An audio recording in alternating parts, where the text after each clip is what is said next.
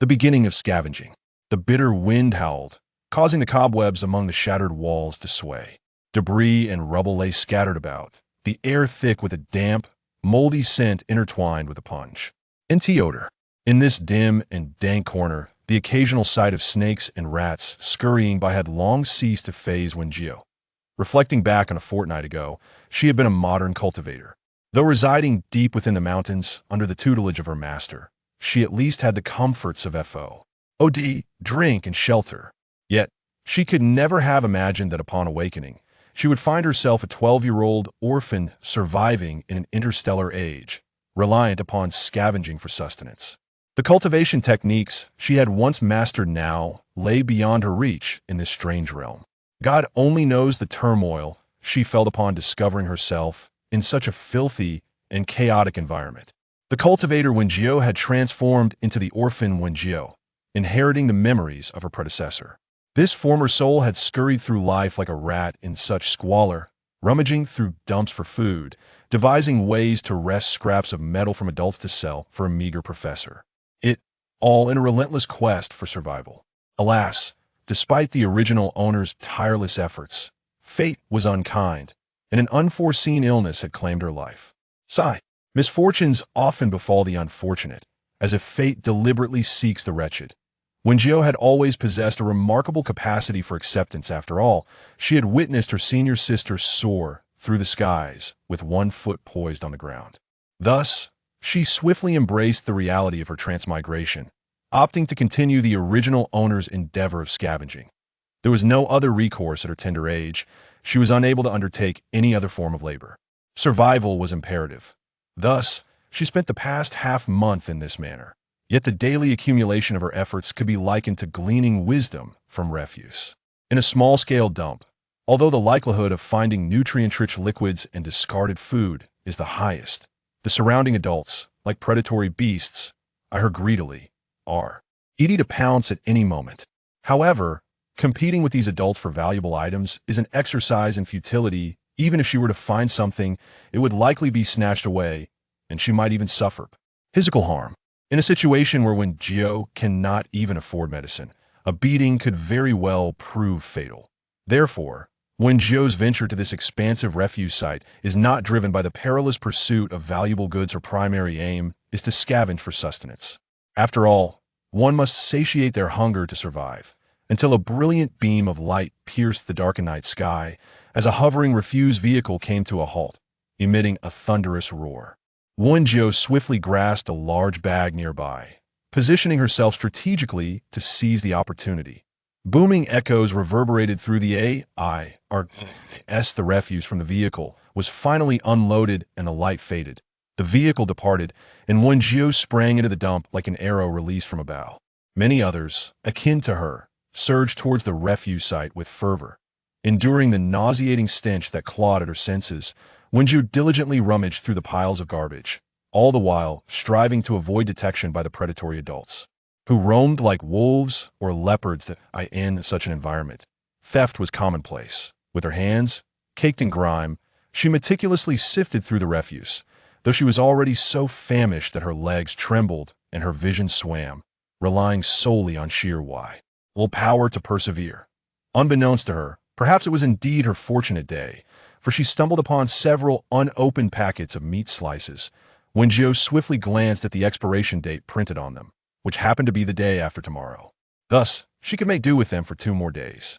Without hesitation, she stuffed the packets into her pocket and continued to rummage through the refuse. Before long, she heard hurried footsteps approaching from her left. Instinctively, Wen Jiu tightened her grip on her pocket and sought refuge behind an oil drum. No sooner had she concealed herself than she overheard the voices of 2 men outside, their words laced with frustration. "Weren't you the one who said there was a child always hanging around here? Where is she? I saw her just a few days ago. Who knows why she isn't here today? Then why the hell are you shouting? Did I come all this way just to breathe the air? You can't even keep track of a single person. Useless. Calm down. Keep looking. She might have just moved to another spot." Upon hearing this, Wen Jiu remained utterly still within the confines of the oil drum, consciously slowing her breath to mask any sound. Indeed, the world was fraught with peril. Even someone as destitute as herself unable to scrape together a single star coin, was subject to being hunted. TSK. Maybe she froze to death somewhere. If you want to find her, do it yourself. I'm off to look for someone else. Go on then, I'll search on my own. With that, one man's footsteps gradually receded into the distance, yet the other lingered nearby, continuing to rummage with a brutish fervor. Wen Jiu listened intently, patiently biding her time. At her tender age, confronting adults Hedon was far too daunting. Her only hope was to evade them entirely. However, events did not unfold as she had anticipated. The individual persisted in his efforts, his incessant and unsavory tirades echoing in the air. Wen Jiu inwardly cursed. This man's refusal to depart was truly hindering her quest for discarded treasures. Moreover, her confinement within the oil drum left her nearly frozen by the biting cold. After a considerable period, the cacophony of insults and rummaging finally subsided. Wen Jiu waited with bated breath, ensuring that the intruder had indeed vacated the vicinity before cautiously lifting the lid of the drum. Yet, the moment she cracked open the cover, a pair of rough, calloused hands abruptly reached in, seizing her straw-like hair and yanking her upwards as if she were a mere turnip. "By God, the little brat is hiding here," he exclaimed. The sharp tugging at her scalp drove Wen Jiu to the brink of insanity. She struggled desperately in the air, but the man, sturdy and scarred, hoisted her effortlessly as though she were a mere rabbit, rendering her attempts futile. The burly man appraised her for a moment, then smirked. "A girl, no less, she will fetch a handsome price." Nevertheless, Wen Jiu refused to relinquish her fight. Gritting her teeth, she clawed at Chun Gang's hand with her elongated nails, inflicting painful scratches. "Damn you," he growled, violently flinging her to the ground. Upon seeing the red welts adorning his hand, fury consumed him, and he readied to strike her. Yet, Wen Jiu denied him that opportunity. Though the impact of her fall was excruciating, survival took precedence. Just as his fist descended, she gritted her teeth, executed a swift roll, and sprang to her feet, fleeing into the distance. However, she had not fled far when a rope suddenly flew from behind, ensnaring her left calf and causing her to tumble to the ground. Wen Jiu, like a captured prey, was swiftly dragged along the earth. Chapter 2. At last, there is meat to eat. Ah, I wonder how far you can run. Yet he remained oblivious to the left hand of the little girl concealed behind her. Chun Gang hummed a discordant tune as he crouched down, inching closer to Wen Jiu, intending to bind her more securely with a rope before taking her away. But in an instant, the girl, lying on the ground, suddenly opened her bright, clear eyes, resembling a fierce beast that had lain in wait for far too long. In the blink of an eye, Chun Gang clutched his bleeding neck and collapsed on the ground, convulsing, his wide eyes filled with astonishment and dread. Meanwhile, the little girl, now standing, gripped a sharp piece of metal in her left hand, from which crimson droplets of blood fell ominously. Chun Gang's blood gushed forth, and within less than a minute, his murky pupils began to lose their light, while his once struggling hands fell limply to the side, battling the biting wind. Wen Jiu walked barefoot on the filthy ground until she spotted the abandoned floating bus that offered her refuge. Only then did she pause to catch her breath, cautiously scanning her surroundings once more before slipping inside the bus. Worn out, she pushed her weary body into the vehicle, using a wooden plank nearby to secure the door. The interior was already rife with rust. The seats had been stripped away, leaving only an expanse of emptiness. The once exposed windows were now covered with wooden boards and metal scraps she had scavenged. Due to prolonged abandonment, the corners were overrun with damp moss.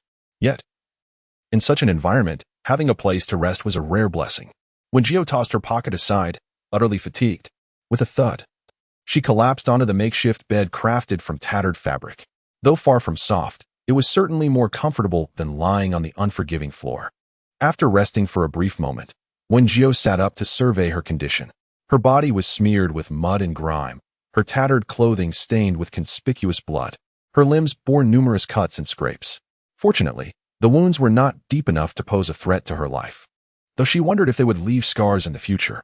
Wen Jiu retrieved a handful of herbs from a nearby bag and began to crush them, gently applying the mixture to her injuries. When, oh when, would this arduous existence come to an end? After tending to her wounds, she lay back down, muttering to herself while idly swinging her feet. The chilling sensation prompted her to glance down, and she suddenly remembered that her shoes had been lost during her tumultuous journey. The already impoverished circumstances were compounded by this misfortune. Sighing deeply at the thought of being shoeless, Wen Jiu pondered the hardships of life. However, she resolved that it was not the end of the world. She could always find another pair. After a moment's pause, her spirits lifted. She rose and approached her large bag, meticulously sorting through her findings from the day. Although her scavenging had been abruptly interrupted, her haul was still quite commendable. First, she discovered 5 boxes of meat slices, prompting her to inspect them once more. The packaging was entirely intact, and the label indicated that the contents were from a gorilla beast, with a shelf life expiring the day after tomorrow. She held each box to her nose, verifying the absence of any foul odor before placing the 5 boxes of gorilla meat into her wooden container designated for food storage. Immediately, Wen Jiu began to meticulously organize various small components before finally inspecting the belongings of the individual who attempted to sell her. In the age of interstellar travel, currency exists solely within the star network, necessitating both possession and binding of a smart ring to access it. However, Wen Jiu found herself unable to afford even a single smart ring, let alone navigate the star network. She was aware that many smart rings possessed tracking capabilities. Thus, she refrained from taking the man's ring to avoid potential repercussions. The man had little of worth on him, aside from the rope that had ensnared her, which appeared somewhat valuable. The rest of his possessions amounted to roughly 100 star coins. While this sum may seem modest, it represented a significant fortune for Wen Jiu at that moment. To put it into perspective, even the most basic nutrient solution costs 5-star coins, and one such solution could provide a meal's worth of satiety. It was only 4:30 in the morning. Having consumed a few drops of nutrient solution earlier, she did not feel particularly hungry at present. As time passed slowly, the interior of the vehicle was enveloped by the sound of her gentle breaths. After a short while, blinding sunlight filtered through the gaps, and Wen Jiu seemed to sense this warmth. Gradually, she opened her eyes and rubbed them. However, after a brief moment of reverie, she chose to abandon her fantasies and confront the stark reality. From a corner, she retrieved a pair of tattered cloth shoes. Despite her big toe protruding through a significant hole, the shoes still fit reasonably well. She then rummaged through to find a clean, old outfit to change into, as stepping out in her bloodied attire would likely prompt the local scrap collector to shut her door immediately. After thoroughly cleaning herself, Wen Jiu finally retrieved a box of gorilla beast meat slices from the wooden crate. Her nutritional fluid had run out, leaving her with no choice but to consume some meat slices. The environment was rudimentary, precluding any intricate preparations. As someone of modest means, she was still reliant on nutritional fluids for sustenance. Wen Jiu first rummaged through her previously collected spices, then rinsed the meat slices with clean water and placed them in a bowl. The gorilla meat bore a resemblance to the pork belly of ancient Earth, a delightful balance of red and white, fat and lean. Regrettably, she had no wine to mitigate the gamey flavor. However, she had previously discovered a plant akin to ginger, and with a sharp iron shard, she sliced off a few pieces to add to the bowl, along with a sprinkle of salt and pepper to blend harmoniously. Next, she found some slender iron rods to strike and fashioned a makeshift fire pit with a few flammable materials she had discarded outside the vehicle. Once the vibrant flames were ignited, Wen Jiu skewered the meat slices onto the iron rods and began to roast them. The gorilla meat, with its even distribution of fat and lean, emitted a sizzling sound as it cooked over the fire, with the grease seeping from the meat and dripping onto the flames, creating tiny sparks. Before long, as the enticing aroma of the meat intensified, Wen Jiu's skewers were finally ready. She sprinkled some cumin on top and took a bite to savor. The succulent gorilla beast meat, rich in fragrance, melded seamlessly with the cumin, effectively softening the richness of the fat. With each chew, the meat became increasingly delightful without being cloying. Delightful, Wen Jiu exclaimed contentedly. After so many days, she had finally tasted meat again. Chapter 3. Surviving by selling scrap. Having finished the fragrant roasted meat, Wen Jiu tidied up her utensils. After tidying herself up, she stepped out with a pocket in hand. The refuse-laden area she resided in was several hours away from the nearest urban center. However, Wen Jiu had visited it a few times before and did not find it particularly exhausting. She merely regarded it as a form of physical exercise. It was not until nearly noon that she finally glimpsed the outskirts of the city. She confidently made her way into a recycling station on the suburban fringe, sweetly calling out, "Granny Zhao." Yet, upon entering, she did not encounter the familiar elderly woman. Instead, a tall, slender young man glanced at her as he set down his load. "Granny Zhao is out. Are you here to sell something?" Wang Nan squinted, scrutinizing the petite Wen Jiu. In response, she merely nodded silently and leisurely dragged her pocket towards the counter. Without waiting for Wang Nan's assistance, she deftly tossed her pocket onto the table. TSK. The quality of these items is mediocre, Wang Nan remarked, donning gloves as he casually rummaged through the contents of the bag before adding, at most, 80 star coins. While he evaluated the items, Wen Jiu discreetly observed him in return. As the saying goes, one's appearance reflects one's heart, even if he feigned kindness. His true nature was discernible from his visage. His thin lips and narrow jaw suggested a strong inclination towards self-interest. However, with relatively low cheekbones, he appeared to be someone capable of forming connections. 100. Since he was not Granny Zhao herself, Wen Jiu felt no need for courtesy and stated her estimated price outright. Nevertheless, being a businessman, he was reluctant to acquiesce to her offer without negotiations. Every little concession mattered. Thus, Wang Nan extracted several items from the bag and spoke in a tone that suggested he had her best interests at heart. Little sister, the price I offer you is undeniably fair. Observe the considerable wear on the tail of this golden screw and the excessive scratches on this printed circuit board. I recognize your youth and have generously quoted you an additional 10-star coins. Should you attempt to sell elsewhere, they would offer you no more than 70. However, Wen Jiu remained unfazed by his tactics, her expression unwavering as she insisted on her original price of 100. Wang Nan's smile faltered, becoming rigid, and with a sigh, he proposed, all right, how about 90? Recently, there have been few individuals selling scrap, and I cannot afford to lose this opportunity. As Wen Jiu appeared ready to exit, Wang Nan grit his teeth and called out, 95. 100. Just 100. Upon seeing her smile, Wang Nan's already bruised ego from the failed negotiation sank further into despair. Nevertheless, Wen Jiu merely extended her small hand toward him, awaiting payment. With a resigned sigh, Wang Nan clenched his jaw and slowly retrieved 100 star coins from his waist pouch, handing them to her. Thank you, brother, she said, taking the coins from Wang Nan's tightly clenched fist and stowing them away. In this era, paper currency had become increasingly rare. Transactions were primarily conducted via the star network transfer. It was only the impoverished, unable to afford a smart ring, who still relied on cash. Having secured her payment, Wen Jiu emptied her pocket of its contents and was about to depart when Wang Nan abruptly called out to her, little sister, are you willing to sell that rope? Wang Nan's eyes sparkled as he fixed his gaze upon Wen Jiu, his attention riveted on the bundle of rope at her waist. Observing his expression, Wen Jiu instantly discerned the underlying sentiment. It seemed that the rope was likely of considerable value. Otherwise, this miserly individual would not have been so eager to inquire. Consequently, Wen Jiu retrieved the rope, holding it in her hands, and after a brief moment of contemplation, she broke into a sweet smile and said, I'll sell it. I found this too. Upon hearing that Wen Jiu had discovered it, Wang Nan immediately began to calculate in his mind and, with a quick flick of his eyes, remarked, this rope is probably a replica, not worth much. Is that so, big brother? Wen Jiu pouted, playfully scratching her head like an innocent child. How much can it sell for? Wang Nan suppressed his excitement and, feigning nonchalance, took a couple of steps before stating, perhaps around 400 star coins. To prevent Wen Jiu from becoming suspicious, he added, I was also thinking that winter is approaching, and you seem quite young and deserving of assistance. I thought it wise for you to buy some warm clothing, hence the price I offered. Such replicas are generally not something we collect. Having said that, he cast a furtive glance at Wen Jiu, who was deep in thought, patiently awaiting her response. After all, he had offered 400 star coins. It would take this child quite some time scavenging through refuse to earn that amount. However, to his surprise, Wen Jiu suddenly lifted her head and smiled at him, saying, in that case, I won't trouble you any further. With that, Wang Nan stood there, momentarily stunned. Meanwhile, Wen Jiu turned and walked towards another recycling station she knew of. However, she had scarcely taken a few steps when she spotted an elderly woman with graying hair. Trembling as she approached her, it was Granny Zhao. Wen Jiu instantly recognized her and smiled as she hurried to the woman's side.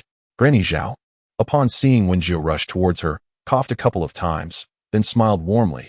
Oh, my dear girl, it has been quite some time since I last saw you. I haven't come by lately because there hasn't been much to gather, Wen Jiu replied, taking the bag from Granny Zhao's hand and aiding her in walking slowly forward. But as soon as I have something, I come looking for you. Wen Jiu was always eloquent. Whenever she wished to converse, the dialogue flowed effortlessly.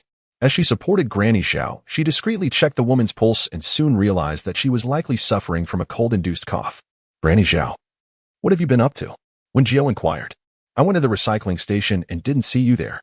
Understanding the situation, Wen Jiu recalled how Granny Zhao often offered her high prices for her recyclables, showing her great kindness.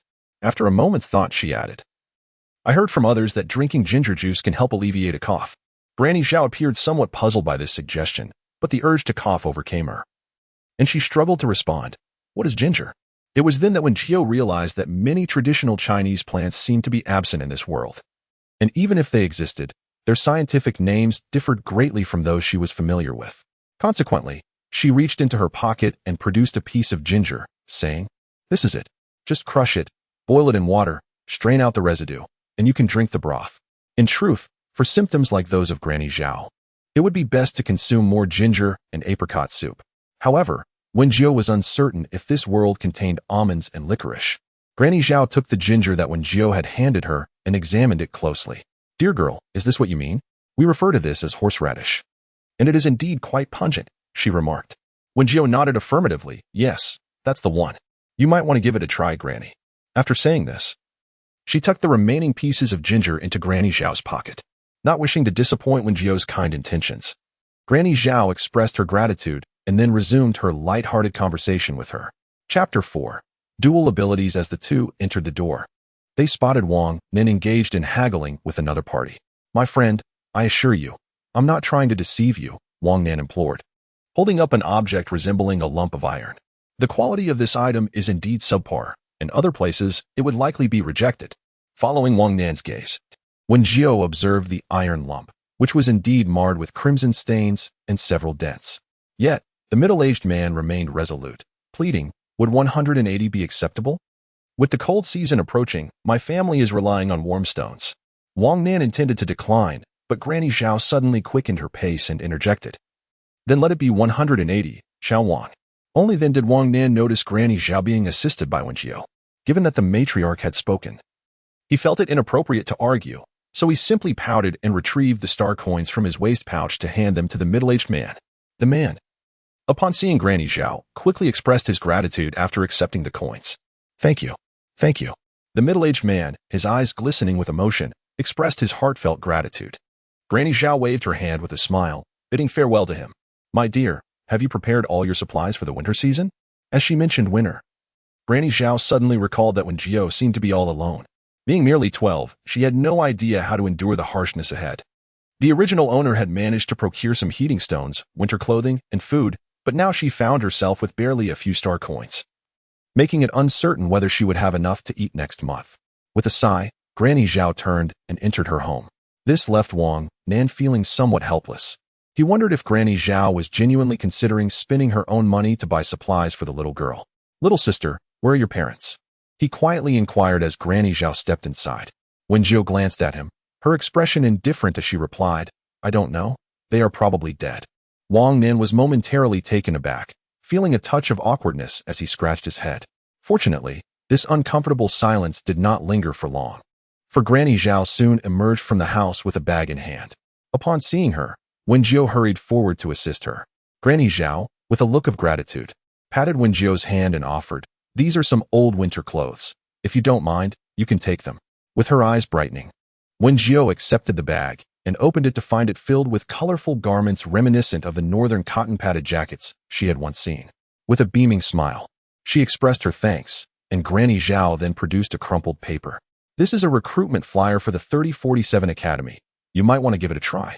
And Zhao coughed twice before continuing. Once you attend school, you need not worry about food and accommodation.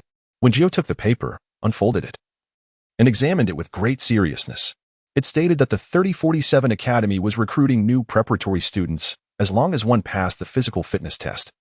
They could enroll for free. Not only were scholarships available, but meals and lodging were also provided. It felt like a timely blessing, as Wen Jiu was currently troubled by financial concerns. If she could attend school, at the very least, she would no longer have to sleep outdoors. As she continued to read, the last line indicated that enrollment would cease on October 6th, 209 of the Yuxing Yuan calendar.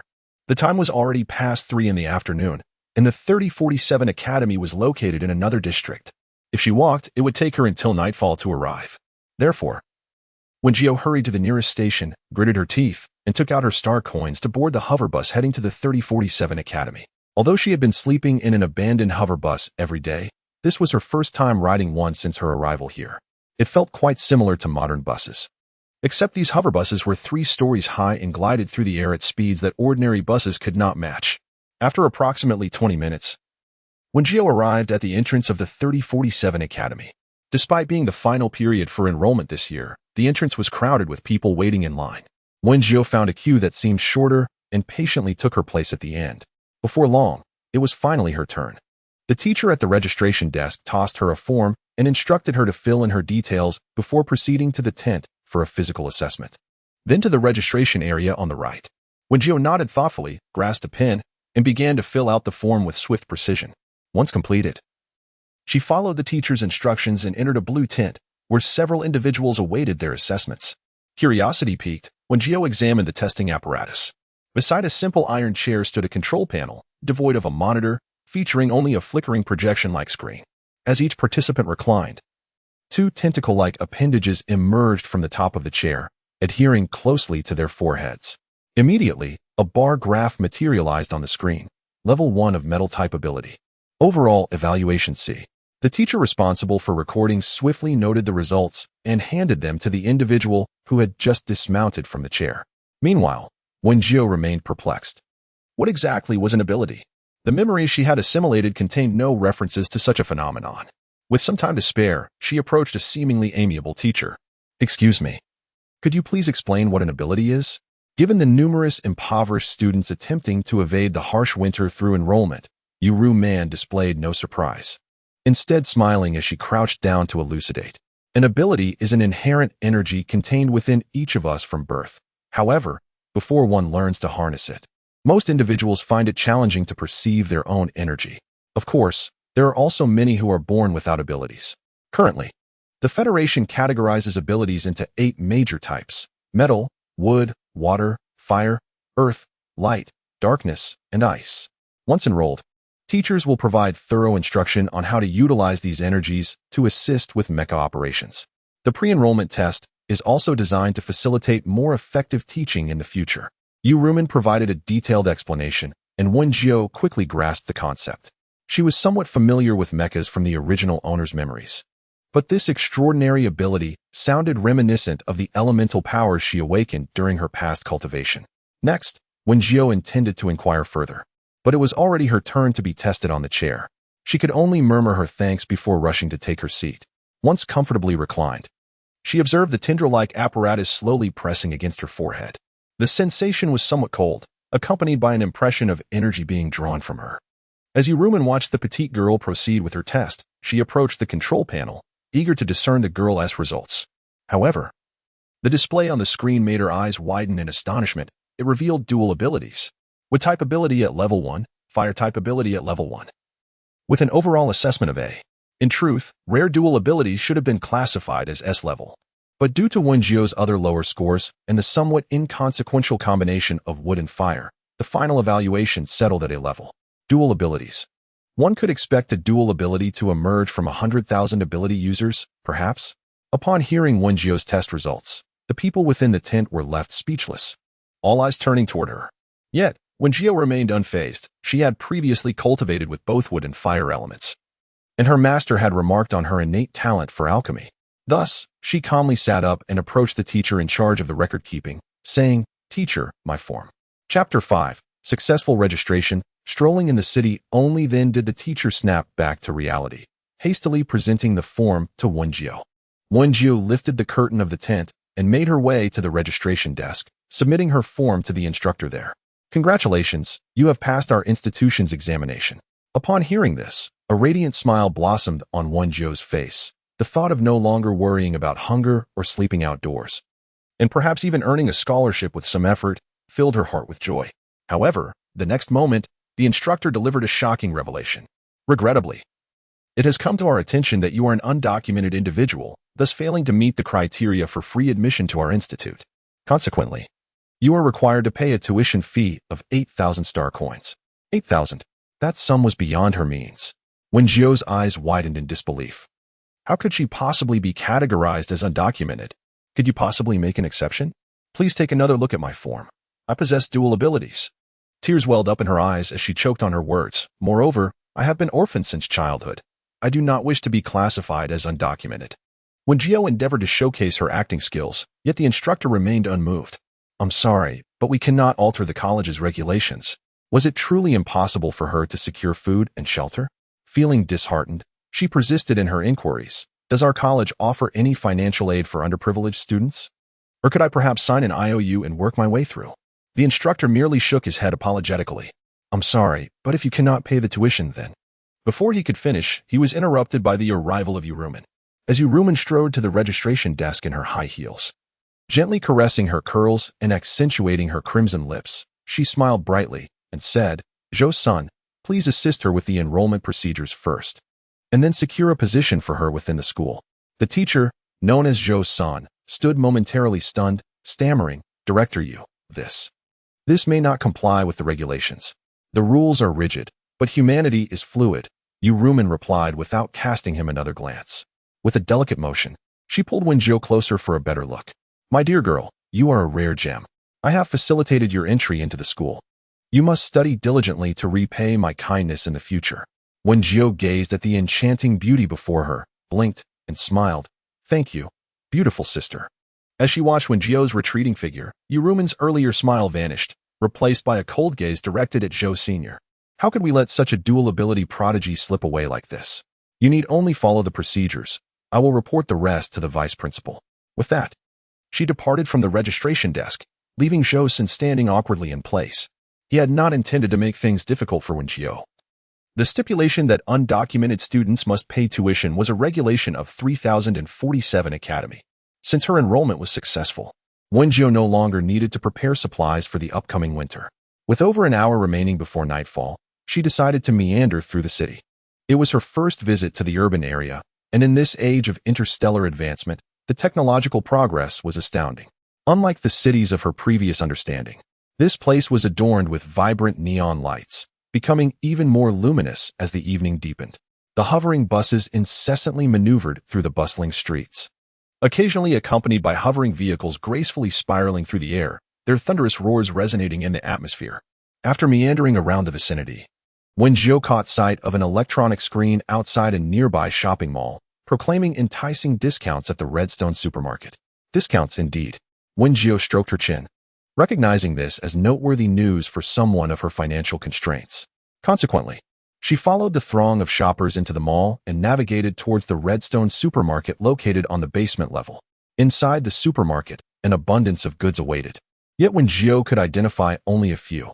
This was primarily due to the significant transformations that most flora and fauna had undergone in the interstellar era, especially the plants, which now bore little resemblance to their former selves. With diligence, Wen Jiu scrutinized the produce section, and after a diligent search, she finally discovered the bitter almonds and licorice she sought. The names remained unchanged, yet the bitter almonds had grown astonishingly large, now comparable in size to an apple. Wen Jiu silently lamented that she had initially intended to weigh out a few grams, but now a single piece sufficed. However, with her limited funds, she cast a furtive glance at the price tags. Bitter almonds promotional price, 8-star coins each. Licorice promotional price, 12-star coins per bag. Had this been the Wen Jiu of yore, she would have promptly turned away upon seeing such prices. Yet, she was no longer the same. In just 3 days, she would be attending school with provisions for food, clothing, and shelter, making 20-star coins quite manageable. Thus, Wen Jiu decisively tossed the 2 items into the machine basket behind her, acknowledging the undeniable convenience of such technology. Without the need to push a cart or carry a basket, the automated basket would follow seamlessly after briefly scanning her face. Subsequently, Wen Jiu leisurely explored other sections of the store, and after acquiring 8 bottles of the most basic nutritional liquid, she proceeded to the checkout and exited the supermarket. Her haul for the day was quite satisfactory, as the promotion offered 1 complimentary bottle for every 8 purchased. With a cheerful demeanor, Wen Jiu clutched her bag and made her way toward the exit. Upon reaching the entrance of the mall, she was met with a gloomy sky, pouring rain drenching the surroundings. The raindrops pounded against the ground, creating splashes and lacking a means to store her items. She cradled the shopping bag against her chest and dashed into the downpour. She hurried to the nearest floating bus station, using 10-star coins to board a bus heading to the stop closest to the waste district. The floating bus sped through the air, with droplets of rain gliding down the windows. As Wen Jiu gazed out, she silently observed the ever-changing neon lights. Windless District, Street B12 has arrived. Passengers, please ensure you have all personal belongings and prepare to disembark. Upon stepping off the bus, she found that the heavy rain had ceased. The Windless District, a slum area, displayed a haphazard mix of high and low buildings, with dim lights flickering sporadically, surrounded by a scene of desolation. Yet, even in such dilapidated surroundings, Wen Jiu found no refuge. The journey from here to the waste district would still take over half an hour. Wen Jiu chose not to linger. Tucking her damp hair behind her ears and expressionless, she walked along the dark, gravel path, clutching her shopping bag. Chapter 6. Finally, there is a place to learn. The road leading to the waste district remained in disrepair, still the most primitive of dirt paths. After the torrential downpour, the muddy path had devolved into a quagmire. The ochre-hued earth had softened into a viscous slurry, with pools of muddy water accumulating in the uneven surface. Merely stepping upon it would send splashes of muck onto her trousers. Wen Jiu tiptoed cautiously, navigating the treacherous, slick ground. Upon returning to the abandoned bus, she was thoroughly drenched and in a state of disarray. The mud clung tenaciously to her calves, staining her once sun-kissed skin a dull ochre. However, her troubles extended beyond her disheveled appearance. Although the interior was shielded with wooden planks and metal sheets to block the wind, the gaps remained unsealed. Rainwater trickled in through the openings, creating a puddle on the floor. As if accustomed to such predicaments, Wen Jiu apathetically cleared away the boxes that had escaped the deluge, relocating them to the open ground outside. The dampness enveloping the bus carried a chill that rendered her unable to sleep, leaving her to gaze vacantly at the rusted ceiling. This existence was indeed unbearable. If only she were wealthy, she mused, she could reside in a grand mansion, bask in the warmth of a fireplace, and indulge in delectable meals. The more she contemplated, the more she felt akin to the frostbitten little match girl. Yet, she resolved not to remain a mere fantasy. Wen Jiu silently set a modest goal for herself, to earn a fortune of 100 million. With wealth, she would purchase a lavish home, ensure it was fully heated, enjoy an abundance of culinary delights, and have a plush mattress. She yearned for prosperity and aspired to become affluent. Her conviction grew increasingly resolute, as if a flame within her was intensifying. This fire gradually warmed her body, and soon, a sense of drowsiness began to envelop her. In the days that followed, Wen Jiu relied on the meat slices she had previously scavenged and the nutritional liquid she had purchased to sustain herself, refraining from rummaging through the garbage once more. She handed the bitter apricots and licorice she had acquired to Granny Zhao. Granny Zhao, please soak the bitter apricots in warm water, peel them, remove the tips, and then mash them. Next, roast the licorice until it turns golden and grind it into a fine powder. Afterward, peel and wash the horseradish I gave you earlier.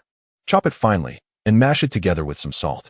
Finally, combine all these ingredients and boil them into a soup to alleviate your cough.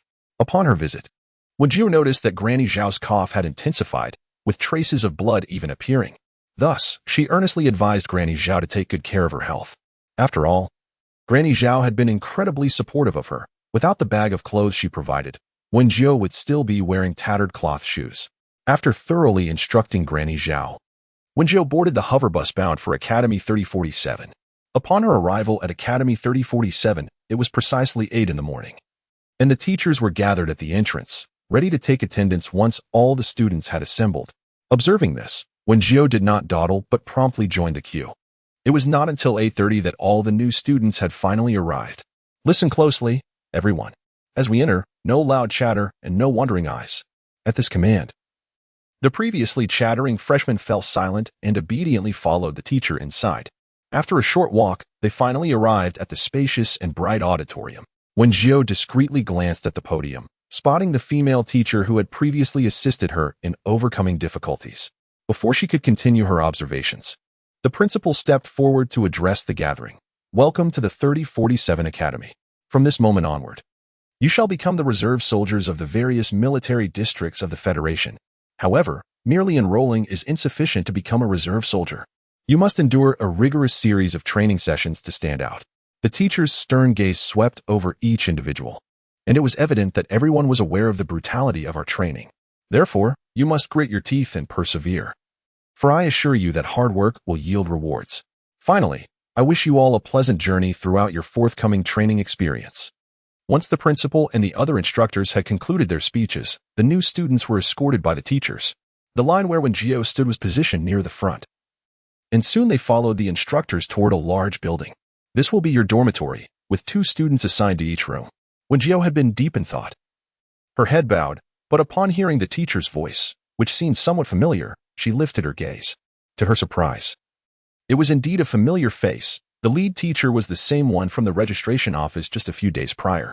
However, Joseon did not cast a glance in her direction. Instead, he stood tall with his hands clasped behind his back and continued, "The dormitories have already been assigned. You now have 15 minutes to locate your rooms and change into your uniforms before gathering again." Upon hearing this, the students exchanged bewildered looks. 15 minutes to find their dormitory and change into their uniforms? Surely, this was not enough time. Joseon squinted as he surveyed the motionless little figures before him. Clearing his throat, he was about to reprimand them when he noticed a small, slender figure darting swiftly through the entrance, leading the charge, until her figure vanished. The others remained rooted in place, their faces awash with astonishment. "What are you all still doing standing there?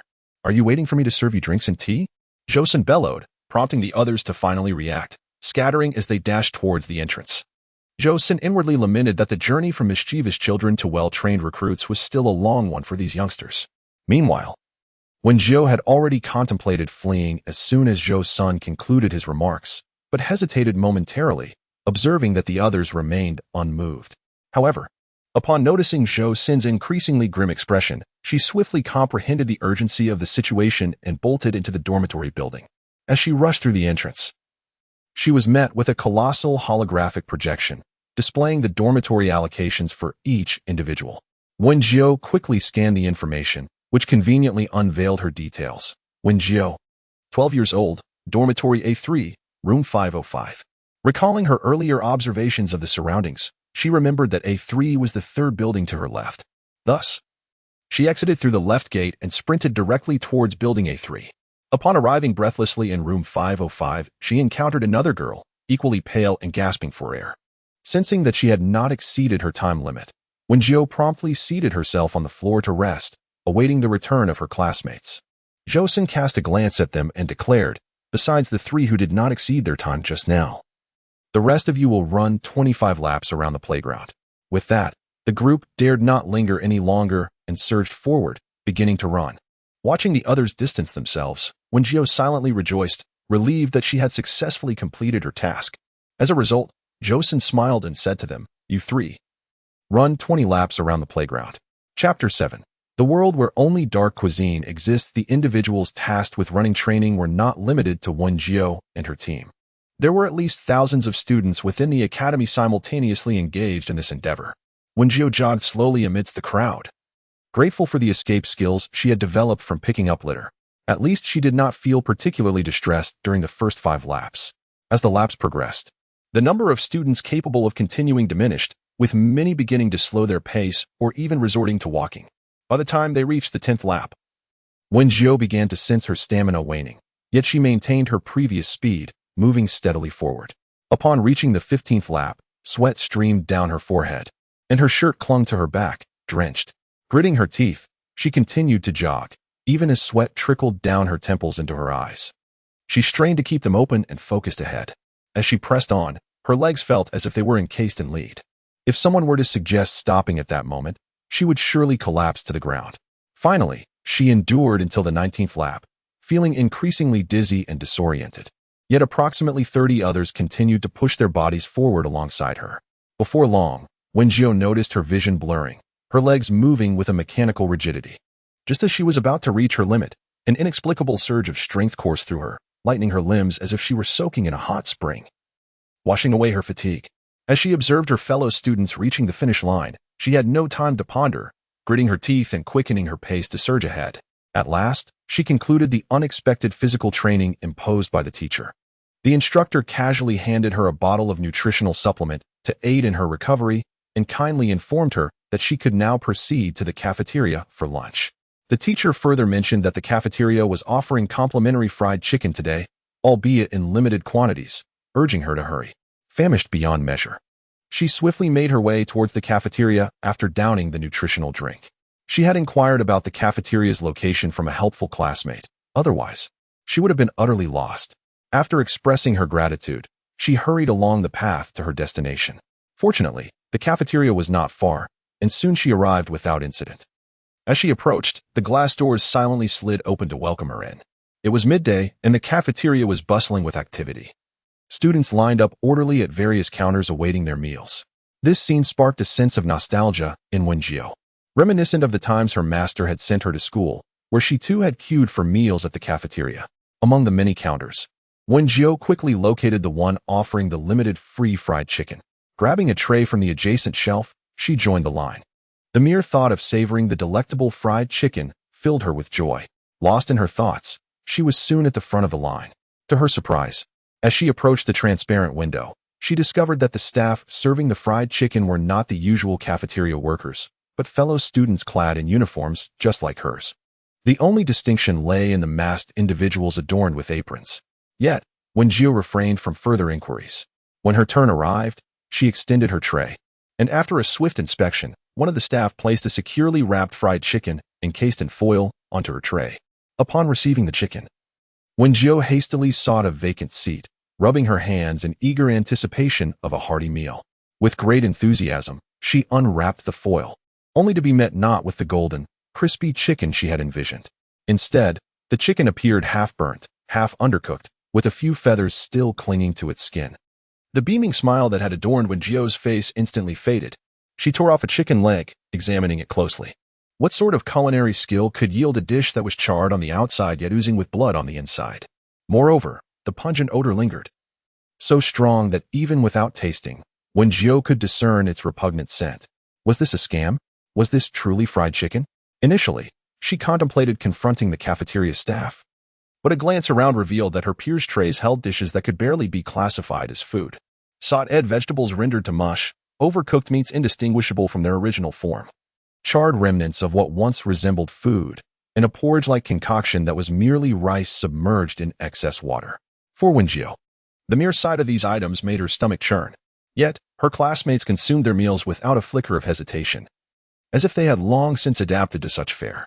Surely, the cafeteria could not offer solely these culinary abominations? A wave of panic washed over Wen Jiu, a true foodie now gripped by fear. With trepidation, she peered into each serving window, hoping for a glimmer of hope. Yet, upon closer inspection, she realized, was this a realm solely inhabited by dark culinary creations? Are you Wen Jiu? Are you truly Wen Jiu? Li Shanyan inquired once more, his countenance unmistakably etched with impatience. Wen Jiu turned to him and gave a slight nod. Come with me. You owe tuition, correct? Teacher Yu has arranged for you to work in our cafeteria to repay your debt. With his hands tucked into his pockets, Li Shanyan cast a glance at Wen Jiu. After a moment of contemplation, she realized she was unaware of who Teacher Yu was, prompting her to ask, "Who is Teacher Yu?"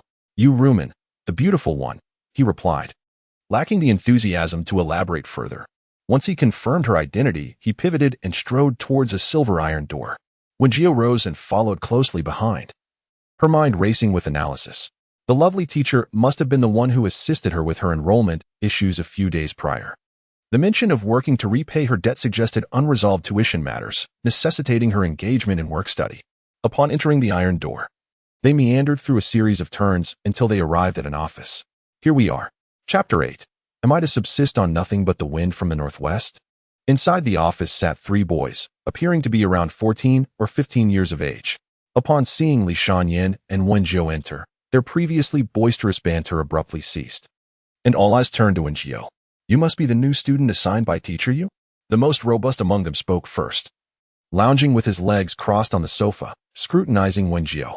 She remained silent, discreetly placing her hands behind her back. Regardless of which teacher recommended you, once you step into our cafeteria's student department, you must adhere to the rules. Upon noticing that Wen Jiu had fallen silent, Gang assumed she was intimidated and scoffed disdainfully. From now on, you simply need to clock in during lunch and dinner. Given your debts, half of your monthly salary will be deducted by the school. The remaining half will automatically be credited to your StarNet account. However, according to our rules, you must surrender half of that to us. Do you understand? Wen Jiu lowered her gaze, pondering internally. If I hand this money over to you, will I be left to survive on nothing? Although she was unaware of the actual wages for working in the cafeteria, with the deductions being half and then half again. How many star coins could she possibly receive?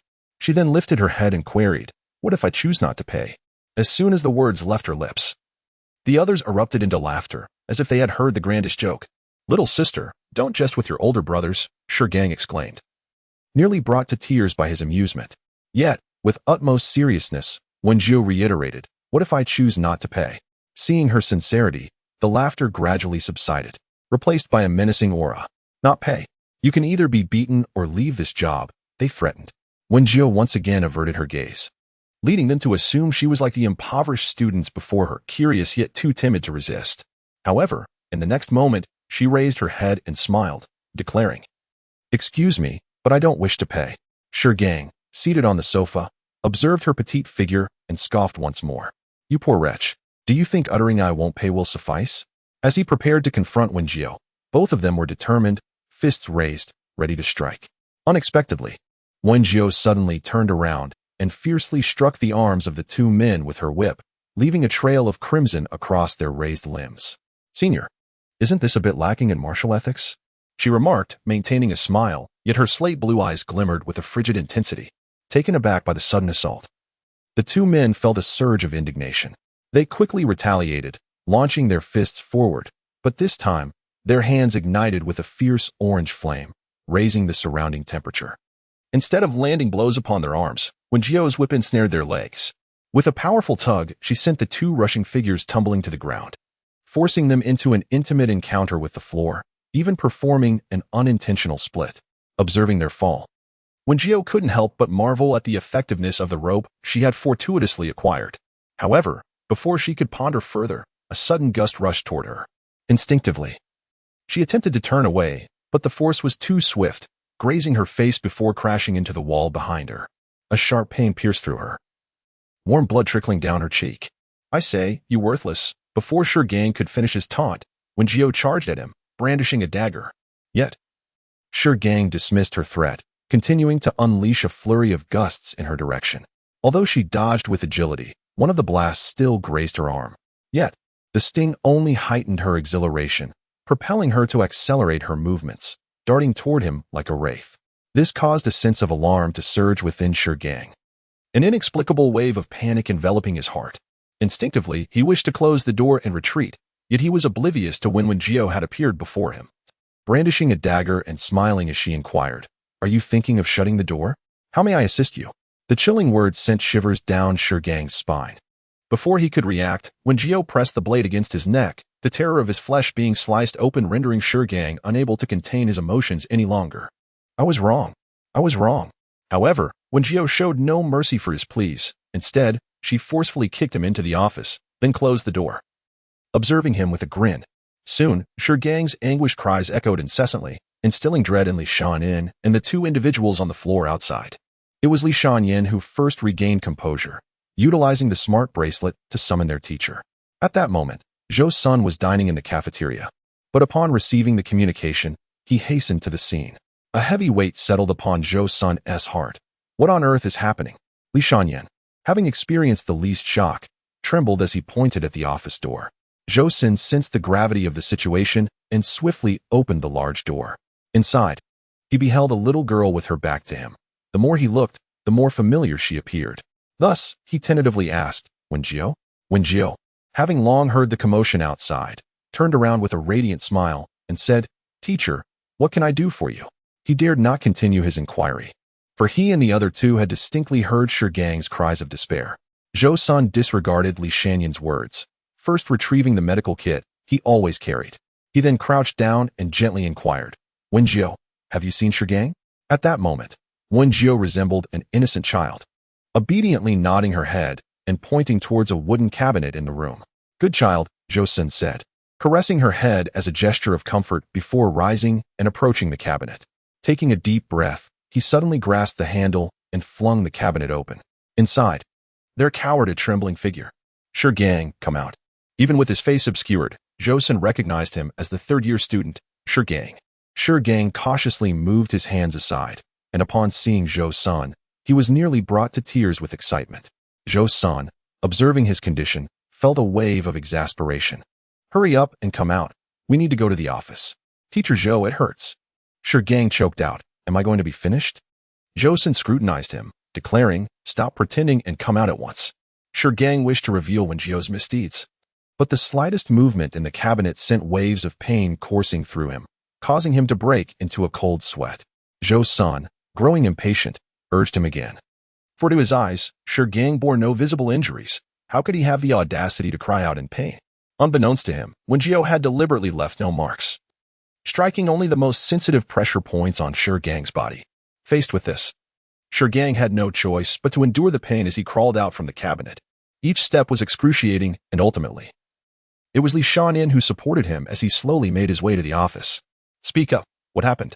Rumen surveyed them with a glance, warning them against deceit, for the surveillance footage would soon be reviewed. Just as Gang was about to voice his grievances, a sharp glare from Rumen silenced him. She then drew over Wen Jiu, who had been keeping her head down, guiding her to sit on the plush sofa, and poured her a cup of warm water to help her recover from the chill. "My dear sister, do share with me what transpired," Rumen said, positioning herself beside Wen Jiu, crossing her long legs while gazing at her intently. Wen Jiu spoke softly. "They bullied me." Gang, who had long relied on his relative's authority in the cafeteria to intimidate others, had made himself notorious. Rumen had heard whispers of these incidents, but lacked the evidence to take decisive action. Thus, she pressed further, "And then?" "I retaliated," Wen Jiu replied. Although she could have feigned innocence to escape scrutiny, she knew that the footage would reveal the truth.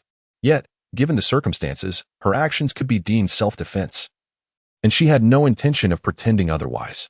After hearing this, Rumen retrieved a medical kit from the cabinet. She meticulously cleaned the blood from Wen Jiu's wounds and applied a soothing ointment, watching as the transparent salve visibly accelerated the healing process. "Take this. Next time you find yourself in a brawl, be careful not to injure yourself." Just as Rumen finished speaking, Zhou-san entered the room. He pulled a metallic sphere from his pocket and tossed it to Rumen, who caught it deftly. Pressing the switch, the sphere opened in her hand, projecting a beam of light that formed a screen, commencing the playback of the surveillance footage. The video captured the moment when Li Shanyin found Wen Jiu in the cafeteria, followed by their entrance into the office. Rumen casually pulled out a chair and yawned indifferently, until the scene of Wen Jiu exiting the office. Both she and Zhou-san believed that Wen Jiu had indeed been bullied by Gang. However, just a few minutes later, they realized their error. As Rumen observed Wen Jiu's agile movements and precise actions on the screen, her phoenix-like eyes sparkled with newfound brilliance. She had truly discovered a remarkable talent. Once the video concluded, Gang immediately lamented, "Teacher Yu, did you see? We truly did nothing." Yet, Rumen scoffed coldly at him. "Did nothing? For of you ganging up on a newcomer is hardly nothing." Upon hearing this, Gang felt a surge of indignation, retracting his neck. How could someone who had been beaten to the point of immobility be considered a newcomer? Nevertheless, he dared not voice these thoughts. Wen Jiu obediently acknowledged and, as she left the office, remembered to close the door behind her. She had only taken a few steps when the sounds of Rumen delivering blows echoed from within. The force of her strikes was significantly greater than what she had previously exerted. Even the cries of Gang and the others were louder. The roommate she had encountered earlier was now lying on the bed, dozing off. Wen Jiu quietly closed the door and approached her own bed. In her earlier haste to don her uniform and rejoin the group, she had paid little attention to the dormitory's environment. Sitting on her bed, she surveyed her surroundings. Although the furnishings were somewhat Spartan, it offered shelter from the wind and rain, alleviating concerns of flooding. Moreover, the assortment of items was quite sufficient. Each season, there are 2 sets of school uniforms, along with a complete bedding set and various daily necessities. Wen Jiu was quite pleased with this arrangement. Glancing over at her nightstand, she noticed a small box, which was pressed beneath a copy of the freshman handbook. Curiosity piqued, she opened the box to reveal a bronze intelligence ring nestled within. Upon examining the freshman handbook, she realized that the academy provided each new student with such a ring. How wonderful it is to study! Without hesitation, Wen Jiu slipped the intelligence ring onto her finger. As soon as she did, she felt a subtle surge of energy coursing through her body. She then attempted to manipulate it with her thoughts, and a small light screen sprang forth from the ring. "New user detected. Would you like to bind the user?" A mechanical and cold voice suddenly resonated in her mind. After a brief moment of surprise, Wen Jiu quickly regained her composure and tapped the screen with her finger, which promptly transitioned to a new display. "Binding user. Please set your personal information." Following the prompts, Wen Jiu proceeded step by step, feeling as though she were an elderly person out of touch with modern times. After considerable effort, She finally completed the information entry, followed by the configuration of her personal avatar. Please set the StarNet personal avatar for user wealthy beyond measure 9. The Federation's universal network is known as StarNet, where, aside from essential real information, users can freely choose their nicknames and avatars. Without a second thought, Wen Jiu entered the nickname Wealthy Beyond Measure 9, and then joyfully began to customize her avatar. However, just as she finished browsing the available appearances and outfits, a message abruptly appeared on the screen. 3047 Joseon requests to add you as a friend. Addition successful. Wen Jiu initially believed that Joseon was merely seeking to add a friend, but to her surprise, the latter inundated her with a flurry of messages. 3047 Joseon, your matter with Gang has been resolved. 3047 Joseon, from now on, you will be solely responsible for a window in the cafeteria and after deducting tuition fees. The remaining income will be transferred to your StarNet account. 3047 Joseon, I will send you the specific tasks for the cafeteria shortly. Working hours are from 11 to 1300 hours and 17 to 1900 hours. 3047 Joseon, our academy offers elective courses, as you are aware. Simply avoid scheduling classes during work hours. Family Fortune 9. Alright, Teacher Zhou. 3047 Joseon, a pleasant name. The girl, who had been soundly asleep in bed, finally awoke, her eyes bleary as she turned to Wen Jiu. Chapter 10, Spring Noodles and Heavenly Silkworm Potatoes 1. In contrast to Wen Jiu's sun-kissed complexion, the other girl possessed a fair and delicate visage, resembling a porcelain doll. The girl across the bed rubbed her eyes and sat up, greeting, Hello, I am Xiao Shishir. Hello, I am Wen Jiu. Noticing her friendly demeanor, Wen Jiu graciously introduced herself. Xiao Shishir exhibited a remarkable familiarity, leaving even Wen Jiu, who prided herself on being talkative, feeling overshadowed by her verbosity. Which district are you from? What courses do you intend to select? I am utterly exhausted after running 25 laps during the day. As Wen Jiu meticulously navigated the new student handbook on the holographic screen, she attentively listened to Xiao Shishir's incessant chatter. However, Xiao Shishir's intentions were benign, prompting Wen Jiu to occasionally respond to her inquiries. After completing her operations, Wen Jiu finally submitted her selected courses. Xiao Shishir, wide-eyed, exclaimed, You actually chose so many classes. Do you intend to become an armed mech soldier? Armed mech soldier? Wen Jiu felt perplexed, as she had not yet delved into this area of knowledge. Her motivation stemmed purely from a desire to make the most of her tuition fees by exploring courses that piqued her interest. Noticing her confusion, Xiao Shishir enthusiastically commenced her informative exposition. We are currently preparatory soldiers. Once we complete 5 years of study and pass the assessments, we will have to choose a branch of military service. There are 3 main categories: commanders, armed mech soldiers, and logistics personnel. As for the more specific branches, I am not well versed in those. Wen Jiu nodded, realizing that she could indeed ascend to higher ranks in the military. However, she had not contemplated a long-term military career. Her thoughts were solely focused on how to earn money to repay her debts. This day marked the beginning of her journey as a new student, and she had no classes scheduled for the afternoon. Consequently, Wen Jiu spent the entire afternoon in her dormitory conversing with Xiao Shishir. Approaching 4 in the afternoon, she set off towards the cafeteria. Ideally, she should have been assigned a position after reporting, but following the incident with Gang, the teachers decided that Wen Jiu would manage a window on her own. She could also recruit classmates to work there, provided she could afford to pay them. Nonetheless, managing a window independently was not a daunting task for Wen Jiu. She had always possessed a profound passion for culinary delights. Yet her mentor consistently urged them to temper their appetites in order to engage in fasting. However, Wen Jiu firmly believed that to live was to eat, without sustenance. Existence seemed devoid of meaning. Thus, she often indulged in the preparation of exquisite dishes for herself in private. Upon entering the cafeteria, she noted that the senior student assigned to assist her exhibited a markedly gentler demeanor, guiding her to the designated serving window and discussing numerous essential tasks before taking their leave. Wen Jiu surveyed her surroundings and discerned that the space was rather confined, with cooking utensils and stoves that bore the marks of extensive use, even exhibiting traces of grease. The basic condiments were all present, albeit still in their unopened packaging. She then approached the storage shelf, where she found scant ingredients: only a substantial bag of flour, a large sack of potatoes, a carton of eggs, and a generous bunch of scallions. Recalling what the student had mentioned earlier about the ingredients being distributed weekly by the supervising teacher of the cafeteria, and noting that each serving window offered different supplies, she dismissed any further concerns. First, she meticulously cleaned the area before contemplating what culinary creations could be fashioned from the available ingredients. After considerable deliberation, she concluded that a simple bowl of spring noodles accompanied by sautéed potatoes would be delightful. Resolutely, she began by measuring an appropriate quantity of flour, water, and salt to form a smooth dough. Next, she peeled and diced the potatoes, soaking them in water. Following this, she washed the scallions, which were notably thicker than those she had previously encountered, and patiently chopped them into fine pieces to enhance the dish's visual appeal. Once she had filled a bowl with scallion slices, she paused, contemplating the addition of a chili oil to complement the sautéed potatoes. With that in mind, she began to rummage for the necessary ingredients in the kitchen. Wen Jiu discovered a bag of chili powder and white sesame seeds. Pouring a portion of each into a bowl, she then heated some oil and drizzled it over the mixture, thus creating a simple version of chili oil. However, there was still some time before the dough would rise, so Wen Jiu took a flat pan and deftly fried a large plate of eggs, setting them aside on a dish. When the time was nearly right, she picked up a rolling pin and skillfully rolled the dough into sheets of moderate thickness. Subsequently, she used a knife to cut the sheets into uniformly thick noodles, thus preparing the most fundamental staple food. With 20 minutes remaining until the 5 o'clock meal, Wen Jiu decided to cook herself a bowl of noodles to practice her skills.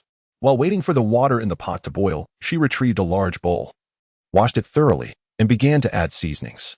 Lacking lard, she opted for a simple combination of sesame oil, soy sauce, and salt to enhance the flavor. Afterward, Wen Jiu grabbed a handful of noodles and placed them into the boiling water, quickly fishing them out a few minutes later and placing them into her bowl. She ladled a generous scoop of noodle broth over the top and finished with a sprinkle of vibrant green scallions. While the other students busied themselves at their stations, Wen Jiu leisurely slurped her noodles. She mused about the absence of lard, lamenting that her bowl could have been even more fragrant. Yet, in comparison to those culinary disasters, her bowl of noodles was undoubtedly a delicacy. Just as Wen Jiu was enjoying her meal, a figure suddenly appeared, tapping on the transparent glass of the window. "Jiu, I heard from teachers show that you were working in the cafeteria, so I came to support you," Xiao Shishir exclaimed with a sweet smile. Pointing at the bowl of noodles Wen Jiu held, "I would like a bowl of that. If you have any other dishes, please serve me one as well." Wen Jiu nodded gently, swallowing the last mouthful of noodles before setting down her bowl and embarking on her busy tasks. She first retrieved an appropriate amount of potato strips from the basin of soaking potatoes. Next, she ignited a large pot, pouring in oil to heat. As the oil neared the perfect temperature, she deftly tossed in the elongated potato strips. Meanwhile, she seized a handful of noodles and submerged them into the previously boiled water to commence cooking. When the potato strips achieved a golden crispiness, the noodles were nearly ready as well. Wen Jiu skillfully lifted the potato strips with a slotted spoon, allowing them to drain beside her. Before transferring the noodles into a bowl, she expertly ladled in the savory broth and sprinkled chopped scallions on top, finishing off her creation with a perfectly fried golden egg. "What is this?" Xiao Shishir exclaimed, her face alight with curiosity as she accepted the bowl of noodles. The enticing aroma enveloped her, momentarily leaving her in a daze. Generally, she was not fond of eating meals, deeming them too unpalatable, and typically relied on nutritional liquids to satisfy her hunger. Yet, this delightful fragrance stirred her appetite, causing her stomach to rumble. She skillfully added various condiments, her hands moving in a seamless flow. After mixing, Wen Jiu placed the tianquin potatoes into a small bowl, garnishing it with a sprinkle of scallions before handing it to Xiao Shishir. "This also smells wonderful. What is this?" Xiao Shishir inquired, her senses ignited by the distinctly different aroma from the earlier Yangshan noodles, leaving her mouth watering. "This is tianquin potatoes. You should try it first to see how it tastes, and then you can pay later." Wen Jiu had not yet contemplated pricing, reasoning that Xiao Shishir was unlikely to run off without paying, so she decided to let her take it first and settle the payment once she had determined a price. With a radiant smile, Xiao Shishir expressed her gratitude and promptly took 2 bowls to find a seat. Chapter 11. Yangshan Noodles and Heavenly Silkworm Potatoes. Xiao Shishir gazed at the steaming bowl of Yangshan noodles, delicately picking up a strand with her chopsticks to taste. Although the noodles were soaked in broth, they retained a delightful chewiness, allowing her to savor the essence of the meticulous kneading and crafting. Taking another bite of the golden brown fried egg, a trickle of orange-red yolk flowed forth, mingling enticingly with the fragrant broth, rendering Qiao Shishir utterly captivated. She had never encountered such delectable fare before, lost in her enjoyment. She devoured the noodles voraciously, drawing the curious attention of several students who had just entered the dining hall. As they approached, they were greeted by an alluring aroma unlike anything they had ever experienced. "Classmate, what are you eating?" Wang Dalong and his companions could hardly suppress their salivation at the sight of her savoring the soup. They approached Wen Jiu's window and inquired, "Is that girl's meal purchased here?" Wen Jiu nodded in acknowledgement and replied, "Yanchun noodles are 20 star coins per bowl, and heavenly silkworm potatoes are 15 star coins per serving." These two dishes bore names unfamiliar to them, as the cafeteria typically offered charred potatoes, wilted greens, and undercooked fried chicken.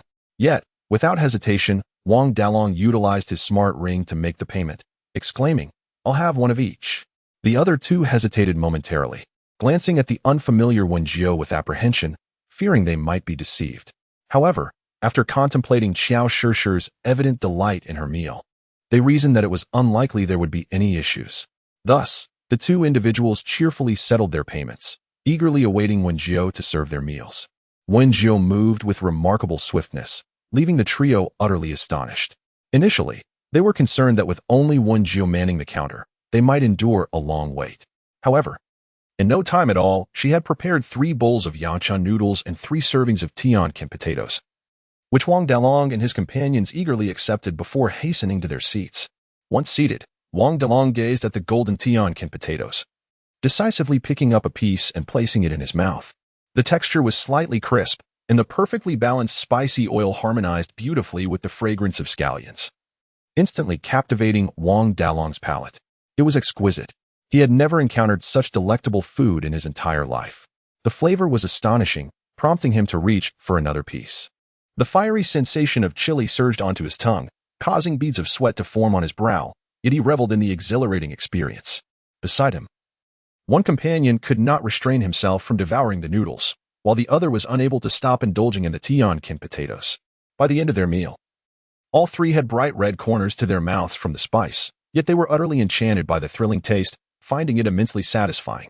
The fragrant allure of the yanchun noodles was irresistible, with the chewy noodles releasing their delightful aroma as they were chewed.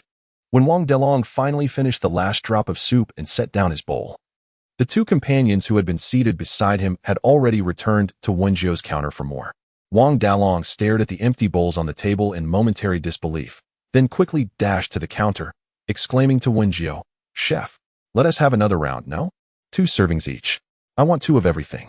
Due to the presence of Wang Dalong and his companions, who were seated in the vicinity of Wen Jiu's window indulging in their meal, numerous students were drawn to the fragrant offerings at mealtime.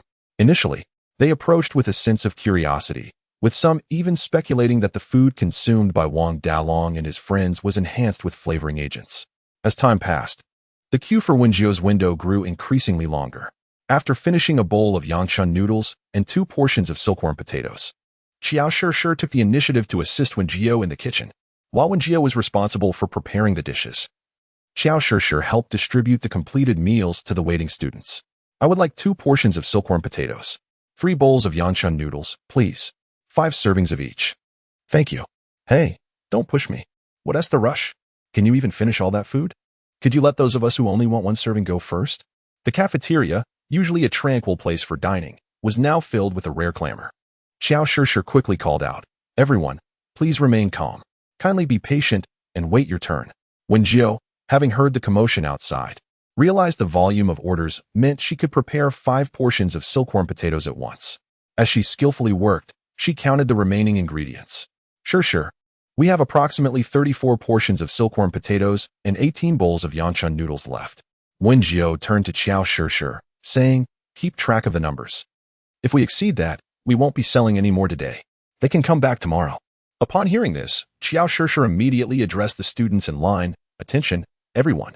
We currently have 34 portions of silkworm potatoes and 18 bowls of yanchun noodles remaining." With her words, the students at the back of the queue suddenly became anxious. "Fairy, could you kindly persuade the chef? We have yet to partake in a meal." "Indeed, how could it be that everything is nearly sold out so swiftly?" Qiao Shishir, feeling somewhat flustered, gazed at Wen Jiu. The commotion among the crowd was quite loud, and as Wen Jiu, who was busy cooking noodles, heard the commotion, she shook her head at Qiao Shishir. She too wished to sell more to earn extra, yet she had only prepared a limited amount of ingredients for the day, and making handmade noodles took almost an hour. Thus, Xiao Shishir addressed the crowd outside, stating, "We have run out of ingredients. Please come early tomorrow to queue." Upon hearing this, those at the back had little choice but to remain silent, hoping that those in front would purchase fewer portions. As Wen Jiu busied herself, Zhou Sun and Yu Rumen arrived at the cafeteria. Yu Rumen initially intended to have Shi Gang removed from the student division of the cafeteria, but found herself unable to grasp any incriminating evidence against his relative in charge. This decision seemed to spare Wen Jiu from being bullied by Shi Gang and his cohorts. However, she was still subjected to mistreatment. As a newcomer managing a window alone, who would come to purchase from her? Moreover, Yu Rumen was uncertain whether Wen Jiu even possessed culinary skills. Therefore, after finishing her tasks, she hurried to the cafeteria and fortuitously met Zhou Sin, who was also on his way to look after Wen Jiu, and they decided to go together. Alas, one could only wonder if Wen Jiu could indeed cook.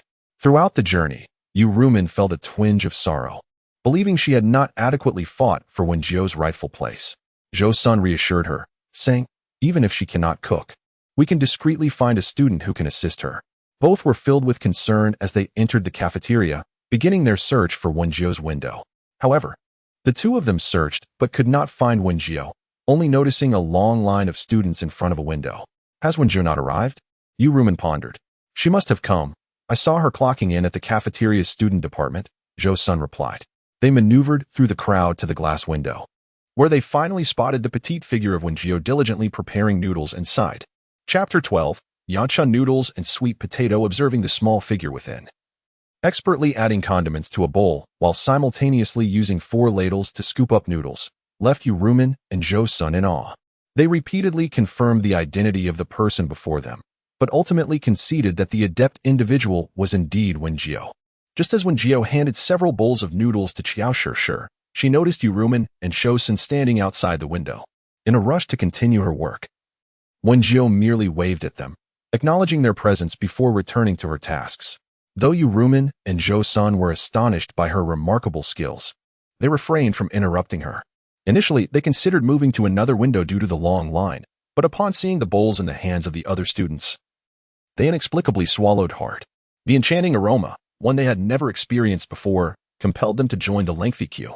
After a considerable wait, when it was finally their turn, only 2 servings of sweet potato remained. After receiving their small bowls filled with the delicacy, they found a vacant seat to settle down. The presentation was quite appealing. Yu Rumen picked up a piece of the heavenly silk potato, gazing at the golden fried potato strips enveloped in vibrant red chili oil, accentuated by a sprinkling of verdant scallions. The tantalizing aroma wafted from the potato, compelling her to take a bite. With that solitary bite, she found herself momentarily entranced, her expression blank as she savored the flavors. Observing her reaction, Zhou Sun couldn't help but inquire, "Is it not to your liking?" Unlike the average student, he occasionally dined at restaurants outside, though he found their cuisine only marginally superior to that of the school cafeteria.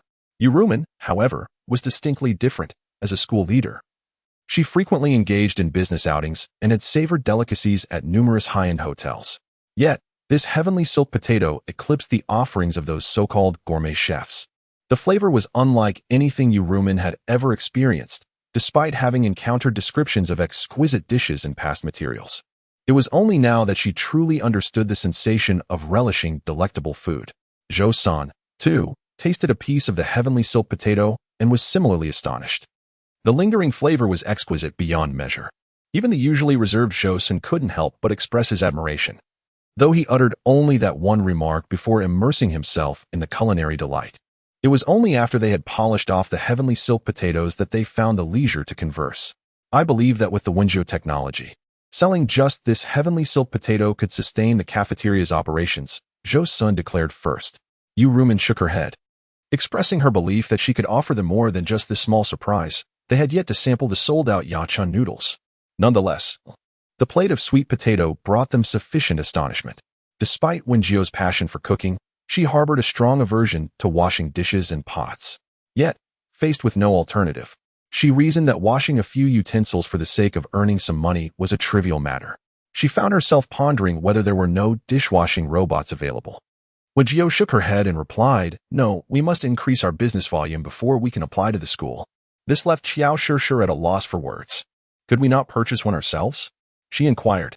That should be feasible, but I lack the funds, Wen Jiu admitted without shame regarding her financial situation. The revelation startled Xiao Shishir. Prior to her arrival at the 3047 Academy, she had done her research.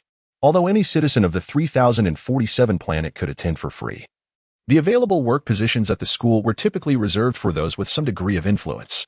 In essence, it was a matter of employing various robots to perform tasks, while one simply reaped the rewards.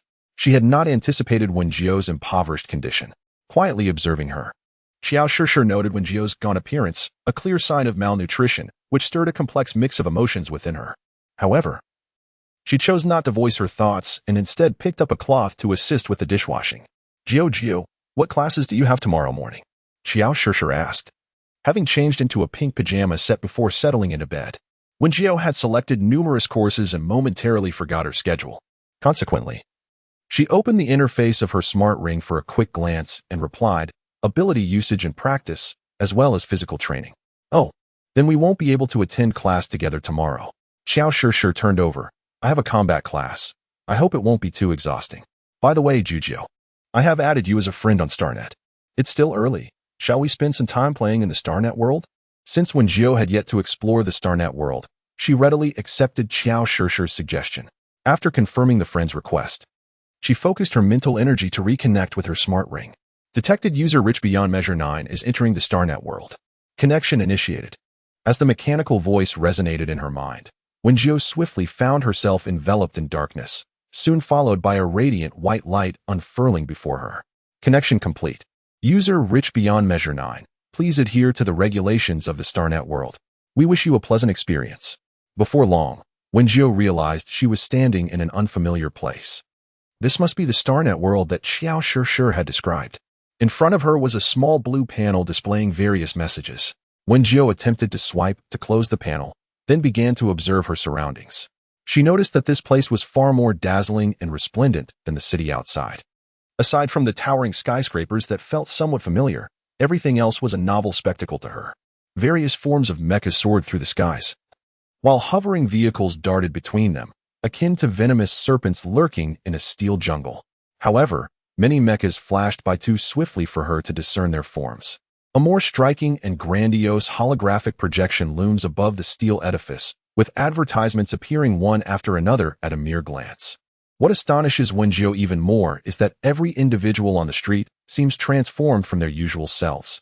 Some are adorned with intricate patterns, while others sport animal ears atop their heads, and there are even beings reminiscent of half-orcs. The kaleidoscope of eccentric attire leaves Wen Jiu momentarily bewildered, before she remembers that she ought to seek out Xiao Shishir. Thus, Wen Jiu sent a message to Xiao Shishir. Shishir, where are you? Xiao Xiaodian replied. I'm at the entrance of Maobai Mall. If we enter simultaneously, our positions shouldn't be too far apart. I'll wait for you here. After noting the name of the mall, Wen Jiu summoned her navigation panel. As she gazed ahead, a series of green footprints materialized on the ground, guiding her path. Following the guidance while observing her surroundings, Wen Jiu felt akin to Lu Lao entering the Grand View Garden, captivated by the novelty of everything. Just as Xiao Shishir had stated, they were indeed quite close. Within merely 10 minutes, Wen Jiu spotted Xiao Shishir standing at the entrance of Maobai Mall. However, unlike her previous appearance, Xiao Shishir was now clad in a peach-pink princess gown, her golden curls cascading down. Had it not been for her unchanged face, Wen Jiu might have failed to recognize her. Yet, as Wen Jiu hastened to Xiao Shishir's side, she startled her, prompting Xiao Shishir to inquire, do you need something, sir? Sir? Wen Jiu responded, utterly perplexed. Which sir? She turned her head to survey her surroundings, apart from herself and Xiao Shishir. There was no one else beside her. Shishir, who are you calling out to? Upon hearing this, Wen Jiu instantly comprehended the reason behind Xiao Shishir's earlier remark. The once delicate tone of her voice had transformed into a remarkably robust timbre, as if she were poised to wrestle a tiger barehanded at any moment. You? Jiu? Xiao Shishir's face was etched with disbelief. How, do you have such interests? I did not intend to offend you. Wen Jiu fell silent, unable to fathom that after being abruptly logged out during the character selection, the system had automatically configured her into this formidable form. Approaching the smooth, reflective exterior of the shopping mall, she felt an overwhelming urge to flee this world. The wall vividly mirrored Wen Jiu's current appearance, broad-shouldered and immensely muscular. She looked as though a single punch could fell 10 adversaries. Her visage was fierce, her skin darker than coal, and a scruffy beard adorned her face. Momentarily taken aback, Wen Jiu instinctively touched her own beard, realizing why few dared to meet her gaze as she walked. At that moment, Xiao Shishir finally steeled her resolve, took a deep breath, and approached Wen Jiu. "Let me take you to explore the Starlight Night Market. We'll start by boarding the hover tram." However, she lacked the courage to grasp Wen Jiu's arm as she usually would, considering Wen Jiu now possessed arms as robust as her own 2 legs combined. Thus, Wen Jiu followed Xiao Shishir to the station, during which a young man approached to inquire if Xiao Shishir required assistance, casting a glance at Wen Jiu as if she were a menacing figure. However, alterations are indeed possible, though it necessitates the expenditure of 5,000 star coins to reset one's appearance. The financially prudent Wen Jiu decisively relinquished the idea of modification, resolving to make do instead. The two of them glided along the elevated track in a floating electric tram, and in no time at all, they arrived at the Starlight Night Market station. Yet, Wen Jiu maintained a composed demeanor as she walked, and Xiao Shishir did not utter a word despite the peculiar gazes directed their way. Instead, she grasped Wen Jiu's fingers and continued forward with her. Unbeknownst to them, the thoughts of others remained a mystery as they descended the steps and turned to enter the grand entrance of the Starlight Night Market. In stark contrast to the earlier urban splendor, this place was alive with a cacophony of excitement, teeming with a throng of people flowing like a relentless tide. Enthusiastic vendors lined the streets, their boisterous calls echoing in a lively chorus. There were stalls selling bizarre and fantastical weapons, vendors peddling potions for various ailments, and others offering freshly prepared delicacies, all arranged in an orderly fashion that imbued the market with a vibrant, earthly charm. Xiao Shishir pulled Wen Jiu along, observing the sights. And although many vendors wished to engage, they hesitated upon seeing Wen Jiu's formidable visage, retreating one after another. Typically, Star Network appearances are configured based on one's actual looks. And thus, the intimidating countenance of Wen Jiu instilled a sense of trepidation in their hearts. Nonetheless, this did not deter the 2 girls from their shopping spree. Xiao Shishir even felt a sense of security with Wen Jiu beside her, alleviating any concerns about being approached by eccentric salespeople. In addition to the street vendors, there were numerous shops offering superior wares, easily distinguishable from the stalls outside. "Hey, Jiu, look at this." Xiao Shishir picked up an oversized bow from a table outside a jewelry store and exclaimed, "What do you think of me wearing this?" As she spoke, she began to arrange the bow on her head. It must be said that Xiao Shishir truly suited such whimsical, youthful adornments. Wen Jiu accompanied her inside the shop for a brief exploration, and in the end, Xiao Shishir emerged with a bounty of treasures, even purchasing a few black and white hairpins for Wen Jiu. The two continued their stroll, during which Xiao Shishir also bought 2 roasted sweet potatoes. However, these potatoes, charred on the outside, were equally disappointing on the inside, resembling charcoal. Previously, she had deemed them somewhat edible, but after tasting Wen Jiu's cooking, she found herself disdainful of the roasted sweet potatoes. Meanwhile, Wen Jiu wandered and pondered the idea of setting up a stall here. Surely, the skills she possessed were unfamiliar to the locals, and a prosperous future seemed imminent. Thus, she opened her interface and searched for relevant information. What perplexed her was why altering the Star Network image required 5,000 star coins, while establishing a stall only demanded 2,000 5-star coins. Yet, even 2,000 5-star coins were beyond her reach at present. She had only about 300 star coins, thanks to the stipend deposited into each student's Star Network account by the 3047 Academy, which, however, could neither be withdrawn nor used elsewhere. Therefore, Wen Jiu had to suppress her stall idea, resolving to return once she had saved enough money. Xiao Shishir glanced at the time, realizing it was nearly midnight. In the realm of Star Network, time flows at the same pace as in reality. Thus, the 2 individuals hastily retreated to rest, fearing they might delay their lessons the following day. At dawn the next morning, Wen Jiu stood on the balcony of her dormitory, commencing her practice. Although she could not employ the techniques she had previously mastered, she could diligently engage in exercises to enhance her physical prowess. Consequently, Wen Jiu focused her energy in her dantian and seamlessly performed a set of Tai Chi. Xiao Shishir's classes commenced slightly later than hers, so when Wen Jiu departed, Xiao Shishir was still asleep. Wen Jiu made her way to the classroom indicated on her schedule. Upon her arrival, she found a few classmates already seated. Yet she was unfamiliar with them and refrained from initiating conversation, opting instead for a seat closer to the podium. 5 minutes before class commenced, the classroom filled to capacity. Each student occupied a single desk, eliminating the possibility of shared seating. No one approached Wen Jiu for a chat, prompting her to lean on the desk and access the Star Network panel, continuing her research on how to become a billionaire. After a short while, a rather plump female teacher entered through the door. Donning glasses and exuding a warm demeanor, she ascended the podium and greeted the class. "Good day, students. I am Teacher Li, responsible for this course on the use and practice of abilities." "Hello, Teacher Li." Wen Jiu responded in unison with her classmates as they all rose to greet Li Qingjin before taking their seats once more. "Please take your seats. Today, I will first introduce you to the knowledge related to abilities, and once you have sufficient understanding, we shall proceed to the training ground for practical exercises." With that, Li Qingjin activated the holographic projection, commencing her introduction to the origins of abilities. The students opened their intelligent rings, navigating to the recording interface. After descending from the stage, Li Qingjin continued, "I presume many of you have some knowledge of supernatural abilities prior to your enrollment. For those unfamiliar, you may refer to the footage." Chapter 14. Classroom Training. At present, the supernatural abilities researched by the Federation can be categorized into 8 major elements: metal, wood, water, fire, earth, light, darkness, and ice. These abilities can be utilized independently or in conjunction with mecha combat. However, due to the limitations of resources at the 3047 Academy, one can only study the integration of supernatural abilities with mecha combat after advancing to higher grades. With a foundational understanding of these abilities established, let us delve deeper into the characteristics of each element. As the scene shifted, the footage displayed individuals with various supernatural powers demonstrating their skills. Some ignited flames at their fingertips, while others conjured long vines with a mere flick of their wrists. Eventually, a person possessing metal abilities took the stage, snapping their fingers to make several small metal pieces spin rapidly in the air, creating a form reminiscent of a fear scale. It was at this moment that Wen Jiu realized that the skill used by Gang to attack her the previous day was indeed this.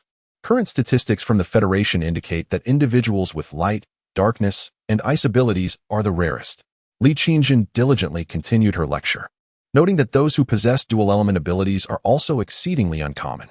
"Teacher, are there individuals who possess 3 or 4 elemental abilities?" inquired a focused male student seated at the front. Li Qingjin smiled, replying, "Throughout the history of the Federation, there have been 2 predecessors who possessed 3 elemental abilities. However, there has yet to be anyone with 4 elemental abilities." As the images played and Teacher Li elucidated, the first half of the lesson swiftly passed. Wen Jiu gained a clearer understanding of her unique abilities. Much like her previously awakened spiritual roots, she could harness the elemental forces contained within to execute various skills for offense and defense.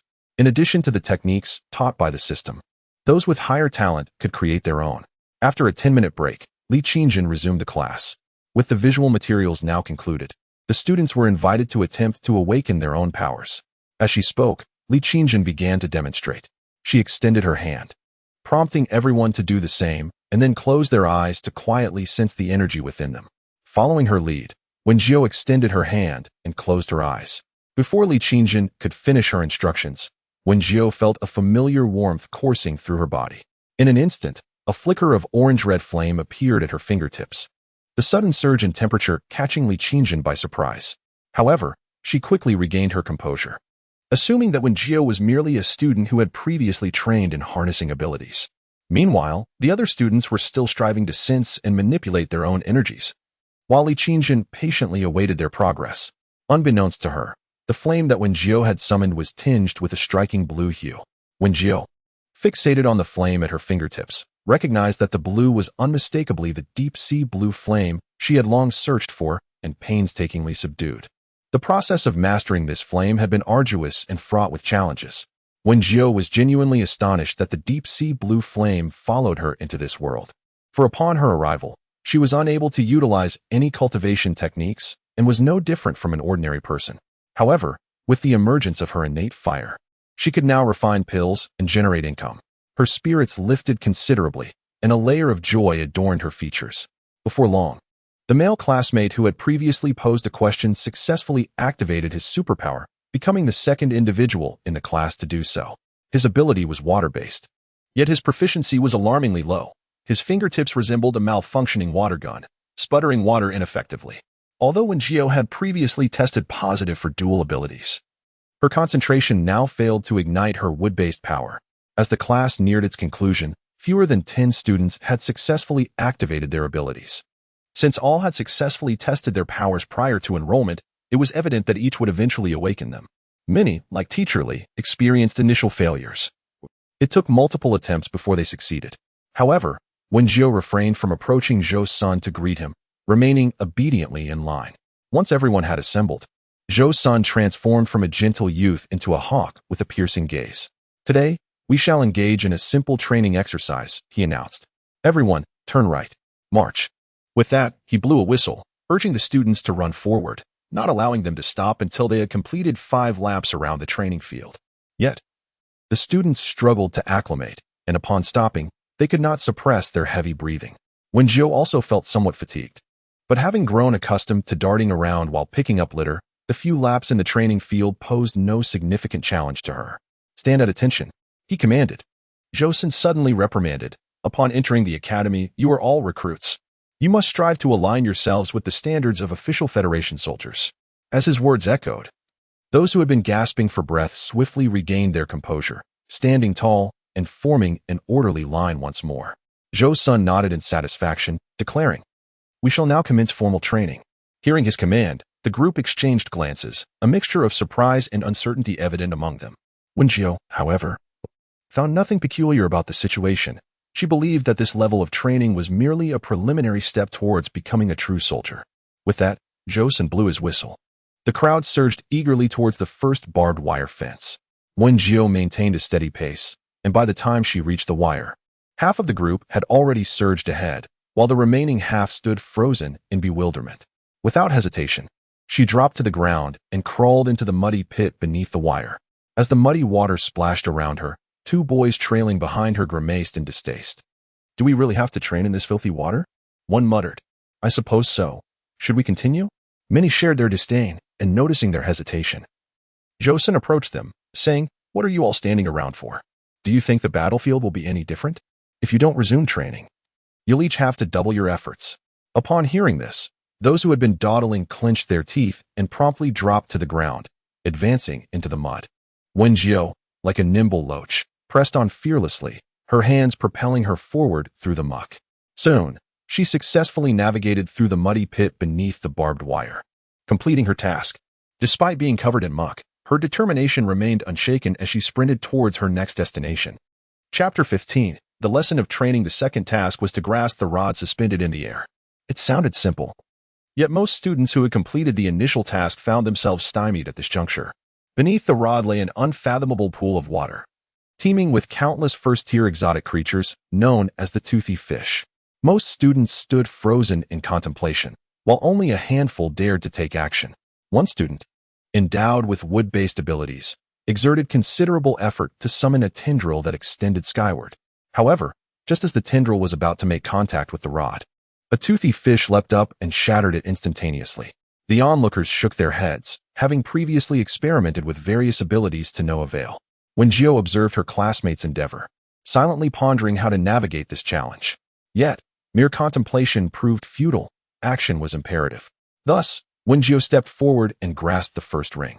Strangely, the toothy fish remained motionless. Intending to test the waters, she suddenly heard a voice laced with mockery. "Of course, there is no reaction now. The moment you leave the ground, they will commence their attack." Following the sound, she beheld a handsome youth with his chin held high, exuding an air of arrogance. "Is that so? Thank you for your reminder," Wen Jiu replied, her countenance unfazed, even smiling at him. Although his demeanor was less than cordial, she sensed no malice. As he fell silent, she commenced her attempts to ascend into the air. As others watched her ascend slowly from below, Wen Jiu climbed approximately 2 meters when the vicious fish began to assault her. The sharp-toothed creatures leaped with fervor, eager to drag her into the pool and rend her apart. Caught off guard, Wen Jiu was bitten on her right calf, the teeth puncturing her skin and causing droplets of blood to seep through the torn fabric of her uniform. The students below, filled with concern, shouted out in alarm. "Jump down. Be careful. Come down, and let us devise a new plan." Even the boy who had previously sneered felt a pang of compassion and averted his gaze. Yet, Wen Jiu remained undeterred, gritting her teeth to endure the sharp pain.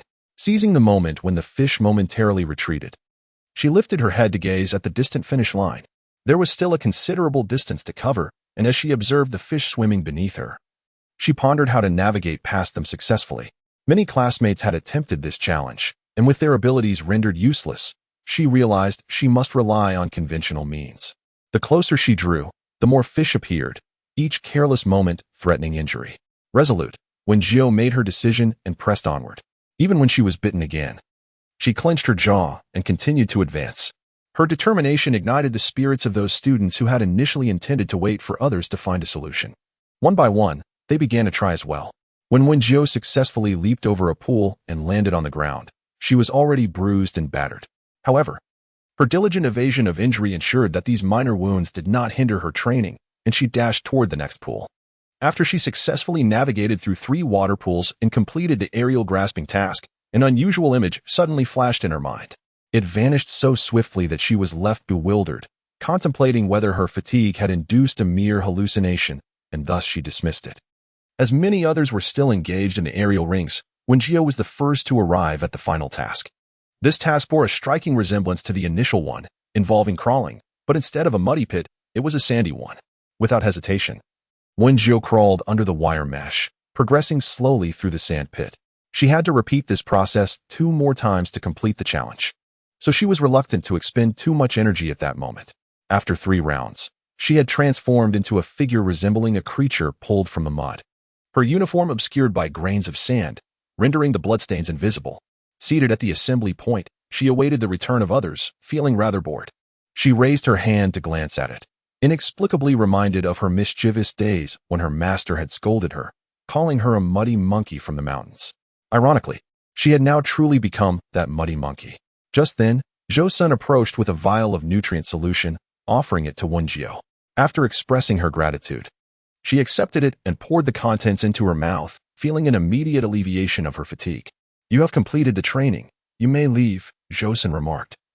Observing the petite figure of Wen Jiu, he had not anticipated that the student would be the first to finish the tasks during this training session. He had assumed that she would rank among the last, even preparing in his mind how he would assist her should she fail to complete the task. Yet, he learned that one should not judge by appearances. Upon hearing this, Wen Jiu did not indulge in any pretense.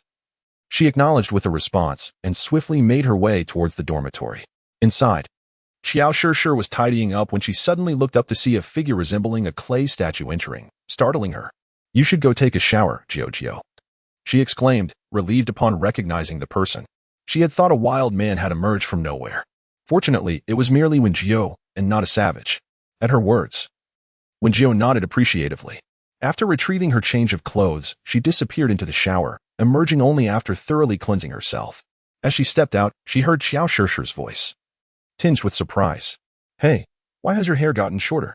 Xiao Shishir looked at Wen Jiu with a hint of puzzlement, noticing that her once waist-length platinum hair now barely grazed her collarbone. Chapter 16.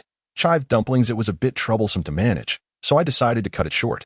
Wen Jiu grabbed a towel and hastily dried her hair. Then, once satisfied that it no longer dripped, she retrieved some ointment from the medical kit provided by the academy to treat her previous scratches. During her shower, a considerable amount of mud had clung to her hair. Wen Jiu reflected on the numerous training sessions that lay ahead, realizing that if she took too long to prepare each day, she would be pressed for time to work in the cafeteria. Thus, she opted for a shorter hairstyle. "I'm heading to the cafeteria now," she declared, donning her clothes and tying her hair into a tidy bun. "I'll go with you," Xiao Shishir replied, and together they made their way to the cafeteria. Upon arrival, Wen Jiu first checked the remaining ingredients and suddenly noticed a large basket had appeared on the shelf. She removed the large basket, which contained half a basket of fresh meat and half a basket of vegetables. Curiously, Xiao Shishir leaned in and pointed at the vegetables, asking, "What kind of vegetable is this?" Wen Jiu took out a portion and examined it closely, declaring, "This is shepherd's purse. It resembles shepherd's purse, which is easily identifiable with its roots and clustered leaves, deeply pinnate lobes, and mostly entire margins. The upper lobes are triangular. The stem leaves are oval or linear lanceolate, tapering to a line at the top, with ear-like bases clasping the stem, their edges notched or serrated or nearly entire." At that moment, When she tasted the meat of the gula beast, she felt it bore a striking resemblance to the pork of yesteryears, sparking an idea in Wen Jiu's mind. While Tianqin 2 dough could continue to be prepared, perhaps the yangchun noodles could be substituted with shepherd's purse dumplings. First, Wen Jiu and Xiao Shishir thoroughly washed all the vegetables they would be using. Meanwhile, Xiao Shishir peeled the potatoes, while Wen Jiu cleaned the gula beast meat, placing it on the cutting board to chop finely. Subsequently, Wen Jiu mixed flour and water in a specific ratio, vigorously kneading the dough until it reached a moderately firm consistency, then allowing it to rest in a bowl. Next, she swiftly removed the yellow leaves from the shepherd's purse and blanched it in boiling water for a brief moment to eliminate its bitterness. After cooling, she chopped the blanched shepherd's purse and added it to the bowl, mixing it with the minced meat, seasoning it with a dash of salt, pepper, sesame oil, and oyster sauce. Then, Wen Jiu brought over the potatoes that Xiao Shishir had peeled, cutting them into small cubes for later use. With these tasks completed, the dough had also risen. Wen Jiu's fingers danced deftly, crafting the dumplings, each resembling a delightful little ingot. Upon seeing the culinary creation, Xiao Shishir could not help but inquire, Jiu, what is this you have prepared?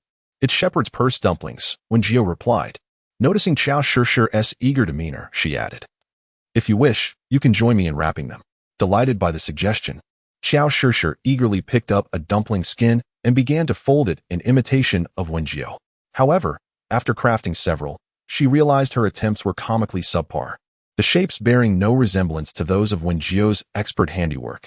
Acknowledging her lack of skill, she promptly abandoned the endeavor, opting instead to sit on a nearby stool and await a taste of the culinary delights. Wen Jiu, ever diligent and focused in her tasks, radiated an aura akin to a resplendent pearl. Xiao Shishir mused privately, lamenting that only she could behold Wen Jiu's brilliance in the kitchen. How wonderful it would be if more people could witness her talent. Surely, the number of diners would multiply. Before long, Wen Jiu had completed the preparation of all the dumplings, placing a sufficient portion for two into the pot to steam. She then set about making chili oil. Once the dumplings were perfectly cooked, their glossy white forms floating to the surface, Wen Jiu delicately transferred them to a plate. Xiao Shishir cautiously picked up a dumpling, and, as she took her first bite, the steaming broth burst forth, enveloping her senses in a delightful aroma. The chewy texture of the dumpling skin, paired with the fragrant shepherd's purse, elicited exclamations of bliss from her lips, enhanced by the subtle saltiness of the meat filling that enriched the overall flavor profile. One after another, she savored the shepherd's purse dumplings, grateful that Wen Jiu was her roommate. It was truly rare to find someone capable of crafting such delectable fare. She often accompanies her parents to exquisite restaurants, yet when it comes down to it, none of the sumptuous dishes served at those establishments can compare to a bowl of dumplings made by Wen Jiu. How delightful it is to savor such delectable food. At this moment, Xiao Shishir gazes at Wen Jiu with admiration, exclaiming, "You are truly remarkable. I believe I could forego my salary just to help you. As long as I can enjoy delicious meals every day." Wen Jiu responds with a smile, secretly resolving that once she becomes financially stable, she will ensure Xiao Shishir receives her due wages.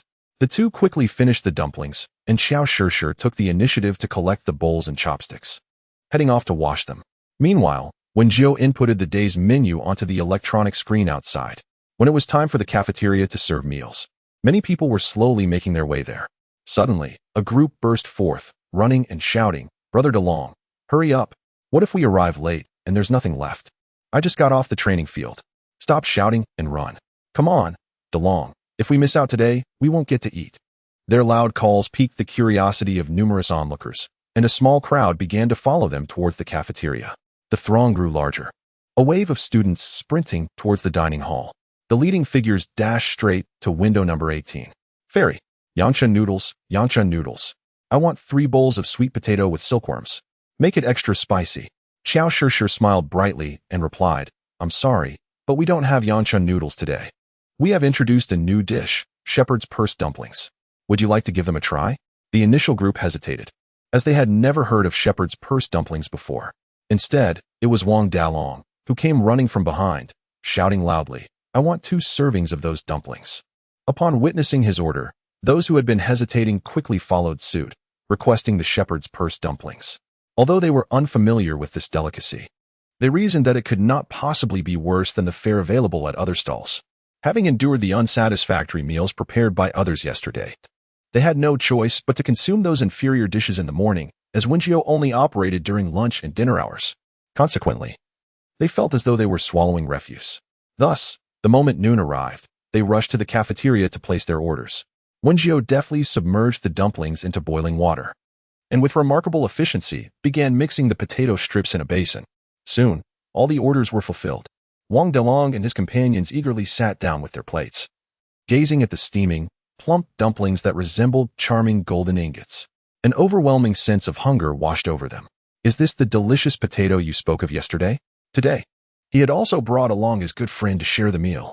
However, Li Erpeo had always been indifferent to food, believing that all dishes were unappetizing, preferring instead to consume nutrient liquids. Yet, since Wang Dalong had invited him, he felt it would be rude to decline, so he accompanied him to this place, initially intending to merely take a few bites to satisfy the moment. He found himself intrigued by the vibrant yellow potato strips and the striking red hue of the chili oil, which sparked a flicker of appetite within him. This is it. The heavenly silkworm potato. Wang Dalong offered him a pair of chopsticks, urging, "You must try it."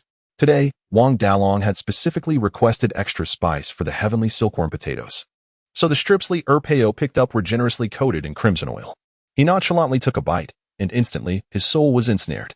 The spiciness coursed down his throat, igniting a fire in his heart, prompting him to extend his tongue in response to the stimulation.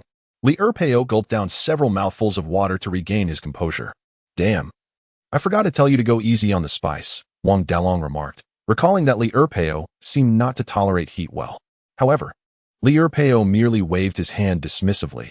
"It's fine. This is precisely the flavor I crave." The taste of the chili was extraordinary. It was not that he shunned spicy food, but rather that he had yet to discover a dish worthy of being called deliciously spicy.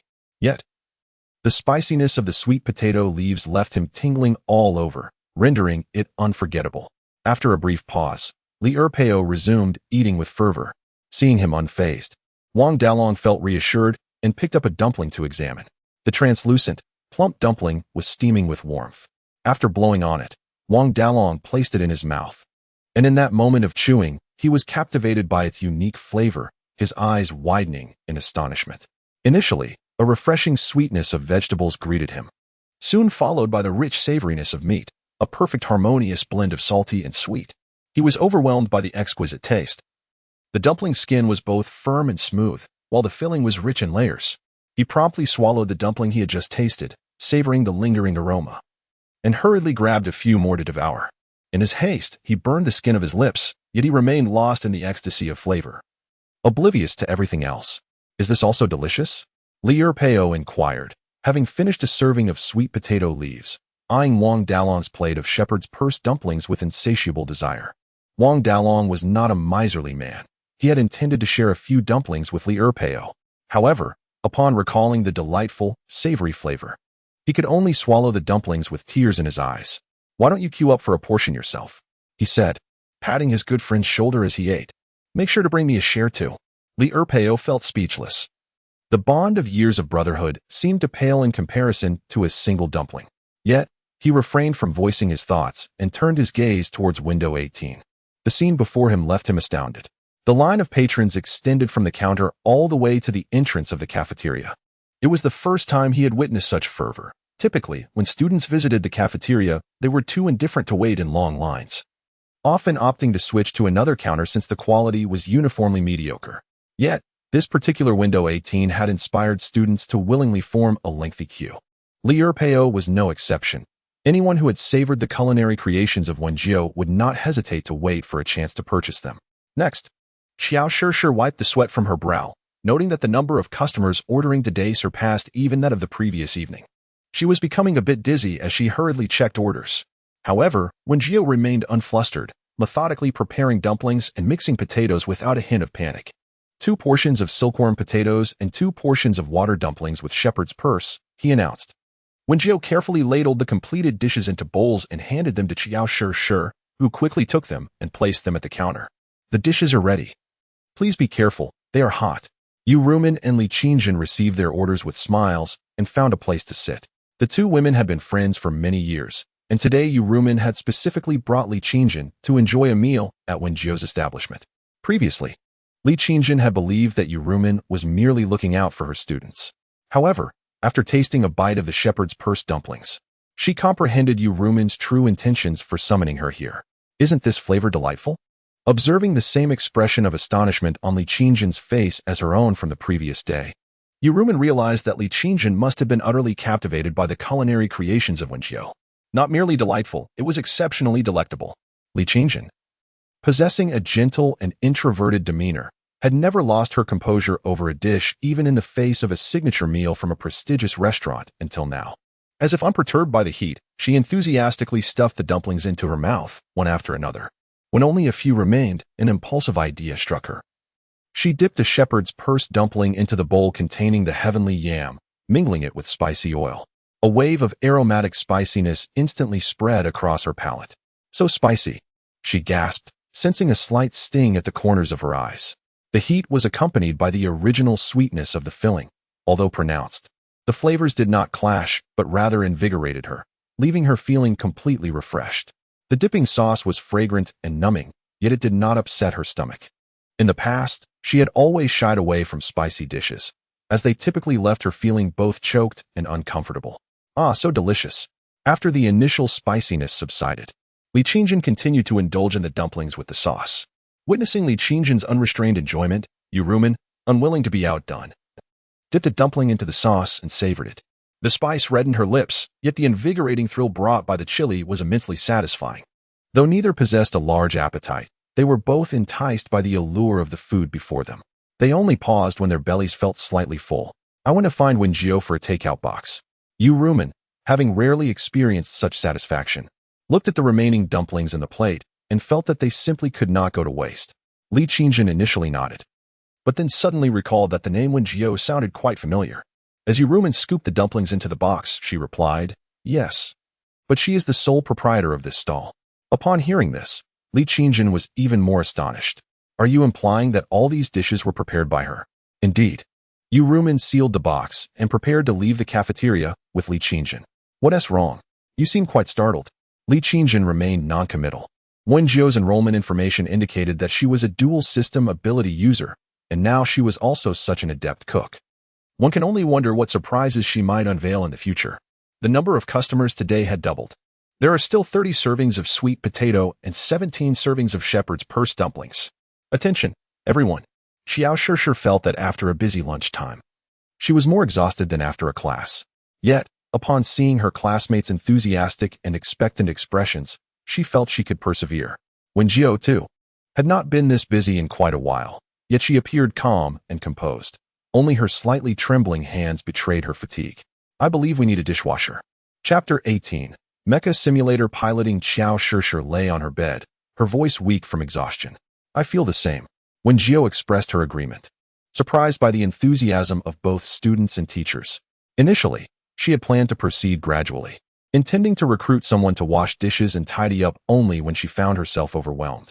However, just on the second day of opening, she felt an impending sense of inability. Previously, she had merely prepared meals for herself, but now, having to cook for over 100 people while also washing dishes, she found herself quite busy. Contemplating this, Wen Jiu opened her smart bracelet and sent a message to Zhou's senator. "Dear Teacher Zhou, may I inquire which teacher I should contact if I wish to apply for assistance at the service window?" In the next moment, Zhou Sun provided her with Li Qingjin's contact information. Li Qingjin was just about to take a midday nap when she noticed the smart bracelet flashing. Upon checking, she discovered an incoming friend request. The unfamiliar name left her somewhat puzzled. "Hello, is there something you need?" Wen Jiu quickly typed on her interface. "Hello, Teacher Li. I am Wen Jiu, the student in charge of the cafeteria's window 18. Only then did Li Qingjin realize that this peculiar account belonged to Wen Jiu, leaving her curious about the reason behind such an unusual nickname. "Hello, Wen Jiu. Is there something you require?" Wen Jiu pondered for a moment before succinctly conveying her thoughts to Li Qingjin. "All right, I will assist you with the application. I will notify you once I have an update. Good afternoon." Li Qingjin held a favorable impression of Wen Jiu. On one hand, Wen Jiu excelled in class. On the other, her culinary skills left a remarkable impact on Li Qingjin. Naturally, she wished for Wen Jiu, who was responsible for Window 18, to recruit more assistants, allowing her to dedicate more energy to creating exquisite dishes. Once the hiring issue was resolved, Wen Jiu lay down for an afternoon nap. It was not until the class reminder from GGS sounded that she hurriedly sprang from her bed and dashed out. Xiao Shishir, having no classes in the afternoon, turned over and continued her rest upon seeing Wen Jiu leave. Wen Jiu raced to the classroom, fortunate that there were still a few minutes before the bell rang. She swiftly found an empty seat and settled in. Shortly thereafter, a robust, stern-faced male teacher entered the room. "My surname is Zhang. You may call me Teacher Zhang," he announced. Zhang Helling scanned the classroom, his expression unyielding, a prominent scar etched beneath his eyes. His mere presence at the podium instilled a sense of reverence among the students. Silence enveloped the room as they sat obediently, mirroring the earlier teaching style of Li Qingjin, employing holographic projections to introduce theoretical knowledge to the newcomers. Wen Jiu, too, sat attentively, wholly absorbed in the visuals. Once the projection concluded, Zhang Helling, maintaining his impassive demeanor, stated, "You have a 5-minute break. Afterward, line up in the corridor." With that, few dared to linger. The students quickly moved to stand in the hallway, and Wen Jiu joined them in the formation. After silently counting the students, Zhang Helling led them towards the simulated mecha cockpit. "This is the simulation cockpit for mecha piloting. I have instructed you not to move until we commence practice." Zhang Helling raised his chin and directed each of you to find a simulation cockpit and take your seats. Wen Jiu glanced around the expansive classroom, where a series of oval cockpits, resembling eggs, were neatly arranged. She approached an unoccupied mecha pod and pondered how to open the hatch when, suddenly, the red dot on the silver door began to blink. "Scanning successful. Hatch opening." As the voice ceased, the silver door gradually ascended, revealing a cockpit spacious enough for a single occupant. Once she settled comfortably into her seat, the door slowly descended to secure itself. Wen Jiu was not one to engage in frivolity. She refrained from recklessly fiddling with the control panel and instead focused intently on identifying the various buttons. Although the control panel in the simulation cockpit labeled the function of each button, the instructional video emphasized that piloting primarily tests one's mental fortitude, as authentic mecha operation heavily relies on the pilot's mental capacity. "Classmates, we will now officially begin our mecha piloting lessons." Zhang Helling's voice resonated within each cockpit, and everyone dutifully adhered to his instructions. "Begin by pressing the green button on the left armrest of the pilot seat and donning the headset." Following Zhang Helling's guidance, Wen Jiu pressed the button and indeed witnessed the front panel of the left armrest retract, revealing a compact headset that resembled a modern wireless Bluetooth device. She donned the headphones, which, at the moment they nestled into her ears, adhered like pliable clay, steadfast against any vigorous motion. At this juncture, Wen Jiu heard Zhang Helling expound. "These headphones are crafted from a special material, ensuring they remain secure regardless of circumstances. When piloting a standard mech, it is imperative for everyone to wear these to heed the commands of the commander. To remove them, simply press the small dot at the end of the headphones, and they will detach automatically. Next, please press the blue button on the control panel and enter your student ID on the holographic display." Following the instructions, Wen Jiu meticulously executed each step. Upon completing her student ID entry, the buttons on the control panel began to emit a peculiar luminescence, while the cabin lights extinguished entirely. A vast transparent screen materialized before her, showcasing a flurry of information and metrics. "Now, grasp the control handle with your right hand and commence the training." As soon as Wen Jiu seized the handle, she felt an unfamiliar force intertwining with her consciousness. "Noah is at your service, and the simulated driving training is about to commence." Before long, Wen Jiu sensed her mental energy merging with the mech system. The previously opaque external window illuminated, revealing not the familiar classroom setting, but a vast expanse of sandy terrain. "Simulated driving training has commenced. Student 1318. Please concentrate your mental energy as simulated combat is about to begin." Wen Jiu tensed her body, cautiously attempting to take 2 steps, and indeed, the scenery before her shifted in response to her actions. Before she could acclimate to the operations, a colossal interstellar beast suddenly appeared before her. First-tier interstellar beast, Flame, possesses the skill of fireball attack, with its weakness located at the tail. Wen Jiu gazed at the enormous creature, its jet-black body marred by numerous fissures through which a molten, lava-like red liquid surged. For sharp claws sprawled on the ground, while its elongated tail arched high. Its appearance bore a resemblance to the lizard she was familiar with, albeit this one was magnified countless times. "Please prepare for combat, Trainee 1318. The system's cold, tranquil voice resonated, prompting Wen Jiu to maneuver the mech a few steps closer to Flame. Just as she selected a handgun, she witnessed Flame unleash a searing torrent of fire towards her. Wen Jiu swiftly rolled to evade the scorching blaze. Although she was aware that this was merely a simulation, the sensation of being connected to the mech felt strikingly authentic. Even the beast's attacks were extraordinarily realistic. As the flames neared her, she could almost feel the suffocating heat engulfing her.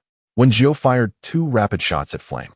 Despite her unfamiliarity with firearms, the mech's targeting system proved to be an indispensable asset, ensuring that all her shots found their mark. However, Flame's armor was impervious, with the only vulnerable spot being its soft tail.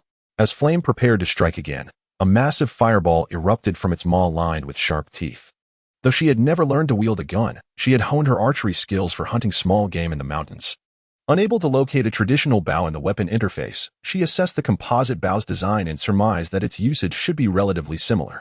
With unwavering confidence, she released an arrow, yet the bow's aiming range was beyond the system's control.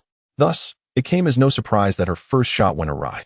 Undeterred, she quickly distanced herself from the blazing creature and aimed once more at its tail. Wen Jiu had always been astute and quick-witted, particularly when it came to learning. After several attempts, she swiftly grasped the technique. After evading another fireball attack, she seized the moment while the creature was gathering energy to unleash flames and expertly shot an arrow towards its elevated tail. This time, the arrow struck true, embedding itself firmly in the creature's rear. In an instant, the once menacing beast collapsed to the ground, and Wen Jiu breathed a sigh of relief. Congratulations, trainee number 1318.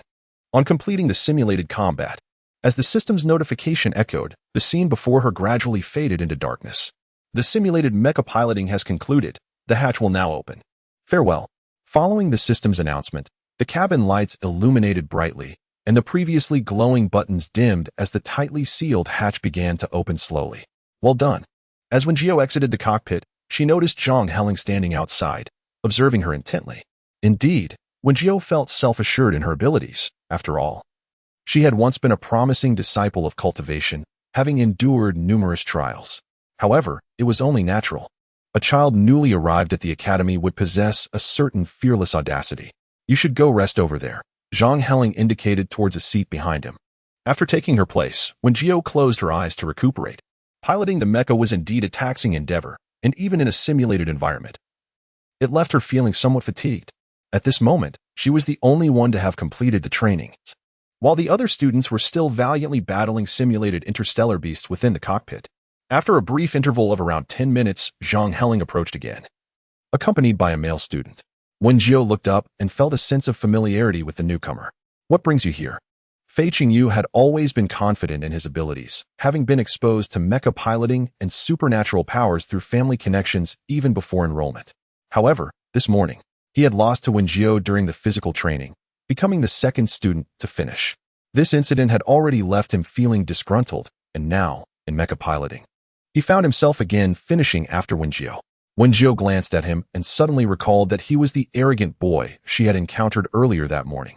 Yet, with his sulky expression and their limited acquaintance, she chose not to engage him warmly. Fei Qingyu huffed, crossing his arms and seating himself as far away from Wen Jiu as possible. He had no desire to gaze upon this little girl who had humiliated him. She must have studied in secret, he thought to himself, casting furtive glances at Wen Jiu, who remained in a state of tranquil repose. As the class neared its conclusion, the other students began to emerge one by one from the simulation cockpit. Unlike the unperturbed Wen Jiu, the weariness was palpable on their faces, as if they had the word exhausted written across them. Had it not been for Zhang Heling's watchful presence, they might have collapsed into their chairs and succumbed to sleep. Mecha piloting tested one's mental fortitude, and several students had failed their training due to insufficient mental strength. Zhang Heling, with a piercing gaze, kept his hands clasped behind his back and remarked that the academy had facilities for enhancing mental strength training, encouraging the others to practice there. After he spoke, the classroom emptied swiftly. Wen Jiu, still recovering her mental fortitude, walked slowly towards the cafeteria. Just as she exited the teaching building, she heard the sound of hurried footsteps behind her. Are you heading to mental strength training? Feng Qingyu inquired. His elder brother had graduated from Academy 3047 and had shared numerous insights about the institution before Feng Qingyu's own enrollment. Thus, he was well acquainted with the Academy's affairs. Observing Wen Jiu's apparent direction towards the mental training room, he became alert, surprised that such a petite girl was so driven. However, Wen Jiu coldly replied, "I'm going to work at the cafeteria." Whenever she felt fatigued, her words diminished, and at that moment, her mental exhaustion was palpable. Dealing with this irritating boy, who seemed to have appeared out of nowhere, soured her mood. Consequently, she quickened her pace, wishing to evade further entanglement with Fang Qingyu. Yet, he remained unconvinced by her words, trailing closely behind her in a quest for the truth. Her current mental strength was still too feeble. Merely manipulating a simulation mech had left her utterly drained. She was far from meeting her own high expectations and realized she truly needed to carve out time for some mental training. With this thought lingering in her mind, Wen Jiu arrived at the entrance of the cafeteria and proceeded directly to window number 18.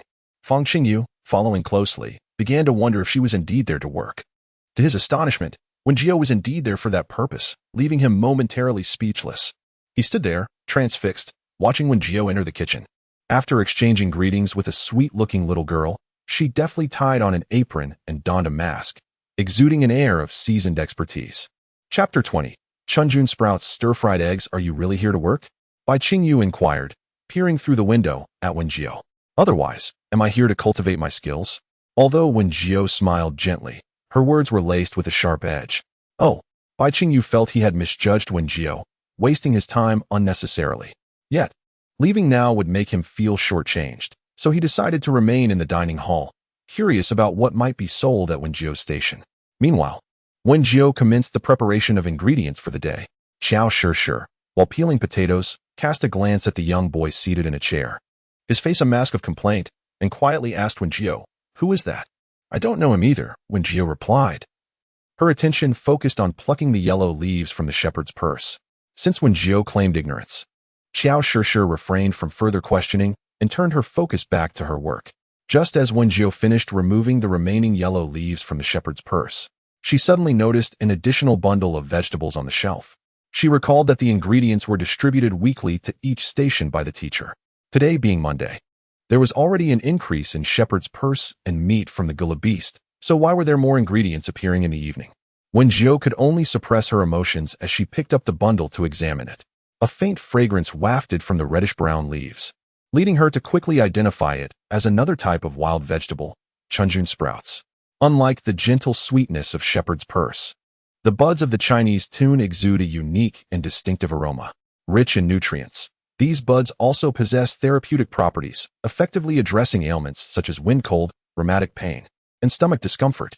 Regrettably, this bundle of tune buds is rather modest, likely yielding only 7 or 8 servings when prepared as a stir-fry with eggs. However, this is of little concern. The early bird catches the worm. It has been some time since Wen Jiu has savored the flavor of tune buds, and she deftly cleans and chops them. The tune buds emit a peculiar fragrance that intensifies when they are finely chopped. The method for making tune bud scrambled eggs is delightfully simple. One merely needs to mix the chopped buds into the beaten eggs. After heating a pan over high heat, she quickly pours in the egg mixture combined with the tune buds, stirring until it achieves a golden hue. Wen Jiu skillfully flips the mixture, using a spatula to cut the set egg pancake into small pieces. After a few vigorous shakes of the iron pan, she transfers the finished dish onto a plate. Xiao Shi, having caught a whiff of the enticing aroma, eagerly approaches with her chopsticks in hand after peeling the potatoes. "What is this? It smells delightful," she exclaims, her appetite awakened by the tantalizing scent. Though slightly bashful, the hunger within her, stirred by the fragrance, proves irresistible, and she cannot help but take a bite of the golden scrambled eggs. A flavor unlike any she has ever experienced bursts in her mouth. As the fragrant eggs envelop the fresh aroma of the vegetables, embodying the essence of spring and invigorating her senses, she felt as if she were immersed in a spring forest, where blossoms flourished and verdant trees flourished. It was only when a sound of tapping on the transparent window interrupted her reverie that she was forcibly pulled back to reality. "Hey, what are you eating?" Xiao Shi glanced towards the window, where the young boy who had followed Wen Jiu to the cafeteria was pressing his face against the glass, almost attempting to lean inside. The enticing aroma enveloped him, akin to prey ensnared in a deep jungle, irresistibly drawn into a trap. Upon discovering the source of the fragrance, he was astonished to find that it emanated from the mysterious dish that Xiao Shi was savoring. "Why aren't you speaking? Fei Qingyu?" unable to partake in the delightful scent, felt an inexplicable sense of agitation. Is what you're eating for sale? Xiao Sure regarded the young man before her, reminiscent of a curious kitten, seemingly eager to reach out and claw at her. However, the decision of whether to sell was not hers to make. She turned to consult Wen Jiu, and upon receiving his approval, she pivoted back to Fei Qingyu, stating, "It's 30-star coins. Do you want it?" Without hesitation, Fei Qingyu paid the sum, his eagerness to taste the delicacy palpable. Wen Jiu had no qualms about the transaction. As Fei Qingyu placed his order, she promptly prepared a plate of scrambled eggs with fragrant Chinese tune and handed it to him. Fei Qingyu was momentarily speechless upon realizing that it was Wen Jiu who had served the dish. However, he reminded himself that it was entirely reasonable to purchase food, and with the plate in hand, he turned towards his seat. He examined the dish, unsure of what it was. Although its appearance was peculiar, the aroma was undeniably enticing. Thus, Fei Qingyu picked up a piece and tentatively took a small bite. Upon the first bite, the exterior of the scrambled eggs is both fragrant and crisp, while the interior reveals a tender and smooth texture. The delicate morsels of tender shoots intermingle within, releasing their rich aroma with each chew. The delightful contrast of crispy and soft flavors compels him to indulge in one bite after another, until the entire plate of scrambled eggs with tender shoots is devoured, leaving not a crumb behind, yet still yearning for more. "One more, please." Fei Qingyu, utterly enchanted by this exquisite taste, hurriedly approached the window to order another serving. "I cannot sell you any more," Wen Jiu replied, resting his chin on one hand as he leaned against the window, their eyes locking. "If you're still hungry, you may order something else." Fei Qingyu was perplexed as to why he was denied a second helping. Sensing his confusion, Wen Jiu quickly explained, "We have limited ingredients. If you order too many, there won't be any left for others. If you have such wealth, why cling to just one dish? Shouldn't you sample a variety of flavors?" Wen Jiu's lips curled into a smile, his eyes sparkling with delight. It seems this young one is quite the discerning customer. After some contemplation, Fei Qingyu found wisdom in Wen Jiu's words. "Then what other dishes do you have?" "We offer shepherd's purse dumplings and potato with silkworm." Wen Jiu's smile deepened. "Would you like to try them? They are just as delectable as the scrambled eggs with tender shoots you ordered earlier." "Then let's have one of each," Fei Qingyu replied, nodding in agreement and patiently awaiting by the window after making his payment. Shortly thereafter, Wen Jiu prepared the two dishes, but this time, it was Xiao Sure who placed them at the window for Fei Qingyu, as Wen Jiu continued to busy himself with the preparation of additional ingredients. Yet, Fei Qingyu had no time to pay attention to such matters. His focus was entirely consumed by the two unfamiliar dishes before him. Although these offerings did not exude the fragrant aroma of the previous dish, scrambled eggs with tender shoots, the mere sight of them stirred his appetite. Fei Qingyu found himself entranced by the water dumplings on his plate, each one plump and rounded, gleaming like jade in their pristine whiteness. He had previously indulged in what were deemed water dumplings, but those had been in upscale restaurants during family trips to other planets. Taking a breath, he blew gently on the dumplings to cool them slightly before cautiously taking a bite. As he sank his teeth into the tender dough, a burst of savory meat juice erupted in his mouth, a delightful blend of saltiness and freshness. Accompanying this was a hint of sweetness, subtle yet effective, enhancing the rich flavor of the filling and adding depth to the overall taste of the dumpling. Fei Qingyu consumed the dumplings at a pace much swifter than when he had eaten the scrambled eggs, even as the heat tingled on his lips. He eagerly stuffed more dumplings into his mouth. The dining etiquette instilled in him at home was cast aside. At this moment, he simply wished to revel in the exquisite flavors.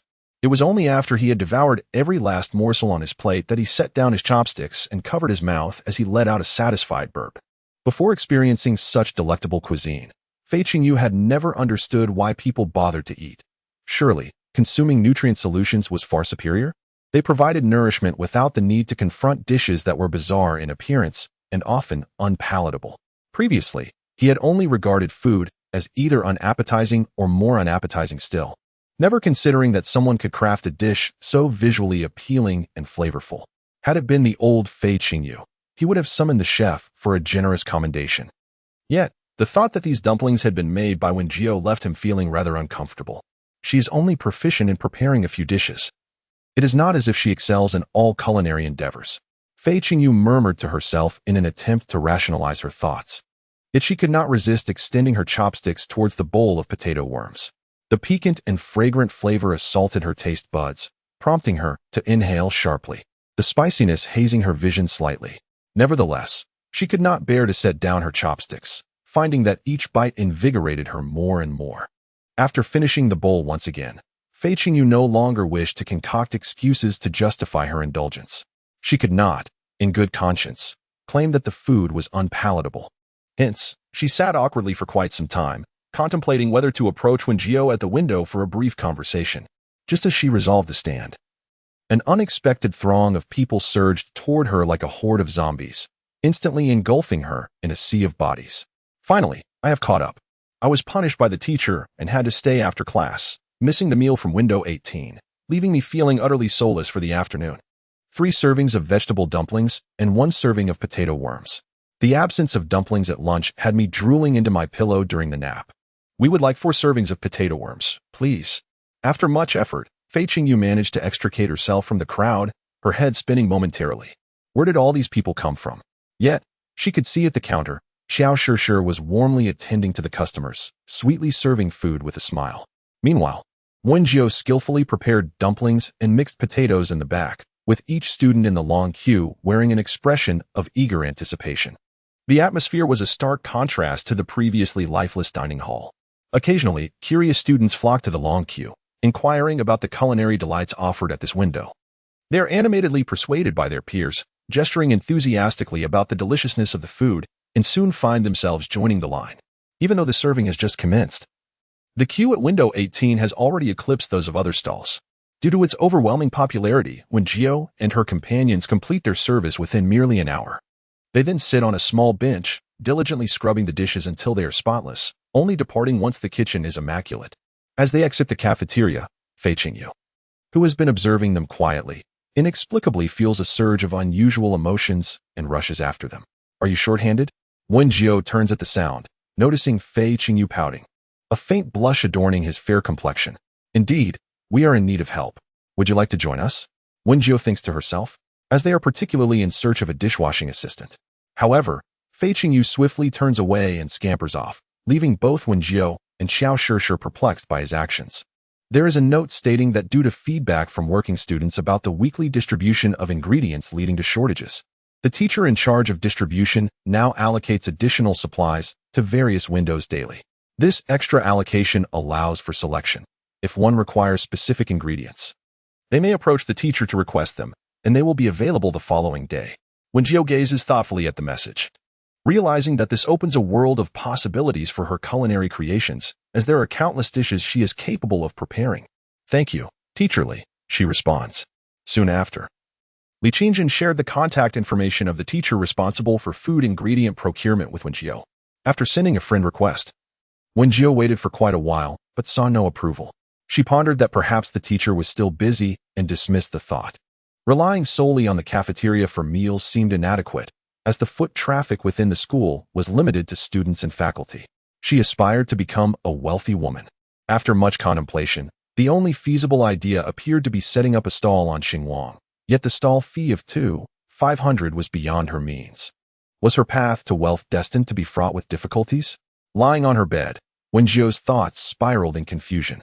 Sensing her unease, Xiao Shishir softly inquired, Jiu, what is the matter? You seem a bit down. Just a little, Wen Jiu replied, turning over.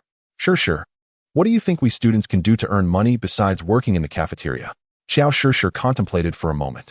She initially thought of suggesting opening a store on Xinguang, but quickly realized that, given Wen Jiu's current financial situation, she might not even be able to afford the stall fee. With this in mind, it did seem that there were limited opportunities for earning money, especially since they spent all day at the academy. I've got it, Xiao Shishir suddenly exclaimed, slapping the bed. We could do live streaming. Wen Jiu sat up and scratched her head. She had watched modern live streams before, most of which involved singing, dancing, or gaming, none of which she excelled at. Noticing Wen Jiu's lingering confusion, Xiao Shishir quickly added, we could do a food live stream. As she prepared her meals with such grace and allure, it seemed an utter shame that Xiao Shishir did not engage in culinary live streaming. Chapter 22, Another Dark Cuisine. With that thought, Xiao Shishir logged onto the Star Network, embarking on a quest for renowned streaming platforms.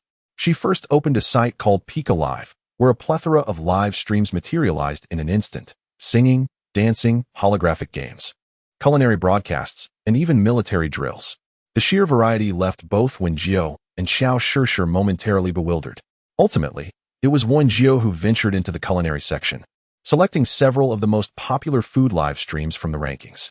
Whether the displayed popularity was genuine remained uncertain. The most frequented culinary stream boasted an astonishing viewership of billions. In this era of rapid technological advancement, holographic imagery made it seem as if the host were cooking right before their eyes, and viewers could even experience the aromas wafting through the air. Should the host enable a tasting feature, one could pay a fee to savor the dishes prepared by the streamer. Wen Jiu casually clicked into one culinary live stream, and upon entering, the holographic display of Xiao Shishir's smart bracelet dramatically expanded. It felt as though they were transported into the scene, witnessing an enthusiastic young male host, one hand gripping a spiny fish and the other holding half a lamb chop. His demeanor was plump and jovial, a radiant smile adorning his face. Welcome, my esteemed viewers, to the culinary kingdom of Huaxia. I am your host, Old Pig. No sooner had he uttered these words than a deluge of comments inundated the screen, flooding in behind him. One leaf autumn knife. What is Old Pig cooking today? I'm all set with my snacks. Cook quickly, I'm starving. Exclaimed the user known as Cocoa Sugar. Pig Brother is live again. Let us fill the screen with comments. Cheered Big Nan, the pig's offspring. Soon after, a slightly plump young man, self-identified as Pig Brother, placed fish and chicken on the cutting board, grinning as he began to explain. Today, we shall prepare a dish of crucian carp stewed with lamb soup. This is a renowned recipe from the ancient Huaxia cookbook, well known to anyone who has perused this tome in the library. However, due to species mutation, the once familiar crucian carp has now transformed into the current spiny fish, larger in size and covered in sharp spines. With diligent research, I discovered that this spiny fish is indeed what the recipe refers to as crucian carp. Wen Jiu intently observed the holographic image before her as Pig Brother skillfully wielded a chef's knife to remove the spines from the fish. Unfamiliar with the mutated species here, she contemplated visiting the library at the 3047 Academy to consult the biological compendium. After removing the spines, Pig Brother proceeded to chop the lamb ribs into smaller pieces and toss them into boiling water for blanching.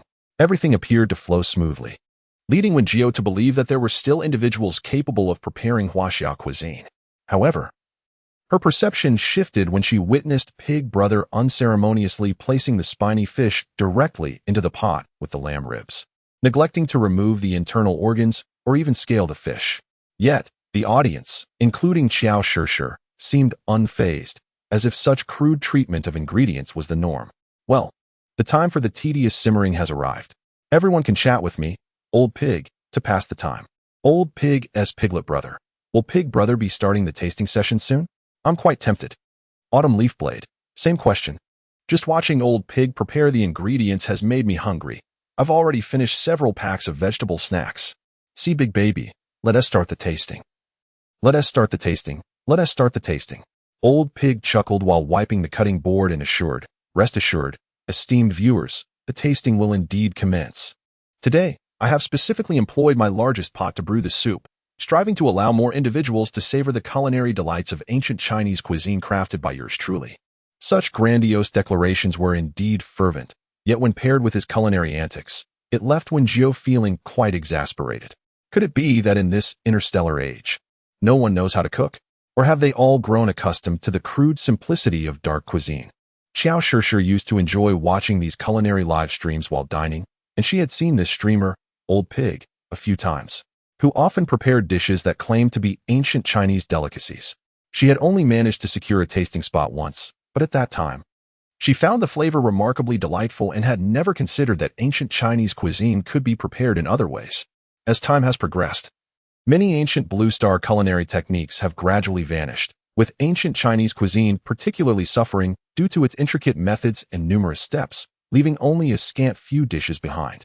The remaining recipes for ancient Chinese cuisine are mostly incomplete, yet they have been compiled into that tome titled Ancient Chinese Cookbook, leading many in the interstellar realm to mistakenly believe that the preparation of ancient Chinese cuisine is as simplistic and crude as presented therein.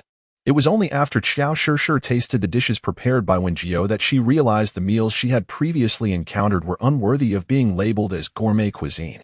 This revelation was the very reason she encouraged Wen Jiu to embark on a food live streaming venture. She firmly believed that with Wen Jiu's culinary skills, Achieving fame as a renowned food broadcaster was undoubtedly within reach. Before long, the old pig lifted the pot lid, and Wen Jiu turned her gaze toward the large cauldron simmering with a medley of bony fish and lamb chops. The contents within were hardly deserving of the term soup. A crimson froth floated upon the pale broth, and as old pig stirred with an iron ladle, Wen Jiu could discern remnants of fish scales mingling with shreds of boiled fish flesh. The aroma wafted through the air, a pungent blend of mutton's raw scent enveloping both Wen Jiu and Xiao Shi, provoking a wave of retching between them. Yet, the barrage of comments on screen fervently praised this concoction, reminiscent of swill.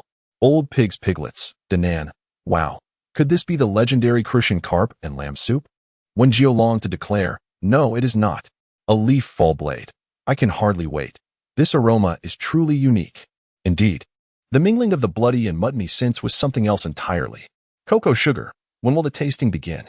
When will the tasting commence? After stirring the pot's contents, Old Pig proceeded to generously sprinkle in copious amounts of salt and monosodium glutamate, leaving Wen Jiu utterly speechless. It will be ready to serve shortly, esteemed viewers. Prepare yourselves to vie for the tasting slots. This time, we have prepared 300 spots, he announced, gesturing for his assistant to bring forth stacks of small bowls. The elder pig's piglet brother. The number of tasting slots remains exceedingly limited. When will they expand to 500? The elder pig merely smiled, cautiously lifting a spoonful of soup to present before the camera. The pungent odor intensified, a nauseating blend of blood froth and fish meat reduced to a pulp. Witnessing this, Wen Jiu and Xiao Shi could not suppress their retching. The culinary heritage of our Huaxia is truly at risk. Now, we prepare to open the tasting slots. After the elder pig's demonstration, he transferred the soup into small bowls, meticulously filling one after another. Meanwhile, Wen Jiu and her companion noticed the notification in the lower right corner of the screen, indicating that the host was about to commence the tasting slots, urging viewers to prepare themselves. They had no intention of vying for a tasting slot, if not for observing how these hosts conducted their live streams. Wen Jiu would have long since exited the broadcast to seek refuge in the restroom. Upon hearing that the elder pig's culinary live stream was about to open tasting opportunities, many viewers flocked to the stream, eagerly awaiting their chance. Soon, the excitement in the live room surged dramatically. Wen Jiu and Xiao Shi could only hear the countdown from the system, and with the final second announced, 300 tasting slots were snatched up in an instant. A leaf autumn knife. I didn't manage to grab one. How are your reflexes so swift? Seedling baby, I got one. Elder pig, please commence the tasting. I can hardly wait. The elder pig's piglet brother. Another day of not securing a tasting slot. It is utterly torturous. Due to regulations imposed by the live streaming platform, the tasting slots are non-transferable, leading those fortunate enough to secure a spot to boast in the chat, while the majority who missed out fervently request additional slots. The chef, Lao Zhu, worked with remarkable speed, swiftly preparing 300 bowls of soup. Meanwhile, Wen Jiu watched as the small bowls on the table vanished one by one. Seedling baby, this soup is absolutely delectable. Its vibrant color and rich flavor are unparalleled. Cocoa sugar, I concur. During my last visit to Wanhai restaurant for their 3-flavor soup, I found it far inferior to Lao Zhu's carp and lamb stew. Everything is fleeting. Lao Zhu, could you perhaps secure more tasting slots next time? I've been watching your streams for 6 months and haven't managed to get a single slot. It's truly exasperating. Subsequently, the two ventured into other high-traffic live streams, where Wen Jiu observed that the food being prepared was increasingly bizarre. It was a rare sight to see a properly fried mushroom, yet the host, unable to identify a toxic variety, tasted it, and then began to ramble nonsensically, flailing about. After this tour, Wen Jiu developed a clearer understanding of culinary live streaming. What was this if not a contest of dark cuisine? Jiu, I believe you would thrive as a food streamer. Would you consider giving it a try? But I lack the equipment for cooking live streams, Wen Jiu pondered, realizing the absence of any streaming setup. Xiao Shi replied with a smile, that's a trivial issue. We can rent the most affordable equipment from the Star Network Treasure Store. Then you can live stream your cooking adventures in the cafeteria every day. Listening to her words, Wen Jiu found this method quite feasible. Thus, he logged into his StarNet account and began to search within the gold mining store. After comparing several options, Wen Jiu opted for the establishment with the lowest price, renting a basic live streaming setup for 400 star coins per month. Subsequently, Wen Jiu registered as a streamer on Pika Live, eagerly awaiting the arrival of the live streaming equipment to commence his broadcasting the following day. After their endeavors, the two realized it was already late into the night, so they decided to retire directly to sleep without engaging in any further activities. Wen Jiu, despite having no classes in the morning, rose early to practice Tai Chi Jiu. What are you practicing? Wen Jiu looked up to see Xiao Shishir, the warm sunlight illuminating him, casting a halo-like glow around him.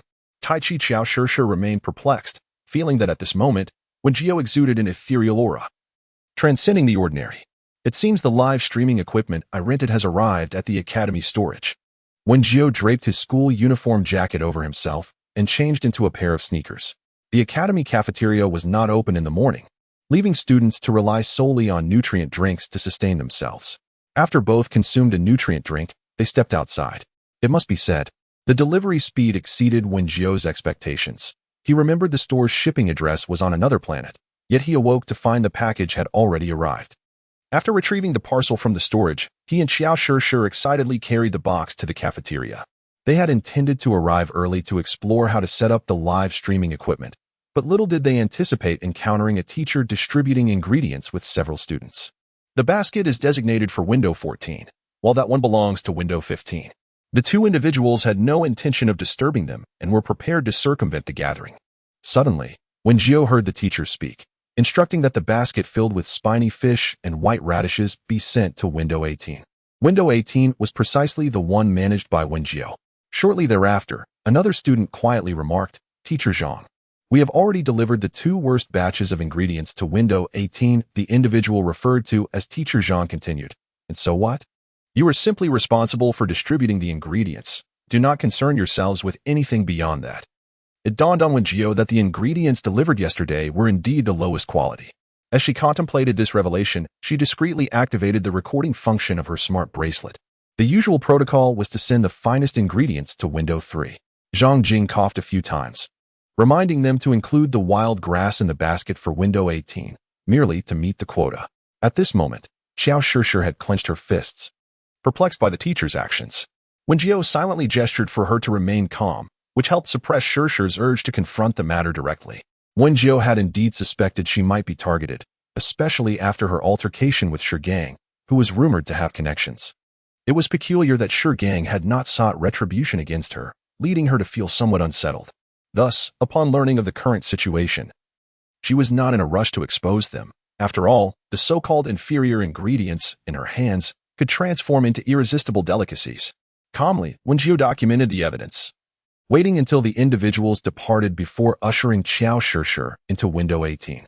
They truly have gone too far. After firmly shutting the door, Xiao Shishir began to voice her grievances. Why must we receive the most inferior ingredients? Do not be so upset. It would be detrimental to your health. Wen Jiu calmly reassured Xiao Shishir, subsequently recounting the earlier encounter with Shirgang in its entirety. The more Xiao Shishir listened, the more astonished she became. She had been unaware that Wen Jiu had even fought with that little tyrant, leaving him utterly defeated. Nevertheless, we cannot allow them to bully us. Xiao Shishir pouted, still feeling quite aggrieved. As Wen Jiu opened the parcel, she remarked, "That is only natural, but we must gather more evidence." At that moment, she also realized why the teacher responsible for distributing the ingredients had yet to accept her friend request. Evidently, they had no intention of befriending her at all. Chapter 24. Welcome to the Prosperity Live broadcast room. Upon opening the package, Wen Jiu discovered that the live broadcasting equipment was unlike what she had envisioned. There were no complicated tripods, lighting rings, or microphones. Only a small, B-shaped robot nestled within the box, accompanied by a manual. After perusing the manual, Wen Jiu realized that technology had advanced to the point where live broadcasting no longer required cumbersome equipment. The diminutive robot within the box could perform all necessary functions. She then took out the little robot and began to fiddle with it. Yet neither she nor Xiao Shishir had any prior experience with live broadcasting, and after much effort, they still could not ascertain how to power the robot on. Desperation engulfed Wen Jiu as she realized that this robot lacked even a simple switch. Sweating profusely, she became acutely aware of her own obsolescence in this era. However, Xiao Shishir was not in a much better situation. Although her home was equipped with numerous robots for household chores, she had never encountered this particular type. Consequently, Wen Jiu found herself incessantly caressing the bee robot, until her fingers grazed a circular indentation located behind its wings. Biometric information confirmed. The small robot began to flap its wings, and the antennae atop its head swayed in unison, with the tips flashing intermittently. At that moment, Wen Jiu's smart bracelet also flickered twice. Upon accessing the interface, she discovered a new icon resembling a small bee had appeared. Curiosity piqued, she clicked on the bee icon, which promptly unveiled a new interface. Following the step-by-step instructions displayed, Wen Jiu diligently inputted the necessary information and configured the live stream settings. After some time, she finally grasped the operation of this specialized live-streaming robot. The functionality was remarkably user-friendly. By simply activating the bee robot and connecting it to her smart bracelet, she could access a myriad of features. This bee robot boasted capabilities such as automatic focusing, intelligent lighting, and voice modulation. Wen Jiu deemed beauty filters unnecessary, as her purpose was to broadcast culinary delights rather than allure. Thus, upon noticing the option to obscure her face with a graphic, she promptly created an image to conceal her features. Furthermore, considering her voice sounded rather juvenile, she activated the voice modulation feature, ensuring that her speech would be automatically altered during the live stream. After completing the setup, Wen Jiu was exceedingly satisfied. Once she placed the little bee beside her, she and Xiao Shishir began to tackle the ingredients for the day. One person's nectar may be another's poison. Her teacher, who had set out to challenge her, deemed the provided ingredients to be of the lowest quality. However, Wen Jiu held a different perspective. Upon removing the basket of vegetables, she was greeted by a few spiny fish and a pile of white radishes, along with a handful of what was referred to as wild grass. Upon extracting the wild grass for closer inspection, a smile blossomed upon her face. Wasn't this just wild chrysanthemum? Once dried, it could be brewed into tea. Chrysanthemum tea is known for its benefits in nourishing the liver, enhancing vision, and alleviating heat and toxins from the body. It also aids in reducing issues such as dry hair and oral ulcers. Curious about Wen Jiu's bright demeanor, Xiao Shishir leaned closer to examine the wild grass. What is this yellow flower? Can it be eaten? In the brief time they had spent together, Xiao Shishir had already become an ardent admirer of Wen Jiu. She found Wen Jiu remarkably talented, able to transform any ingredient into a delectable dish. Thus, upon seeing the bundle of wild grass adorned with small flowers, Xiao Shishir could not help but voice her curiosity. In addition to drying it for tea, Wen Jiu pondered saving a portion for when she could gather a few more herbs to concoct elixirs.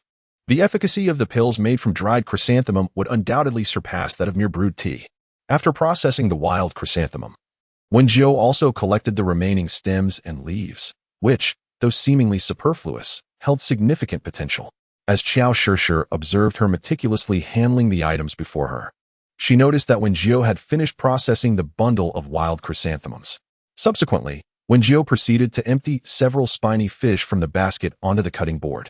These spiny fish had already been stripped of their external barbs, and Wen Jiu carefully scrutinized them, affirming that these so-called spiny fish were merely enlarged versions of crucian carp with elongated spines.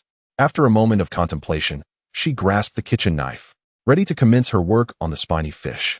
However, she quickly realized that since the live streaming equipment had been rented, she must indeed try her hand at live broadcasting. Thus, Wen Jiu set the knife aside and activated the smart ring interface to explore the intricacies of live streaming. Thankfully, the process was not overly complicated. Having registered her streaming account the previous day, all that remained was to initiate the broadcast and utilize the little bee for filming. Yet, she still needed to devise an enticing title for her live stream. Wen Jiu pondered deeply, knowing the title must be sufficiently captivating to draw viewers in. For the sake of profit, a memorable title was essential. After a brief interlude, she recalled her past experiences watching live streams in the modern world and concocted what she deemed the most alluring title: Men Silent, Women Weep. Even the elderly and children next door were left envious. What title could possibly capture more attention than one that evokes shock? Once she completed the input, she officially embarked on her live streaming journey. How could I have missed it again? Chris sat despondently before the luminous screen, tears welling in his eyes as he stared at the words indicating that the samples had all been claimed. Why have I not secured a tasting opportunity once more? He finally managed to catch the live broadcast of the renowned host, Old Pig, but the competition was simply overwhelming. It was impossible to compete, truly impossible. The culinary section was a chaotic mix of talent, where although a few hosts could create genuine culinary delights akin to Old Pig, the majority were merely floundering. stirring a hodgepodge of mediocrity. The skills exhibited by these hosts were, in Chris's eyes, an affront to the very essence of gastronomy. Regrettably, securing a tasting spot with the top-tier hosts was exceedingly difficult, prompting Chris to exit Old Pig's broadcast and seek out other culinary streams. Just as he left Old Pig's channel, a notification for a new host's live stream popped up. He initially intended to dismiss the alert, but upon reading the title, he was compelled to stay. Men silent, women in tears, even the elderly and children next door were left drooling after watching. He vaguely recalled that the last newcomer with such a provocative title had been criticized for clickbait and had not streamed for over a month. After all, not everyone could successfully wield such sensationalist titles. Nevertheless, curiosity piqued, Chris clicked to enter the stream, and the holographic projection transformed instantaneously, presenting an image that left him utterly speechless. What was that enormous, weeping cat head adorning the host's face? Having watched numerous live streams, Chris was aware that many hosts preferred to obscure their faces, yet they typically opted for standard images provided by the system or created whimsical, cartoonish avatars. This enormous, tearful cat head was truly a shock to Chris, especially as the host behind it seemed rather inexperienced in the art of broadcasting. The other party remained entirely oblivious to the audience that had entered the live stream, continuing to attend to the tasks at hand. Upon closer inspection, Chris observed that the host was petite, adorned in an apron that was conspicuously ill-fitting for her frame. This sight plunged him into deep contemplation. Moments later, he tapped on the luminous screen and sent a barrage of comments. Is the host a child laborer coerced into this pitiful display? I can assist in contacting the Federal Minor Protection Agency. Ding. A notification chimed, indicating that a viewer had entered the live stream. It was only a few minutes after Chris's arrival that Wen Jiu received the system alert. Unfortunately, the modestly rendered equipment she was using was of the most economical variety, leading to a delay in responsiveness. Consequently, Wen Jiu opened the live stream interface and adjusted the settings to view the comments, immediately spotting Chris's message. Was she really a child laborer forced into this? Utterly baffled, she acknowledged that while she was indeed underage, she was certainly not compelled to engage in this for pity. Wen Jiu promptly addressed the camera lens of her modest equipment, saying, "Welcome, Chris wants 5 bowls, to the live stream. I am your host, wishing you prosperity. If you enjoy the content, please remember to follow." She felt no shame in her chosen title as a host, delivering her lines with fluidity that left Xiao Shishir momentarily speechless. However, Xiao Shishir remained unaware that Wen Jiu's adeptness in live streaming stemmed from her experiences watching similar broadcasts on contemporary platforms. Upon hearing Wen Jiu's articulate and resonant voice, Chris fell silent once more, recognizing that she was unmistakably not a minor. It appears that this streamer is a rather unfortunate middle-aged individual. With such thoughts, Chris felt a pang of sympathy. His intention to exit the live stream was momentarily set aside as he patiently continued to watch Wen Jiu's broadcast. Chris wants to eat 5 bowls, someone commented, questioning what culinary delight the streamer was about to prepare, as it seemed that a spiny fish lay upon the chopping board. Wen Jiu confidently lifted a spiny fish, presenting it to the camera, while the distant cameraman, affectionately dubbed Little B, zoomed in for a closer shot. Today, he would treat the audience to a delightful dish, spiny fish braised in an iron pot. After the presentation, Wen Jiu set the spiny fish aside and grasped the chef's knife. With deft precision, he first removed the fish's entrails, then skillfully scaled it, and finally, executed a flawless deboning technique. Chris could only watch in awe as Wen Jiu, with swift movements, meticulously extracted the tiny bones from the spiny fish within mere seconds. However, the main fish skeleton remained intact. Before Chris could voice his confusion, a second viewer, who had seemingly joined unnoticed, sent a message in the chat. Nangwa Dogwan, the streamer's method differs from others, but why only remove the small bones? While pouring oil into the iron pot, Wen Jiu explained, using a spiny fish with the primary bones intact for the soup enhances its flavor. Nangwa Dogwan inquired again, then why only remove the small spines? To avoid choking, my dear. Wen Jiu's voice softened slightly, yet, due to the voice changer, it carried an inexplicable maternal warmth. The spiny fish, unlike the modern crucian carp, possessed an abundance of spines but retained minimal fishy odor, rendering it almost unnecessary to remove any additional scent. As the oil reached a suitable temperature, Wen Jiu placed the meticulously prepared, spiny fish into the pan, frying them until they achieved a golden hue on both sides. The enticing aroma of the sizzling oil mingled with the sound of the frying, reaching the sensors of the little bees and enveloping each viewer of the live broadcast. Chris, catching a whiff of the delicate fragrance, felt an inexplicable pang of hunger and promptly retrieved a pack of chicken breast slices to indulge in. After frying the fish to perfection, Wen Jiu transferred them into another pot filled with boiling water to commence the braising process. "What is the host making? Is covering the pot all there is to it?" inquired a viewer. "It's a cast iron pot braising fish," replied Wen Jiu, who then fetched 2 white radishes. After washing and peeling them, he sliced them into fine, uniform strands, each translucent and evenly sized. Several viewers in the live stream were astounded by this culinary display. Although modern kitchen robots can achieve such precision, they remain mere machines. Despite having watched numerous cooking broadcasts, they had never before witnessed a human wielding a knife with such skill. "Has this been practiced?" one viewer asked. "Is the host a robot?" Another chimed in. "Indeed, it has been practiced. I am unequivocally a living person." Wen Jiu responded. "Why are there potatoes again?" "Old Wong next door is also making potatoes," a viewer commented. "It's not potatoes. The host said they would prepare cast iron pot braised fish," another corrected. Estimating that the time was ripe, Wen Jiu added the previously sliced white radish strands into the pot. The moment she lifted the lid, an irresistible aroma wafted through the air, causing those who intended to leave the live stream to reconsider their decision. "Chris wants to eat 5 bowls," he exclaimed, captivated by the enticing fragrance that seemed to tug at his very soul, making his mouth water. He had previously witnessed several streamers preparing thorny fish in water, yet none had produced a broth as alluring as this one. Moreover, he had clearly observed that the color of this fish soup was a milky white, strikingly different from the blood-stained broths of others. Could it be that this was the treasure of a streamer he had long been searching for? Chris was now impatiently yearning to secure a taste-testing spot, and the other viewers shared his enthusiasm. Big Pumpkin chimed in. "It smells so good. When will it be ready?" Brother Monkey questioned.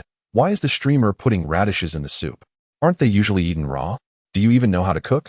However, Wen Jiu merely smiled, waiting for a moment before lifting the lid once more to add a pinch of salt and pepper for seasoning. Even before they could savor the flavor, the steaming, rich aroma was enough to awaken their appetites. The camera zoomed in again, capturing a close-up of the fish soup. Its milky white clarity, devoid of any greasiness, exuded an enticing fragrance that made viewers inhale deeply, yearning for more of its delightful scent. The previously sparse barrage of comments suddenly surged, dozens of messages scrolling across Wen Jiu's screen. "When will the taste testing begin, streamer?" Chris inquired eagerly. "Ding dong 20. I can't wait any longer. Let us start the tasting, host." "Brother Monkey, it smells quite good. I wonder what the taste is like." The individual known as Brother Monkey is also a citizen from the intermediate planet, Wuhashing. Unlike ordinary people like Chris, he is a somewhat renowned and discerning gourmet. As a food connoisseur, it is his duty to seek out and critique culinary delights. Today, as he regularly does, he entered the food section of the Baika live streaming platform, eager to see what familiar hosts had to offer. However, to his dismay, all of them were preparing potato dishes, which he detests the most. Consequently, he began to search for other live streams. Initially, upon stumbling upon the stream titled The Silent Cry of Men, even the elderly and children next door are drooling, he found it amusing. Who could possibly create such exaggerated culinary feats? Yet, he soon realized he might have underestimated the situation, as the tantalizing aroma wafting through the air was becoming increasingly irresistible. "Brother Monkey, when will the host begin the tasting?" However, Gongshi Fa merely chuckled and replied, "I'm sorry, we cannot commence the tasting."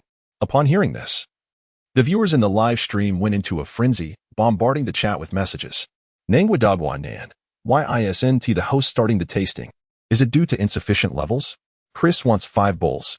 Even a 1-star host can begin a tasting. There are 10 spots available. Brother Monkey, why is it not starting? These dishes are designated for the students. She cannot take them for her own use." With a hint of regret, Wen Jiu smiled, though no one could perceive her expression. All that the onlookers could see was a large, tearful cat face, lamenting, "I apologize for not mentioning that I work in the cafeteria. These ingredients are intended for the students and teachers." Upon her words, the barrage of comments fell silent for a moment before once again erupting. "Ding dong 20. Which cafeteria is congratulations on wealthiest? Chris wants to eat 5 bowls. A cafeteria?" Chris was once again taken aback, but upon reflection, considering the petite frame of the streamer, it seemed reasonable that she might be a struggling individual. Thus, it made sense for her to host a live stream while working in the cafeteria to earn a little extra money to support herself. No wonder her username was congratulations on wealth. it was evident she was in need of funds. This realization further moved Chris by Wen Jiu's indomitable spirit, prompting him to swiftly send a reward, gifting the streamer named congratulations on wealth with tokens of appreciation. User Chris wants to eat 5 bowls gifted streamer congratulations on wealth 5 little hearts. However, Wen Jiu remained oblivious to Chris's thoughts, as she cheerfully inputted the day's menu onto the ordering board outside. After receiving the reward notification, she exclaimed, "Thank you, Chris, for the little hearts." For those who haven't followed yet, please do consider hitting that follow button. At this moment, mealtime at the cafeteria commenced, and the students once again staged a scene reminiscent of a marathon, many rushing towards window 18. "Hey, what is today's fish soup dumpling about?" "Potato, potato. I adore the heavenly sweet potato dumplings, 2 servings with extra spice and no scallions." Xiao Shishir had long been prepared to receive guests, cheerfully leaning against the window as she explained, "These are dumplings in broth, with more soup than the previous ones you sampled, which were filled with shepherd's purse." The words of the speaker resonated like music, and irrespective of their understanding, the crowd eagerly placed their orders for the fish soup dumplings. Meanwhile, Wen Jiu took action once more, carefully placing the leftover shepherd's purse dumplings into the simmering fish broth. The fragrant aroma wafting through the air left the viewers of the live stream utterly tantalized. "Pumpkin Big Melon, is the host really not going to offer a tasting? I am so eager to savor the flavor of that soup. Brother Monkey, is this a strategy of hunger marketing?" Brother Monkey began to suspect that this congratulations and prosperity might be a marketing ploy orchestrated by some restaurant, as such scenarios were not unheard of. A culinary live stream that refrains from tastings, only to serve advertisements urging hungry patrons to visit a certain restaurant on a distant planet. Initially excited about discovering delightful cuisine, Brother Monkey's mood soured, and he nearly considered reporting the stream. However, in the next moment, Wen Jiu indicated to her assistant to pivot the camera for a sweeping view. "I am indeed working in the cafeteria, and I cannot present these ingredients for you to taste." As she lifted the translucent, glistening dumplings from the broth, she glanced at the comments, assuring them that once she had sufficient funds to purchase ingredients, she would certainly offer tastings. "So please follow me to avoid getting lost. You never know when you might get a chance to indulge." With that, she showcased the bowl brimming with milky white fish soup enveloping the dumplings, shaped like ingots. Every audience member, tantalized yet unable to partake, could hardly suppress their saliva. Even the discerning elder monkey had to concede that the presentation of the fish soup dumplings was exquisite. What these spectators remained oblivious to, however, was that greater torment awaited them. The students obediently formed a line, carrying away bowl after bowl of dumplings, while Xiao Shishir spotted the little boy from yesterday among the crowd. "Ah, it's you. What would you like to eat?" Fei Qingyu, though reluctant to admit it, found himself craving the culinary delights crafted by Wen Jiu. Thus, with an air of arrogance, he lifted his chin and declared, "1 bowl of fish soup dumplings. And make it quick. If it takes too long, I shan't eat." "What else with the bravado? If you don't want it, let us have it." Another voice chimed in. "Exactly. The chef should listen to me. If he is unwilling to serve you, then don't sell to him." Fei Qingyu shot a glare at the person behind him, but he was merely a 12-year-old boy, resembling a little rabbit, and despite his attempts to appear fierce, he could not intimidate anyone. Still, Xiao Shishir, with her radiant smile, handed him the bowl, saying, "Stop your chattering and enjoy your meal." Why was this seemingly adorable little girl just as irksome as Wen Jiu? With a pout, Fei Qingyu accepted the bowl and searched for a vacant seat. He scooped up a spoonful, blowing gently on it before cautiously tasting the fish soup. In an instant, he was captivated by its exquisite flavor. The fresh taste of the fish, harmoniously intertwined with the sweetness of the radish, left him salivating and unable to resist gulping down spoonful after spoonful. Fei Qingyu felt as though his mouth was filled with an exquisite essence, making him want to swallow his very tongue along with it. It was only when his spoon made a resounding clink at the bottom of the bowl that he realized he had consumed an entire bowl of fish soup. Yet, his motions did not falter. He hastily began to savor the remaining shepherd's purse dumplings nestled within the bowl. The dumplings, with their elastic dough and sweet, succulent filling, were now elevated by the rich, fragrant fish broth. He felt as if he were soaring through the ocean, weightless and euphoric. For reasons unknown, Fei Qingyu sensed that the weariness that had enveloped him seemed to be soothed by the clear, refreshing essence, revitalizing his spirits considerably after several days of fatigue. Beside him, the devoted fans at window 18, Wang Dalong and Li Erpeo, were equally immersed in their soup. Wang Dalong, notorious for his ravenous eating habits, could hardly contain himself upon seeing the steaming fish soup, hastily taking a sip. The broth was still scalding hot, and he felt his tongue slightly singed. However, the intense, savory aroma compelled him to endure the heat, and once the soup cooled slightly, he swallowed it down. Wang Dalong quickly finished the soup, yet still felt a lingering desire for more. The viewers watching the live stream were indignant, flooding the comments with their grievances. Among them, Chris and Brother Monkey stood out with particularly expressive reactions. Upon realizing that Wen Jiu lacked the funds to purchase additional ingredients for tasting, the two individuals took the initiative to reward him. User Chris wants 5 bowls gifted the host 10 little hearts as a token of good fortune, while Brother Monkey presented a bouquet of flowers to wish for prosperity. It must be said that the allure of food is boundless. Following their lead, several other viewers with a bit of spare change also contributed small gifts to the host. The newcomers who had just entered the live stream were left utterly bewildered. Isn't this supposed to be a food live stream? Why does it look like students are merely eating? Inquired a Big Wolf 33. I also want to ask. I entered through the cooking tag, but this seems more like an eating broadcast, remarked going up the mountain to hunt tigers. It was only then that the new viewers noticed the enormous, tearful cat face, its eyes misty with tears yet its mouth adorned with a smile, an oddly eerie sight. Is this a supernatural live stream? Question going up the mountain to hunt tigers again. Rest assured, this is indeed the food section, reassured Chris, the first to tune into the live stream, embodying the essence of a devoted fan. One by one, others chimed in with comments affirming that they had indeed entered the correct food zone. Coincidentally, a classmate ordered a dish of sweet potato, and the audience beheld Wen Jiu delicately retrieving a batch of intricately curved potato strips from the water. I don't understand. Is cutting potatoes like this and then putting them in water some new culinary trend? Asked a Big Wolf 33.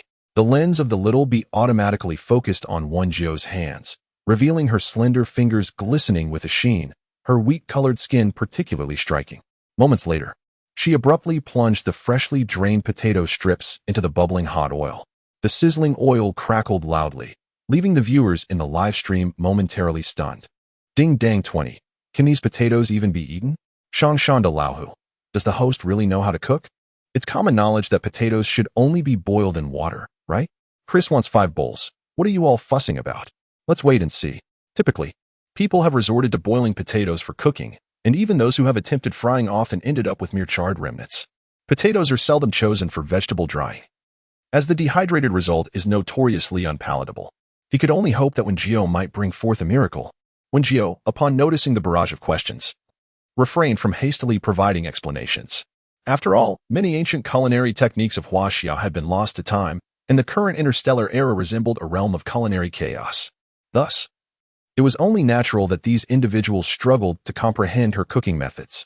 Yet, she was genuinely astonished that even in this advanced age of interstellar technology, the only method for preparing a potato seemed to be boiling. As the potato strips transitioned from a pale yellow to a vibrant golden hue, Wen Jiu finally retrieved them from the oil, draining the excess before transferring them into a large bowl. With practiced ease, she added salt, monosodium glutamate, vinegar, sugar, and other seasonings, prompting yet another wave of excited comments from the audience. The comments reflect a mix of opinions on the culinary skills showcased during the live stream. One user expresses disbelief at the excessive use of spices, labeling it as dark cuisine, while another defends the innovation of new food methods, recalling a previous attempt by another streamer to grill potatoes. A third comment highlights that the failure of the potato dish was well known, and criticizes the comparison between novice and established streamers as unfair. One particularly sharp-tongued commenter questions the purpose of watching lesser-known streamers, suggesting they find more productive activities. Amidst this, the main host remains serene, although her expression is obscured from the audience. Her cat-like visage, once smiling, now appears sorrowful, evoking sympathy and quieting the would-be critics.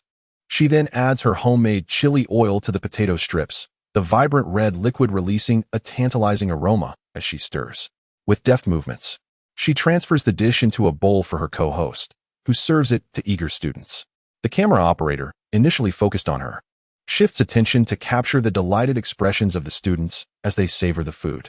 The audience gazed at the students, each one wearing a beaming smile as they savored their meals. The enticing aromas wafting through the air served as a reminder that the dishes were indeed delectable. Those who had previously mocked were now silent, instead inundating the chat with requests for Wen Jiu to commence a tasting session. Will I make it in time for the tasting? Is the host not going to start the tasting? Surely the Haven tea used any artificial flavor enhancers? However, such inquiries were destined to lead to disappointment. Wen Jiu's tone remained gentle, yet her words were frosty, due to personal reasons. A tasting would not be initiated at this time, and those eager for a taste could visit the channel of a more prominent host. The individual known as Glass Shards was reminded to follow the channel for notifications when the tasting begins. The stark contrast in Wen Jiu's responses incensed the user climbing the mountain to hunt tigers, who was about to post a rebuttal when he was met with a notification informing him that he had been blocked by the host. Congratulations and prosperity, rendering him unable to comment further. This only fueled his frustration, prompting him to exit the stream and seek solace in another host channel. Yet, no matter how he tried to enjoy his once-beloved food streamers, he could not recapture the mouth-watering sensations he had experienced in the congratulations and prosperity stream. He even ventured into the realm of a top culinary host, only to find that Old Wong next door was preparing nothing more than bland boiled potatoes. Viewing the palate, mushy tubers left him devoid of appetite, even feeling a twinge of nausea. Just then, the camera panned back to Wen Jiu, who was skillfully chopping an unknown wild herb on her cutting board. She explained while she sliced. Currently, she was preparing scrambled eggs with tune sprouts. First, we finely chopped the tune sprouts, then beat 2 eggs and mixed them together. Occasionally, comments fluttered across the screen, and the popularity of Wen Jiu's live stream had surged to 200, indicating that at least 100 viewers were engaged. Ding dang 20. So this is called tune sprouts. There's a tree like this near my home, and every spring it emits a peculiar fragrance. Upon seeing this comment, Wen Jiu spoke again. The ones harvested like this are indeed called tune sprouts. The tree you have nearby is likely a Chinese tune tree. The Chinese tune prefers sunlight and warmth, and it thrives in moist, fertile soil, typically found by riversides or around courtyards. 1. The bark is rough and dark brown, shedding in flakes. 1. Moreover, Chinese tune is rich in calcium, phosphorus, potassium, and sodium, boasting benefits such as nourishing the kidneys, promoting hair growth, alleviating inflammation, stopping bleeding, relieving pain, regulating qi and blood, and strengthening the stomach. 1. This piqued the curiosity of the audience, who felt they were not only watching a culinary live stream, but also acquiring a wealth of knowledge. Ding dang 20. Sister Fa Kai knows so much. Is she a part-time teacher at an academy? Pumpkin Big Melon. I feel that Sister Fa Kai explains things better than our academy's teachers. I wonder which academy she belongs to. Chris wants 5 bowls. Sister Fa Kai is actually a teacher? Previously, everyone simply referred to Wen Jiu as the host. It was unclear who initiated the comment calling her Sister Fa Kai, but now everyone had followed suit, adopting this new name. Wen Jiu, feeling too lazy to correct them, decided to let them call her whatever they pleased. Subsequently, she combined the finely chopped sprout buds with the egg mixture, deftly twirling her chopsticks in the bowl, producing a continuous clattering sound. 1, 2, 3, 4, 5. Eggs are typically boiled, right? Is the host intentionally creating chaos to boost viewership? The individual who had previously been blocked, having entered the live stream with a secondary account, could not resist chiming in. Chris wants 5 bowls. Since you are so articulate, why not host a live cooking session yourself? Brother Monkey, I'm in stitches. Didn't you see how delicious the food Fa Kai Jia prepared looked? Although we haven't tasted it. Just the presentation indicates her culinary skills are commendable. In truth, Brother Monkey had no intention of defending Wen Jiu. He merely believed that, as a connoisseur of food, he should have the first say, rather than a random low-level account that had seemingly appeared from nowhere. Meanwhile, Wen Jiu showcased her adeptness in tossing the eggs, filling the air with a delightful aroma. Sister, what is the chef inside preparing? It smells so good. The students waiting outside the window for their dishes suddenly caught a whiff of the enticing scent, curiously peering in as they leaned against the window. Xiao Shishir did not mind that this senior referred to her, a junior, as sister, and simply smiled as she greeted him. Limited supply, 30 star coins per serving. Upon hearing this, the students outside immediately and discreetly transferred 30 star coins to the payment account of Window 18. As soon as the freshly cooked dish of tender sprout stir-fried eggs was placed in Wen Jiu's hands, he took the opportunity to advise Xiao Shishir to prevent any misunderstandings. Today, we have an event at Window 18. Any fortunate student selected will be able to purchase a special dish for just 30 star coins. The moment Xiao Shishir's words fell, The students still queuing behind her became instantly agitated, all hoping to be that lucky one. Unfortunately, the tender sprouts were scarce.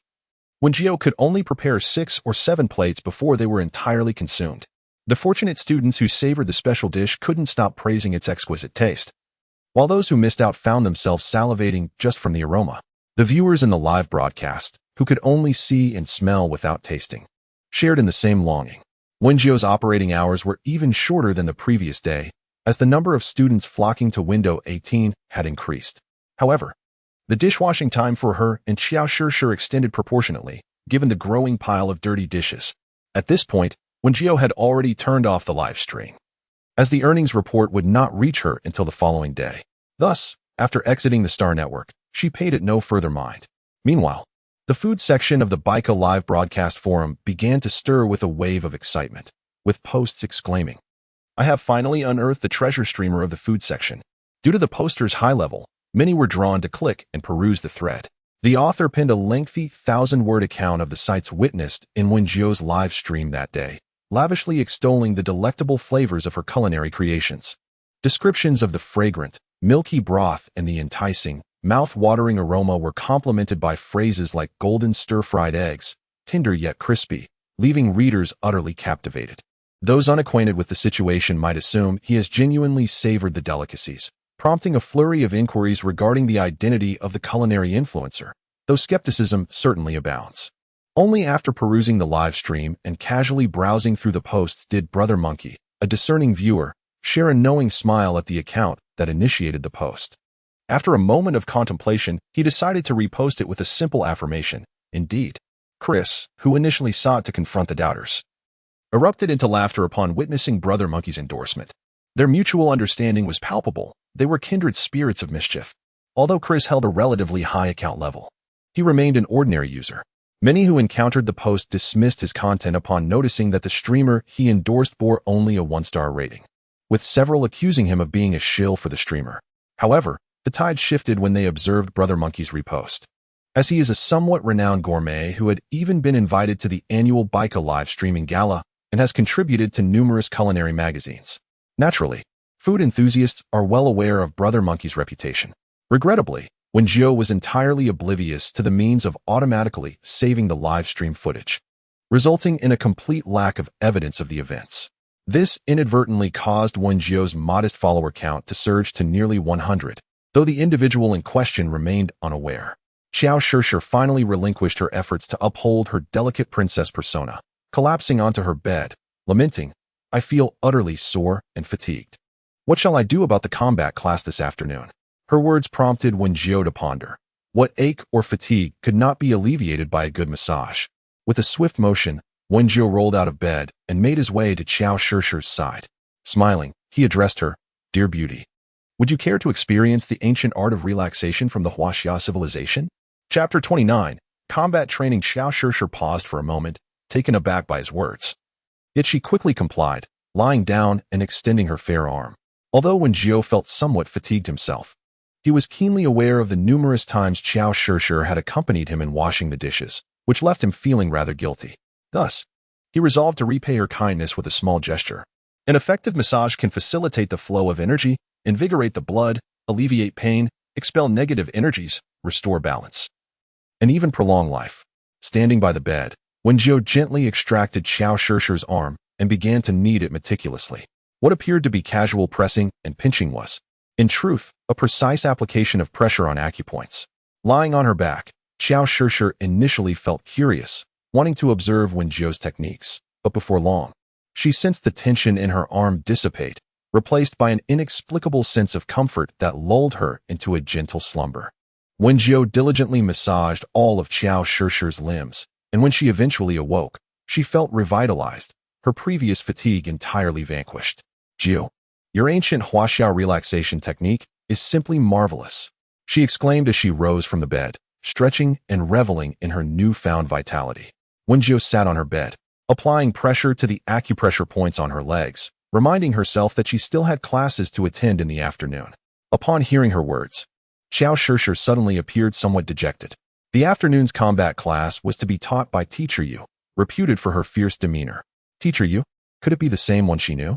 Wasn't it a good thing to be formidable in combat? Wen Jiu pondered, realizing that such a temperament was essential for effectively imparting martial arts skills. It was a rare occasion for her and Xiao Shishir to attend class together, and they made their way to the training ground beneath the combat platform. The platform occupied a vast expanse, its vibrant red hue strikingly conspicuous. At both the far left and right ends of the platform stood several weapon racks, showcasing an array of firearms, swords, and bows, among other armaments. Unlike during previous classes, Yurumin was already positioned on the combat platform, awaiting the arrival of her students. With her enchanting features, she possessed an air of cold authority. Her form accentuated by a snug black outfit that highlighted her graceful silhouette, yet none dared to underestimate this captivating beauty. Wen Jiu and Xiao Shishir arrived not too early. By that time, over 10 students were already standing obediently on the platform's ground. The two hurried to join the line. Noticing Wen Jiu's arrival, Yurumin's crimson lips curled into a subtle, enchanting smile. It seemed that Wen Jiu sensed someone watching her, and upon lifting her gaze, she beheld the radiant smile of Yurumin. Perhaps due to Yurumin's notorious fiery temperament, all the students had assembled well before the class bell rang.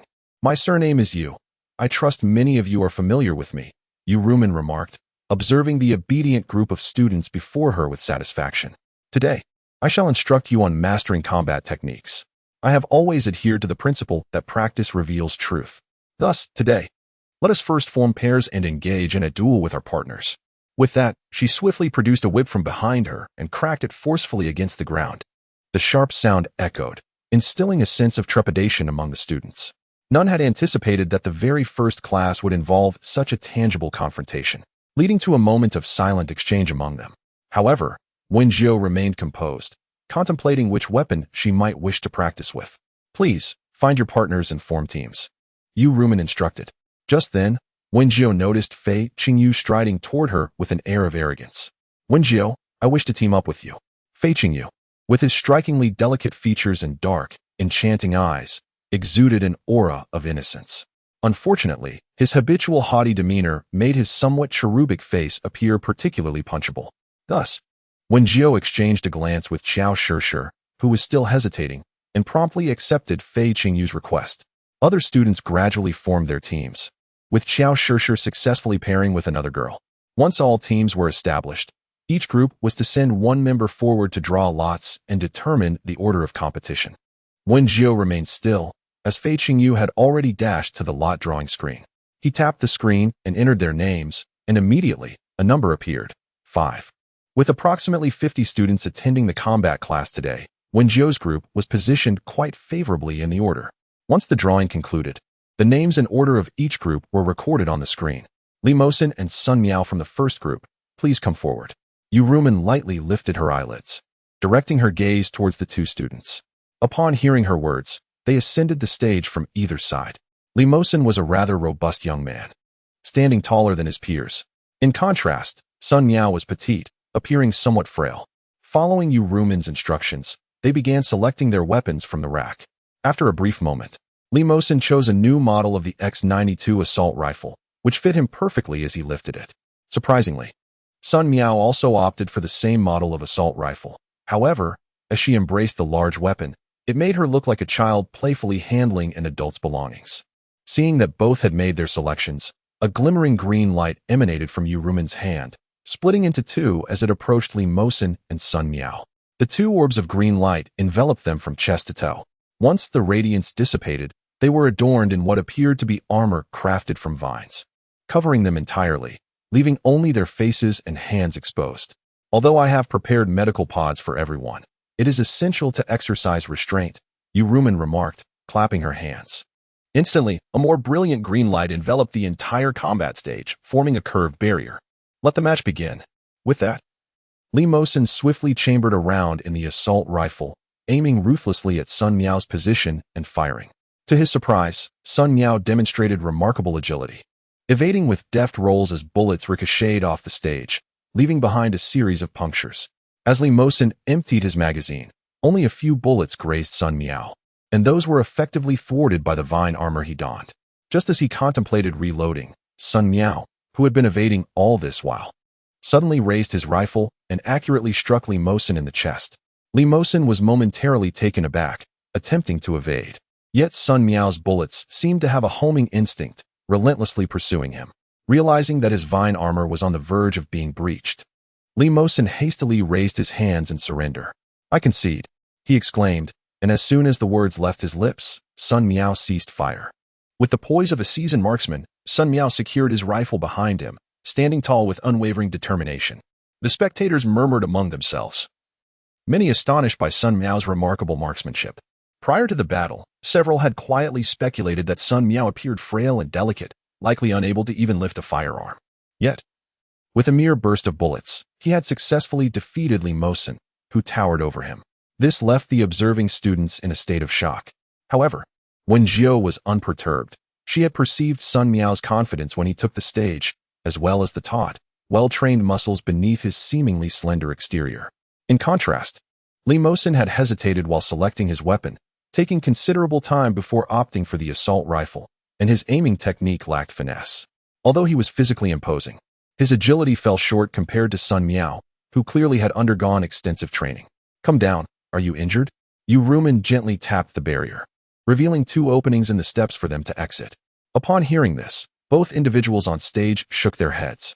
Only after Yu Rumen removed the vine armor from them and confirmed their well-being did she announce the entrance of the second group of students. Wen Jiu stood below the stage, intently observing her classmates' combat techniques. She noted that most students here had, to varying degrees, practiced martial arts and were adept at wielding weapons. Therefore, she focused her attention on their movements, eager to absorb as much knowledge as possible.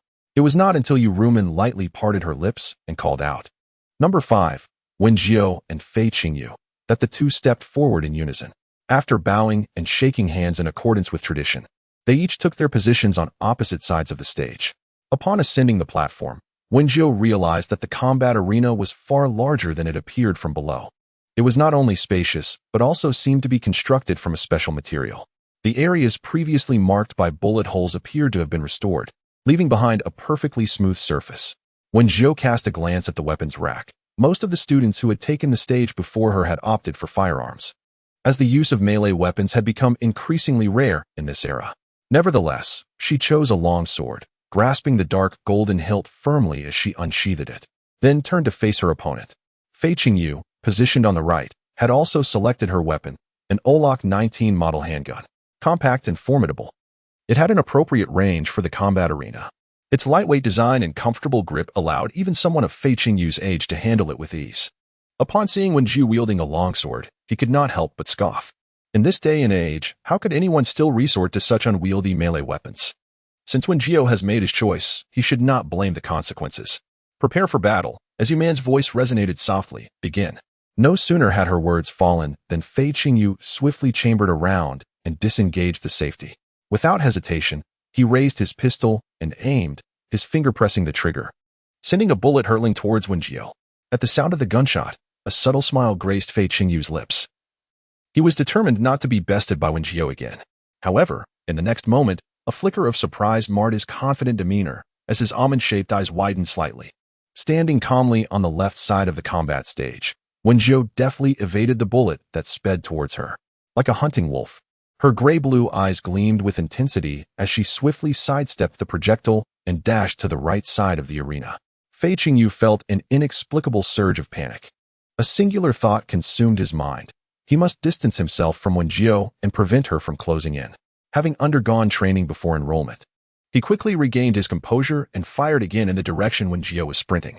Yet, her speed eclipsed that of his bullet, with only a single round grazing her arm. Fortunately, the protective vine armor she wore rendered the bullet harmless. Nerves taut, Fei Qingyu retreated rapidly in an attempt to increase the distance between them while deftly reloading his magazine. Although he believed that Wen Jiu could only attack once she was close, he dared not let his guard down. Meanwhile, Wen Jiu resembled a cat toying with a mouse, her gaze fixed unwaveringly on Fei Qingyu, a smile gradually emerging on her lips. Bang bang. Fei Qingyu swiftly reloaded her magazine and fired several shots at Wen Jiu, who was merely 10 meters away. The spectators below were taken aback. At such a close range, it seemed inevitable that those shots would find their mark. With her right hand gripping the sword, she raised it high and brought it down with a forceful slash. Just as the tip of the sword brushed the ground, she gracefully performed a flourish, then seamlessly pivoted to unleash a horizontal strike, releasing a blade of energy as swift as lightning. In an instant, the bullets hurtling towards her were intercepted and cleaved in two by that formidable energy, plummeting to the earth. Fei Qingyu stood frozen in astonishment, having never witnessed such a technique before.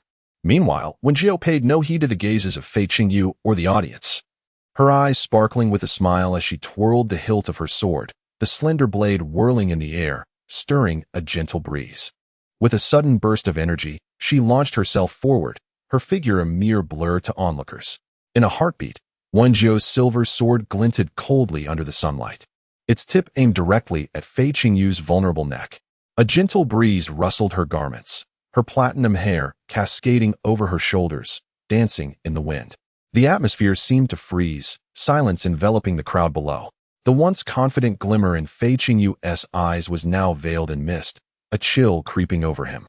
Despite the protective vine armor encasing him, he felt the palpable aura of death emanating from Wen Jiu's strike.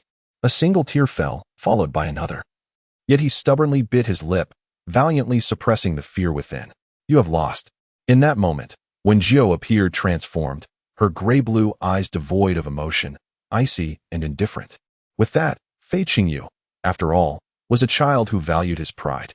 He sniffled, suppressing his tears, and shouted, "I did not concede."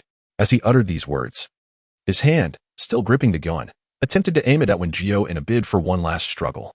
However, his intentions quickly dissipated as Wen Jiu detected his movements. Pain surged through him, causing Fei Qingyu to loosen his grip, and the pistol fell abruptly to the ground. "Fei Qingyu, you have lost," Wen Jiu stated, her tone devoid of any fluctuations, remaining utterly composed. Chapter 31. Combat Training 3. All right, that will suffice. She had previously watched recordings of Wen Jiu's bouts against Shigang and others, thus aware of her impressive combat skills. Yet she was taken aback by the coldness exhibited during the fight. It was as if she were a soulless combat automaton. This was a further blow to Fei Qingyu's already wounded pride. He slowly descended from the stage, his head bowed in dejection, shielding himself from the sympathetic gazes of others. Meanwhile, Wen Jiu maintained her indifferent demeanor, emanating a chilling aura that seemed to repel anyone who approached. "Wow, Jiu, your fighting skills are truly remarkable," Xiao Shishir exclaimed as she pushed through the crowd of onlookers, rushing to Wen Jiu's side. A bit anxious, she swallowed hard, contemplating that Wen Jiu might still be recovering from the recent battle. Thus, she entwined her slender arm with Wen Jiu's and began to chatter about her plans for the upcoming match against her teammates. As her words flowed, Wen Jiu gradually returned to her usual lively and enchanting self. "I believe you might consider trying close combat with a dagger," Wen Jiu suggested softly. However, Xiao Shishir's team was scheduled to fight later, and she would have to wait for the preceding matches to conclude before her turn arrived. Thus, the two sat on the ground like their fellow classmates, awaiting the conclusion of the duel on stage. As Xiao Shishir observed that Wen Jiu was no longer as indifferent as before, she felt a sense of relief and began to focus on the other battles. However, beneath Wen Jiu's outward smile lay a tempest of confusion. Having trained in swordsmanship for many years, she had always enjoyed harmonious sparring sessions with her seniors, never having approached the brink of losing control as she did today. When the bullet fired by Fei Qingyu whizzed past her, an inexplicable urge to eliminate her opponent surged within her. Moreover, as the battle extended, this inclination gradually began to overshadow her rationality. Thus, when she directed her sword toward Fei Qingyu, she was genuinely tempted to kill. Had her blade advanced even a fraction further, it would have pierced the vine-like armor at her opponent's neck. Fortunately, she regained her composure just in time to avert a catastrophe. Even if Fei Qingyu was a somewhat arrogant little brat, she would never entertain the notion of taking his life without cause. Match number 10 featured Xiao Shishir against Mina Hearn. Upon being called by Yuruman, Xiao Shishir swiftly stepped forward. Her opponent was a petite girl with golden hair and blue eyes. In terms of appearance, the two were quite similar, resulting in little discussion among the spectators. Wen Jiu extracted herself from her myriad thoughts, donning a smile as she gestured encouragement to Xiao Shishir, who was about to take the stage. Naturally, Xiao Shishir noticed Wen Jiu's supportive gesture, instantly boosting her confidence. The two then selected their weapons from the rack and prepared for battle. To the astonishment of the students in attendance, both Xiao Shishir and Mina Hearn chose to wield close combat melee weapons. Xiao Shishir opted for a short dagger, while Mina Hearn selected a battle axe. Given their strikingly sweet appearances, one would scarcely expect them to be proficient in such formidable instruments. However, as Yuruman declared the commencement of battle, both women surged forward like arrows released from a bow, charging towards the center of the combat stage. The clash of their weapons rang out, a crisp and melodious sound as the dagger met the axe. Seizing the fleeting moment while Mina raised her battle axe for a downward strike, Xiao Shishir leaped into action, landing deftly behind her opponent. In an instant, Xiao Shishir's arm encircled Mina Hearn, the dagger pressing firmly against her neck. "I concede," Mina Hearn uttered, and upon hearing her words, Xiao Shishir released her grip. The two embraced amicably before turning to exit the stage. "Was my combat skill commendable?" Xiao Shishir inquired, her spirits buoyed after the victory, as she skipped joyfully to join Wen Jiu. "Indeed, it was quite impressive," Wen Jiu replied, astonished by Xiao Shishir's unexpected prowess in combat. "How long have you been training?" Wen Jiu nodded, noticing the hint of sorrow in Xiao Shishir's eyes. Yet, with so many onlookers, she felt it inappropriate to pose the question at that moment. The two resumed their attentive observation of the other students' bouts until the class concluded. Once Yuruman announced the dismissal, the multitude of students dispersed towards their respective destinations. Naturally, Wen Jiu and Xiao Shishir strolled leisurely in the direction of the cafeteria. The previous shepherd's purse dumplings had sold out, and Wen Jiu contemplated transforming the menu into fish soup noodles. Having conducted a live broadcast earlier that day, she felt considerably more at ease as she resumed her streaming. Meanwhile, Chris endeavored to recreate the dish of tender shoots stir-fried with eggs that he had observed during her midday broadcast. He noted that the steps Wen Jiu employed were remarkably straightforward. Simply chop the tender shoots, mix them with egg batter, and pour the mixture into the pan for frying. Eager to try his hand at this dish, he rushed to the supermarket after Wen Jiu's stream concluded to gather the necessary ingredients. Fortunately, the supermarket boasted a comprehensive selection of vegetables, including the wild-looking plant he sought. The price of the tender shoots was surprisingly affordable, costing merely 20 star coins for a substantial bundle. Considering his hearty appetite, Chris decided to purchase 3 large bundles of tender shoots. After a considerable effort, he finally chopped the 3 bundles and placed them in a bowl, only to realize he had insufficient egg mixture. Consequently, he retrieved 7 or 8 eggs, cracked them into the bowl, and vigorously mixed until the tender shoots were thoroughly combined with the egg batter. He poured the mixture into the pan, cranked the heat to maximum, and began to stir-fry. However, the quantity of egg batter proved excessive. While the bottom solidified, the interior remained liquid. As Chris continued to stir, he grew increasingly flustered, and suddenly, a large flare of flames erupted from the pan, startling him into dropping the spatula, which was followed by a billowing cloud of thick smoke. Witnessing the flames intensifying, Chris hastily evacuated the kitchen.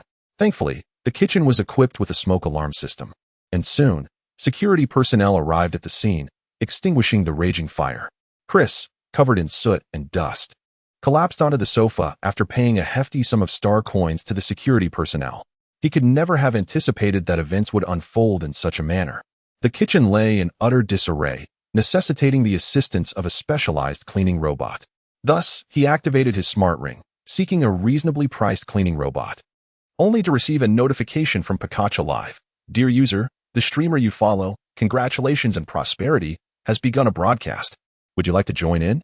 Chapter 32. Spicy and sour shredded potatoes. Wen Jiu was unaware of the turmoil Chris was experiencing. She merely noticed that he was the first viewer to enter her live stream. With a bright smile, she greeted him. "Welcome. Chris wants to eat 5 bowls. It's great to see you again." "Chris wants to eat 5 bowls, Sister Prosperity. Why did my stir-fried shepherd's purse and egg catch fire?" Wen Jiu was busy dealing with the remaining thorny fish when she glanced at the comments. "Cooking can be quite unpredictable. A moment's inattention can lead to disaster," she replied. However, upon reflection, she realized that this user, Chris wants to eat 5 bowls, must have attempted to prepare the dish privately. Typically, a single serving of stir-fried shepherd's purse and egg requires only a small amount of shepherd's purse and 2 eggs. As she spoke, she gestured with her fingers, illustrating that after mixing the chopped shepherd's purse with the egg mixture, one should fry it until the eggs set and take on a golden hue before serving. Pumpkin Big Melon. "Wah wah wah, Sister Prosperity, I failed at making stir-fried shepherd's purse and egg." She was in the midst of explaining the preparation of scrambled eggs with chives when she noticed yet another viewer who had watched the live stream earlier that afternoon, sending a comment. It was quite unexpected that these viewers would attempt to cook privately. Wen Jiu contemplated that in the future, she could elaborate on the steps while preparing some simple dishes. "Chris wants to eat 5 bowls," remarked one viewer, sharing a sentiment of camaraderie. "I also failed. Nearly caused a fire."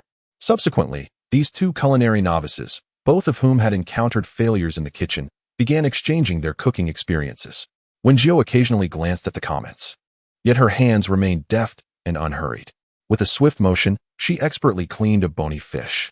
Another familiar viewer caught her attention, prompting Wen Jiu to patiently explain while holding an unprocessed bony fish. She clarified that the gills and internal organs are not nutritious for human consumption. The gills serve as a filter for the fish's respiration and are susceptible to external bacteria, often harboring significant amounts of contaminated blood and mucus. The internal organs typically retain a plethora of impurities, and once the fish perishes, bacterial growth accelerates. Therefore, it is essential to remove the gills and internal organs during the cleaning process. As she spoke, she demonstrated how to carefully remove the gills and cleanly extract the internal organs. Next, she proceeded to scrape off the fish scales, explaining that cooking the fish with the scales would adversely affect the flavor and texture, and this step was crucial for enhancing the overall dining experience. Once the fish was thoroughly processed, Wen Jiu rinsed it again. "Brother Monkey, are we still making fish soup dumplings for dinner?" Another viewer inquired. "With all due respect, why does the host's cooking seem so extravagant?" Another commented, "Banana, are there any friends from the food forum? Is the host truly as impressive as the posts suggest? It's not overly extravagant, is it?" Wen Jiu began heating the oil in the pan, feeling that the dishes she was preparing were quite simple. She wasn't making anything elaborate like dragon and phoenix or wincy tofu. "Chris wants 5 bowls. I am the original poster. And Sister Fa Kai's cooking is indeed exceptionally fragrant. You'll see for yourselves as you continue watching." Thanks to a small wave of attention from Chris's post, the audience in Wen Jiu's live stream surged from a mere dozen to nearly 100. With the increase in numbers, naturally, some discordant voices emerged. "Wen Jiu, could it be that the host has hired a group of shills? The multi-spined fish should be boiled clean, and frying it in oil is simply a waste of ingredients. I'm so hungry." Others have attempted to fry multi-spined fish before, and it was quite acceptable. Though I wonder how it will turn out when made by this host. In truth, Wen Jiu couldn't comprehend it either. It seemed that the predominant cooking method here was boiling. Regardless of the ingredient, they simply boiled a pot of hot water and tossed everything in. However, she chose to disregard their inquiries, for she believed that allowing them to savor the aroma would be far more persuasive than lengthy explanations. Now that the oil was sufficiently heated, she gently placed the multi-spined fish into the pan, frying it until it turned a golden hue. With that, Wen Jiu positioned the fish along the edge of the pan. The kitchen provided a large enough pan to accommodate 4 or 5 multi-spined fish for frying. Once they reached this stage, she was ready to pour in some clear water. Wen Jiu set aside the spatula and retrieved a large basin from behind, pouring clean water into the pot. Observing this, the barrage of comments turned critical. "Wen Jiu, I can't bear to watch. This is utter chaos. Brother Monkey, if you can't stand it, just leave. Why bother typing out complaints?" 1, 2, 3, 4, 5. Nonetheless, ISNT at others' freedom to comment. Pumpkin Big Melon. "Don't leave, everyone. Sister Fa Kai's cooking is truly delightful. Departing would mean losing this treasure of a streamer." The viewership in the live stream gradually diminished, leaving only 50 or 60 individuals still engaged. Wen Jiu maintained a composed demeanor, taking the previously prepared dough and skillfully rolling it out with a pin. Today's dish was fish soup noodles. She pondered how many viewers had tasted noodles before, and promised to create a tutorial to teach them the craft in detail if there was interest.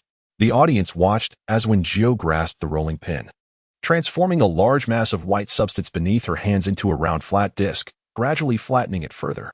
Once she deemed the thickness appropriate, she retrieved a knife, neatly folding the dough before deftly cutting it into numerous portions. "I'm so hungry. Although I have no idea what the streamer is making, it looks quite impressive. Chris wants to eat 5 bowls. Noodles? Another dish I've never tried. I wonder how it tastes."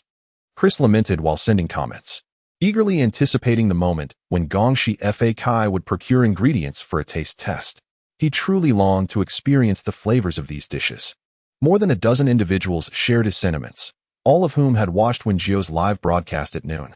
Each one yearned to savor the culinary creations prepared by Wen Jiu. After all, Merely inhaling the enticing aroma and beholding the exquisite presentation was enough to ascertain the delightful flavors that awaited. User Brother Monkey graciously gifted the host 10 bouquets of flowers. Gratitude was expressed for the 10 bouquets presented by Brother Monkey. At this moment, Wen Jiu was deftly slicing potatoes. Although her pantry was somewhat bare, substituting the silkworm potatoes with spicy and sour shredded potatoes was entirely feasible. After several days of preparing silkworm potatoes, a change in flavor was indeed in order. In addition to the fish soup noodles, she intended to craft a dish of spicy and sour shredded potatoes today.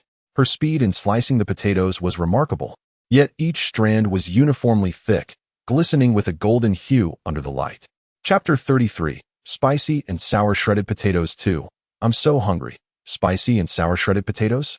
I believe I have seen other streamers prepare it before. It must be in the ancient Huaxia cookbook, right? Shattered into glass shards. Phew, I caught the stream just in time.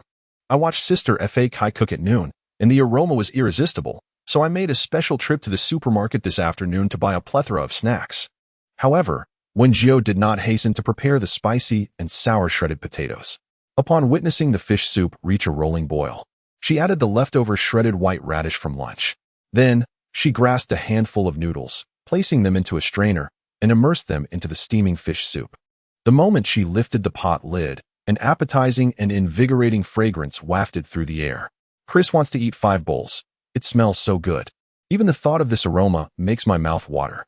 I am so hungry, I lamented, tears unexpectedly streaming from my mouth. When will the host commence the tasting session? Let us extend our congratulations to the unfortunate newcomer. Due to personal reasons, the prosperous sister is temporarily unable to initiate the tasting. Surprised? Astonished? Upon seeing the comment regarding Wen Jiu's inability to commence the tasting, a wave of question marks flooded in response. Damn, I've been duped. Whoever posted this, show yourself, and I guarantee I won't spare you. What is happening? Why isn't the tasting starting? I'm so hungry. Wen Jiu glanced at the barrage of comments, feeling an inexplicable urge to chuckle. Yet, an explanation was necessary. So she spoke up. I apologize, but I currently lack the funds to purchase additional ingredients. Hence the tasting cannot proceed. She reiterated the reasons she had explained during the afternoon, and fortunately, most viewers in the live stream were quite understanding, eagerly following along, awaiting the day when the tasting could finally commence. Having cooked the noodles to perfection, Wen Jiu drained them into a bowl, ladled a few scoops of fish broth over them, and finally sprinkled some chopped scallions on top. As she narrated her process, the diligent cameraman skillfully zoomed in on the steaming bowl of fish noodle soup. The gleaming white noodles intertwined beautifully with the creamy fish broth, while the vibrant green scallions, kissed by the steam, released a delightful aroma that mingled with the rich fragrance of the fish soup.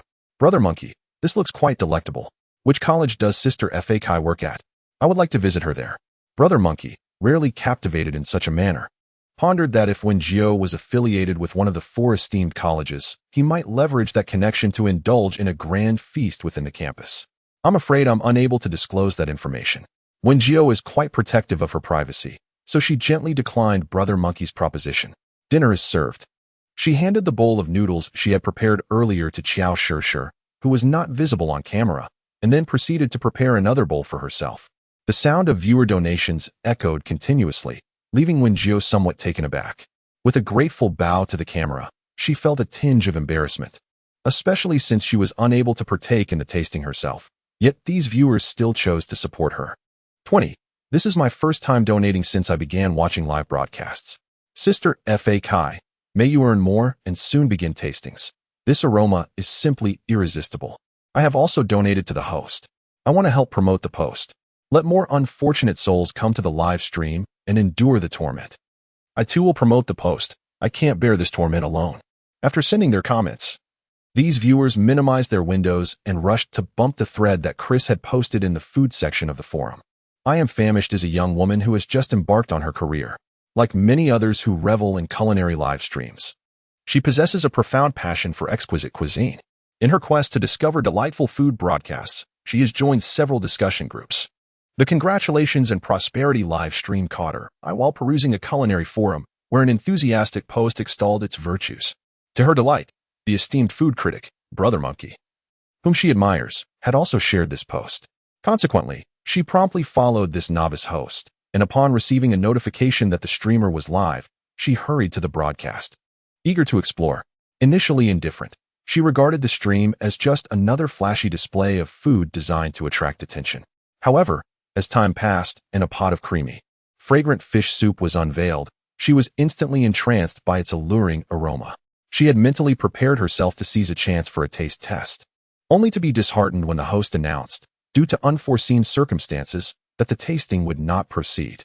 In an attempt to alleviate her disappointment, she fervently shared the post recommending the congratulations and prosperity host across all her groups, pouring her genuine enthusiasm into several hundred words of endorsement, as if she had already savored the dish. Yet, all that filled her mouth was a relentless flow of saliva. Thanks to the enthusiastic responses and numerous shares from her peers, the popularity of Wen Jiu's live stream surged once more. At that moment, 300 to 400 viewers had gathered in the room. Just then, Wen Jiu swiftly finished a bowl of fish soup noodles and prepared to welcome the incoming students to the cafeteria. Welcome everyone to my live stream. If you enjoy it, please consider following, she gently reiterated as the viewer count continued to rise. Northwest Big Fox, I came across this in the forum. When will the host start cooking? Sesame clever. Same here, waiting for a host to cook. A serving of spicy and sour shredded potatoes and a bowl of fish soup noodles. Just in time for dinner. Students flocked in. Upon seeing the new menu at window 18, each of them placed their orders without hesitation. After all, many at the 3047 Academy are aware that the meals from window 18 are the most delectable. Wen Jiu received the orders relayed by Qiao Shishir and promptly tied on an apron and donned a mask, igniting the flames and heating the oil. Currently, she was preparing the spicy and sour shredded potatoes. Those eager to learn could take note of the steps. She poured the sliced potatoes into the pan, skillfully stir-frying them. Then added salt, aged vinegar, chicken essence, sugar, and dried chili peppers. At this moment, the naysayers had nearly vanished, as every viewer could inhale the tantalizing aroma wafting from the pan, save for a few persistent skeptics. 1, 2, 3, 4, 5. One might reasonably suspect the host is using some sort of flavor enhancer. Why does it smell so delightful? Chapter 34. Spicy and sour shredded potatoes 3. Wen Jiu glanced at the comments. 1, 2, 3, 4, 5. The names sounded reminiscent of a version of herself that had been booted from the live stream for calling out the host's blunders. Everyone had witnessed the entire cooking process. When could I have possibly added any flavor enhancer? After quickly stir-frying the potatoes, Wen Jiu plated them and handed them to Qiao Shishir, continuing, if you wish to nitpick, at least come up with some reasonable remarks. The taste of food seasoned with flavor enhancers is not like this. Those who do not understand should refrain from making baseless comments. This person is merely a low-level account, emerging from who knows where. However, Wen Jiu had no time to pay heed to such provocateurs, as she was busy working to earn money. Thus, without waiting for the individual to respond, she promptly removed them from the live broadcast room. One after another, she continued to serve plate after plate of spicy and sour shredded potatoes and bowl after bowl of fish soup noodles.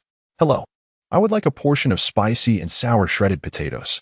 Qiao Shishir had just received 2 bowls of fish soup noodles from behind her when she heard a somewhat familiar voice. Upon turning around, she indeed recognized a familiar face. Mina Hearn was casually brushing her golden hair while gazing towards Qiao Shishir at the window. Although the two had engaged in a serious battle on the fighting stage earlier that day, they maintained a friendly rapport as classmates outside of class. They exchanged smiles, and Qiao Shishir placed the freshly cooked portion of spicy and sour shredded potatoes at the window, which Mina Hearn quietly accepted, preparing to indulge at the dining hall. She had heard her roommate rave about the delectable silkworm potatoes available at window number 18 that morning and had intended to savor them during lunch. Unfortunately, an unexpected matter had forced her to cancel her plans. Thus, at dinner time, she decisively made her way to window number 18 to place her order. Regrettably, the silkworm potatoes had already been removed from the menu, but Mina Hearn, who had always had a fondness for potatoes, decided to order a portion of spicy and sour shredded potatoes instead, thinking that since she was already there, she might as well try something else. Having grown tired of traditional boiled potatoes, she often experimented with various potato preparations. Yet, she felt that the flavors had often fallen short. Wondering if this portion of spicy and sour shredded potatoes would finally satisfy her palate, as Mina Hearn deftly lifted her chopsticks. The tangy essence of aged vinegar and the sharp piquancy of dried chili peppers unfurled upon her taste buds. The stir-fried potato shreds, tender yet distinct, offered a refreshing crispness, devoid of any stickiness. The balance of sour and spicy flavors was exquisite, neither overwhelming nor abrasive, harmonizing beautifully with the subtle fragrance of scallions in her mouth.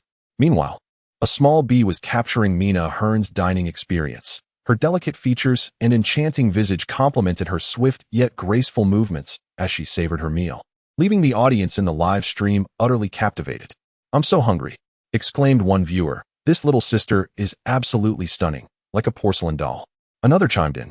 "That girl selling earlier was also beautiful. What kind of academy is this? So many lovely children." Wen Jiu, initially engrossed in her cooking, glanced at the comments and was momentarily taken aback.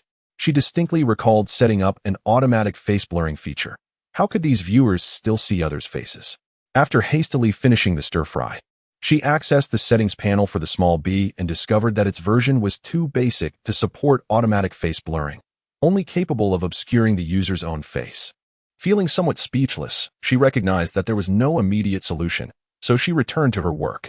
"I apologize, dear viewers, for the oversight in the face covering settings. Please refrain from searching for unrelated individuals appearing on camera.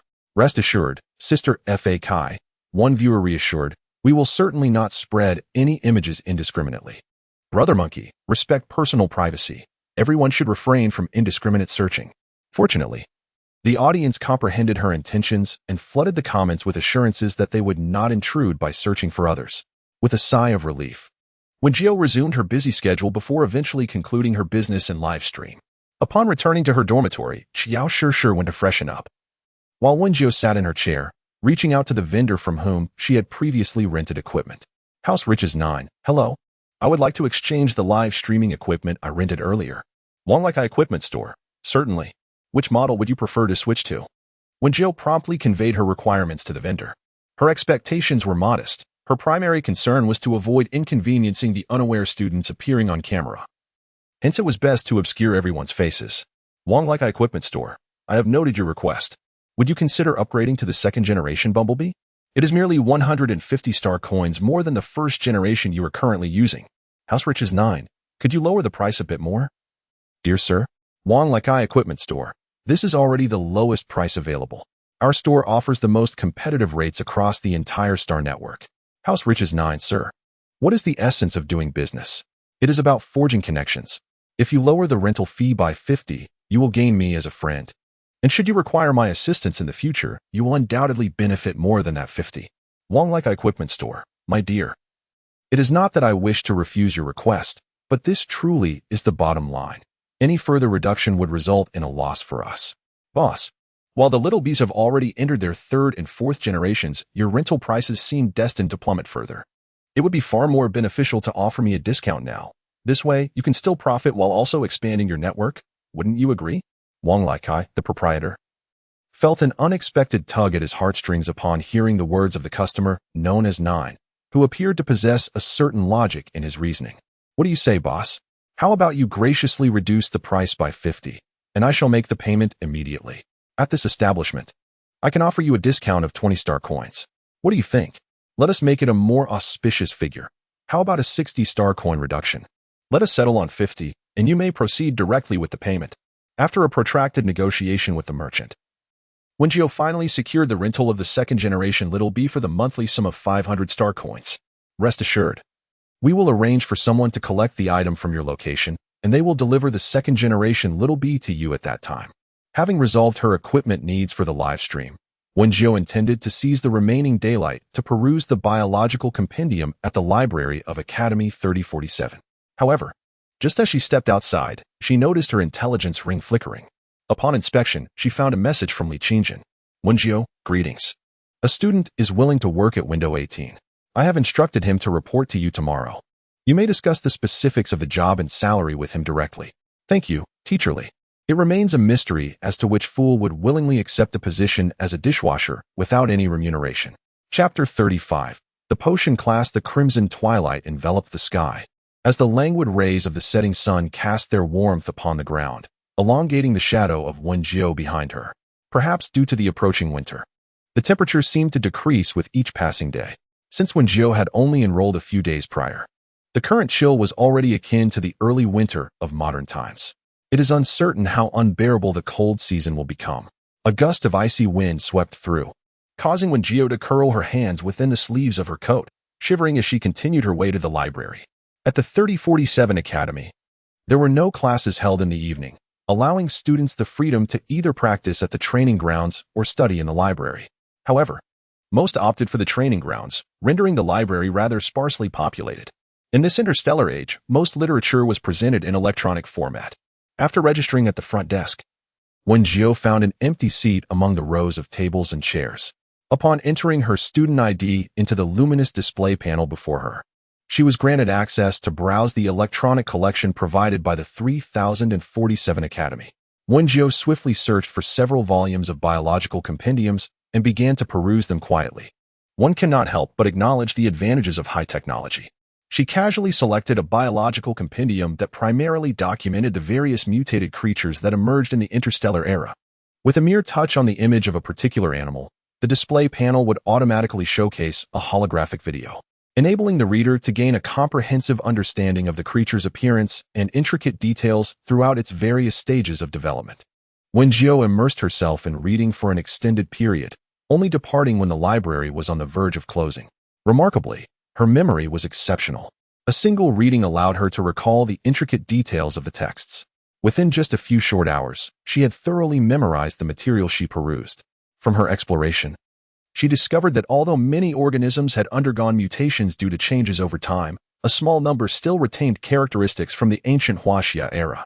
For instance, the shepherd's purse and the tune sprouts she had previously encountered in the kitchen were entirely consistent with their ancient appearances.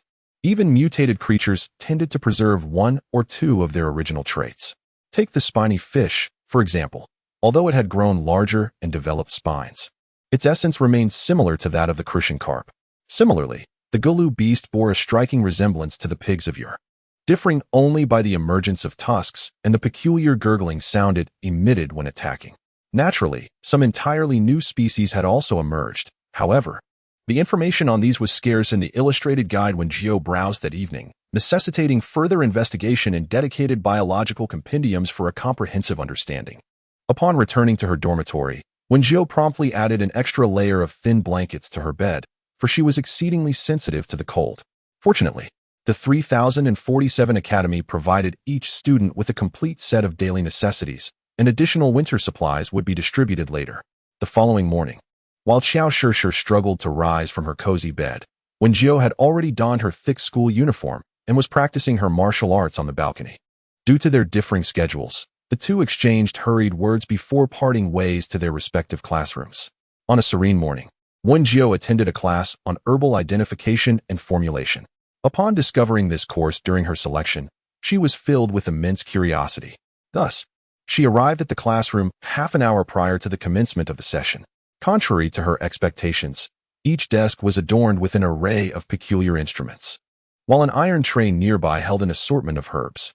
She chose a seat close to the podium, where only a few scattered students were present at that moment. Wen Jiu curiously examined the instruments and tools before her. A small number of them were familiar to her, such as beakers and test tubes. However, the majority of the equipment was entirely foreign, prompting her to refrain from recklessly touching them. Instead, she patiently observed. Before long, the bell rang, and an elderly gentleman with silver hair, exuding vitality, slowly entered the room. To Wen Jiu's surprise, there were merely 7 or 8 students enrolled in the herbal identification and formulation course. The spacious classroom felt particularly vast in this context. Nevertheless, the teacher appeared unfazed, cheerfully commencing his self-introduction and lecture. Wen Jiu listened intently to the kind, elderly man, who, despite his slow pace, delivered content that was undeniably valuable. His explanations were logically structured and emphasized key points. Consequently, she promptly opened the interface of her intelligent device, meticulously recording various essential notes. Next, the class was instructed on how to create a basic stamina restoration potion. Teacher Yan, his face radiating warmth, outlined a relatively straightforward process, urging everyone to diligently note the steps. He then demonstrated how to handle the herbs and mix them, followed by a step-by-step guide on utilizing the instruments and tools. Though the classroom was sparsely populated, the teacher maintained a diligent approach to instruction. Once he successfully completed the preparation, He encouraged Wen Jiu and her peers to embark on hands-on practice. Wen Jiu first donned gloves for sanitation, then attentively followed the steps taught by teacher Yen. She began by grasping a strand of kawu grass with tweezers and placed it on the balance for weighing. Upon achieving the specified weight set by teacher Yen, she proceeded to grind the kawu grass into a fine powder. Subsequently, she meticulously processed several other required herbs before commencing the formulation. Next, Wen Jiu retrieved 2 reagent bottles from the tools. She carefully added the prepared herbal powder and juice in accordance with teacher Yan's prescribed formula. After successfully creating a batch, Wen Jiu endeavored to concoct another herbal mixture, adjusting the potion once more. As teacher Yan passed by, he observed that she had skillfully handled each herb and intended to move on to the next student. "Your sequence is incorrect, my dear," teacher Yin remarked, furrowing his brow as he addressed Wen Jiu. "You should begin with 5 grams of kawu grass powder, followed by 1 gram of the pom-pom mushroom juice." Wen Jiu merely nodded, yet the order in which she placed the herbs remained inconsistent with teacher Yan's previous instructions. Although she had initially followed his guidance to create 1 potion, she felt compelled to enhance the formula, prompting her to prepare another batch based on her own insights. Teacher Yin grew increasingly anxious, eager to halt Wen Jiu's operations, as he realized that each of her steps diverged from his teachings, fearing she might inadvertently concoct an explosive mixture, particularly after Wen Jiu introduced the ice grass powder. The pale blue liquid in the vial instantaneously transformed into a deep crimson hue. Startled, teacher Yin swiftly seized the potion bottle from Wen Jiu's grasp and admonished the class with a stern voice, urging them not to alter the preparation sequence at will, lest. Chapter 36. Potion Class 2. Teacher Yin gazed in astonishment at the vial in his hand, which contained a luminous, sky-blue liquid, clear and radiant. Without the necessity of sophisticated instruments, he could discern that this inferior stamina restoration potion far surpassed his own concoction in perfection. The amalgamation of the herbs was remarkably exquisite, with a purity level reaching 99%. How did you achieve this?" Teacher Yin trembled as he looked at Wen Jiu, his heart filled with astonishment. It was merely a matter of altering the preparation sequence and the herb ratios. Wen Jiu candidly elucidated his process. "The ice grass possesses a cold nature, yet the majority of the herbs used in this potion lean towards warmth. Introducing the ice grass midway through the preparation would, in fact, compromise its inherent coldness, thereby inhibiting the potion's efficacy. Moreover, the fluffy mushroom and the misty herb were discussed. Although the misty herb falls under the category of warm herbs, its leaves harbor a fire attribute, which, when ground into powder, would evoke its fiery essence, directly conflicting with the water attribute of the fluffy mushroom. Thus, by adjusting the sequence and interspersing 1 gram of the exquisite flower between the two, a superior fusion of their medicinal properties could be achieved." Wen Jiu articulated his reasoning with clarity and conviction, leaving teacher Yin genuinely impressed. He had contemplated the possibility of refining the formula, yet the concoctions had been passed down through generations within the Federation, making it challenging to identify areas for improvement. To his astonishment, it was unexpectedly discovered by Wen Jiu that such enhancements were feasible. Although it was merely a simple low-level stamina recovery potion, the liquid became purer and its efficacy more exquisite after the modification. This demonstrated that Wen Jiu possessed a remarkable talent in potion crafting. "What is your name?" Teacher Yin regarded the demure young girl with admiration, as she blinked her innocent almond-shaped eyes, seemingly unaware of the significance of her contribution. Wen Jiu. Wen Jiu had no intention of concealing her abilities. She had once possessed both fire and wood elemental roots, granting her an inexplicable affinity for all plants and an instantaneous awareness of their unique characteristics. After arriving here, while transformed into someone with dual fire and wood abilities, she had struggled to awaken her wood powers. It was only after her encounter with herb crafting today that she suddenly sensed the energy within her that contained wood elemental abilities. In truth, the original formula had already harmonized the medicinal properties quite well, but Wen Jiu's perception of plants surpassed that of an ordinary individual. Thus, after following teacher Yan's formula to craft the potion, she quickly identified the subtle flaws present in the recipe. "Wen Jiu, you are a remarkable child." Teacher Yin praised her without restraint. "I would like to document your formula for experimental purposes. Would you be agreeable to this?" "Certainly, teacher," Wen Jiu replied after a moment of contemplation. Subsequently, she exchanged contact information with Professor Yin, informing her to await the experimental results. Should the formula for the low-grade physical recovery potion be improved, it would undoubtedly enhance her scholarship prospects. Wen Jiu readily acquiesced, for she was in dire need of funds, and securing a scholarship would be most advantageous. After class, as noon approached, Wen Jiu arrived at the cafeteria, only to find that Xiao Shishir had yet to finish her lessons. Thus, Wen Jiu began to prepare the ingredients for her midday meal.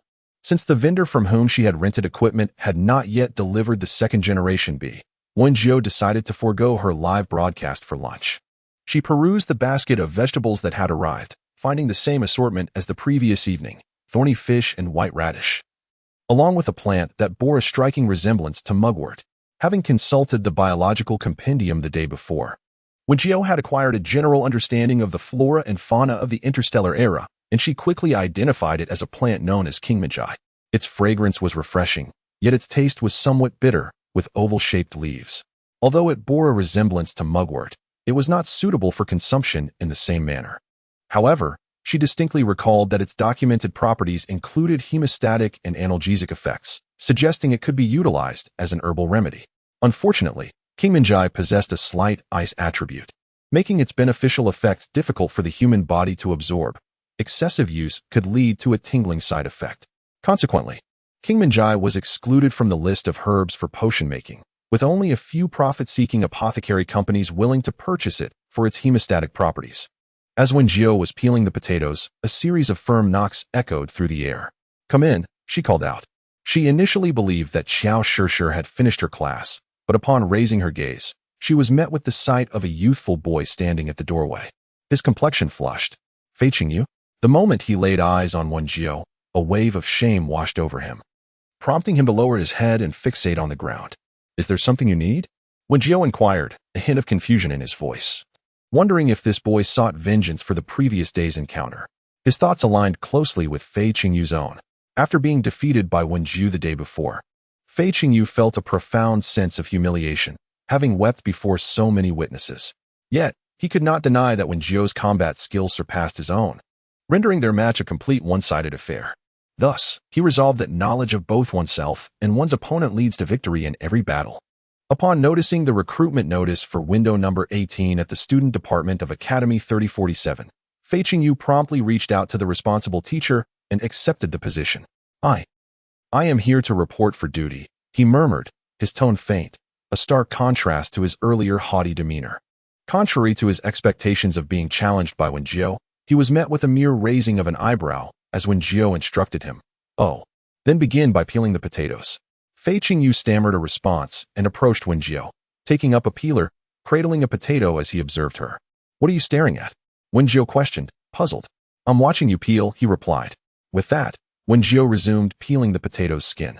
Meanwhile, Fei Qingyu carefully mimicked her actions, clumsily attempting to peel the potato bit by bit.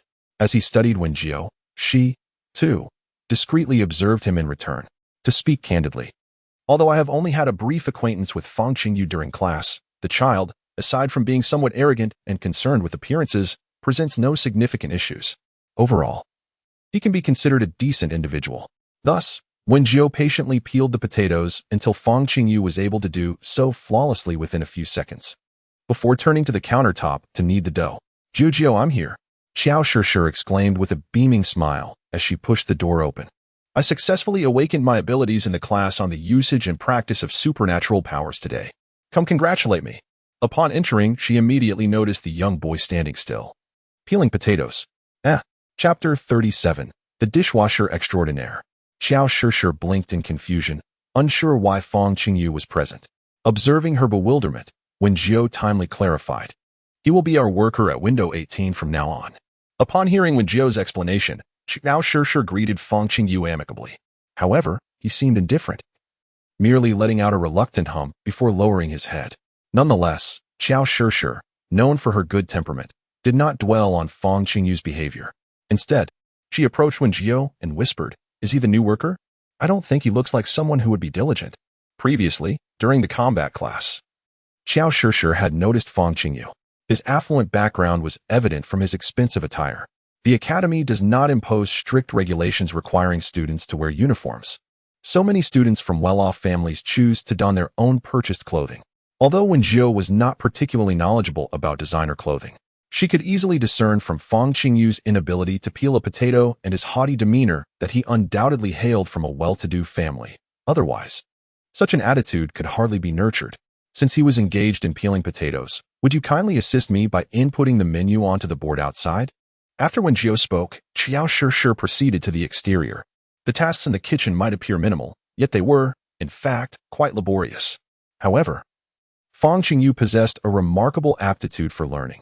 After being shown a task just once or twice, he could swiftly grasp the necessary skills, enabling him to adapt to the kitchen environment with ease. Consequently, Wen Jiu enlisted Fang Qingyu to assist her, while Xiao Shishir took charge of order collection and delivery. The trio worked harmoniously in the kitchen until the lunch service concluded. Oh, I forgot to mention, we are currently hiring a dishwasher. However, considering it is your first day, we will wash the dishes together today before you leave. She and Xiao Shishir skillfully placed the dishes into the washing sink, promptly handing Fang Qingyu a fresh pair of gloves and a dishcloth.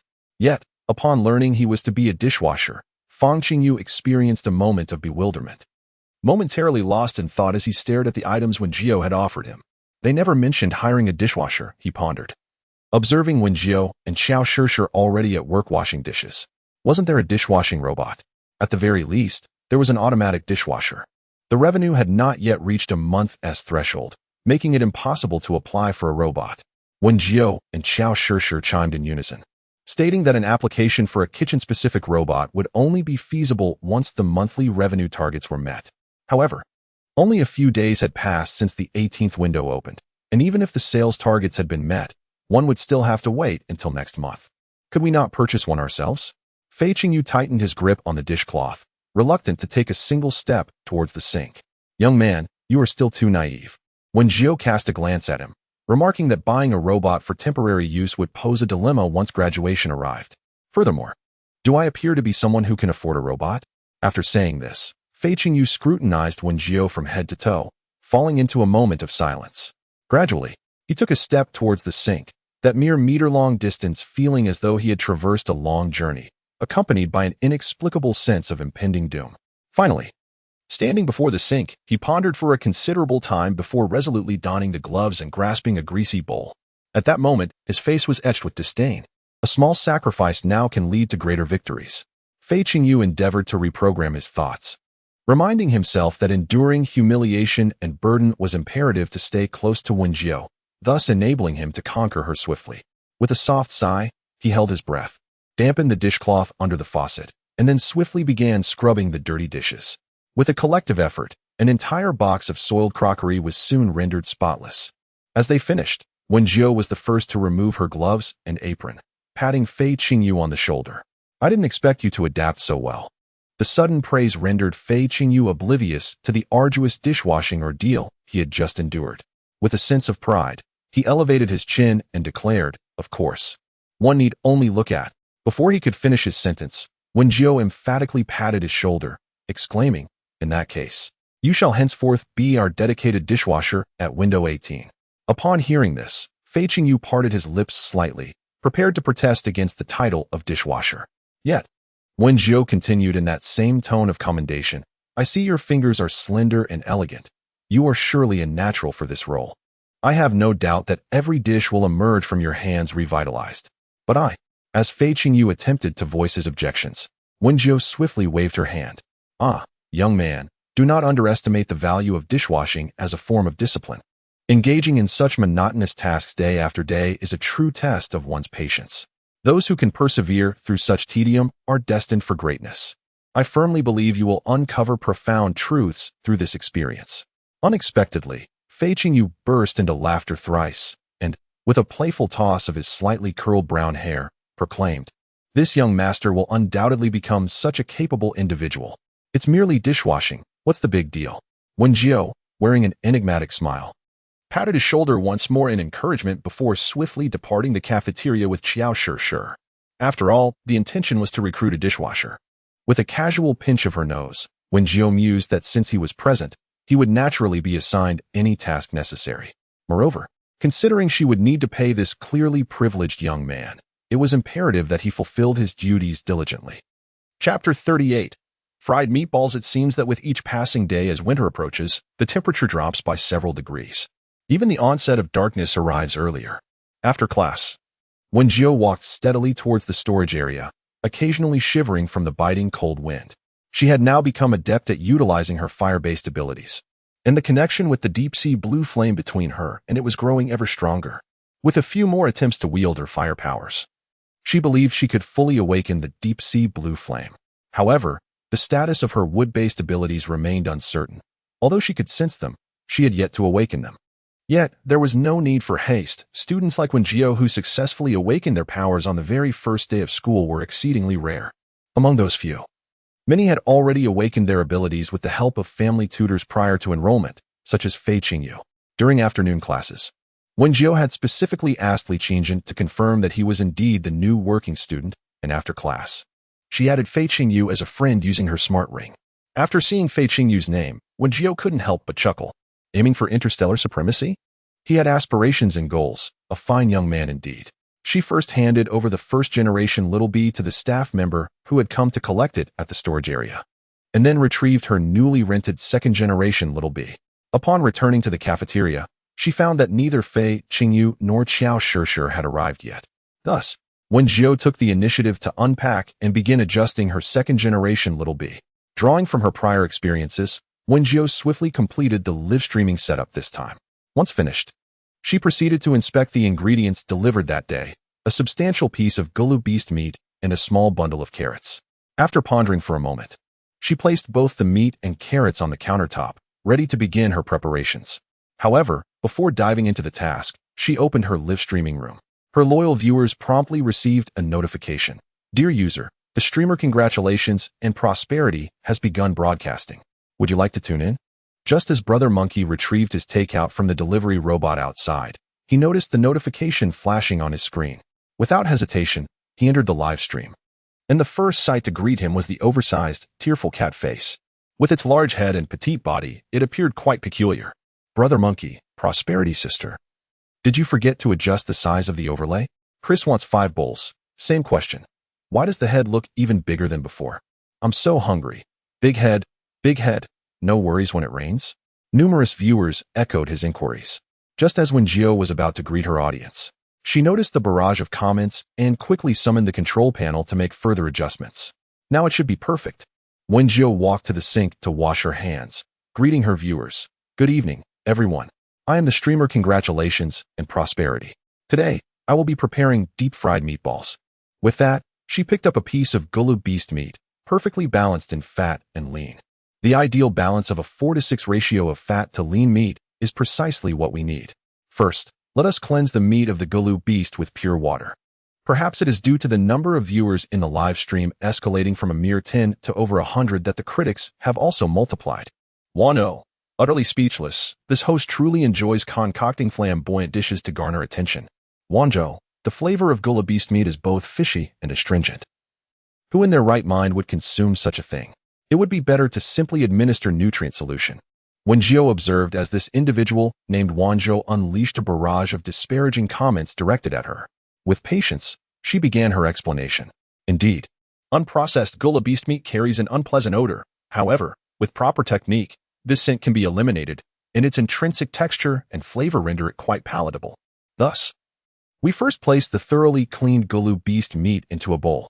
While speaking, Wen Jiu added various ingredients to the bowl containing the meat, then inserted several slices of ginger, concluding with a splash of yellow wine to tenderize the meat.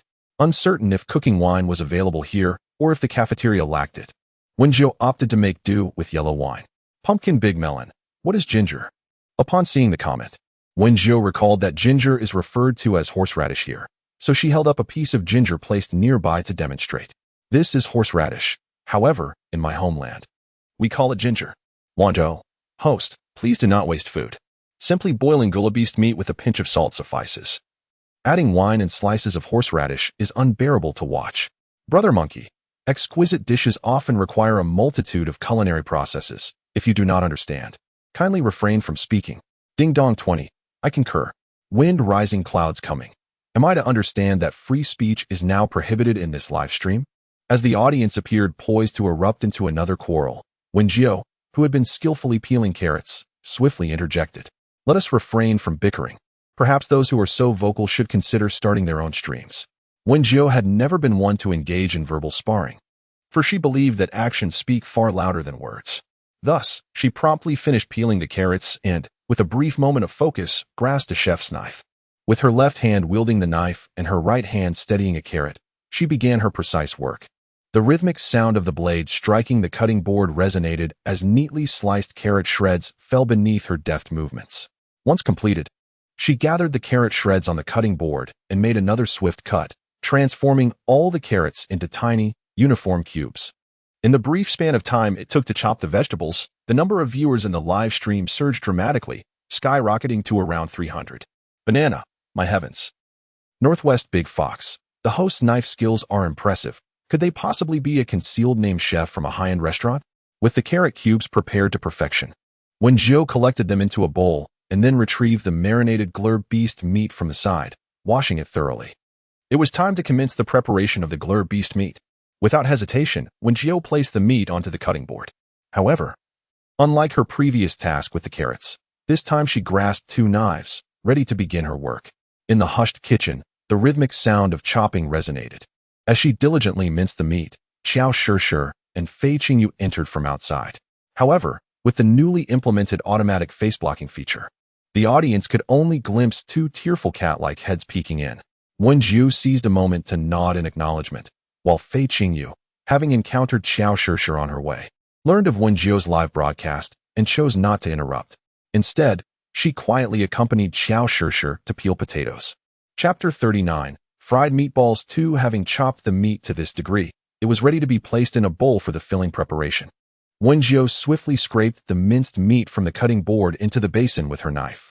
Next, she added light soy sauce, dark soy sauce, oyster sauce, white sugar, and sesame oil, holding up each seasoning bottle for display, mindful that some viewers might not recognize the condiments. She suggested that if the ingredients were sufficient, they could also add some chopped green onions and mix them thoroughly to create the meat filling. Chris wants to eat 5 bowls. Sister F.A.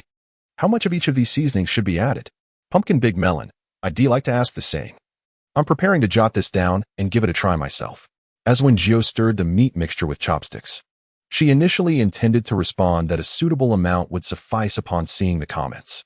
However, realizing that suitable amount was too vague, she softly said, if everyone is interested, you may follow me. I will post the specific methods and quantities on my personal updates after the broadcast. Wanzhou, is this meat really edible after being processed like this? Surely, no one would genuinely want to learn such a haphazard recipe, right? The wind rises and clouds gather. It seems the host is attempting to elevate her popularity through sensationalism.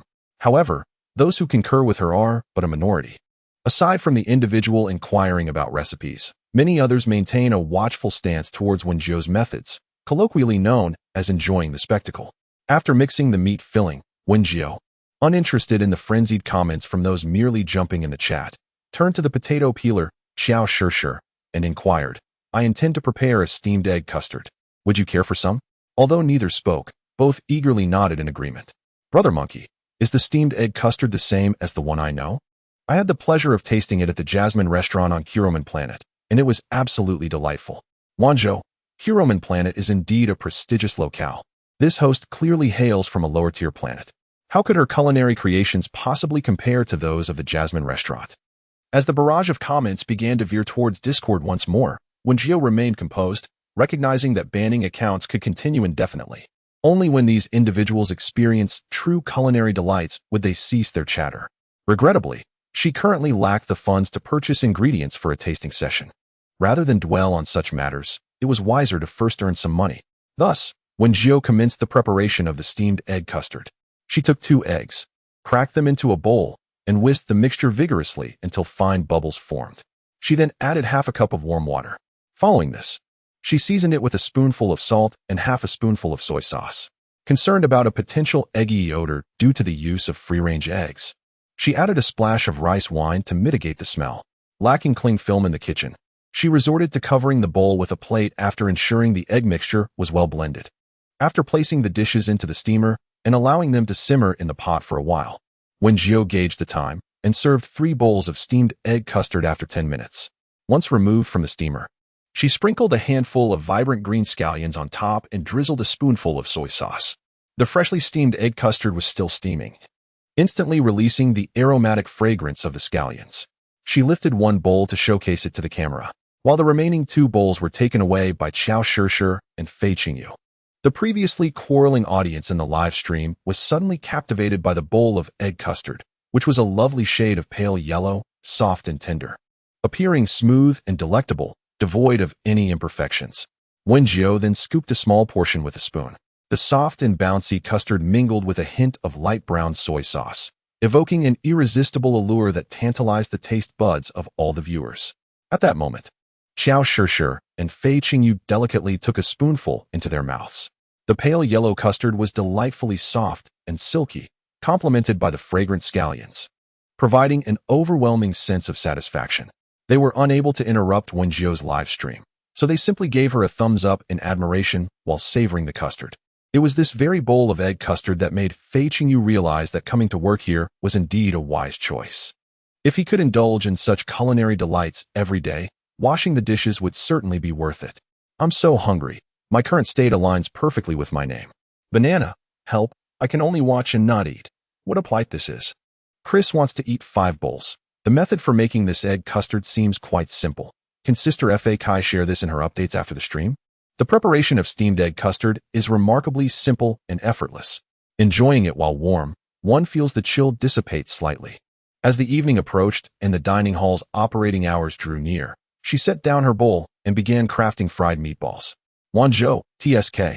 I absolutely refuse to consume such junk food. It merely appears enticing. Who knows what it truly tastes like? Sesame Tsung Tsung. I fail to comprehend why you linger in the live stream, incessantly commenting if you shun eating. Perhaps you could utilize your time more wisely by collecting litter to contribute to environmental preservation. As the audience for the live stream grew, so too did the influx of comments, swiftly drowning out the critical remarks of individuals like Wen Jiu. The process of making fried meatballs commenced, with Wen Jiu showcasing the prepared meat mixture before the camera. With the filling ready, the next step involved rolling it into meatballs. Ding dang 20. Do we require any molds for this? No molds are necessary. A simple spoon will suffice. With that, Wen Jiu retrieved a spoonful of the mixture, placing it in her palm before commencing her meatball rolling technique. She squeezed her hand tightly, and a perfectly round ball emerged from the junction of her thumb and index finger. With a gentle scrape of the spoon, a plump meatball landed gracefully onto the plate. Naturally, for those with ample time, the traditional method of rolling the meatballs by hand is also an option. Wen Jiu's hands moved with remarkable speed, swiftly filling a plate with small meatballs. However, when she scooped the meat mixture again with a spoon, she took significantly less than before. This time, she formed a small mound of meat filling and, after placing the spoon down, gently brought her hands together as if to roll a ball. Within mere seconds, a perfectly round meatball appeared in her palm. Yet, as everyone knows, I am merely a worker in a cafeteria. After demonstrating this technique, she returned to her previous rapid pace, for such a hand-rolling method is not conducive to speed. In just a brief moment of explanation, the audience observed the bowl of meat filling diminishing, while the plate became increasingly adorned with uniformly sized, round meatballs. I watched Sister Fa Kai roll the meatballs while attempting to practice by petting my cat, one viewer commented. Sister Fa Kai's hand speed is astonishing. I have reasonable doubts that she might be a master chef in disguise, another added. Chapter 40. Deep-fried meatballs. Wen Jiu smiled faintly at the swiftly passing comments. Thinking to herself that she could hardly be considered a master, she was simply an ordinary worker. She then proceeded to heat the oil in the pan, continuing her explanation. It is essential to monitor the oil temperature when preparing deep-fried meatballs. As Wen Jiu observed small bubbles begin to rise in the pot, she determined that it was the right moment to add the meatballs. With a gentle plopping sound, she used chopsticks to carefully lower each meatball from the plate into the sizzling hot oil, commencing the frying process. Before long, the sizzling oil caused golden meatballs to rise slowly from the bottom of the pot, floating gracefully and releasing a tantalizing aroma. Wen Jiu skillfully lifted the perfectly fried meatballs with a slotted spoon, allowing the excess oil to drain before setting them aside. The savory scent enticed all those watching the live broadcast, making their mouths water in anticipation. Chris wants to eat 5 bowls. Today marked an acute surge of cravings. As he lay in bed desperately trying to calm himself, tossing and turning in discomfort, he had thought watching the live stream would suffice. But upon seeing Fa Kai Jia preparing delectable dishes, his longing only intensified, and he found himself salivating profusely, nearly soaking his pillow. I'm so hungry. Meatballs, meatballs, meatballs. My meatballs. Fa Kai Jia prepared an abundance of culinary delights. Yet why was I not deserving of even one? I am on the verge of madness. At this moment, many in the live chat were drawn by Chris's post, initially seeking mere entertainment, but now they were collectively succumbing to their cravings, spiraling into a frenzy. I heard this host doesn't offer tasting samples. Is that true? Why? Oh, why is there no tasting? My tears are burning, and my mouth waters incessantly. I must devour Fa Kai Jia's fried meatballs to find relief. Even the most critical commentator paused their barrage of snarky remarks, instead expressing the aroma. I am utterly captivated. How is this even possible? Upon catching a whiff of the mouth-watering scent, Brother Monkey was rendered speechless. Previously, he had tuned into Fa Kai Jia's live broadcasts to witness her creation of visually stunning and delectable dishes, which catered to his discerning palate. Until now, upon inhaling this irresistible aroma, his gaze flickered as he murmured softly, vowing that he must savor the delectable meatballs fried by wealthy sister. Thus, Wen Jiu could only observe the continuous notifications of gifts. User Monkey Brother presented the streamer with 10 bouquets of flowers. User Monkey Brother gifted the streamer a small car. User Monkey Brother bestowed upon the streamer a friendship boat, congratulating her as the first friend aboard. Simultaneously, many eager patrons clamored for Wen Jiu to commence her tasting, showering her with gifts, leaving her momentarily dazed. Amidst the barrage of gifts, she successfully ascended to the 10th position in the popularity rankings for new food streamers. This influx of viewers continued unabated. Observing the frenzied stream of gift notifications, Wen Jiu felt that when the time came to withdraw her earnings, she would likely be able to initiate her tasting. With a beaming smile, she accepted a bowl of peeled potatoes from Xiao Shishir and began to showcase her remarkable skills before the camera. The knife rose and fell rhythmically, producing perfectly uniform potato shreds that lay neatly upon the cutting board. Are you certain Wen Jiu is still working in the cafeteria? Sure Gang, with a darkened expression, stood beneath the banyan tree, watching the timidly Shan report information about Wen Jiu. After being violently beaten by her days prior, he was in considerable pain. Yet, no matter how thoroughly he was examined, the doctors found no visible injuries, leaving him anxious enough to seek refuge in the medical bay multiple times. To know that a single visit to the medical chamber costs thousands of star coins, Sure Gang had incurred significant losses after several visits, yet his injuries remained unhealed. He was a man who harbored grudges, and last night, the excruciating pain that had plagued him finally subsided. He had initially thought that Wen Jiu would surely be expelled from the cafeteria by his uncle, a miser who would have no means to work and would ultimately fall behind on his tuition fees, leading to his expulsion from school. However, he soon learned from Li Shanyan that Wen Jiu had not only remained in the cafeteria, but had even opened a separate window for business. Indeed, Li Shanyan lowered his head, fearing that Sure Gang might take offense and remove him from his job, as he still owed tuition fees to the school. If he were to be dismissed, he would have no place to work. Upon hearing this, Sure Gang stroked his chin, then scoffed, beckoning his two followers to come closer. Let us go see what sort of waves she can stir up. Although he acknowledged Wen Jiu's prowess in combat, he believed running a window was no easy feat. And thus, he regarded her with derision. If her business failed, she too would have to leave the cafeteria. With that, he stuffed his hands into his pockets, held his head high, and led Li Shanyan and the others toward the cafeteria. At that moment, it was the evening meal time, and students were bustling about, eager to dine.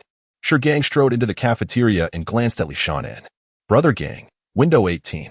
After gathering the information, Sure Gang began to search for the location of window 18 within the cafeteria. Unlike his own window 3, which was prominent, window 18 was rather inconspicuous, situated at the very end of a row of windows. Upon witnessing such a scene, Sure Gang could not help but wear a sardonic smile. It is worth noting that his window number 3 occupies the most advantageous position in the entire cafeteria, easily found upon entry. Unlike window 18, which necessitates a thorough search and a turn to discover. However, what perplexed Sure Gang was the lengthy queue that formed in front of window 18. This line extended all the way to the entrance of the cafeteria, with a steady stream of students arriving to join it. He stepped forward to the front of window 18 and rapped on the glass. A sweet-looking little girl lifted her head and greeted him with a charming smile. Hello, classmate. Today's offerings include spicy and sour shredded potatoes and deep-fried meatballs. Gang focused his gaze and realized that the girl attending to him was not Wen Jiu. Just as he was about to turn away, he heard that familiar, melodious voice. Sure, 3 portions of deep-fried meatballs. He leaned closer to the window and immediately locked eyes with Wen Jiu, who was handing over a plate. Her gray-blue eyes were unforgettable to him. It was this seemingly gentle and demure person who had once mercilessly bested him in the office. Yet, upon seeing Gang, Wen Jiu recognized him as well. The lips concealed beneath her mask curved slightly, and she narrowed her eyes, raising her small hand to make a gesture across her neck. This action instantly rekindled that sense of impending danger within Gang, but he was well aware of the regulations at Academy 3047, which dictated that Wen Jiu could not resort to violence in public, unless she wished to be expelled from the institution. Thus, he swiftly regained his composure. Propping his left hand on the ledge of the window, "Bring me 4 portions of those meatballs." Chapter 41.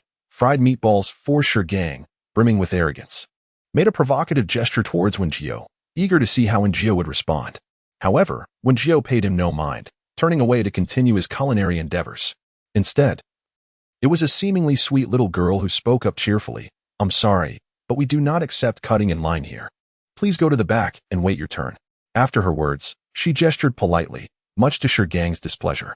In a fit of indignation, he slammed his hand on the counter, determined to show the little girl the harsh realities of the academy. Yet, before he could escalate the situation, someone behind him seized his wrist and pulled him outside. Surely, no one could be oblivious to the necessity of queuing in the dining hall. Suppressing his irritation, he crouched down to the girl's level and said, "Little sister, let your brother buy for you first. Whatever you wish to eat, I shall get it for you." To his surprise, she scoffed, You think you're worthy of being my brother?" Mina Hearn was particularly annoyed by pretentious boys. With an eye roll, she dismissed the greasy figure before her. "I'll have a portion of spicy and sour shredded potatoes," she said, leaning over the counter to catch a glimpse of Chow Shir inside, sharing a knowing smile. Once Mina Hearn's order was confirmed, she turned to Wen Jiu and declared, Jiu, 1 serving of spicy and sour shredded potatoes, with extra vinegar." Even Gang had to abide by the Academy's regulations, and thus he could only stifle his fury as he continued to threaten those queuing behind Mina Hearn. To his astonishment, none of them were inclined to grant him any favor, all uniformly insisting that he return to the end of the line. Even when he claimed he could pay for a better position, no one was willing to oblige. Thus, Gang reluctantly led Li Shan in and the others to the end of the queue, where they began to wait. After nearly an hour, it was finally their turn. However, the spicy and sour shredded potatoes had already sold out, leaving only fried meatballs. Chow Shir, as if she had never encountered Gang before, maintained her sweet smile and addressed them. "Hello, classmates. What would you like to eat?" This time, Gang refrained from speaking with aggression. Instead, he gestured to Li Shanyan behind him, encouraging him to step forward and converse with Chow Shir, requesting 4 portions of fried meatballs. Li Shanyan bit his lip, hesitant to meet her gaze. They all awaited Chow Shir to serve the fried meatballs, only to be taken aback when she cheerfully replied, "I'm sorry, but we do not sell fried meatballs here." Upon hearing this, Gang and the others, except for Li Shan, glared at Chow Shir with fierce expressions. Yet, they dared not act upon their anger in that moment. Gang could only thump the counter again, saying, "I just heard Wen Jiu mention there were 20 portions of fried meatballs left. How come there are none here now? Is that so? However, we truly do not sell fried meatballs," Chow Shir replied, her round apricot-shaped eyes brimming with innocence. "We only have oil and meatballs." Gang let out a long sigh and, with a tone of irritation, retorted, "But if you fry the meatballs in oil, wouldn't that make them fried meatballs?" "Oh, I see," Chow Shir exclaimed dramatically. "You mean the QQ meatballs that are so delicious they make you want to take off? Explosive in flavor."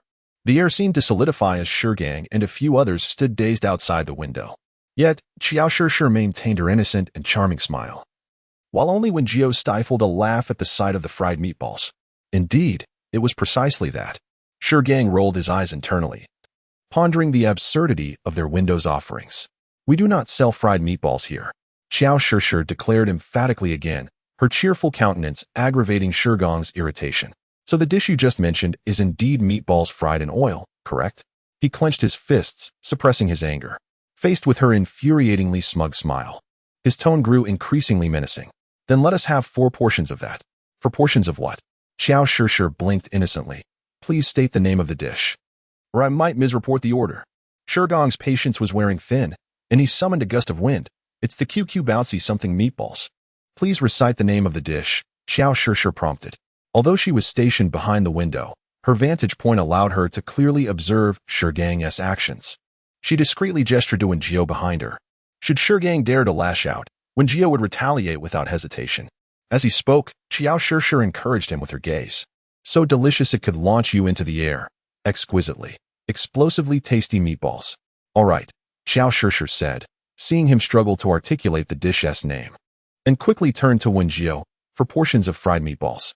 Her voice, though soft, reached Shurgang clearly, prompting him to clench his fists in an effort to quell his rising anger. Nevertheless, having come this far, Shurgang was resolute in pursuing his plans for disruption, adopting once more that haughty demeanor as he took a seat in an empty spot, awaiting his subordinate to bring the dishes. Meanwhile, Wen Jiu smiled, her eyes crescent-shaped, as she swiftly returned the previously fried meatballs to the pot for a second frying. This step would reduce the greasiness of the meatballs, a technique that those who prefer less oily dishes might wish to emulate. I feel like I've learned so much from Sister Fa Kai, one viewer commented, fervently taking notes. Another chimed in, I just heard Sister Fa Kai's friend speak, and that QQ Tanan was absolutely hilarious. They were not mistaken. The meatballs I prepared were indeed so delectably springy that they could make one feel as though they were soaring. Wen Jiu generously praised her culinary skills, for in her opinion, there were few who could surpass her prowess in the kitchen. We can't deem it delicious unless we've tasted it ourselves. Sister Fa Kai, please start your tasting session soon. Your live stream is becoming more of a scent-driven feast, one viewer lamented. Another added, don't say that. I arrived late today, thinking I wouldn't be tempted, yet here I am, unable to stop drooling. Wen Jiu lifted the golden, crispy meatballs from the bubbling hot oil, the close-up shot magnifying their enticing appearance, which only intensified the viewer's cravings. Yet, no matter how much they yearned for a taste, it remained beyond their reach, leaving them to express their longing through a flurry of comments. As Xiao Shishir accepted the plate handed to her by Wen Jiu, she passed it to Li Shanyan, who was waiting by the window. The latter dared not engage her in conversation and swiftly carried the plate over to Shurgang. Meanwhile, Fei Qingyu, standing nearby and arranging the plates and bowls, nodded, having now embraced his role as a dishwasher. The trio resumed their tasks with commendable efficiency until a loud shout erupted from outside. Chapter 42. Fried Meatballs 5. Upon hearing the commotion, the students quietly dining in the cafeteria turned their attention toward the source of the noise. One of Shurgang's underlings stood atop a chair, brandishing a pair of chopsticks with an unidentified object clutched between them, bellowing in a voice akin to a broken gong. Everyone, come look. They've managed to serve stones here. The hygiene at this window, number 18, is truly concerning. Wen Jiu leaned over the window to observe the scene, where Shurgang stared back at her with an expression of assured victory. Their eyes met for a brief moment before Wen Jiu hastily exited the kitchen. What was happening? She feigned ignorance, well aware that Shurgang and his companions were deliberately seeking trouble. However, resorting to violence in a public setting was against the regulations of the 3047 Academy, hence she maintained a calm demeanor, standing not far from Shurgang's table. TSK. My brother found a few pieces of stone in your food, Shurgang remarked, reclining with a casual air. How do you intend to resolve this? According to Academy rules, unsatisfactory hygiene necessitates compensation. He had indeed come with this very intention. Shurgang had thoroughly investigated Wen Jiu's background and discovered she was a powerless, impoverished orphan. Should compensation be pursued as per Academy regulations, it would amount to several thousand star coins. Oh, is this what your brother has unearthed? Wen Jiu stepped closer and immediately noticed the scattered pebbles in the plate. Coincidentally, it was not just one plate, but all four were filled with these stones, evident to any discerning eye that they had orchestrated this.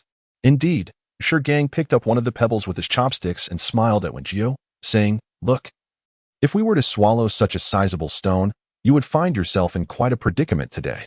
However, Wen Jiu merely chuckled and inquired, Then why don't you swallow it? This remark prompted Shurgang to slam his hand on the table, causing the pebbles to bounce and fall again. He boldly declared, Well, not only do you refuse to resolve the issue, but you also curse us here. I never said I wouldn't resolve the issue, Wen Jiu replied, blinking her eyes as she picked up a pebble to examine. This must be red gravel used for road construction. How peculiar. How could something used for roadwork appear in the kitchen? She cheerfully propped her chin on her hand and sat across from Gang. For a moment, Gang was taken aback, surprised that Wen Jiu could recognize this type of stone.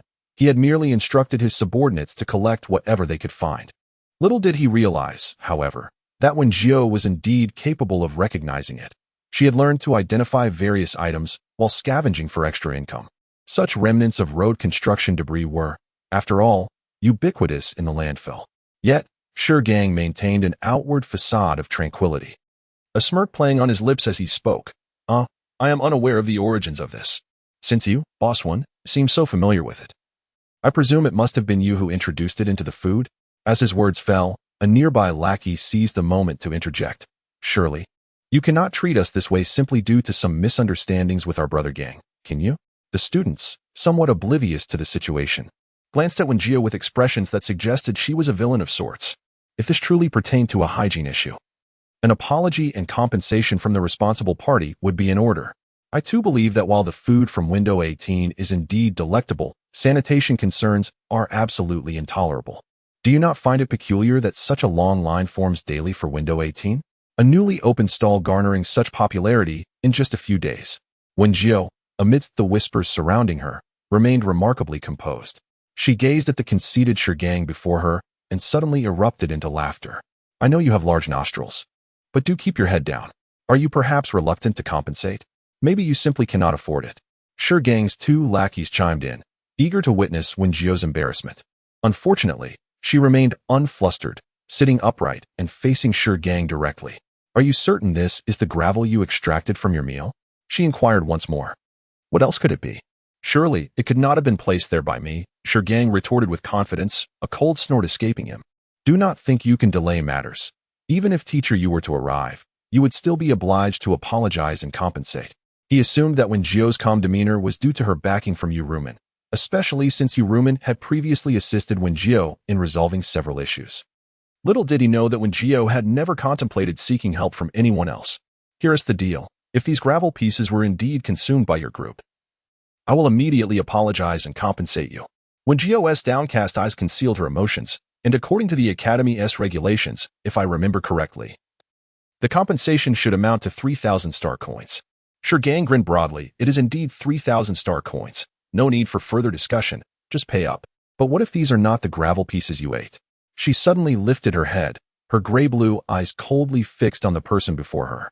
Once again, that gaze, imbued with a hint of murderous intent, sent a shiver down Gang's spine. However, he had no intention of retreating. Thus, he continued to shout, if not, then I'll pay you double. Even if they had orchestrated a scheme, he was certain that Wen Jiu would find no evidence to support her claims. There were no surveillance cameras in the cafeteria, nor was there anyone to testify. Therefore, he believed he was destined to win this encounter. And Wen Jiu would inevitably have to apologize and pay him. All right, remember your words, she retorted. What are you planning to do? Seek support from teacher you? Gang observed her movements with confusion, fully aware that even bringing in teacher you would be futile under the Academy's regulations. Listening to his words, the onlooking students began to chatter amongst themselves, already aware of the numerous connections within the cafeteria's student department, but now astonished at the audacity displayed by those connections. However, Gang is indeed a person of connections, is he not? After all, his uncle is one of the management teachers at the cafeteria. Yet the college stipulates that any issues regarding hygiene must be met with compensation and an apology. Just look at how brazenly she calls for a teacher. At this moment, Xiao Shi and Fei Qingyu emerged from the kitchen. Upon hearing the idle gossip, both furrowed their brows and approached Wen Jiu to express their stance. Instead of being angered by the chatter, Wen Jiu's smile only broadened. Gang, I hope you do not come to regret the words you have spoken. Chapter 43. The stall life beginning from the Star Network whirled upon hearing those words.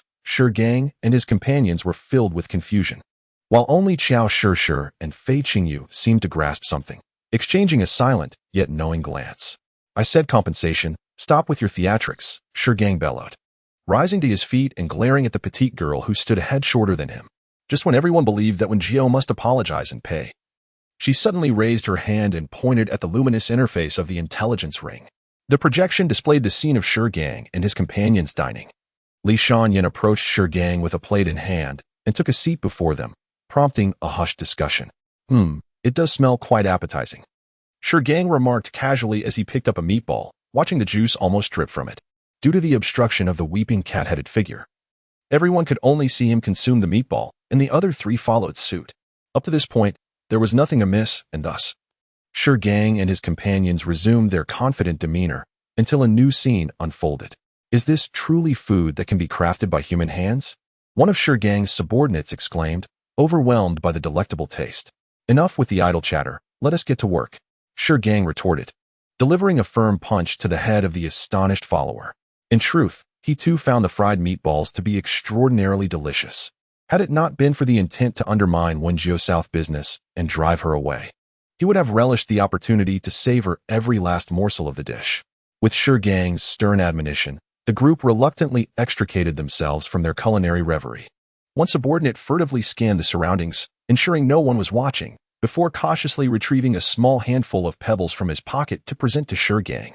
Upon receiving the pebbles, Gang sprinkled a few onto his own plate, then distributed them across the plates of the other three, as if fearful that others might overlook their presence. Having prepared the materials, the next act was set in motion. One subordinate abruptly leaped to his feet, bellowing that he had found pebbles in his food, demanding an explanation from Wen Jiu. With a chime, the recording reached its conclusion. The previously vocal onlookers fell silent, refraining from further gossip. A few students, feeling remorseful, quietly offered apologies to Wen Jiu, who acknowledged them with a slight nod before casting a cold gaze toward Gang. Did you not state that if it wasn't you who discovered it, you would compensate double? Her gray-blue eyes brimmed with scorn. Just transfer the amount to my account now. Gang gazed incredulously at the person before him, utterly perplexed as to how Wen Jiu had obtained video evidence. You did this on purpose. His voice trembled slightly. Are you toying with me? Yet, Wen Jiu merely blinked innocently. I have no idea why you would put gravel in the food. You wouldn't claim that I forced you to do it, would you? Everyone heard what you said just now. Hurry up and reimburse me. Xiao stepped forward, mimicking Gang's earlier gesture of slamming the table, an act that Gang perceived as a profound mockery. However, with the evidence so irrefutable, he found himself utterly powerless. Wen Jiu spoke again. Hurry up. We are on a tight schedule. Beside her, Fei Qingyu added a cutting remark. Could it be that you cannot afford it? Enraged, Gang felt stifled. Unable to voice his fury, in private, he might have fled without a trace, but with so many students observing, he had no choice but to display a facade of bravado. Summoning his courage, he activated his holographic panel and declared, Who said I can't afford it? It's merely 6,000 star coins. Wen Jiu cheerfully accessed her account interface, successfully depositing the 6,000 star coins. However, feeling humiliated, Gang was unwilling to linger for others to gawk at him, and he stormed out of the cafeteria. As the students had gathered to witness the spectacle, the once lengthy queue had dissipated, leaving only a few stragglers behind. Featherlight's speed in washing dishes at night far surpassed that of the afternoon. Before Wen Jiu and Xiao could thoroughly wipe down the kitchen's greasy surfaces, he had already scrubbed all the dishes to pristine perfection. It was utterly hilarious. Did you notice the expression on Gang's face when he left? It was almost as if it resembled that of liver. Xiao teased while changing her clothes, inquiring, By the way, when did you record that? At the time, I was genuinely worried you might struggle with their provocations. I had noticed from the moment they arrived that Wen Jiu, seated on the bed, was changing out of her sneakers. It was evident that this individual was there to stir up trouble, necessitating heightened vigilance. After Gang and his companions purchased the fried meatballs, Wen Jiu concluded the live stream. Subsequently, she discreetly activated the recording mode of her little bee, capturing their series of actions from a concealed corner. Initially, her intent was merely precautionary, yet it unexpectedly proved to be quite useful. Even more astonishingly, she successfully garnered a sum of star coins. Reclining on her bed, Wen Jiu began to contemplate the potential uses for these star coins. As the adage goes, money begets money. Funds left idle will not grow on their own. She needed to devise a thoughtful plan. Thus, she activated her intelligent ring and accessed the luminous panel, embarking on a virtual exploration of the gold-digging store. She selected a portion of ingredients previously deemed inexpensive, adding them to her shopping cart. With a mindset of prudent frugality, she diligently claimed every available coupon before joyfully placing her order. After procuring the ingredients, she found herself with over 5,000 star coins remaining. After a moment of contemplation, she felt that her plans to set up a stall in the Star Network world could now be advanced. Therefore, She began to search for detailed procedures on establishing a stall in the Star Network world. First, one must bind their personal identification information, then select a designated area for setting up a stall, and finally pay the requisite fees. Under the auspices of Rumen, her household registration information has long since shed its status as unregistered, transforming her into an orphan adopted by the 3047 Academy. After inputting her information, Wen Jiu commenced the selection of her stall location. In pursuit of profit, it was imperative to choose a site with auspicious feng shui, one that boasted a splendid view and vibrant foot traffic. She recalled that the Starlight Night Market, which she visited previously with Xiao Shishir, was quite promising. Although there were numerous markets within the Star Network world, she sensed that the Starlight Night Market concealed immense business opportunities. Thus, Wen Jiu decisively began to choose a location on the market's layout. Each designated stall area was marked with various data annotations, such as foot traffic and the competitive landscape of nearby stalls. After a thorough examination, she ultimately selected a reasonably priced spot with a commendable flow of people and proceeded to pay the fees. The next step was to enter the Star Network world to arrange her stall. Chapter 44. The stall life begins in the Star Network world too, with ample time before sleep beckoned. Wen Jiu entered the Star Network world, preparing to investigate a market. As a beam of white light enveloped her, she opened her eyes to find herself in the bustling Starlight Night Market, teeming with people. The atmosphere remained as vibrant as ever. She raised her hand to inspect it, noting the calloused, sturdy hands of a seasoned worker. Changing her Star Network avatar would cost 5,000 star coins, so she decided to make do for now. Subsequently, she activated the smart navigation system and followed the glowing green footprints on the ground, weaving confidently through the throngs of people. Perhaps it was due to her transformation into a towering figure with a fierce demeanor that the individuals who had previously been haggling in the middle of the road instinctively parted ways upon her approach. Thus, Wen Jiu swiftly located her rented stall amidst the winding array of vendors. It resembled the layout depicted on the map, approximately 1.5 square meters in size, the smallest type available for rent in the Starlight Night Market. She glanced around. To her left sat a middle-aged man dozing in a chair, his feet resting on a layer of oiled paper, cluttered with an assortment of jars and bottles, the contents of which were unclear. To her right, while marked as rented, no vendor occupied the space. The Starlight Night Market is one of the larger bazaars in the Star Web world, equipped not only with patrolling security personnel, but also with dedicated cleaning robots to maintain the cleanliness of the thoroughfares. Consequently, the area that Wen Jiu had rented was quite tidy. All the necessary items for her stall had to be procured independently. Yet she did not rush to the gold shop to acquire supplies. Instead, she continued to wander through the Starlight Night Market. The place was a veritable treasure trove, offering an eclectic mix of weapons, potions, delicacies, jewelry, pets, furniture, and an array of peculiar props. If one wished to purchase it, it could be found here. However, the culinary offerings could only be described as dark cuisine. Merely observing the charred sweet potatoes evoked a complicated sentiment within her. The vendor selling the roasted sweet potatoes enthusiastically proclaimed, "These sweet potatoes aren't properly charred. They're not delicious. Ours are the authentic charcoal sweet potatoes. You won't find anything tastier in the Starlight Night Market." Subsequently, she found herself drawn to a fortune-telling stall. A mysterious woman clad in a crimson cloak sits before an ancient wooden table, her fingers, adorned with vivid red nail polish, gently caressing a deep purple crystal orb. Flecks of starlight shimmer within the sphere, and as she slightly raises her chin, a pallid complexion, almost sickly, contrasts starkly with her luscious crimson lips. "O great God Solmai, in the name of your most devoted follower, I beseech you to bestow your grace upon this wretched soul before me." She pauses, intrigued by the actions of the individual opposite her. "The great God Solmai is on the brink of descending. O pitiful one, may the divine forgive your spirit." As her words linger, the orb's previously dim glow suddenly radiates with the brilliance of a beacon, illuminating the woman's enchanting visage. She rises and steps forward, her slender waist swaying gracefully.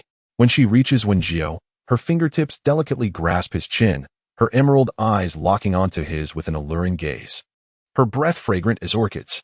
"Sir, the illustrious God Solmai has sent me to rescue your soul, ensnared in the mire." Wen Jiu, observing this exquisite beauty casting flirtatious glances in his direction, finds himself amused. Goodness, there are swindlers everywhere. However, he does not immediately withdraw. After all, he relishes the appreciation of beauty. Thus, he wraps his robust arms around her, leaning closer and lowering his voice. Oh? Zhuang Ruodai, having encountered many who coveted her beauty, is taken aback by the fact that although he seems to embrace her waist, his arms rest just shy of making contact. This unexpected distance surprises her. However, it matters not, since one has made a pact, there is no hope of departing with one's purse. Thus, Zhuang Ruodai, with an enchanting smile, turned away from Wen Jiu's embrace, lightly beckoning him to follow.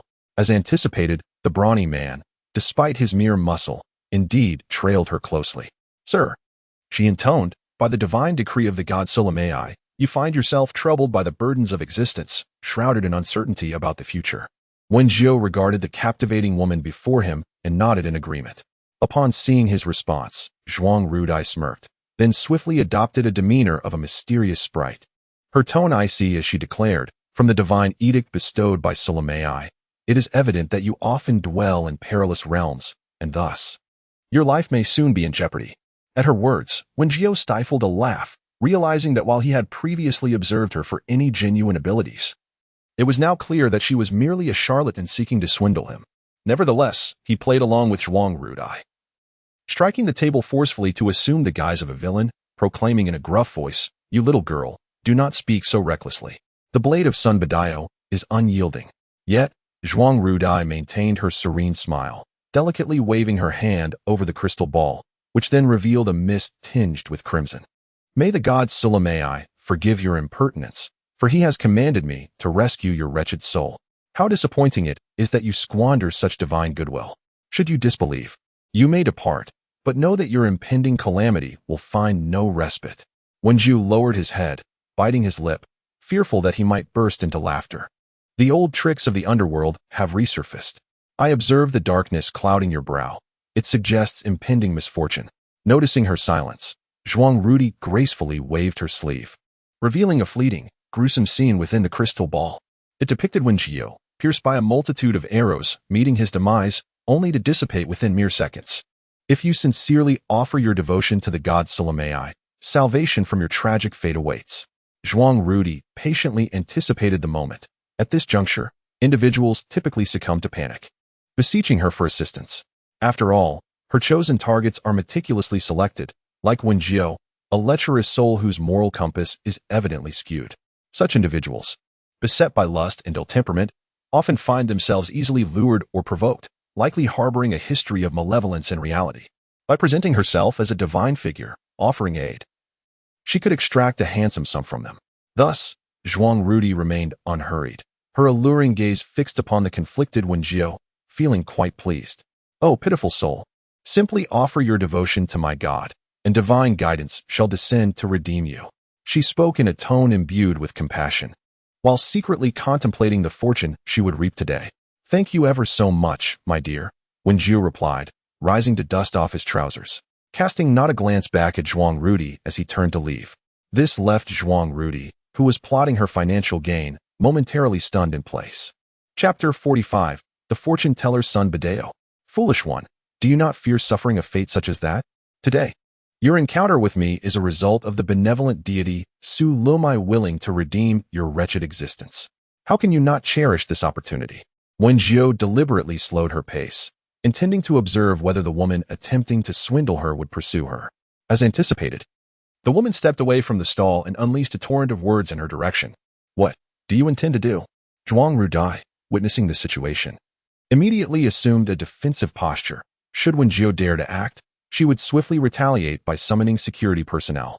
To her surprise, Wen Jiu merely leaned close to her ear and whispered, My dear, I notice that your brow appears sunken and narrow, tinged with a hint of dark energy, which could invite unforeseen calamity.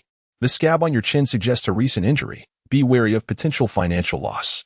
With that, Wen Jiu disregarded Zhuang Ruodai's grim expression and quickly departed. It seems the Starlight Night Market indeed encompasses a myriad of offerings.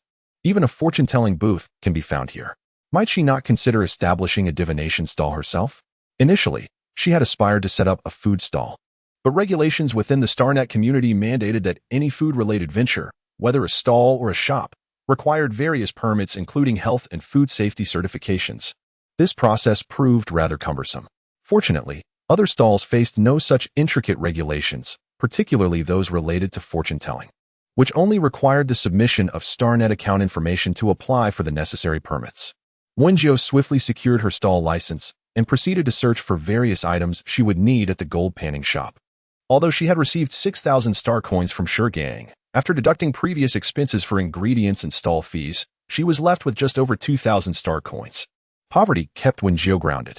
She patiently searched for the most economical tables and chairs, the cheapest copper coins, bundles of discounted yellow paper, and the buy one get one free cinnabar available by weight, among other items. Since these were for use in the Star Network world, they materialized instantly in Wen Jiu's personal belongings upon ordering. She merely needed to drag them gently from the holographic panel to retrieve them. After arranging the tables and chairs she had purchased, Wen Jiu took out the set of ink, brushes, paper, and inkstone that was on sale. Unfortunately, in this interstellar age, few people still write with brushes on paper, let alone practice calligraphy. These ink and brush supplies were merely replicas of ancient huaxia, devoid of collectible value. Thus, they were only fit to be sold as decorative items, requiring discounts to entice any buyers. Wen Jiu sighed internally, astonished at how much of ancient huaxia's heritage had been lost in this era. After smoothing the rice paper on the table, she patiently ground the ink on the inkstone, ensuring the ink stick remained level as she turned it slowly. Subsequently, she set down the ink stick and picked up a nearby brush, lightly dipping it into the thick ink before elegantly inscribing 7 characters, Fortune Teller Sun Badao. Once the ink had dried, she hung the calligraphy on the wooden table. The characters were clear and graceful, exuding a sense of indomitable spirit. Passers-by frequently cast glances in her direction, yet none dared to approach her. This hesitation was largely due to Wen Jiu's formidable presence, her eyes resembling copper bells. Even those who were curious found themselves intimidated by her appearance. Thus, Wen Jiu could only sit idly at the wooden table, producing yellow paper to begin sketching some talismans. Her innate spiritual root had transformed into extraordinary abilities. Although she had yet to master the dual elemental powers of fire and wood, she could still cultivate enough spiritual energy to inscribe talismans with relative ease. With a flourish of her brush, Wen Jiu first crafted a talisman for warding off evil spirits. Upon completion, she gazed at the faintly infused red imprint on the yellow paper, feeling a profound sense of satisfaction. Indeed, she was a prodigy. No obstacle could deter a little genius from earning a fortune. After neatly folding the talisman, she prepared to continue her work. Suddenly, she heard a commotion not far away. The foot traffic on the street where her stall was located was not particularly heavy, dictated by the rental prices of the area. Yet, as she curiously peered into the distance, she observed a throng of people gathered to the left, creating quite a racket. "Make way, don't block the path." Several individuals clad in crisp white military uniforms strode with authority, parting the crowd with their synchronized steps. Armed and with piercing gazes, they scanned the onlookers, provoking a mix of intrigue and trepidation, causing the crowd to retreat. Although the StarNet world was merely a virtual realm, with appearances freely customizable, ordinary federal citizens lacked such options, even with additional payment. Thus, despite their curiosity, the spectators dared not approach too closely. TSK, those passed from the 1st Military District. Wen Jiu heard a middle-aged man to her left mutter. He lounged lazily in his chair, smacking his lips and stifling a yawn. Noticing Wen Jiu's gaze, he grunted and rose, tidying up the various jars and bottles on his stall as he inquired, "New around here?" "Yes," she replied. Wen Jiu responded with a soft acknowledgement, then continued to fold the talismans he had drawn. The other party showed no intention of engaging in conversation, so Wen Jiu too felt no inclination to chat further. As those clad in white military uniforms marched forward, the crowd gathered increasingly, though everyone dared only to observe from a distance. "Yengu, how much longer until we find the person? I feel like we are being gawked at like monkeys," Mingyu mused, idly toying with a copper coin. His expressive peach blossom eyes lazily sweeping the surroundings. His inky hair was casually tied back, with a few strands cascading down to contrast against his pale, jade-like complexion. The ordinary white military uniform suited him remarkably well, accentuating his broad shoulders and slender waist. The dark golden buttons were fastened to the top, imparting an air of austere elegance. Daring young women cast flirtatious glances his way, yet the object of their attention remained unresponsive, betraying no sign of interest. It was perplexing. How could there be such tasks at the academy? Mingyu's fingers danced, the copper coin gliding effortlessly across his fingertips. Had he known, he would have declined this mission. Not only was it a waste of time, but the rewards were meager as well. Lu Yin shot him a cold glance, noting that at this point, discussing it was futile. Realizing the gravity of the situation, Mingyu quickly shifted the topic with a smile. Yen Go. I recently acquired an ancient text that claims this little copper coin can tell fortunes. How about I give you a reading? Upon seeing Lu Yan's refusal, Mingyu, understanding the cue, fell silent and tossed the copper coin into the air, preparing to catch it. A gentle breeze unexpectedly swept through, causing Mingyu to watch as his copper coin was carried away, landing steadily on a small wooden table at a nearby stall. Chapter 46. The Fortune Teller, Sun Bedu. With a soft thud, Wen Jiu, who had been busy folding protective talismans, lifted her head to see a golden copper coin resting on her table. After a moment of scanning her surroundings, she noticed a handsome young man approaching her. "Excuse me, my coin accidentally fell here," Mingyu hurriedly explained upon arriving. However, upon seeing the fierce-looking man, he politely inquired while discreetly signaling to Lu Yin with his left hand hidden behind his back. Could it be that he had unwittingly found his target? "Oh, is this it?" Wen Jiu asked, pointing to the coin in the upper left corner. In response, she gestured towards the calligraphy hanging in front of her table.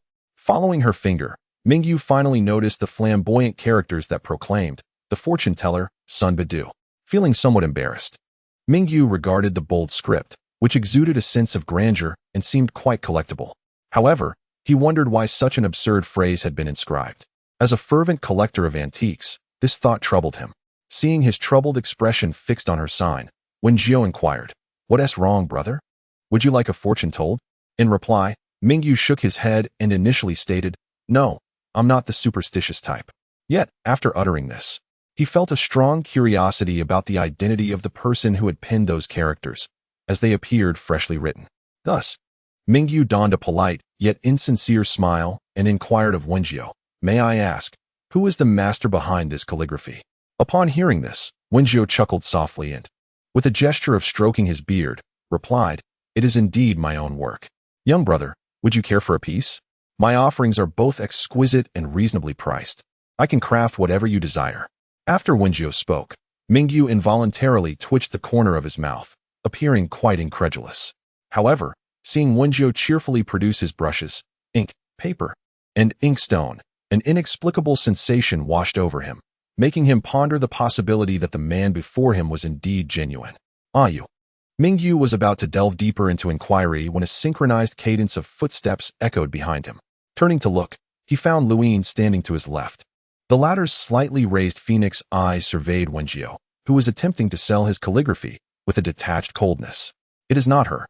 Lu Yin's voice was icy and deep, akin to ancient ice that had never thawed, imbued with a palpable chill. After speaking, his obsidian gaze discreetly swept over the wooden table before him. Aside from the set of writing implements, he noted scattered papers that resembled talismans. Yet, during the brief moments he examined the items, Wen Jiu subtly observed him in return. It must be said, the young man was remarkably pleasing to the eye. His features were exquisitely refined, with a high nasal bridge and slightly upturned phoenix eyes that exuded an alluring charm amidst their coolness. His delicately shaped lips bore a faint hue of red. Judging by his appearance, he appeared to be around 16 or 17 years of age. Surely, with a few more years, he would embody an even more ethereal elegance. Even Wen Jiu, who was accustomed to the beauty of past celebrities, found him strikingly impressive. It is uncertain whether his exceptional presence is innate or merely a product of some remarkable facial sculpting techniques within the realm of Xinguang. Nevertheless, Wen Jiu decisively posed a question. "Handsome stranger, would you care for a fortune-telling? Your impressive demeanor suggests you are undoubtedly a person of great fortune." Upon uttering these words, she locked eyes with Lu Yin, and for a moment, the atmosphere grew thick with tension. Mingyu observed this scene with palpable anxiety, fearing that Lu Yin might command someone to seize Wen Jiu. Just as he contemplated interjecting to alleviate the tension, he heard Lu Yin's indifferent voice declare, "Let us go." With that, Lu Yin turned and strode away, leaving Mingyu to suppress his curiosity about the mystical art of fortune-telling. Embarrassed, he managed a brief farewell to Wen Jiu before hastily pursuing Lu Yin. Wen Jiu watched as the opportunity for easy money slipped away, and in a moment of desperation, she dashed from her booth, grasping Mingyu's clothing. "What are you doing, little brother? Did your father pass away early?" At her words, Mingyu ceased to mind her grasping him, his eyes widening with surprise as he replied, "How do you know this?" "I observed the angles of the sun and moon upon your forehead," Particularly, the left sun angle is sunken, indicating that your father may no longer be among the living. Seeing that Ming Yu was willing to pause and listen, Wen Jiu continued with a measured tone, "You must also have a twin brother, am I correct?" Upon hearing this, a flicker of astonishment danced within Ming Yu's charming eyes. He suppressed his curiosity and simply stated, "I do not know how you came by this information, but I am not an easy target." "No, you are." Wen Jiu had long since perceived the curiosity gleaming in Ming Yu's eyes. Thus he released the hem of his garment and continued, "If I am not mistaken, your brother has recently encountered a misfortune, has he not?" Upon hearing these words, Ming Yu instinctively grasped the energy gun at his waist. His twin brother had suffered an unexpected attack by interstellar beasts during a mission last month and remained in a state of unconsciousness to this day. Following an investigation by their mother, it was revealed that the situation was far more complex than it appeared, prompting her to suppress the matter. Apart from him and his mother's trusted confidant, no one was privy to this information. How then did this imposing man come to know? What's wrong? Ming Yu's rising anxiety was swiftly disrupted by Lu Yan, who had returned after sensing something amiss. It's nothing, just a personal matter," Ming Yu replied, releasing his grip on the energy gun as he fixed his gaze upon Wen Jiu's eyes. He continued, "Brother Yin, may I speak with this gentleman for a moment?" Their mission to the Starry Night Market was to apprehend the wanted criminal, Ko Xiao. Alongside them, a small team lay in wait in the shadows. Ming Yu and Lu Yan's primary role was to masquerade as affluent young scions, thereby attracting the attention of the masses. This diversion would afford the other team the opportunity to locate Ko Xiao, who was concealed within the Starry Night Market. Therefore, he could not afford to waste too much time, and he feared that Lu Yan, as the captain, might reject his request. To his surprise, Lu Yan acquiesced, his voice remaining cool and composed. 5 minutes to conclude your conversation before regrouping." With that, he and the others resumed their pretense of leisurely browsing the surroundings. After receiving Lu Yan's permission, Ming Yu cast a piercing gaze at Wen Jiu, the lively and enthusiastic demeanor he previously exhibited vanishing entirely, leaving only a palpable aura of menace. However, Wen Jiu remained undeterred, proceeding to the stall and nonchalantly taking a seat, locking eyes with Ming Yu, who stood before the table. With refined and delicate brows and a strikingly handsome countenance, it was evident that he shared an exceptionally close bond with his brother, relying heavily on one another. Yet, just moments ago, as he grasped the copper coins, I noticed a piercing wound on your index finger, coupled with the presence of official and destructive stars in your fate, leading me to deduce that calamity had recently befallen your brother. Before he could voice his inquiries, Ming Yu was rendered speechless by the torrent of words that flowed from Wen Jiu. While Ming Yu prided himself on his skepticism towards superstition, the accuracy and coherence of Wen Jiu's statements left him profoundly shaken. After all, being young, he found it difficult to conceal his astonishment. Unable to suppress his curiosity, Ming Yu eventually asked, "Master, is there anything else you can discern?" Wen Jiu chuckled softly and extended his hand, declaring, "For 600 star coins. I shall provide your fortune payment in advance, of course." This unexpected proposition left Ming Yu momentarily taken aback. How had the conversation shifted to a monetary exchange? Sensing his confusion, Wen Jiu stroked his bushy beard and replied, "Young brother, I have to earn my keep, you see. But rest assured, paying 600 star coins for a reading is a worthwhile investment. While I cannot predict the winning lottery numbers for this draw, I can certainly tell you at what age you will marry and how many children you might have. Would you care to give it a try?" Wen Jiu leisurely promoted her fortune-telling business. Yet before Ming Yu could utter a word, a derisive laugh echoed from the neighboring stall. Both she and Ming Yu turned their gazes in unison to see a middle-aged man, who had been setting up his stall to Wen Jiu's left, staring at them with a mocking expression. "I suggest you refrain from deceiving others. If you truly possess the ability to foresee everything, why not predict when you will strike it rich? Instead, you're here peddling your wares." This remark irked Wen Jiu considerably. As the adage goes, a healer does not heal himself, and those adept in fortune-telling rarely predict their own fates. After being taken in by her master, she devoted her youth to the path of cultivation, mastering the essential arts of the mystical disciplines: mountain, medicine, destiny, physiognomy, and divination.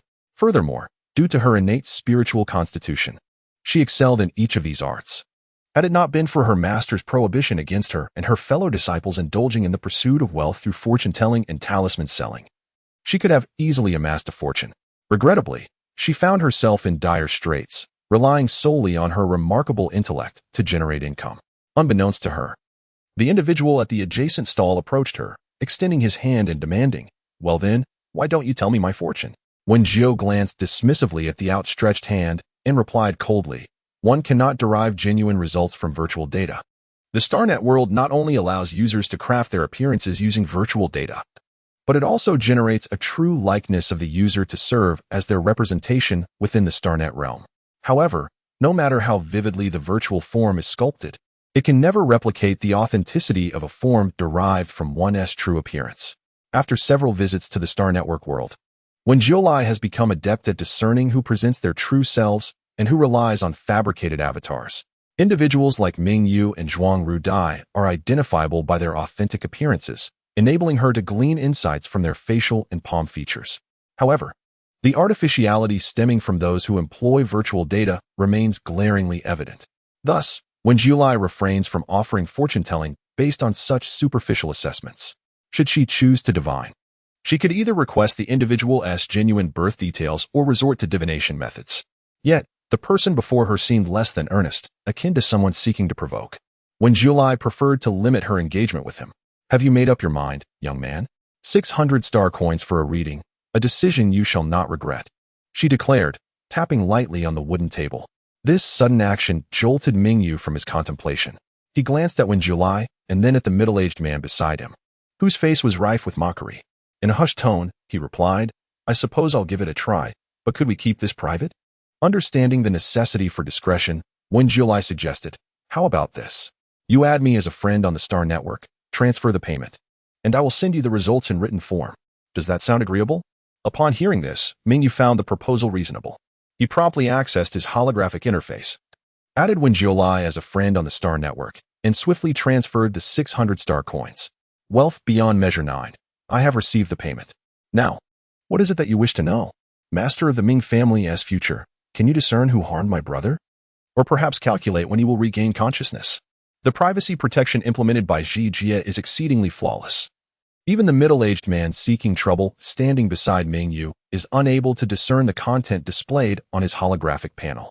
Therefore, Wen Jiu can converse with Ming Yu at ease, untroubled by the thought of being observed by others.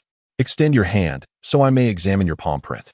Upon hearing this, Ming Yu obediently placed his hand on the table, exposing his palm for Wen Jiu's scrutiny. After observing intently for a few seconds, Wen Jiu retrieved 3 copper coins she had previously purchased. She then enclosed the coins within her hands, seemingly carelessly shaking them up and down before casting them onto the table. Afterward, she picked up the coins again, enclosed them within her hands, and repeated the action several times before concluding her movements. Wealth beyond measure 9. In the realm of divination, it is said that the upper hexagram is Jin and the lower one is Dui, representing the ascent of the mountain and the descent of the marsh. Loss and gain intermingle, with loss containing gain and gain containing loss. Wealth beyond measure 9. Simply put, the current situation is not particularly favorable, even hinting at financial loss. However, initial losses may ultimately yield unexpected benefits. Wealth beyond measure 9. Your company is likely to encounter a period of decline. Yet if you navigate this phase with steadiness, you shall rise to a new pinnacle. Master of the Ming family's future, Master, although your words appear impressive, you have yet to address what should be done about my brother's situation, despite all this talk. Wealth beyond measure 9. Do not be hasty. Having received your payment, I am naturally obliged to provide you with sound counsel. During times of adversity, one might encounter various nefarious individuals, and it is then that the culprit behind your brother's plight may be revealed. Moreover, the situation concerning your brother's coma is not entirely devoid of hope. A glimmer of life lies to the southeast, and he shall awaken within 7 days. As Ming Yu listened, he increasingly felt that Wen Jiu was merely feeding him empty promises. Just as he was about to demand a refund, he received a message from his mother. "Ming Corporation, Ming Chuning, there is hope for your brother.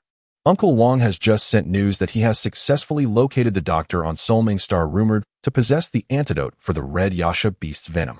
His twin brother had succumbed to the venom after being bitten during a sudden onslaught by the red Yasha beasts, leaving him in an unending slumber. The toxin from these creatures is notoriously difficult to counteract. Once poisoned, one can only fall into a deep sleep, ultimately passing away unnoticed. In her quest to save her son, his mother had scoured the imperial capital Star for physicians skilled in detoxification. Yet none could remedy the venom of the red Yasha beast. Recently, they had heard whispers of a retired physician on Sulming Star who could cure it. But despite their extensive search, he remained elusive. Fortuitously, Sulming Star lies to the southeast of the imperial capital star. Such coincidences left Mingyu somewhat astonished. Could it be that this burly man possessed an uncanny ability to discern hidden truths? Nonetheless, he harbored a degree of skepticism towards Wen Jiu's claims. Suspecting that perhaps fortune had merely smiled upon him by chance, he decided to regard the 600 star coins as a small price for peace of mind. With no further inquiries on his mind, Mingyu rose and said, "Master, I have other matters to attend to, so I shall take my leave." The skepticism in his eyes was perceptibly unraveled by Wen Jiu, yet she refrained from further persuasion, casually tossing Mingyu 2 talismans she had folded herself. "You are the first customer at my humble stall. Consider this talisman a gesture of friendship." Thank you." Mingyu scarcely glanced at the talismans, carelessly stowing them away in his spatial ring. He then hurriedly made his way to rendezvous with Lu Yan, following the direction indicated by Lu Yan's signal. It wasn't long before he spotted Lu Yan and his companions in front of a refreshing beverage shop. The soldiers from the military district who assisted them stood vigilantly beside Lu Yan, who remained as stoically upright as a pine tree, effortlessly drawing the attention of every passerby. How infuriating. Lu Yan ought to utilize a virtual avatar. My handsome visage pales in comparison to his. Lu Yan merely inclined his head with indifference before activating the holographic panel to signal the concealed small team lurking in the shadows. Observing this action, Mingyu immediately retracted his previously nonchalant demeanor, standing at attention and preparing himself for battle. "We have identified the suspicious individuals and are ready to intercept." Both the use of the spatial ring and entry into the star network realm necessitate the reliance on the genuine mental strength of a real person. Particularly, when employing mental power to enter the star network, the physical body remains immobilized once inside, while one can perceive the surrounding environment. As long as one remains in the star network, control over the physical form is rendered impossible.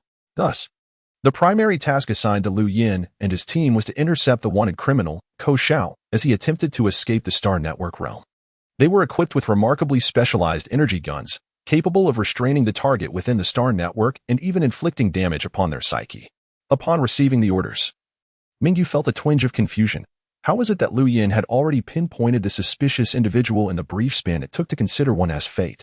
However, Lu Yan served as both the captain and commander of their mission, and all Mingyu needed to do was adhere to his directives. Lu Yan slowly closed his eyes, his formidable mental prowess swiftly enveloping the entire starlight night market, allowing him to sense any movement in an instant. Requesting the temporary evacuation of stalls near zone B065. As he opened his eyes, his previously inky black irises transformed into a brilliant blue. His demeanor had grown even more detached, resembling that of an emotionless automaton.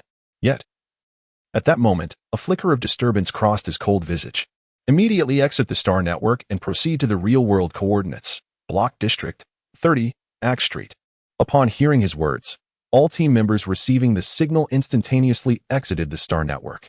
No questions were asked. They simply understood the necessity of executing Lu Yan's commands. Meanwhile, Wen Jiu was bent over her desk, once again engrossed in the intricate art of talisman drawing. Even with her exceptional talent, diligent practice was essential. Unlike ordinary individuals, who would find their spiritual energy depleted after sketching merely 3 talismans in a day, Wen Jiu was akin to a human talisman printing machine, effortlessly producing 30 to 40 in a single day. In the past, her senior brothers and sisters would invariably seek her out for a bundle of talismans before embarking on their own adventures. To her astonishment, instead of waiting for her descent into the world for training, she found herself embarking on an entirely different journey. As Wen Jiu pondered this, she skillfully completed a talisman, her hands deftly flicking the yellow paper aside to allow the ink to dry. Just as she contemplated creating a few more for practice, an unusual sensation suddenly washed over her, akin to the feeling of being watched from the shadows. Looking around cautiously, she found no signs of anyone. "Excuse me, what are you selling?" A clear, melodic voice interrupted her thoughts. Turning towards the sound, Wen Jiu spotted a little girl with twin ponytails crouched beside a stall run by an older gentleman, curiously examining the bottles and jars scattered on the ground. Seeing a potential customer, Kayushio donned a sycophantic grin and picked up a small pink jar, exclaiming, "Ah, This young lady has a discerning eye. This is a whitening cream crafted from ancient Huaxia secret recipes. The innocent girl took the offered pink jar, opened the lid, and was greeted by the sight of a thick, white cream, accompanied by an intoxicating floral fragrance wafting from within. "Uncle, how do I use this?" she inquired, clearly enchanted by the scent. "Simply apply it to your face each night, and within a month, you will achieve a fairer complexion," Yushio replied, gesturing with his rough hands to emphasize his point. "It's only 800 star coins." Upon hearing the price, the little girl hesitated, reluctantly placing the pink jar back down. To her, that amount felt rather steep, considering that ordinary skincare whitening serums typically cost only 300 star coins each. As she set down the pink jar, Ko Xiao quickly interjected, "Do not be in haste to depart, young lady. This is crafted from an ancestral recipe of ancient Huaxia, entirely natural with no industrial additives. It not only whitens and nourishes the skin, but also effectively eliminates acne and blemishes, suitable even for sensitive skin." Upon hearing this, the young girl hesitated. Her naturally dark skin often led to frequent breakouts, making her the subject of ridicule among her peers. If this whitening cream truly possessed such remarkable properties, perhaps 800 star coins was not an exorbitant price after all. Contemplating this, she found herself inclined to muster the courage to purchase a jar. "Uncle, I want." Observing the innocent girl before him, Ko Xiao's smile broadened, reveling in the gullibility of others. Just then, a brief chuckle escaped Wen Jiu, who was nearby.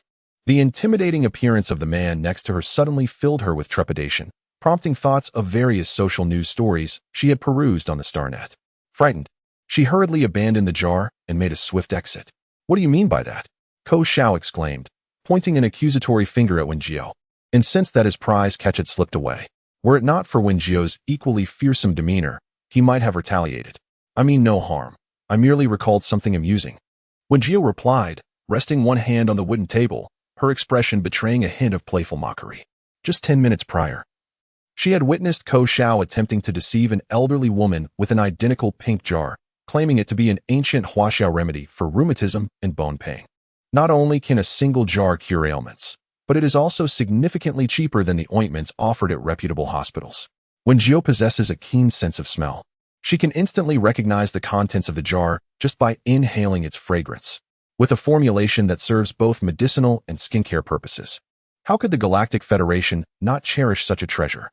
Chapter 49. The Expert in Counterfeit Products, Sun Badu 2. Upon hearing Wen Jiu's explanation, Ko Xiao clenched her fists. However, she did not wish to provoke further conflict and merely muttered a few curses before dismissing Wen Jiu.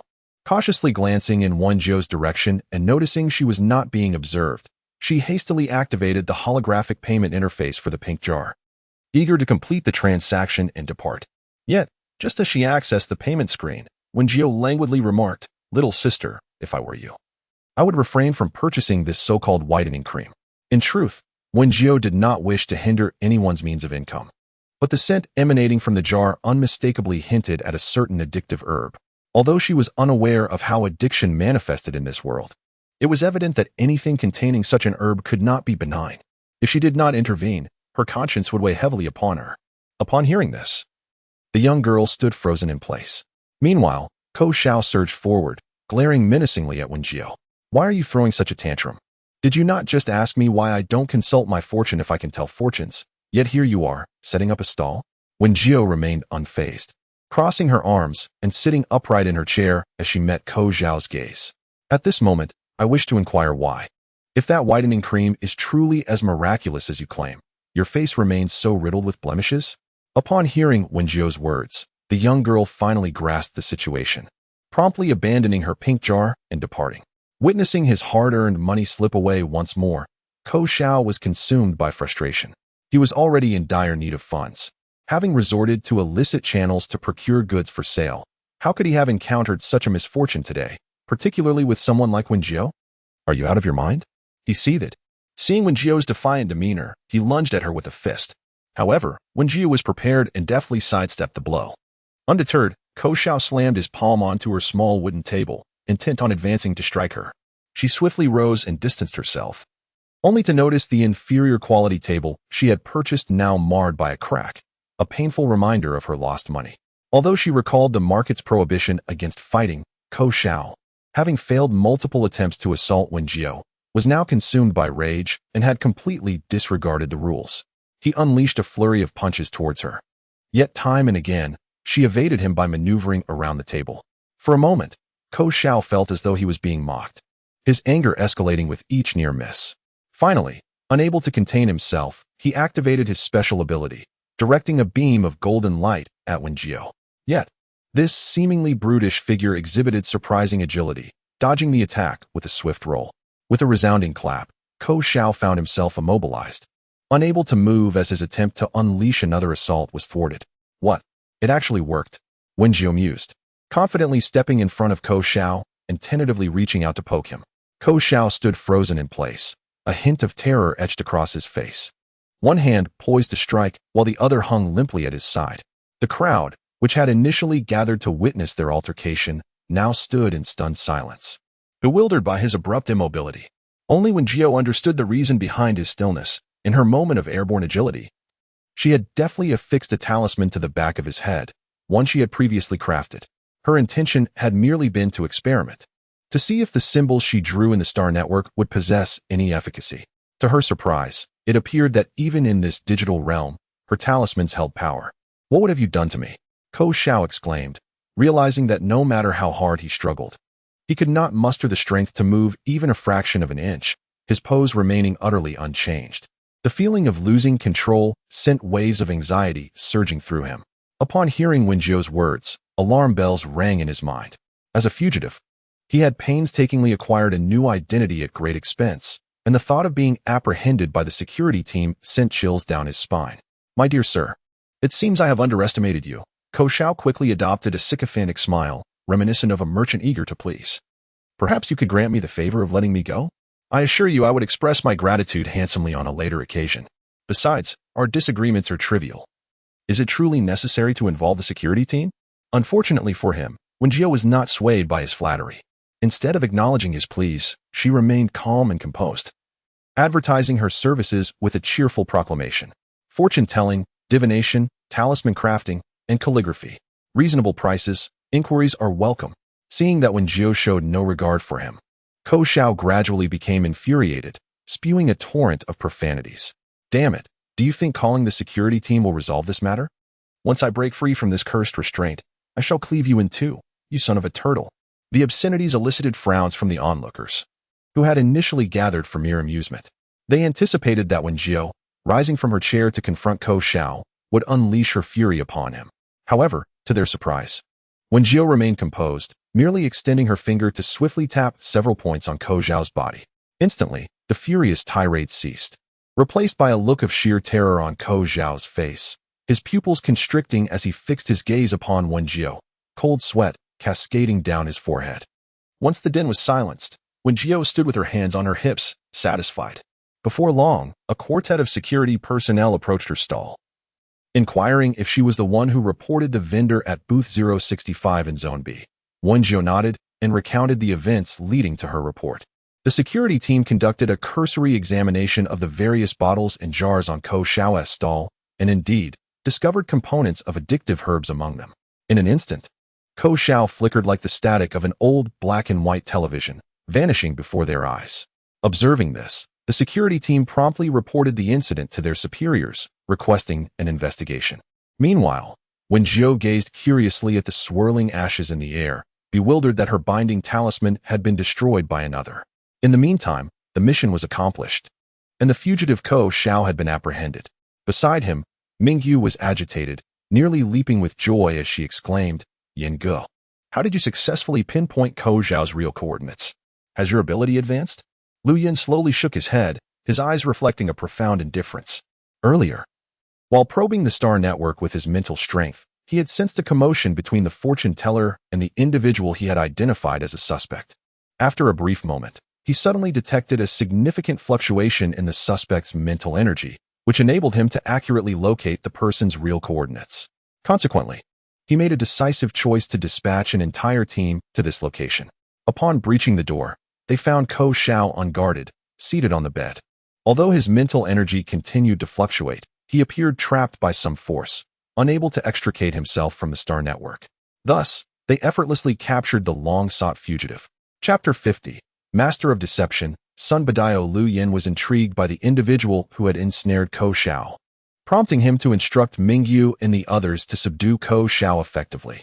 He then attempted to forcibly extract him from the star network. Throughout this process, he sensed that the strength of the individual who had confined Ko Xiao was comparable to his own. After considerable effort, Liu Yin's lips turned pale as he finally managed to extricate Ko Xiao from the star network. However, Ko Xiao had already succumbed to unconsciousness due to the assaults he endured within that realm. A team of individuals undertook a mission that led them to the desolate garbage planet where Ko Xiao was hiding, followed by an extended period of surveillance in the star network world to gather intelligence. They have expended considerable energy and time in this endeavor. The team performed admirably, not only accomplishing the task with perfection but also successfully capturing the target. The instructor, aboard the expansive hovercar, showered them with praise, sentence after sentence. To facilitate the rapid development of students, the 5 major military academies have established collaborative relationships with the military districts that support them from behind the scenes. Tasks are periodically issued, allowing students to form teams at their discretion to undertake them. These tasks may involve slaying a particular type of interstellar beast, collecting mutated plants, or assisting in the capture of low-risk fugitives, among others. Upon completion, participants are rewarded generously, prompting many students to seize the opportunity to take on missions during their free time. Among these military academies, Liu Yin stands out as a legendary student. Regardless of the task's difficulty, no mission remains unaccomplished when he leads the team as commander. Consequently, students at the Imperial Capital Military Academy are eager to join forces with him. However, his demeanor is aloof, and he seldom forges friendships, treating missions as mere formalities. When selecting teammates, he evaluates only their capabilities and never admits anyone based on personal connections or bribery. Moreover, he has no need for any form of inducement, as the Liu family, to which he belongs, is not only a prestigious lineage in the imperial capital, but also wields significant influence over the first military district. Teacher, enough with the superfluous praise. Since we have exceeded the mission's expectations, shouldn't the rewards be doubled? Ming Yu grew weary of the teacher's praise, eager instead to discern how the rewards for this task would be calculated. The teacher chuckled at his remark, advising him to open his intelligence bracelet space to discover that the rewards had already been dispensed. Upon hearing this, Ming Yu promptly activated his luminous panel. Within it, not only were the originally announced task rewards displayed, but there were also numerous additional treasures. Yet, as he explored the space, he recalled the 2 talismans that Wen Jiu had previously thrust into his possession. Ming Yu extracted one, examining it in the palm of his hand. The triangular yellow paper was inscribed with various characters he could not decipher. What could this be? As he fiddled with the talisman, he suddenly heard Liu Yin, seated beside him, pose a question. Liu Yin had been contemplating the mysterious figure that had ensnared Ko Xiao when he was struck by a familiar psychic energy wave. After a moment of careful perception, he realized that the faint psychic energy emanated from the small triangular paper in Ming Yu's grasp. It seemed to be a talisman, one gifted to him by that fortune-telling gentleman. Ming Yu briefly explained, then promptly handed the talisman to Liu Yin, inquiring if there was something amiss with it. Given that Liu Yin typically exhibited little interest in anything, this was the first time Ming Yu had witnessed him express curiosity after their prolonged acquaintance. Frankly, Ming Yu privately believed that Liu Yan's emotional detachment had reached an alarming extent, had he not been certain of Liu Yan's humanity. He might have succumbed to the rumors suggesting that Liu Yin was a contemporary high-intelligence robot. Liu Yin lifted the talisman, scrutinizing it closely, and became increasingly convinced that the psychic energy attached to it was derived from the same source that ensnared Ko Xiao. Was it not the burly man from the fortune-telling stall? However, he had previously discreetly assessed that individual and found their psychic prowess to be rather feeble. Nothing to be concerned about. Liu Yin's profound gaze drifted towards the window, his palm tightening around the talisman. After Ko Xiao's inexplicable disappearance, Wen Jiu quietly observed as the security team began to address the aftermath. They confiscated all of Ko Xiao's belongings and, after contacting their superiors, approached Wen Jiu to inquire about the particulars of the incident. She recounted the events in a calm and measured manner, providing her information before the security personnel departed. Once they left, the curious crowd that had gathered also dispersed. It was uncertain whether another opportunity would arise within such a brief span. Fortune-telling, divination, talisman crafting, and calligraphy. Reasonable prices, inquiries welcome. She lazily advertised her services, occasionally catching the attention of curious passers-by, though few truly believed in the mystical arts sufficient to patronize her business. Alas, she wondered if her act of bravery might yield some form of reward. She had distinctly heard the security team mention that the man was, in fact, a wanted fugitive. After a while of fruitless calls for customers, realizing the time was up, she stood, brushed off the dust from her attire, and prepared to gather her belongings and leave the Star Network world. As she glanced up, she found herself face to face with the woman who had previously attempted to swindle her. Sun Badao. At this moment, Zhuang Ruzha appeared quite disheveled, her cloak riddled with gashes from sharp weapons, and the hem of her skirt stained with grime. "Have you been secretly cursing me from behind?" she exclaimed indignantly as she forcefully slapped the table, causing her hood to slip off and reveal her exquisite features. However, Wen Jiu had little inclination to admire her beauty. After encountering Lu Yin, she suddenly felt her standards of aesthetic appreciation had been significantly elevated. One must not speak carelessly. I, Sun Badao, conduct my affairs with utmost integrity and would never resort to sorcery, she declared, promptly retracting her table. It baffled her why these individuals felt compelled to slam her small table with such force, leaving it marred with cracks. That little wooden table had cost her a full 800 star coins. As Wen Jiu abruptly removed her table, Zhuang Ruzha's upper body lurched forward, nearly sending her sprawling to the ground. "I care not for your so-called arts. Ever since I encountered you today, my misfortunes have begun." Wen Jiu could not help but chuckle at this remark. "My dear lady, your words are rather unappealing. Your misfortunes stem from the countless wrongdoings you have committed, resulting in your waning fortune. How could I possibly be implicated?" Yet, Zhuang Ruzha was unimpressed by Wen Jiu's reasoning. She was, after all, a fraud herself, masquerading as a witch to swindle money. "Stop your nonsense. If you were a man, you would admit that you have cursed my misfortune behind my back." "No, I am not," Wen Jiu replied, biting her lip, struggling to suppress her laughter. She gazed at Zhuang Ruzha, who continued to make an unrelenting commotion, and quickly adopted the demeanor of a wise sage, coldly stating, "My dear, the dark energy between your brows has yet to dissipate. I fear you shall soon encounter further tribulations." "Cursing me, are you?" Zhuang Ruzha retorted, her anger escalating rather than abating. Had it not been for Wen Jiu's swift removal of the table, she would have overturned it in her fury. "Not at all. If my calculations are correct, you must have encountered a misfortune," Wen Jiu calmly continued. "Not only were you almost set upon by a mob, but you also lost significant possessions." Zhuang Ruzha, already fuming, found Wen Jiu's words dousing her ire like a bucket of cold water. When she spoke again, her voice trembled. "How do you know this?" Suddenly sensing a disturbance in the real world, she hastily withdrew from the StarNet. Yet, the moment she exited, a gang of robbers burst through the door. The security measures in her residence had always been commendable, leaving her bewildered as to where these criminals had emerged from. Each of them appeared menacing, akin to desperate outlaws. Despite her high level of abilities and professional combat training, she struggled to fend them off. Moreover, combat-type mechas were prohibited in residential areas, forcing her to rely solely on her physical prowess and abilities. After a prolonged struggle, the gang eventually fled. Just when Zhuang Ruzha thought she had narrowly escaped disaster, she realized that nearly all her various jewels had been spirited away by them. Zhuang Ruzha only realized after filing her report that those individuals were habitual offenders, notorious for their frequent break-ins and robberies. However, the security team has yet to apprehend them, and could only document her losses, promising to settle accounts once the culprits were caught.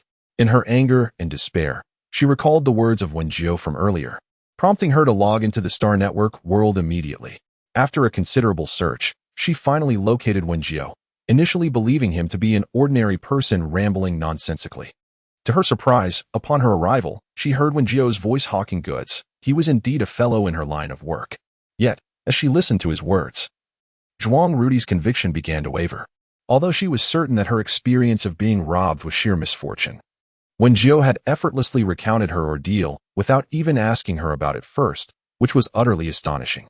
Thus, the pieces fell into place seamlessly. Wen Jiu, disinterested in lingering with Zhuang Ruzha, was eager to leave the Star Network world for some rest before attending classes the next day. Zhuang Ruzha, known for her quick emotional shifts, seized Wen Jiu's arm, adopting a pitiful demeanor as she softly implored, "Brother Sun, please share whatever you know. I am truly frightened." Wen Jiu slightly lowered his head, meeting her misty-eyed gaze. Zhuang Ruzha understood that her beauty was a formidable weapon, if wielded skillfully. There was no man she could not conquer. The imposing figure before her, fierce and menacing, could be subdued by her feigned fragility. As expected, Wen Jiu inclined his head further, almost touching her face. Yet, he turned away, his warm breath brushing against Zhuang Rudi's earlobe, causing a faint blush to blossom on her cheeks. Brother's son, you charge 600 for a fortune-telling, 1,000 for divination, and 2,005 for amulets. Would you care to try? Upon hearing this, Wen Jiu abruptly straightened his posture, adopting a demeanor that suggested he wished to maintain a safe distance from Zhuang Rudi. This statement caused Zhuang Rudi to halt her flirtatious banter, her enchanting eyes wide with disbelief. Do you want it or not? If not, I shall take my leave. Wen Jiu said, clapping his hands twice. I am pressed for time, my lady. Payment is required before service is rendered. After receiving 1,000 star coins from Zhuang Rudi, he produced 3 copper coins, cupped them in his hands, and squatted down to cast them repeatedly. Observing Wen Jiu's actions from her position on the ground, Zhuang Rudi found herself reflecting on her inexplicable fascination with the arcane. Previously, she had thought only fools would believe in such things. Yet watching Wen Jiu's devout and practiced motions, she felt an inexplicable sense of reverence. Water mountain, Qin above, Jin below. Favorable to the southwest, unfavorable to the northeast. Once Wen Jiu had stowed the coins, he continued, the path ahead is fraught with peril, and behind looms a high mountain. You stand at an impasse, like a lame person struggling to take a step.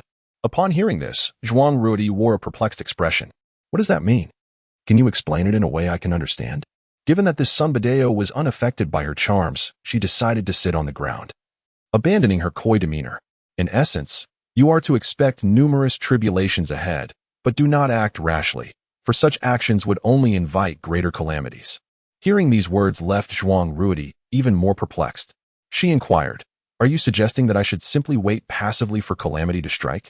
Not quite, Wen Jiu replied, stroking his beard with an air of inscrutability. The dark aura surrounding you is dense and persistent. You must have engaged in quite a few unscrupulous ventures in the past, haven't you? Faced with Wen Jiu's revelation, Zhuang Rudi candidly acknowledged her previous misdeeds, yet she remained indifferent to the notion of karmic retribution. Thus, she never considered that her current tribulations could be linked to her past transgressions. It appears you are not sincerely remorseful. Allow me to offer you some advice. To improve your fortunes, engage in more charitable deeds. Furthermore, your turning point lies in the southeast. Make haste to relocate. After delivering his counsel, Wen Jiu rose and brushed off his clothes. Zhuang Rudi remained squatting on the ground, lost in contemplation. To be honest, she found it difficult to believe in the concept of karma. Perhaps today was merely an unfortunate coincidence. After all, divination and fortune-telling are only partially accurate. Excessive discussion could undermine the fortune-teller's own luck, as misfortunes are commonplace. By this time, it was already quite late, and Xiao Shi had long since retired for the night. Consequently, Wen Jiu first shared the previously promised recipe on social media before attending to his nightly routine and eventually settling down for sleep. Chapter 52, Fragrant Fried Chicken. After completing her morning classes, Wen Jiu hurried to the cafeteria to prepare for work. Not only was she tasked with cooking for the faculty and students dining at the cafeteria, but she was also set to commence her first tasting session, allowing those who had been following her live broadcasts for several days to savor her culinary creations. Shortly after her arrival in the kitchen, Xiao Shi joined her after her own class. After a while, I retrieved the ingredients provided by the cafeteria today. She placed a basket on the ground, filled with the same items as yesterday, a large chunk of grillu beast meat and a hefty bundle of carrots. Wen Jiu glanced at them, deciding to follow yesterday's recipe once more, preparing fried meatballs and spicy shredded potatoes. Since Fei Qingyu had not yet finished her class, Wen Jiu took the initiative to handle the grillu beast meat, while Xiao Shi continued peeling the potatoes. I speculated that Fei Qingyu would arrive a bit later. Xiao Shi skillfully wielded the peeler, effortlessly stripping the brown skin from the potatoes in mere seconds. Why? Following yesterday's method, Wen Jiu marinated the grillu beast meat with ginger slices and cooking wine, quickly attending to the carrots in the meantime. I had heard that someone had made a mistake during today's potion class, causing an explosion in the classroom. At this, Wen Jiu raised an eyebrow slightly. Speaking of potion classes, I wonder when teacher Yan will manage to secure the scholarship for her. She truly is in a state of financial hardship at the moment. By the way, are you not going to stream today? Xiao Shi recalled that during her previous visits to the kitchen, Wen Jiu's dedicated streaming bee would buzz around in the air. However, today, she noticed the bee was absent. "I will stream once I finish preparing this carrot," Wen Jiu replied. Her hands moved swiftly, efficiently peeling the carrot until it was completely bare. In truth, carrots can be consumed without peeling. But Wen Jiu had simply grown accustomed to it. Once the two had quietly finished preparing the food, Wen Jiu finally activated the live stream. After several live broadcasts, Wen Jiu's streaming room has acquired a loyal following of small fans. Upon receiving the notification from the system that the host has begun streaming, they eagerly flocked in. "I'm so hungry. Yay, am I the first one in the live room today? Chris wants to eat 5 bowls. No, I am." The moment Fat Fortune Sister started, I rushed in. "Banana. Today is another day of merely smelling and watching without eating. My potatoes are on the verge of being boiled. Mom no longer has to worry about me starving while watching the live stream. Welcome everyone to the live room of Congratulations on Wealth. I am your host." Congratulations on wealth. Wen Jiu greeted all the viewers as usual. Upon seeing the barrage of comments, she smiled gently and said, "I have good news for everyone. Today, I will be offering tasting opportunities." As soon as her words fell, the comments began to scroll rapidly. Ding dong 20. I just entered. Is Fat Fortune Sister truly not joking? I'm so hungry. Can we eat fried meatballs? Meatballs? The meatballs from my dreams.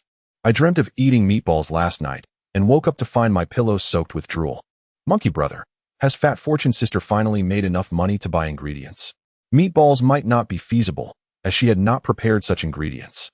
Wen Jiu opened the fresh produce sent by the gold panning shop, and today she would be making fried chicken for everyone to sample. In truth, it was mainly due to her own craving for fried chicken. The one she had tasted from the cafeteria previously nearly brought Wen Jiu to tears of anguish. Last night, while purchasing ingredients, Wen Jiu decisively ordered the discounted Sayu chicken.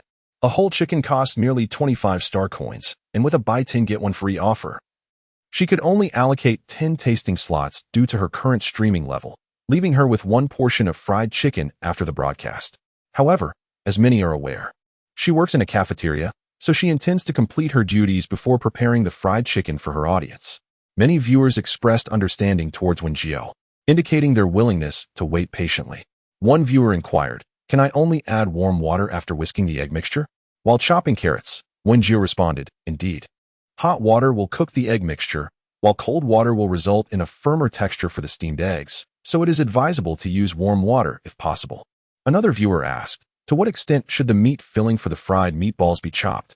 I attempted to make some last night, but the pieces were too large and fell apart in the pot." Wen Jiu planned to demonstrate the proper consistency later, having not anticipated such an issue. She advised that adding an egg and a bit of starch to the filling would yield softer, more resilient meatballs that are less likely to disintegrate. Wen Jiu patiently addressed the queries from viewers experimenting with her recipes while simultaneously preparing the meat filling. At that moment, Fei Qingyu entered quietly. Noticing Wen Jiu was live streaming and chose not to interrupt, instead proceeding to prepare the bowls and chopsticks needed for today's cooking session. The frying of the meatballs was about to commence.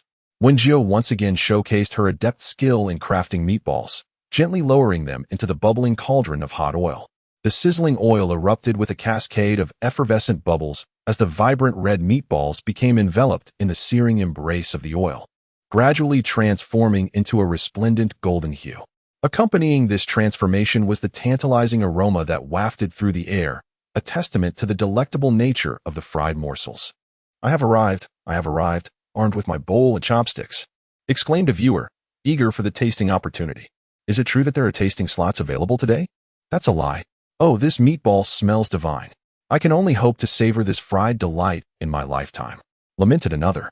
"I'm here too. When does the tasting commence?" "Thankfully, I haven't consumed my midday nutrient supplement yet," chimed in another enthusiast. Wen Jiu skillfully retrieved the golden meatballs with a slotted spoon, allowing them to drain excess oil on the side. These meatballs were perfectly fried, awaiting a second fry before they could be relished. The subsequent frying would render them less greasy, thus it is advisable to undertake this step if conditions permit.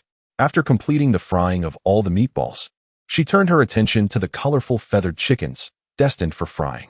She first arranged the vibrant birds upon the countertop for the audience to admire, and then proceeded to instruct them on the preparation of fried chicken, a culinary process renowned for its simplicity. Following the conclusion of the live broadcast, she promised to share the recipe in her personal updates. These colorful chickens were relatively small, approximately the size of 2 palms. They had been meticulously cleaned by the vendor in accordance with Wen Jiu's specifications, allowing her to wield her knife with precision, chopping the chickens into bite-sized pieces with deft strokes. Immediately thereafter, she placed the colorful feathered chicken pieces into a large basin, rinsing them thoroughly with clean water to remove any residual blood. She then proceeded to prepare the marinade for the fried chicken. Chapter 53, Delectable Fried Chicken 2. Last night, Wen Jiu specifically purchased an array of spices for this purpose, and she retrieved the cardboard box filled with them. As she added the spices to the basin containing the chicken pieces, she calmly explained the process to her audience. She began by incorporating an appropriate amount of light soy sauce, salt, minced garlic, minced ginger, sugar, black pepper, chili powder, and olive oil, mixing everything thoroughly to marinate for over half an hour. Her pace in adding the spices was remarkably swift, completely devoid of reliance on an electronic scale for measurement. However, any experienced cook observing her would discern that Wen Jiu possessed an exceptional mastery over the seasoning. While the chicken marinated, we continued to prepare the batter that would be utilized later. Wen Jiu took out a large bowl and poured in starch, flour, egg yolk powder, turmeric powder, salt, and the full-fat milk powder she had painstakingly sourced. After meticulously blending these ingredients with water in precise proportions, Wen Jiu found herself momentarily entranced by the pale yellow batter in the bowl. In her previous life, American fried chicken was undoubtedly the most popular dish, with establishments like KFC and McDonald's ubiquitous across Blue Star. Yet, she held a deep affection for Chinese fried chicken, whose preparation was far more intricate and diverse, yielding a more exquisite flavor. Though she yearned to recreate the delicious Chinese fried chicken she once adored, the rudimentary kitchen of the cafeteria could not meet her aspirations. Thus, she had no choice but to settle for the simplest and quickest method to craft her beloved dish. Brother Monkey, previously, I would simply coat the chicken with egg wash and flour before frying it. Yet I never realized that the process of making fried chicken involved so many steps. Banana, I share the same sentiment. It seems that Sister Fa Kai possesses a wealth of knowledge. As noon approaches, it is time for me to commence my daily duties. Wen Jiu sets aside the ingredients for fried chicken, intending to prepare it after the busy work is completed. Today is a rare occasion with few critics around. Perhaps they are merely waiting for Wen Jiu to officially begin the cooking process before they emerge. Nevertheless, Wen Jiu pays them no mind, as she, along with Xiao Shishir and Fei Qingyu, diligently prepares for the arrival of guests. Although Shi Gang caused a stir yesterday, it had no impact on Wen Jiu's business, with students and teachers continuously queuing at window 18. Fortunately, with the assistance of Xiao Shishir and Fei Qingyu, Wen Jiu is able to focus on cooking and swiftly serving her dishes.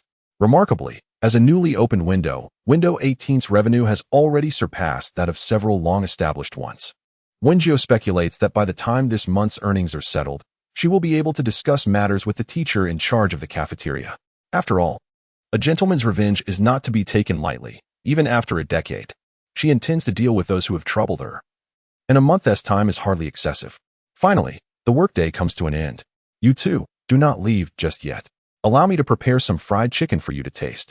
Their midday service concluded over an hour earlier than other windows, and upon hearing Wen Jiu's invitation, both Xiao Shishir and Fei Qingyu eagerly decided to stay, for who would not wish to indulge in her culinary delights? Having completed her tasks, Wen Jiu officially commenced the preparation of fried chicken. She first placed a portion of colorful feather chicken pieces into a bowl, then evenly coated each piece in a layer of batter.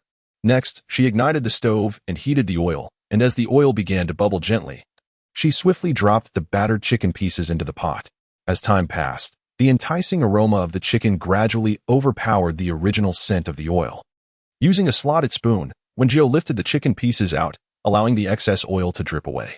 The golden, crispy skin was adorned with a hint of oil and interspersed with tender, succulent chicken. The viewers in the live stream were instantly captivated by the freshly fried chicken. I'm so hungry. Does this mean we can indulge in such delicious fried chicken today? Chris wants to eat 5 bowls. Hurry up, Sister Wealth. Let us begin the tasting. I'm ready to seize my chance. In truth, Wen Jiu was not particularly adept at live streaming, and thus she was unaware that her broadcast had gained a modicum of fame in the culinary section of the platform. This was primarily due to a post shared by Chris, which had been reprinted by Brother Monkey, drawing numerous people to her live session out of curiosity. However, Wen Jiu had yet to commence the tasting, resulting in conflict between some viewers and her fans in the comments. Only a small group, including Chris and Brother Monkey, remained steadfast in their belief that Wen Jiu's dishes would be as delectable as they smelled. Consequently, Wen Jiu had noticed that her viewer count fluctuated between 500 to 600 and then dipped to 200 to 300 during her recent live streams. Yet she remained oblivious to the underlying reasons for such variations. Upon her announcement of a midday live broadcast for a tasting session, Chris promptly declared this news within the post. Those who had been fervently arguing in the comments rushed to the live stream, eagerly awaiting the event. Longgrass fish. I heard the host is conducting a tasting today. If it's delicious, I shall immediately follow her. Sparks and lightning. Let me put it this way. If the food prepared by the host tastes as fragrant as it smells, I would gladly sever my head and kick it like a ball. Pumpkin Big Melon. I have taken a screenshot. If you fail to deliver, please post an apology. Thank you. Man like the wind. This is hilarious. Post an apology? I will be blunt. If the hostess cooking is truly delectable, I would swallow my dog whole right now. The barrage of comments was tumultuous. Wen Jiu was baffled, unable to comprehend how her live stream had suddenly surged to the 8th position among new food streamers, with the audience count nearing 1,000. Bulu Bulu Gulu. I came from the newcomer rankings. Can someone enlighten me on whether this hostess cooking is truly delightful? Chris wants 5 bowls. It's delicious. I would soar over 10 mountain peaks just to proclaim to wealthy sister how extraordinarily scrumptious it is. Sparks and lightning. Nonsense. You haven't even tasted it. To those ahead of me, heed my advice. This hostess cooking is utterly dreadful. Wen Jiu. May I interrupt your quarrels? Can we allow wealthy sister to finish preparing the food for tasting first? Witnessing such chaotic comments, Wen Jiu found herself both amused and exasperated. To everyone's astonishment, the one tasked with maintaining order was none other than the individual who had previously engaged in endless bickering. The situation had become exceedingly surreal. Realizing that the chaos needed to be curtailed, Wen Jiu decided to portion out some of the fried chicken, handing the remainder to Xiao Shir. After washing her hands thoroughly, she picked up a piece of fried chicken and had her little bee capture a close-up shot for display. The fried chicken, freshly prepared, revealed its golden, crispy skin as Wen Jiu gently tore it apart, exposing the succulent, juicy meat inside, with juices subtly oozing out. A hint of fragrant spiciness wafted through the air, capturing the attention of the previously quarrelsome audience.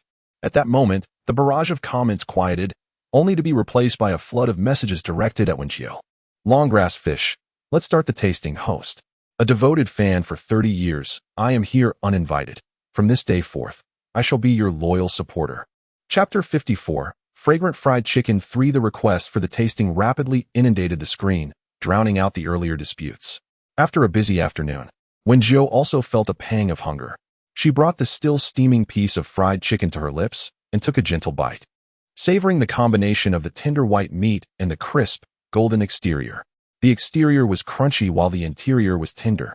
The chicken enveloped in a golden batter that had been perfectly fried, releasing a delightful aroma of grease into the air. I'm so hungry, help. My child's saliva is about to drown me. Pumpkin Big Melon. Wah. Although I cannot see Sister Fa Kai's eating posture, just hearing the crunching sound makes me weak. The man like the wind. Perhaps it merely appears delectable. Must you all exhibit such ravenous expressions merely from the aroma and presentation? This keyboard warrior continues to unabashedly voice his opinions, and if only he could wipe the drool from his lips, he might wield a modicum of persuasion. Chris wants 5 bowls. To the gentleman resembling the wind. If you possess the audacity, refrain from snatching the tasting quota later. Should you dare to do so, I shall curse you to a lifetime devoid of culinary delights, subsisting solely on nutrient solutions. The man like the wind. Very well. Whoever seizes the tasting opportunity is but a cur. Unfortunately, their squabble fails to sway the other spectators, who, entranced by the aroma of fried chicken, are fervently urging for the tasting to commence. Once I indulge, I shall grant everyone the tasting slots. Wen Jiu smacks his lips, savoring another piece of fried chicken. Meanwhile, Xiao Shir and Fa Qingyu are utterly captivated by the fragrance of the fried delicacy, devouring their portions with a speed that belies any fear of scalding. Unlike the dark version of fried chicken previously distributed by the school, Wen Jiu's creation boasts a fluffy, crisp exterior, with a perfectly balanced coating that avoids overwhelming the palate. The tender chicken within is imbued with flavor, its spicy aroma wafting through the pristine white meat. I have consumed 6 pieces while you have only had 5. Surely the last piece should be mine. Fa Qingyu and Xiao Shishir, having been too engrossed in their feast, only realized the platter held but a single piece remaining when they instinctively reached for more. No way. The 6 pieces I had were smaller than the 5 pieces you ate, so this one should be mine, Zhou Shishir retorted quietly after hearing Bai Qingyu's words. You're talking nonsense. I clearly saw that the pieces you ate were larger. Bai Qingyu never imagined that he would argue over a piece of fried chicken. Throughout his life, whenever he desired something, his family would always present it to him. The only exception was the culinary delights crafted by Wen Jiu. The only way he could enjoy them was by queuing in the cafeteria or through his identity as a dishwasher. With this thought in mind, Bai Qingyu disregarded any notion of gentlemanly decorum and raised his hand, ready to snatch the last piece of fried chicken. To his surprise, Zhou Shishir was even quicker. Just as he was about to touch the chicken, she swiftly removed the plate. Thus, he could only watch, gritting his teeth, as Zhou Shishir savored the fried chicken. This batch had turned out exceptionally well. Finally, Wen Jiu finished her chicken, wiped her hands with a cloth. While the barrage of comments flooded the screen, the host is really something. Sigh, she didn't wish to eat in public. It was merely because she was too busy working to earn a living that she had no time to eat. All right, we will start the tasting soon. Wen Jiu poured the remaining colorful chicken pieces into the oil pot in 2 batches. The chicken pieces danced in the shimmering golden oil, the aroma of the meat blending with the scent of the oil, wafting out in waves. Chris wants 5 bowls. I want to report Sister Fa Kai. The reason is that I can't have any banana. I'm a student. I command Sister Fa Kai to quickly prepare fried chicken for me QAQ. As the lively comments flowed in, Brother Monkey inquired if Sister Fa Kai was accepting orders, expressing his willingness to pay a handsome price for fried chicken, as he wished to avoid competing for tasting slots. The barrage of messages provoked a suppressed smile from Wen Jiu. After approximately 7 or 8 minutes, she skillfully lifted the fried chicken out of the oil using a strainer, allowing the excess grease to drip away before transferring the golden morsels onto a large iron platter. Subsequently, she meticulously portioned the chicken into 10 smaller plates. Everyone, prepare yourselves. I shall commence the tasting now. As a 1-star streamer, she could only offer 10 tasting spots. Thus, when Wen Jiu completed her preparations, these coveted slots were swiftly claimed amidst the frenzy of over 1,000 viewers. I actually got one, exclaimed Wen Jiu. Hey, you up there. I recall you used to express disdain for Sister Fa Kai's cooking. Could you possibly relinquish your spot to me? Implored Chris, who was eager to taste 5 bowls. Firstly, the rules of Baika Live prohibit the transfer of tasting slots. Secondly, I am genuinely curious about the flavor of the dishes prepared by Sister Fa Kai. Apologies, but better luck next time, replied Wen Jiu. I'm going insane. I just arrived. I can't believe I missed Sister Fa Kai's inaugural tasting, lamented a viewer, distraught over the lost opportunity. Upon witnessing the rapid occupation of tasting slots, Wen Jiu proceeded to follow the operational instructions, maximizing the display panel, and then utilized Baika Live's specialized function to scan the fried chicken arranged before her.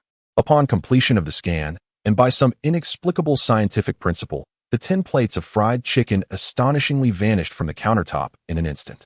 At that moment, before those fortunate enough to secure a tasting spot, a plate of aromatic golden fried chicken appeared. Wen Jiu harbored no significant malice toward the streamer known as Congratulations on Your Wealth.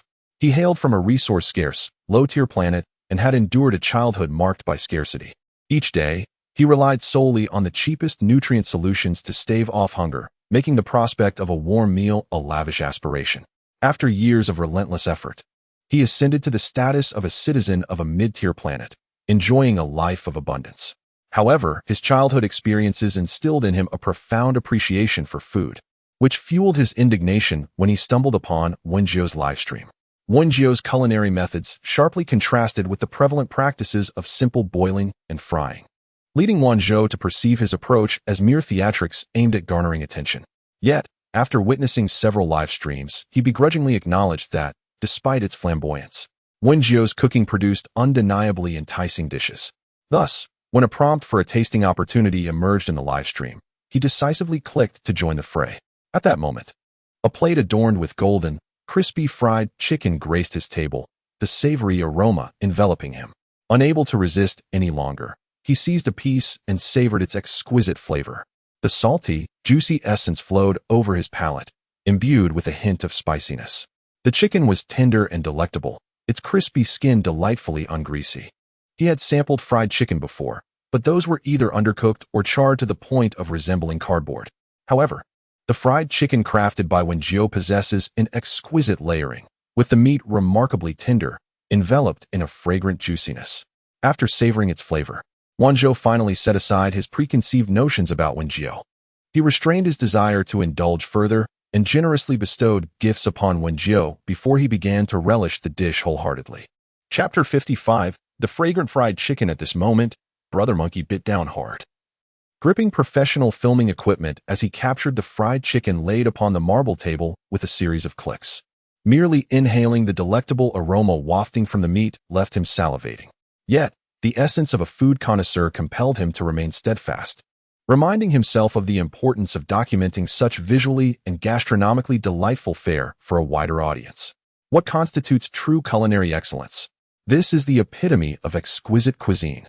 Estimating that he had captured sufficient footage, Brother Monkey then took his seat at the table, pouring a modest amount of fine wine into a goblet while arranging his knife and fork beside the plate, embodying the elegance of a high-end dining experience.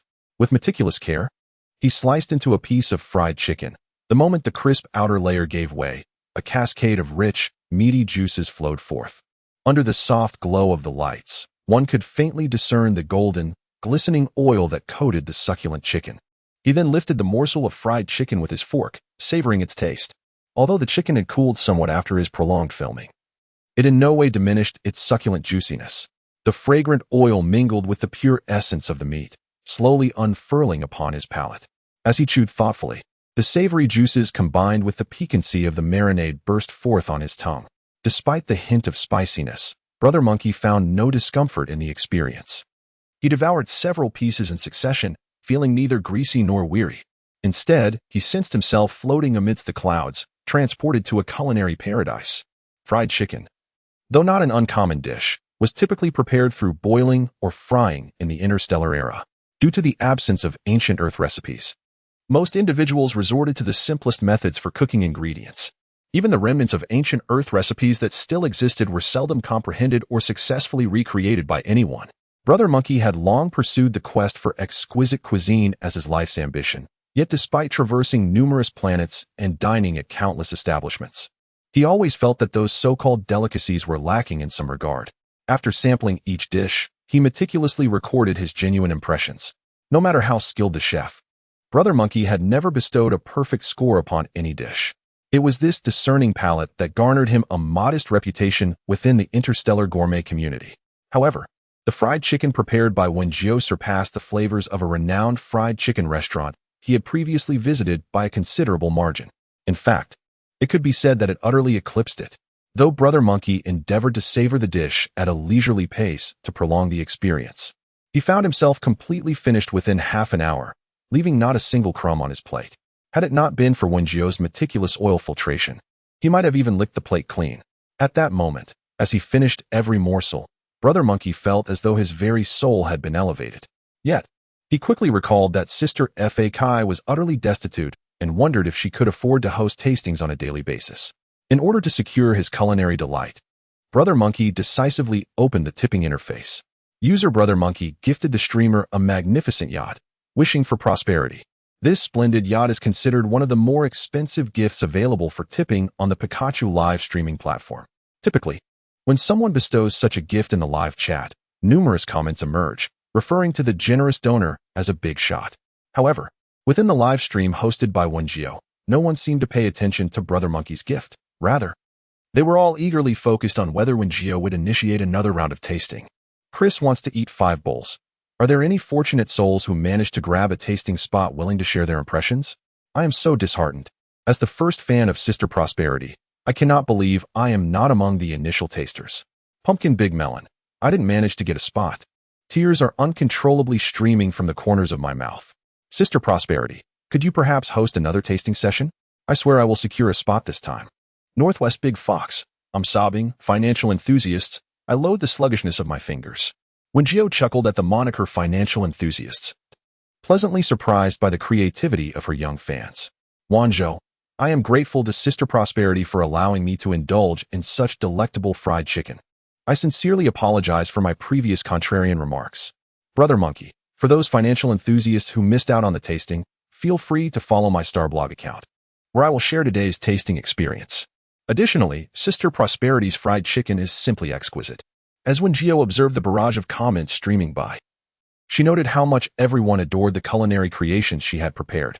This brought her immense joy, even causing a layer of delight to grace her brow, making her appear exceptionally radiant. Amidst the constantly refreshing barrage of comments, Wen Jiufei swiftly caught sight of one. A man like the wind. Host. How can your fried chicken be so delicious? Have you opened a shop on Starnet? ID rushed to buy 10 portions. Chris wants 5 bowls. Oh my. You're not really planning to snatch the tasting spot, are you? Didn't someone say that whoever snatches it is a dog? A man like the wind. Haha. I am indeed a dog. Woof. After posting this comment, the man felt a furry sensation at his calf. He looked down to find his beloved dog, whom he had raised for several years, eagerly licking itself while gazing at the leftover chicken bone in his hand with longing eyes. No, you cannot have that chicken bone, he admonished, intending to pet the dog's fluffy head as he had done before. However, the dog seemed to understand his words, letting out a disgruntled grunt before turning away, denying him the chance to pet it. Bobo, Bobo. Seeing this, the man sat there in a daze, wondering if his precious dog had truly turned against him over a mere chicken bone. Yet, he had to admit that if the bone weren't so difficult to chew, he himself would have been tempted to devour those bones still fragrant with meat. Pumpkin Big Melon. I remember the Wind Man previously saying that if Sister Fak's food was delicious, he would swallow his dog. May I ask when you will upload the dog swallowing video? Pumpkin Big Melon. And that spark and lightning. When are you planning to chop off your head to kick it like a ball? At this moment, he felt an overwhelming sense of regret and intense remorse. Why was he so eager to oppose others online? Why did he revel in being a contrarian? It was utterly impossible to swallow a dog, even though his own pet had fallen out with him over a chicken bone. The man, like the wind, chose to feign ignorance of the comments he had made. Yet upon reflection, he acknowledged that his previous behavior had indeed been less than admirable. Thus, he sent a wave of gifts to Wen Jiu. User Man Like the Wind gifted the streamer a bouquet of 10 flowers to wish for prosperity. Chapter 56. The Master of Explosive Cooking. I appreciate all the gifts you have sent. However, it is getting late, so I will end the stream now. Wen Jiu cheerfully waved at the camera before shutting down the live broadcast. Today's afternoon stream was exceptionally successful, as the number of followers for Wen Jiu skyrocketed from around 100 to over 500. These fans even established a private chat group, aptly named the Gathering of Wealth Enthusiasts. Chris wants 5 bowls. When will Monkey Brother post on Starblog? I want to be the first to retweet. Pumpkin Big Melon. Remember to tag all members when you post, Monkey Brother. We must promote Sister Prosperity's reputation. That way, Sister Prosperity will strike it rich and can purchase even more ingredients to cook, ensuring everyone benefits soon. Ding Dong 20. By the way, it seems Sister Prosperity doesn't have a Starblog account, does she? Shattered into shards of glass. No worries. We can simply attach the link to FAKG's live stream later. I'm so hungry. Nanguo is right. We must strive to ensure that FAKG attains wealth as soon as possible, so that everyone can partake in future tasting events. She sat quietly on the bed, making numerous attempts until a faint green light finally surged from her palm. Upon awakening, Wen Jiu deftly manipulated the green luminescence, gradually transforming it into a shimmering emerald glow that danced around her fingertips. Wow, Jiu, are you endowed with wood-based abilities? Xiao Shishir marveled at Wen Jiu's adept control over her powers, feeling quite astonished. Most newcomers only begin to awaken their abilities after entering school, making it exceedingly rare for anyone to master their powers at this stage. Only those privileged, like Fei Qingyu, who had received guidance prior to enrollment, could surpass their peers in wielding their abilities. Although Xiao Shishir had awakened her fire-based powers under her cousin's tutelage before school, she still lacked proficiency in controlling them. Wen Jiu responded, then raised her other hand, and a brilliant flame blossomed at her fingertips. This spectacle left Xiao Shishir utterly astounded. Dual elemental ability users were incredibly rare in the Federation. During their enrollment, she had heard that their cohort had only one student who tested positive for dual abilities. And to her surprise, that student was Wen Jiu. This marked only the second dual elemental ability user since the establishment of the 3047 Academy. Oh my goodness.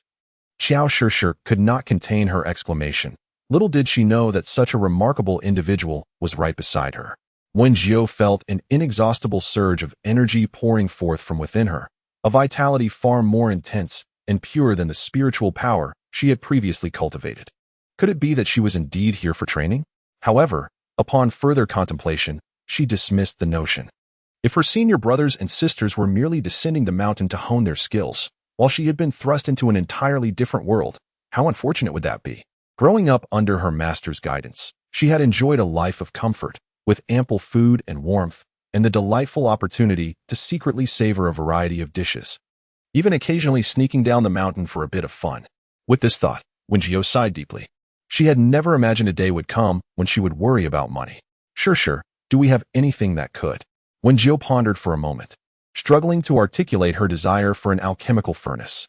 Just then, Xiao Shishir emerged from her state of astonishment, her big eyes blinking curiously at Wen Jiu. After listening to her, Xiao Shishir contemplated and replied, "Are you referring to the apparatus for concocting potions? You might find something at the gold shop, but such equipment is generally quite expensive." Upon hearing this, Wen Jiu instinctively felt the urge to shield her non-existent wallet. Nevertheless, she activated her intelligence ring and accessed the star network, browsing through the gold shop. After a lengthy search, no matter how many keywords she tried, she could not find the alchemical furnace she sought. In a moment of frustration, she sketched a rudimentary design of the furnace and switched to image search. This time, results appeared, yet the gold shop recommended a custom equipment store. It seemed that alchemical furnaces were indeed unavailable for purchase, and Wen Jiu decided against clicking on the suggestion. Customization, she thought, was bound to be costly. Nevertheless, even in the absence of wealth, there exist means to navigate such constraints. Wen Jiu resumed her search and ultimately settled upon a large yet affordable iron pot. After all, the lack of a proper alchemical furnace for refining elixirs was merely a minor inconvenience. Observing her as she fashioned hand-rolled pills within the expansive iron pot, one could discern that while the outcome may not rival that of meticulously crafted elixirs, her adeptness with herbs assuredly rendered her creations superior to those commercially available.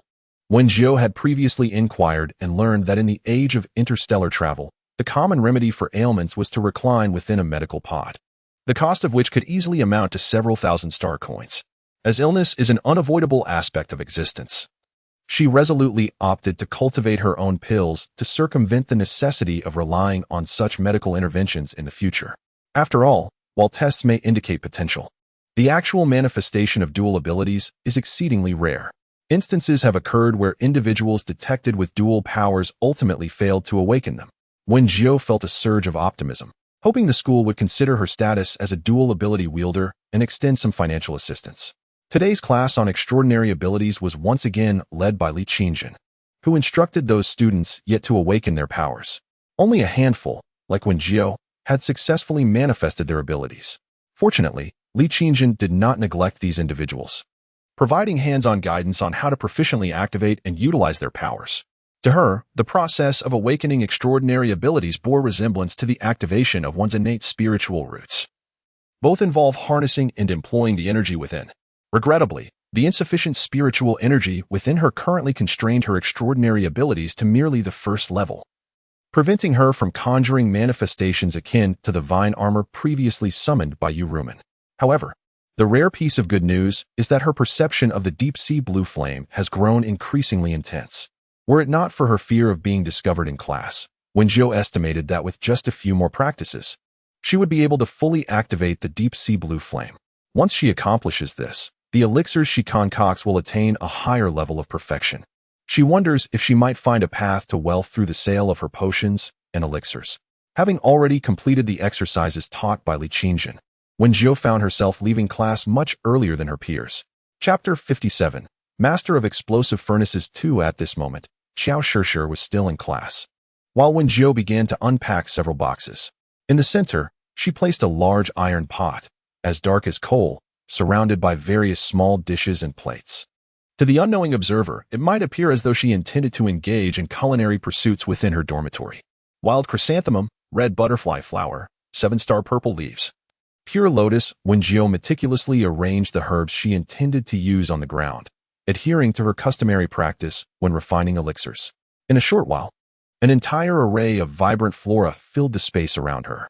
Apart from the wild chrysanthemum, which she had previously pilfered from the kitchen, The other herbs were sourced from the Star Network supermarket. Fortunately, having perused the biological compendium at the library, she was able to recognize these herbs, even though some of their names and appearances had transformed. Moreover, in the eyes of others, these herbs were generally considered to be rather insignificant, with few pharmaceutical companies willing to purchase them, and the general populace showing little interest as well. Consequently, their prices were exceedingly low, with some even running promotional offers of buy one, get three free. For Wen Jiu, who was currently impoverished, this was indeed a remarkable stroke of fortune. Several herbs remain rare varieties in modern times, which, in the past, required considerable effort and substantial expenditure to gather. However, these herbs have now become as ubiquitous as cabbage, leaving Wen Jiu in a state of blissful contentment over her fortunate acquisition. She first extracted several clusters of 7-star purple leaves, a plant characterized by its 7 petal-like leaves resembling stars, adorned in a deep purple hue. Suddenly, a flame ignited at her fingertips, intertwining an orange-red outer flame with a deep blue inner flame, creating an extraordinarily vibrant spectacle. Under Wen Jiu's mental command, the flame gradually expanded, as if it were kindling from the very palm of her hand. In the next moment, she cast the 7-star purple leaves into the flames. Instantly, the fire enveloped the leaves, causing the once vibrant plant to wither in an instant. Amidst the flickering sparks, it was gradually refined into a small orb of deep purple liquid. Observing the successful refinement, Wen Jiu focused on controlling the flames as they surged outward. A ball of flame, cradling the refined liquid, slowly detached from her palm, eventually soaring into the large iron pot, where it began to dissipate. With a soft plop, the encased deep purple liquid dripped into the pot, and once the liquid had entirely fallen, the flames reappeared in Wen Jiu's palm. Watching this scene unfold, she felt a mix of joy and sorrow. The joy stemmed from her continued mastery over the refinement of herbs, while the sorrow arose from the memory of her previous ability to refine multiple herbs simultaneously without such painstaking segmentation. As a skilled alchemist, she had once effortlessly refined dozens of herbs at once, her only notable flaw being the unusually high frequency of her explosions in the alchemical furnace. She was the sole disciple among her peers to possess a private alchemical chamber. However, lacking a proper alchemical furnace, she resorted to refining herbs and subsequently placing them in a pot for secondary heating, ultimately rolling them into pills. To mitigate the risk of an explosion from even the large iron pot, she prudently acquired an additional pot for backup. One by one, she meticulously refined the herbs, pouring them into the iron pot. She then ground the necessary herbs into powder using a mini grinder, blending the resultant mixture with the liquid in the pot. Finally, she positioned the pot on a metal rack, skillfully manipulating the flames emanating from her palms to gently roast the concoction beneath. Despite the challenges, she managed to form the pills adequately. With unwavering patience, she awaited the perfect moment when the liquid in the pot would reach its ideal state, her mental focus adjusting the flames to varying intensities. After a while, wisps of green smoke began to rise from the pot, signaling that the time had come. Yet before she could extinguish the flames, the iron pot suddenly began to tremble violently. So familiar was she with this disturbance that she immediately summoned her wood-based abilities to weave a protective barrier around herself. With a resounding boom, the barrier succeeded in shielding her, but the beds belonging to her and Xiao Shishir were upended. My goodness, what just transpired? Naturally, Xiao Shishir was equally taken aback. As she entered to find thick, black liquid splattered everywhere, even staining the walls and ceiling. Dark fragments lay scattered about, and the 2 small beds, having endured some tumultuous upheaval, were now overturned, leaving only their frames standing askew. If not for the sight of Wen Jiu curled up on the floor, her hair in disarray, it would have been hard to comprehend the chaos that had unfolded. She truly believed that her dormitory had been ransacked by some extraterrestrial beast, which explained the chaotic scene before her. As Wen Jiu lifted her head, she happened to catch sight of Xiao Shishir's astonished expression. For a moment, she was at a loss as to how to explain to Xiao Shishir that she had caused the chaos. It seemed utterly absurd to say she had blown something up. Are you hurt at all? Fortunately, Xiao Shishir did not dwell too much on the mess. Her only concern was whether Wen Jiu had sustained any injuries. No. Wen Jiu replied promptly, rising to her feet. I will clean up right away. Wait a moment. I'll borrow a cleaning robot from the teacher. The truth was, Wen Jiu rarely used robots and had little knowledge about them, unaware that cleaning was now predominantly done by such machines. Xiao Shishir was quick. Before long, a small robot, about a meter tall, wheezed its way into the dormitory behind her. "This is the cleaning robot," Xiao Shishir explained to Wen Jiu. "Today's robots are highly intelligent. They require no manual control and can complete the cleaning autonomously. Let us wait outside for now." Upon hearing this, though curious about the cleaning robot, Wen Jiu prioritized the task at hand. Thus, she and Xiao Shishir stood quietly outside the door, observing the little robot. "Cleaning, cleaning," echoed the mechanical and cold voice. Suddenly, the small robot elevated itself, extending 4 arms, each wielding a cleaning tool. In less than 10 minutes, it restored the dormitory, which had been left in disarray by Wen Jiu's mishap, to its former state. The cleaning has been completed. Yet both of their bedding had been stained with a layer of black ash. Wen Jiu felt quite apologetic.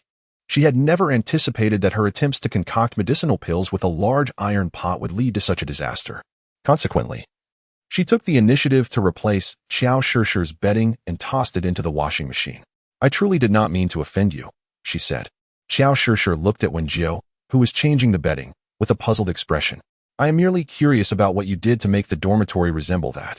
Wen Jiu scratched her head in embarrassment. "I intended to make some pills, but unexpectedly, the apparatus exploded." After hearing her explanation, Xiao Shishir nodded thoughtfully. "Will you continue? We could go to the rooftop. That way, we need not worry about causing another explosion in the dormitory." This suggestion resonated well with Wen Jiu, who had been troubled by the lack of space to refine her elixirs. She had not considered the rooftop of the dormitory until Xiao Shishir mentioned it. "Excellent. I shall go check the rooftop at once." With that, Wen Jiu retrieved the second iron pot she had prepared earlier, packed various tools and herbs, and hurriedly ascended to the rooftop. After her departure, Xiao Shishir followed suit, primarily concerned about Wen Jiu potentially causing another explosion that could be catastrophic. The rooftop of the dormitory was spacious. As Wen Jiu stepped inside, Xiao Shishir promptly closed the door behind her. As Xiao Shishir approached, Wen Jiu said little, merely shifting her belongings further from the door, wary that if there were another explosion, Xiao Shishir might find it difficult to escape. The two shared a glance amidst the biting cold wind and, in unison, burst into laughter. "Do you not feel as though we are akin to thieves?" Wen Jiu chuckled, her eyes crinkling with mirth as she organized the herbs while engaging in light conversation with Xiao Shishir. "It is not just a semblance. It is indeed quite similar." With a hint of curiosity, Xiao Shishir squatted at a distance, harboring no ulterior motives, merely contemplating how she might swiftly protect Wen Jiu, regardless of whether her assistance was truly needed. After a while, Wen Jiu resumed manipulating the flames to refine the herbs. This time, she was wholly focused, proceeding step by step. Soon enough, it was time for the roasting process. Wen Jiu first established a barrier using her wood-based abilities, ensuring both her and Xiao Shishir's safety from any potential falling debris before continuing. As the wisps of green smoke began to rise once more, Wen Jiu's heart tightened. Surely, her unfortunate luck would not follow her to another world. Could the title of explosion expert truly persist? Fortunately, the iron pot showed no signs of impending destruction. With utmost care, Wen Jiu controlled the flames, and after a brief interval, she successfully transformed the liquid inside into a paste-like consistency. Next, she simply needed to roll the herbal paste into pill form, and the concoction would be complete. Finally, it was accomplished.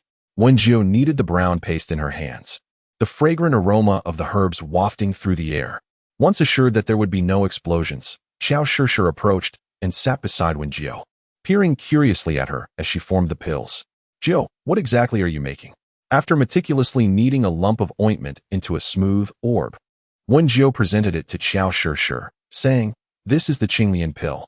Consuming it can enhance your body's metabolism and strengthen your constitution." In truth, she had intended to elaborate on its ability to cleanse the bones and marrow, purging impurities from within to expedite the elevation of one's supernatural abilities. Yet, she feared that such an explanation might evoke memories of a previous encounter with a con artist who had deceived an innocent girl, prompting her to alter her phrasing. Moreover, Wen Jiu had the capacity to refine numerous Qinglian pills at once, and had already contemplated gifting some to Xiao Shishir, especially in light of the assistance she had provided in the kitchen over an extended period. Regrettably, lacking an alchemical furnace at the moment meant that the medicinal properties of the Qinglian pill would be diminished, requiring a regimen of 7 consecutive days for its effects to manifest fully. This is an ancient secret formula from Huaxia, particularly beneficial for one's health, Wen Jiu declared. counting out 7 pills and placing them into a small glass vial, which she then handed to Xiao Shishir. Take 1 daily for 7 days to experience the benefits. Were it anyone else offering her such unverified pills, Xiao Shishir would have undoubtedly declined. However, for some inexplicable reason, she felt an innate trust towards Wen Jiu. As the minutes slipped away, the two swiftly deposited their belongings in the dormitory and hurried towards the cafeteria.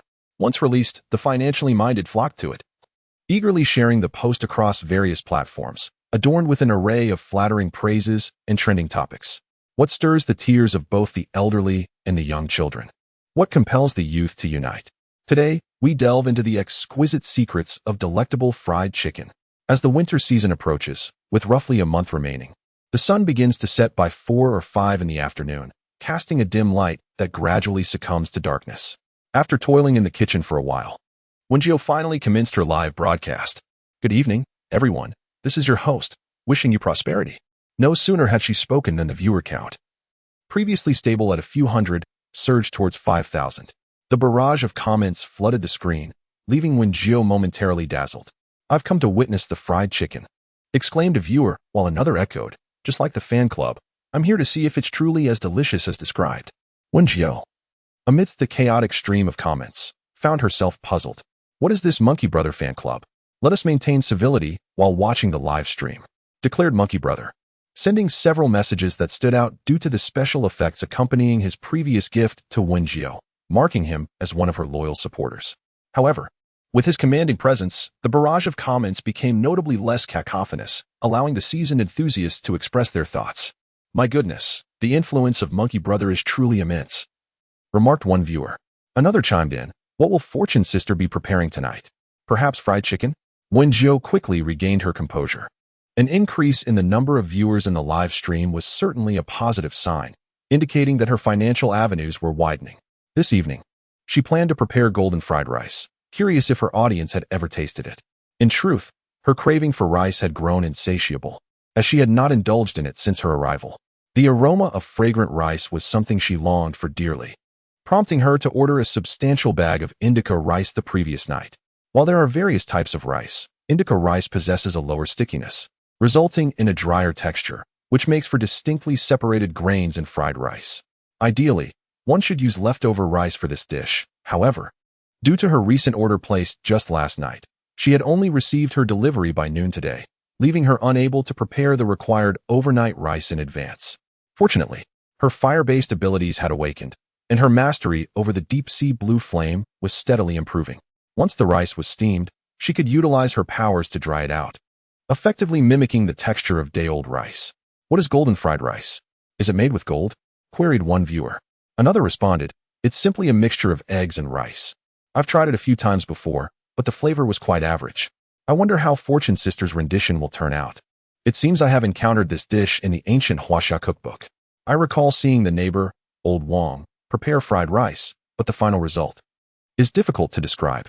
As Wen Jiu attentively engaged with the barrage of comments from the audience, she diligently processed the ingredients at hand. Following the same routine as in the afternoon, she completed her designated tasks in the cafeteria before embarking on the creation of the dishes for the live tasting.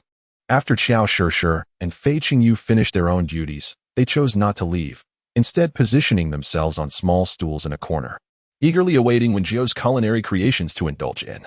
The preparation of this golden fried rice is remarkably simple, and I recommend that everyone attempt to replicate it after the live broadcast concludes. Wen Jiu commenced by opening the bag of rice she had purchased.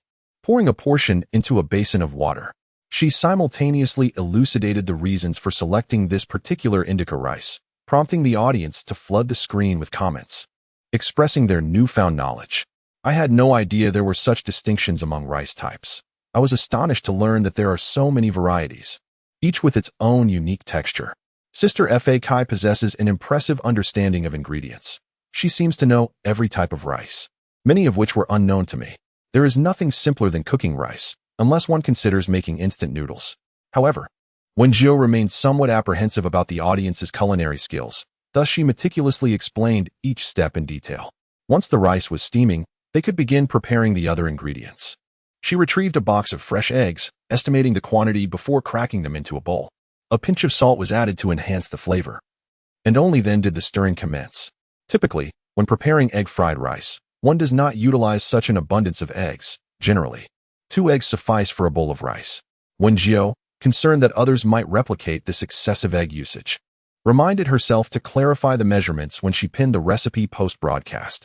"I am so hungry," one viewer exclaimed, nearly believing that such a quantity of eggs was indeed necessary. Same here. However, the method for making egg fried rice seems quite straightforward. "Is the host truly intent on crafting such a simple dish?" remarked another. Zhou Xiaohua had tuned in primarily for the fried chicken shared by Brother Monkey. She had previously observed other hosts preparing egg fried rice, which merely involved combining rice with beaten eggs and then tossing them in a pan to create a rather unappealing, sticky, dark concoction that hardly appeared appetizing. Upon noticing that Wen Jiu was also set to make egg fried rice, her anticipation waned significantly, prompting her to open the Monkey Brother fan group to share her thoughts with others. However, she was not alone in her critique. Numerous fans who had been drawn by Brother Monkey's recommendation were also engaging in discussions within the group. Innocent Rabbit expressed curiosity. "I too wish to inquire. Given the host's modest streaming environment and subpar equipment, alongside her work in a cafeteria, how can one expect such conditions to yield gourmet creations?" "I concur," added Glacier. "What culinary delights can emerge from a cafeteria? During my school days, the cafeteria fare was nothing short of culinary disasters. Merely a glance was enough to induce nausea. My student years were sustained solely by liquid nutrition." The fan group for Brother Monkey was established privately, and Brother Monkey himself was not included, thus remaining oblivious to the discussions among his fans regarding the monetary compensation received for such promotional endeavors. Had he been aware, he would undoubtedly have emerged to vehemently refute the claims. The egg mixture had been sufficiently whisked, allowing everyone the opportunity to incorporate additional ingredients according to their personal preferences. Wen Jiu swiftly brought forth a bundle of greens and carrots, skillfully preparing them. Chapter 60. Golden Fried Rice. To those viewers who had previously harbored doubts about Wen Jiu were silenced upon witnessing her remarkable knife skills. "Every time I see Sister Fa Kai chopping vegetables, it feels akin to watching an ancient Chinese martial arts film." Wen Jiu smiled gently at the barrage of comments. The precision required for dicing carrots and chopping greens was trivial for her. Were it not for the subpar conditions, she could effortlessly craft a delicate tofu dish. "For this round of fried rice, I have chosen to pair it with carrots and chopped greens." However, viewers are encouraged to personalize their dishes with ingredients of their choosing. After a moment of contemplation, Wen Jiu decided to include several common pairing suggestions in the recipe, providing guidance for those uncertain about their ingredient combinations. She harbored concerns that viewers might unleash their creativity to an excessive degree, potentially leading to the inclusion of bizarre ingredients, which would ultimately result in food wastage. With a chime, the rice in the rice cooker was ready, having been perfectly steamed after Wen Jiu completed her preparation of the various accompaniments. She skillfully loosened the rice before scooping out a portion sufficient for 3 into a bowl for later use. "With the rice perfectly steamed, everyone could replicate my earlier method while serving, ensuring that the fried rice wouldn't turn overly sticky." As soon as she finished speaking, Wen Jiu manipulated the flames in her palms, gently drying the rice in the bowl. Now, it was time to ignite the fire and heat the oil for the golden fried rice. Wen Jiu expertly lit the flame and poured an appropriate amount of oil into the pan. In truth, there were no extraordinary techniques involved in making golden fried rice. Once the oil reached the ideal temperature, she first added a portion of the beaten eggs, and while the egg mixture had yet to solidify completely, she swiftly incorporated the rice and stir-fried it vigorously. With a deft flick of her delicate wrist, her movements flowed seamlessly, captivating the audience as if they were witnessing an extraordinary performance, eliciting gasps of admiration. The once pristine white rice was enveloped in the golden egg mixture as she added more eggs and continued to stir-fry, ensuring the rice was evenly coated with strands of egg. Next, she introduced the diced carrots and chopped greens, the aroma intensifying and prompting the viewers to flood the comments section. "Chris wants 5 bowls. Oh, it smells so good. I must secure a tasting spot this time." "The man like the wind. You should practice your speed before coming. With 10 spots, I, the wind man, will certainly be one of them." Ding Dong 20. Although the method appears simple, how does Sister Fa Kai make such a basic dish so incredibly fragrant? Initially harboring some reservations, Zhou Xiaohua caught a whiff of the enticing aroma, and she could not resist the urge to twitch her nose, attempting to inhale all the alluring scents that beckoned her. Before long, Wen Jiu divided the fried rice in the pot into 3 portions, serving them onto plates. All the spectators beheld the golden-hued rice interspersed with tender green scallions, vibrant red carrot cubes, and lush green vegetable fragments, crafting a picturesque tableau. Here, you too, please indulge in these first. Upon receiving Wen Jiu's gesture, Xiao Shishir and Fei Qingyu hurriedly approached to claim their generous plates of fried rice, disregarding the heat emanating from the freshly cooked dish. They seized their spoons and commenced feasting. The golden fried rice was distinct in each grain, leaving a delightful fragrance lingering in their mouths.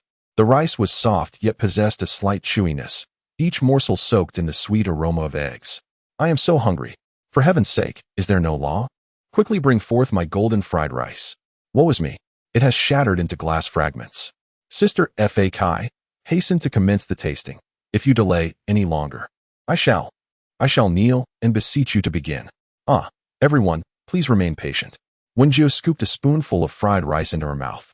Give me 10 more minutes. Once I finish, I shall immediately start frying rice and commence the tasting. Chris desires 5 bowls. This has transformed from a culinary live stream into an eating broadcast. Eating broadcasts are merely a category within the culinary realm, so it is perfectly justified for the culinary streamer Sister Fa Kai. How infuriating. Why can I not savor such fragrant fried rice? Monkey, could you please come forth and resolve this? Brother Monkey, do you think I can actually get a taste? Brother Monkey was feeling quite vexed at this moment, gazing at the live stream where the viewer count had astonishingly surged to 6,000. This meant he would have to compete with these 6,000 individuals for a mere 10 tasting spots. Suddenly, he regretted recommending such a treasure of a food streamer to his fans. It was one thing for these monkeys to criticize themselves for their gluttony, but now they were vying with him for tasting positions. This was the first time Brother Monkey felt such remorse for having so many followers. All right, everyone. Please don't rush. When Jiu had finally satisfied her appetite, perhaps due to her ongoing growth, she felt her capacity for food had increased once more. She swiftly dished out the remaining rice, just enough to prepare 10 portions of fried rice. Fortunately, the kitchen's wok was sufficiently large to accommodate such a quantity of fried rice in one go.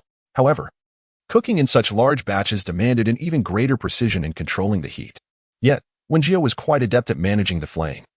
She quickly began to fry the rice and completed 10 portions in no time.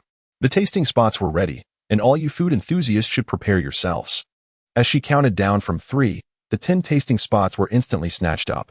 The man like the wind. As expected of me, I got one again. Chris wants 5 bowls. I didn't get one. My cravings are acting up. Sister Fa Kai, could you possibly open another round of tasting? I'm so hungry. Why didn't I manage to get one again? My mindset has collapsed. The glacier, just look at the number of viewers online. 6,000 vying for 10 spots.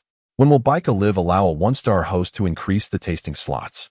It is impossible to initiate another round of tastings, as Wen Jiu currently has limited energy. The original owners suffered from malnutrition since childhood, resulting in Wen Jiu's own frail constitution. However, she has yet to concoct the nourishing pills, and restoring one's health is not an overnight endeavor. Do not panic. For once I reach the status of a 2-star host, I shall be able to open 30 tasting slots. Wen Jiu estimated that she needed just a sliver of experience to achieve 2-star status, and by then, her stamina should be sufficient.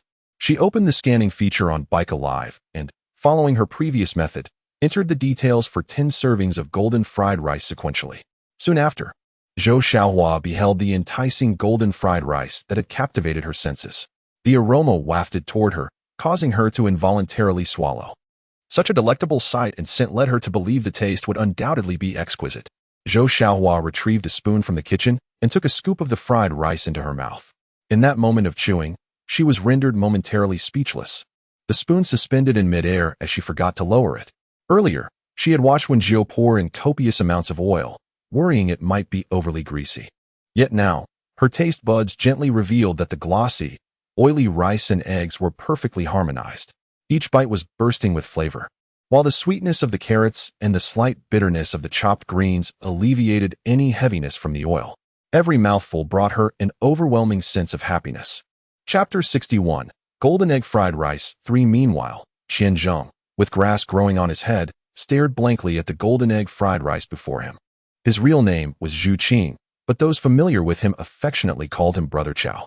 Brother Chow had been a devoted fan of Brother Monkey since the latter had only a few hundred followers. As Brother Monkey's fame grew, Brother Chow gradually became a notable figure among the loyal fan base.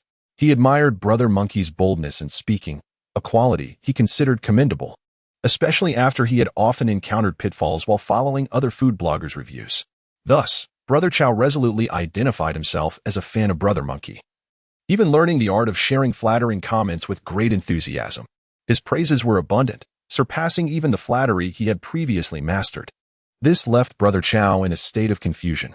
Could it be that Brother Monkey had also succumbed to the lure of commercialism? He could comprehend why other bloggers accepted money for advertisements. After all, everyone needs to make a living. However, it pained him deeply to see Brother Monkey, who publicly claimed to shun promotions, engaging in such practices. Yet, Brother Chow remained skeptical.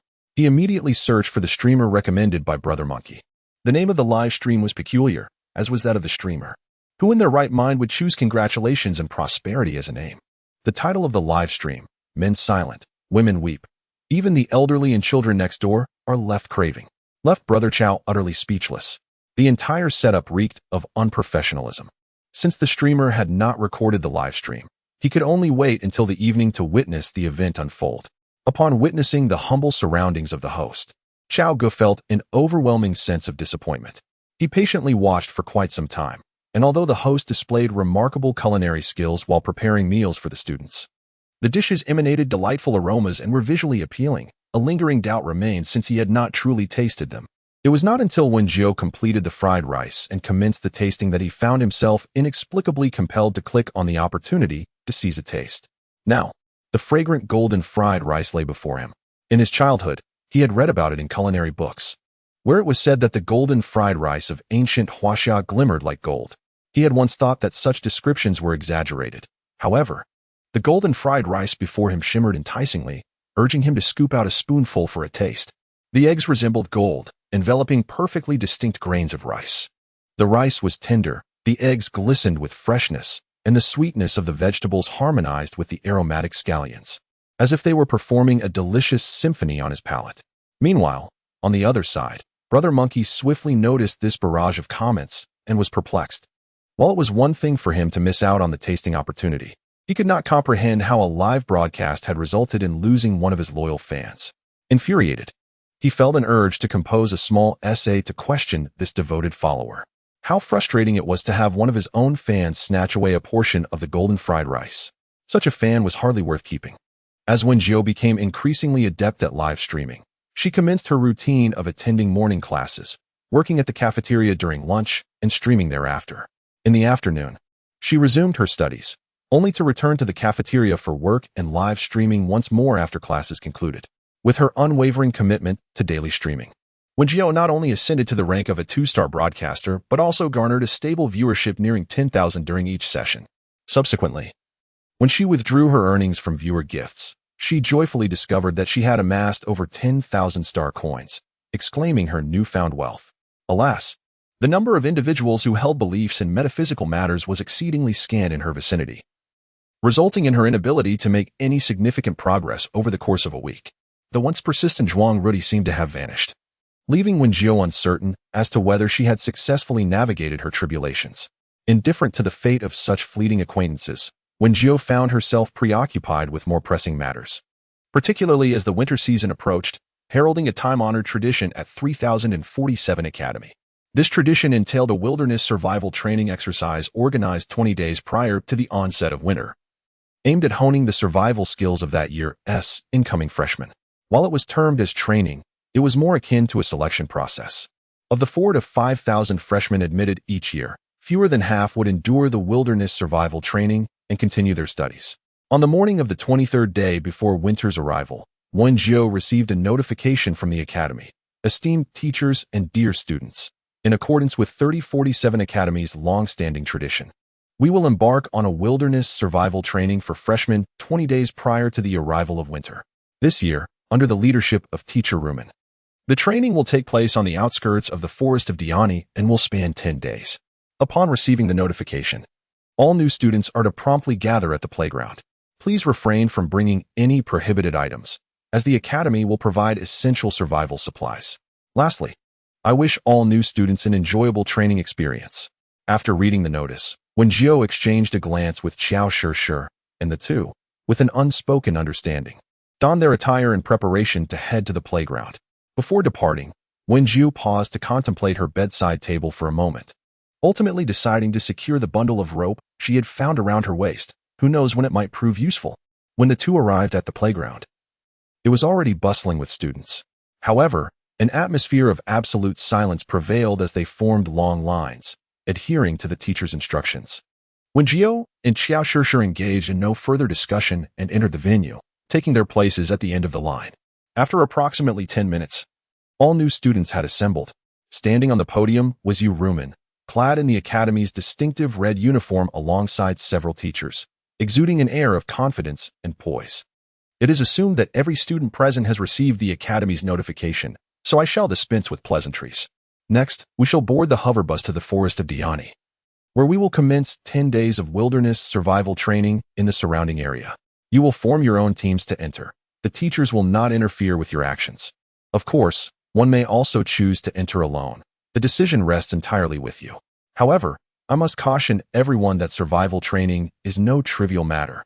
It is not a game of make-believe. Even at the periphery of the forest of Diani, numerous dangers abound, and each individual may only receive survival supplies for the first 3 days. How one continues to survive thereafter is entirely dependent upon your own resourcefulness. As her words resonated, a wave of murmurs erupted among the students below. Many could not restrain themselves from engaging in hushed discussions.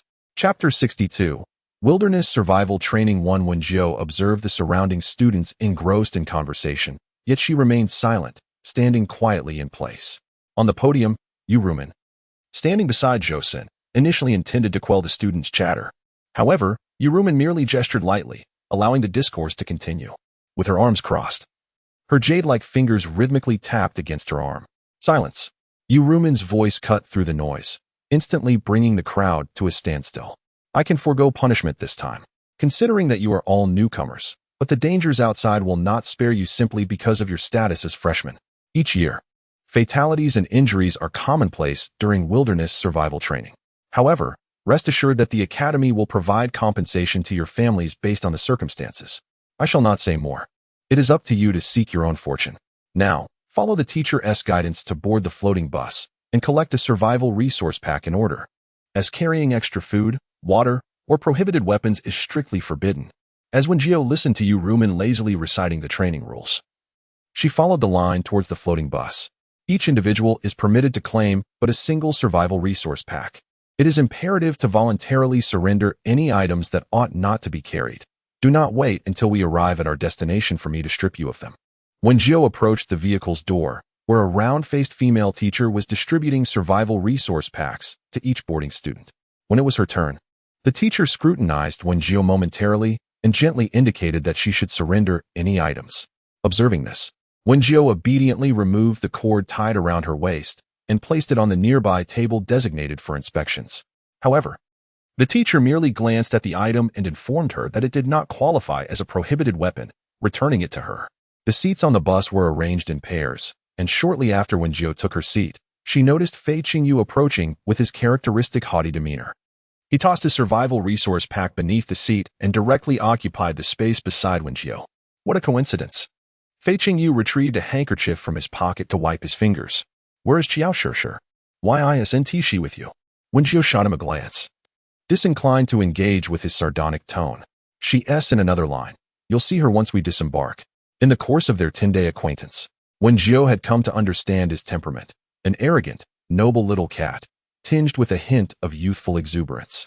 Yet, overall, he was a good-natured boy, and thus, Wen Jiu did not resist the prospect of befriending someone like him. After a few more minutes, once the bus was filled with students, the air was pierced by a thunderous roar as the hovering bus slowly ascended into the sky. How quaint, this bargain of a vehicle. Fei Qingyu unexpectedly produced a pair of earplugs, declaring, I shall rest for a while. Awaken me when the time comes. Once adorned with the earplugs, Fei Qingyu gradually succumbed to a deep slumber. Contrary to his haughty demeanor, he effortlessly adapted to his surroundings. During a lecture by Yu Rumen beneath the podium, it was mentioned that the survival resource packs could only be opened following the teacher's command after disembarking from the vehicle. The students adhered to this directive. At least on this hovering bus, no one dared to act recklessly by opening them prematurely.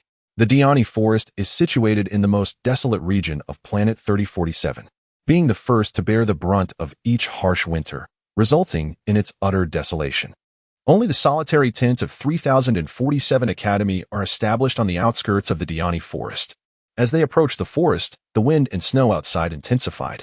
Please form an orderly line to disembark, and once you have exited, proceed in the same sequence to the designated teacher, came the announcement. Once the hovering bus came to a steady halt, Wen Jiu and Fei Qingyu, along with their fellow students, obediently formed a line and descended the vehicle as instructed. Before stepping down, she cast a glance below. The teacher awaiting them was none other than Zhang Heping, who had previously instructed them in simulated mech piloting. The Diani Forest, now blanketed in snow due to the winter's grip, was a sight to behold. The biting cold wind sent shivers through Wen Jiu, reddening even the tip of her nose. Everyone, line up properly. As Wen Jiu disembarked, she felt fortunate to have Fei Qingyu shielding her from the wind, but upon hearing Zhang Heping's command, they all had no choice but to stand in a single line, confronting the chilling gust head-on. Next, retrieve the positioning wristband from the left pouch of your survival resource pack and wear it. This wristband is designed to monitor your location and vital signs. Before you stands Zhang Heling, seemingly unfazed by the biting cold, delivering a speech amidst the frigid winds of this icy landscape. Upon entering the forest of Diani, should you wish to terminate your training, simply crush the crystal at the center of the wristband. The instructor stationed within the forest of Diani will receive the signal and promptly escort you away. However, students who successfully complete the survival training will earn rewards from the Academy, and the results of this training will be recorded for future graduation assessments. Throughout the forest of Diani, there are supply boxes deployed by the Academy. You must search diligently for them. This training focuses primarily on survival, so proceed according to your capabilities. Zhang Heling cast a stern gaze over each student before him. Did you hear that clearly? Yes, we heard. Wen Jiu joined his fellow students in chanting their slogans, exhaling visible breaths in the cold air. Now, I shall lead you to the entrance of the forest of Diani. Once inside, whether you choose to form teams or proceed individually is entirely up to you. Without any means of transportation, Wen Jiu struggled to move his feet, battling the snow and wind alongside these young companions as they advanced toward the nearby forest. After a considerable distance, the group finally arrived at the entrance of the forest of Diani. It appeared that they were the only team present. Wen Jiu glanced around but saw no other students in sight. Are you foolish? As Fei Qingyu observed Wen Jiudong's restless demeanor, she discerned that he was searching for Qiao Shishir. Each group was assigned to a different entrance, and whether they would encounter Qiao Shishir depended solely on fate. Upon hearing this, Wen Jiu surprisingly refrained from retorting, ceasing his aimless scanning of the surroundings. Let us team up once we enter, and gather supplies while searching for Qiao Shishir, Fei Qingyu whispered, cautious not to draw Zhang Heling's attention. Proud as he was, he did not wish to face public reprimand from the instructor. Wen Jiu remained silent, yet he subtly nodded in agreement to Fei Qingyu's proposal. The upcoming training demands that everyone prioritizes their safety, Zhang Heling declared, inhaling deeply as he committed the innocent, youthful faces of the children before him to memory. Each year, the new students' wilderness survival training claimed its share of casualties, yet there was little that could be done about it.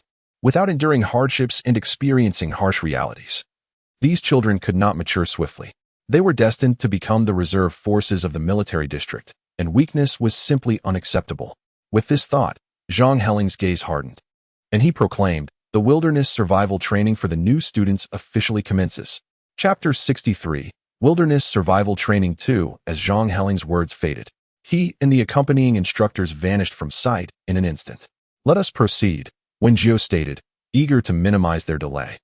For entering the depths of Diani Forest would allow them to locate the supply boxes sooner. As Wen Jiu strode purposefully towards the forest of Diani, Fei Qingyu trailed behind her like a little shadow. Just as they were about to enter the forest, a voice unexpectedly called out from behind. The speaker was somewhat familiar. They had crossed paths in a combat class, and if memory served correctly, his name was Li Imo's senator. Noticing that they had halted, Li Imo's son hurried over, his face alight with enthusiasm. Your team seems to be short on members, right? My brother and I could join you. Can we enter together? He gestured towards a tall, slender boy standing a short distance behind him. To be frank, Wen Jiu was reluctant to team up with Li Imo's son and his companion. The term outdoor survival training alone suggested an environment fraught with peril. She was not inclined to lead a group of inexperienced novices into such risks. Sensing the hesitation on Wen Jiu's face, Li Imosen quickly added, "We should unite as classmates. My brother and I are quite capable in combat. We won't slow you down." However, before Wen Jiu could voice her refusal, Fei Qingyu, displaying evident impatience, stepped in front of her. Who was it that was utterly defeated by Sun Mao on the combat stage?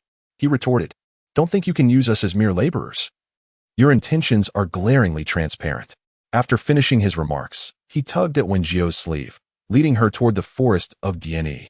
Yet, something in his words struck a chord with Wen Jiu, and despite her attempt to suppress it, a smile escaped her lips as they walked side by side. "What are you laughing at?" Fei Qingyu rolled her eyes and remarked, "Don't tell me you genuinely wish to team up with them." "Not at all," she replied, recalling the pitiful sight of Fei Qingyu reduced to tears by her own hand. With a disdainful huff, Fei Qingyu relinquished her grip on the sleeve of her garment. Li Mosen was merely a muscle-bound oaf devoid of any combat knowledge, and his companion appeared so frail that she feared a strong gust of wind might lift him into the sky. Throughout the journey, he incessantly critiqued, leading Wen Jiu to ponder that if Fei Qingyu could not become a mech warrior in the future, she could easily pursue a career as a stand-up comedian, thus ensuring her employability. The name Forest of Dianyi was derived from an ice deity in myth, yet the landscape resembled a tropical rainforest. Towering trees reached towards the heavens, while enormous vines intertwined amidst a profusion of vibrant flowers and lush greenery. It seemed a heavy rain had recently fallen, as dewdrops clung to broad leaves, yet to fall. A mist enveloped the area, with occasional rays of sunlight piercing through, casting brilliant reflections upon the small puddles on the ground, creating a kaleidoscope of colors. It was both mysterious and serene. However, Wen Jiu was not captivated by the enchanting scenery for long. She swiftly unfastened the survival resource pack from her back and opened it. The material of the backpack felt as hard as stone to the touch. Upon opening, she discovered it contained 3 vials of nutrient solution, 3 bottles of purified water, and a folding bow. "Is this all there is?" Fei Qingyu leaned in for a glimpse, then promptly removed her own survival resource pack to unveil its contents. It was nearly identical to Wen Jiu's, save for the weapon, which was a tactical knife. However, Wen Jiu let out a cold laugh. "Good luck, huh?" "Indeed, our collaboration is quite exquisite. One ranged and one melee, a perfect combination."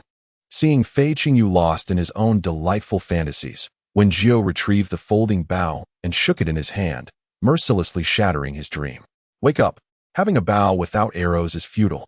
Upon hearing Wen Jiu's words, Fei Qingyu's previously uplifted smile instantly faded. "Right? Only a bow and no arrows. Holding this bow is akin to wielding a mere club." He sighed, deciding to search for a resource supply box instead.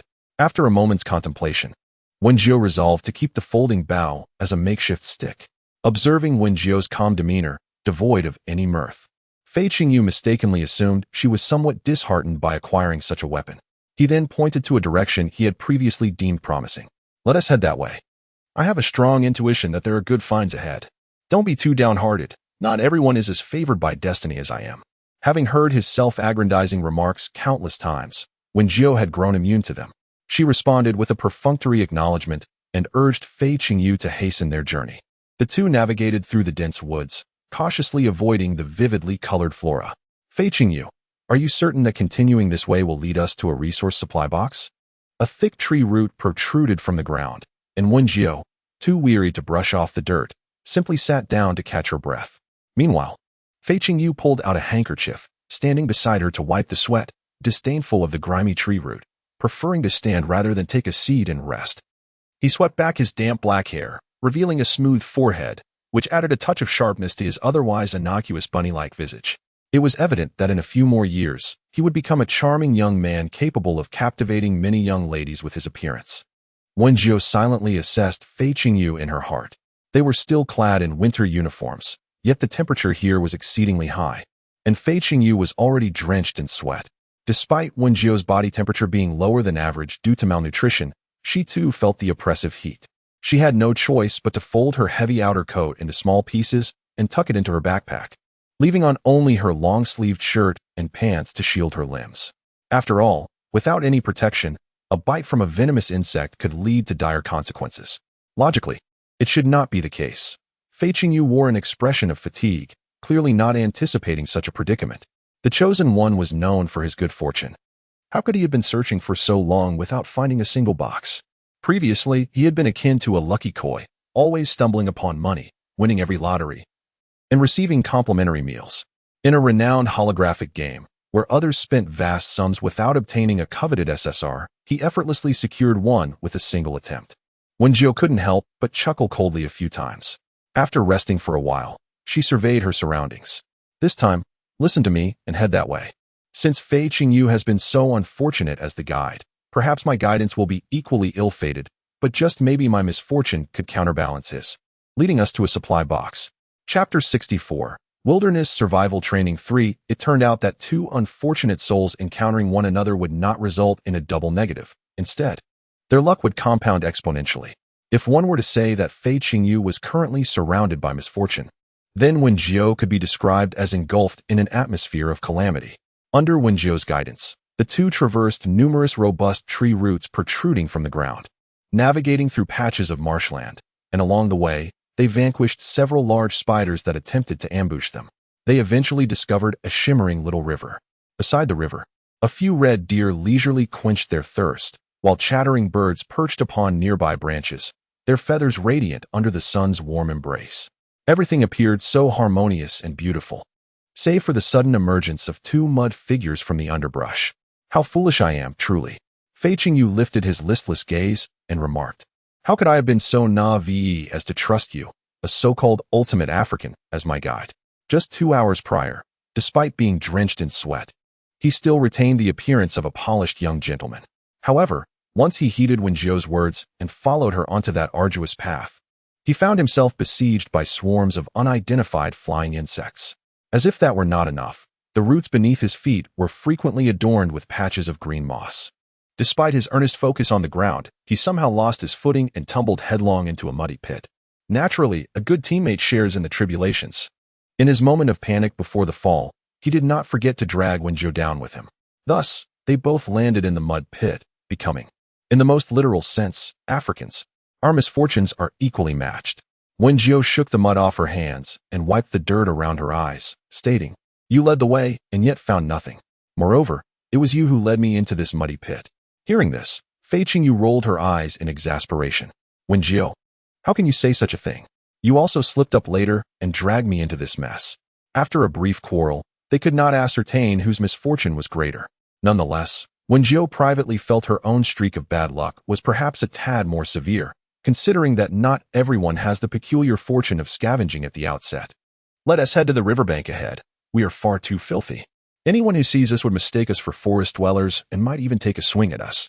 Fei Qingyu was utterly disgusted by her current appearance, her delicate face scrunched up in dismay. Wen Jiu, however, was unfazed. She had been a mud person before. Yet, where there was a chance to clean up, one should certainly seize it. The two of them struggled to move their legs, ensnared in the muck. Perhaps their alarming appearance frightened off a few nearby red deer, which leapt away as they approached. Here, Fei Qingyu said, producing a set of clothes from seemingly nowhere and tossing them onto the ground. Your outfit is too dirty to wear.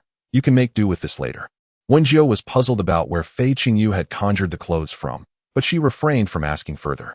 After all, Fei Qingyu's propensity for chatter matched her own, and she knew the answers would come in due time.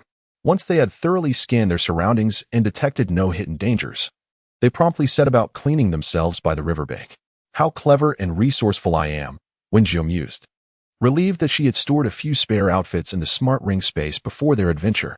Upon hearing this, Wen Jiu inquired, what is the intelligent ring space? Oh, I forgot you were unaware.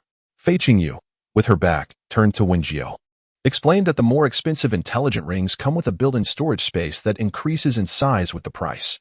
As they spoke, Wen Jiu suddenly heard a cacophony of hurried footsteps approaching. She exchanged a glance with Fei Qingyu, both realizing they had heard it.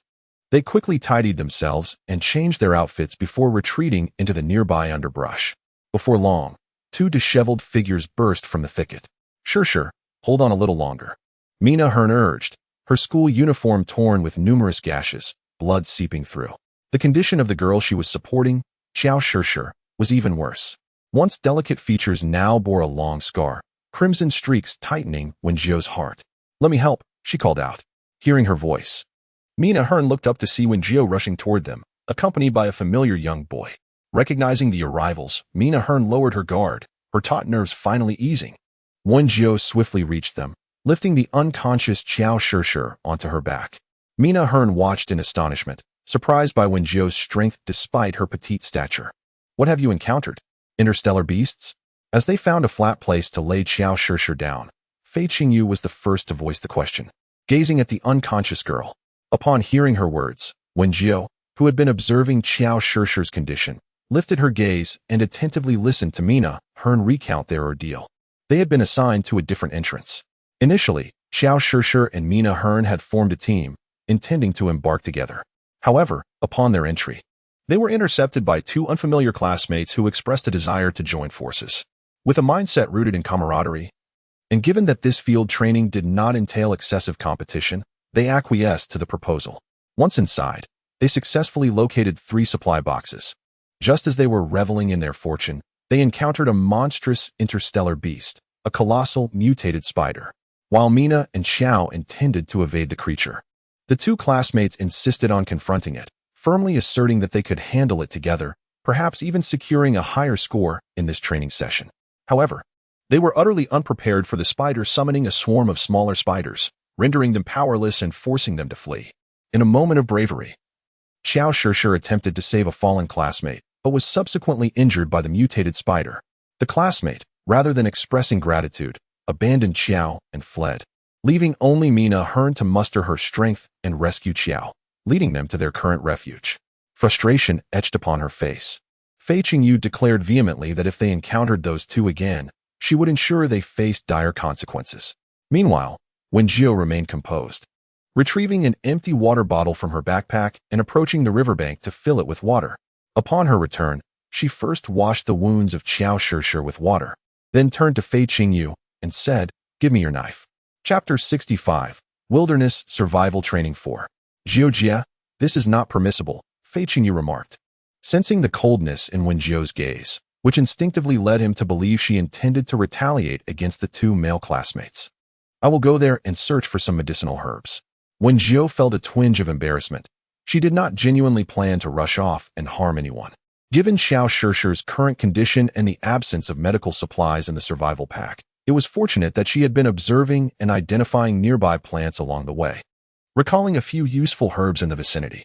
After hearing her words, Fei Qingyu finally handed over his tactical knife. In truth, he had wished to accompany Wen Jiu in the search for herbs, but with Qiao Shishir unconscious and Mina Hearn injured, he concluded it was best to remain here and tend to them. After all, Wen Jiu had previously reduced him to tears if danger arose. It seemed more fitting that Wen Jiu would protect him rather than the other way around. Thus, he kept his thoughts to himself, behaving like a well-behaved child. Watching Wen Jiu venture forth alongside Mina Hearn, perhaps due to the local climate, the air was imbued with the refreshing scent of grass after the rain. Wen Jiu stepped onto the damp soil, disregarding the mud splattering, and deftly bent down to slice off a handful of crimson wild grass with her tactical knife. According to her earlier studies in the biological compendium, this plant, known scientifically as bloodgrass, could be crushed and applied to wounds to effectively staunch bleeding. Thus thinking, Wen Jiu stepped onto a nearby tree trunk, driving her sharp tactical knife into it, and then began to climb upward. The environment here was such that all the flora and fauna were magnified versions of those found outside. The once easily reachable wild banana trees now loomed at a height beyond her grasp. This brought to mind a saying, "Yesterday, you dismissed the wild banana tree. Today, it is beyond your reach."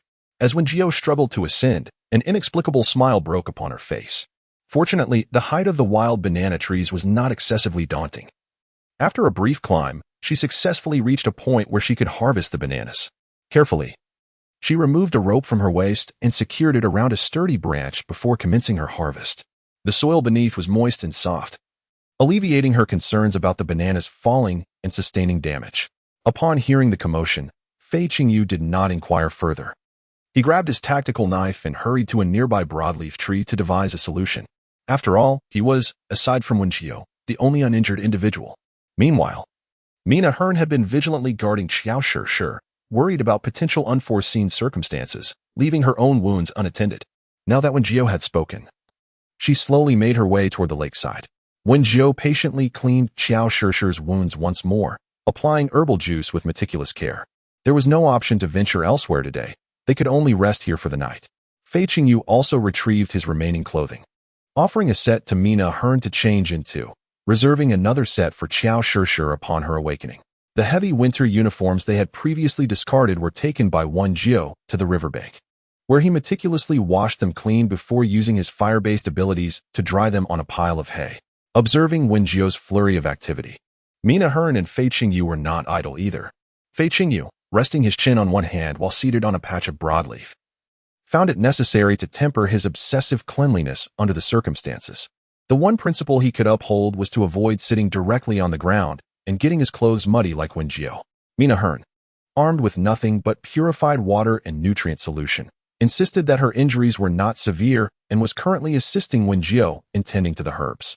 Among the items they discovered, a box contained a handgun, though regrettably, it lacked ammunition.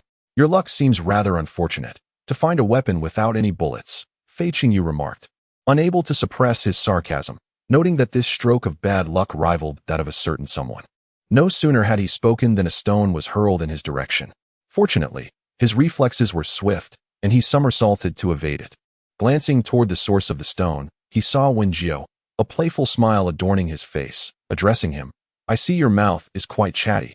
If you're so bored, why not go catch a couple of fish from the river? I am not.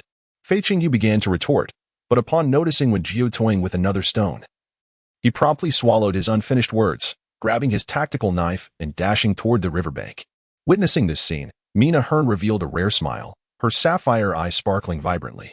Even though her golden hair appeared somewhat disheveled, she exuded an undeniable charm that brightened Wen Jiu's spirits considerably. Indeed, Master was right.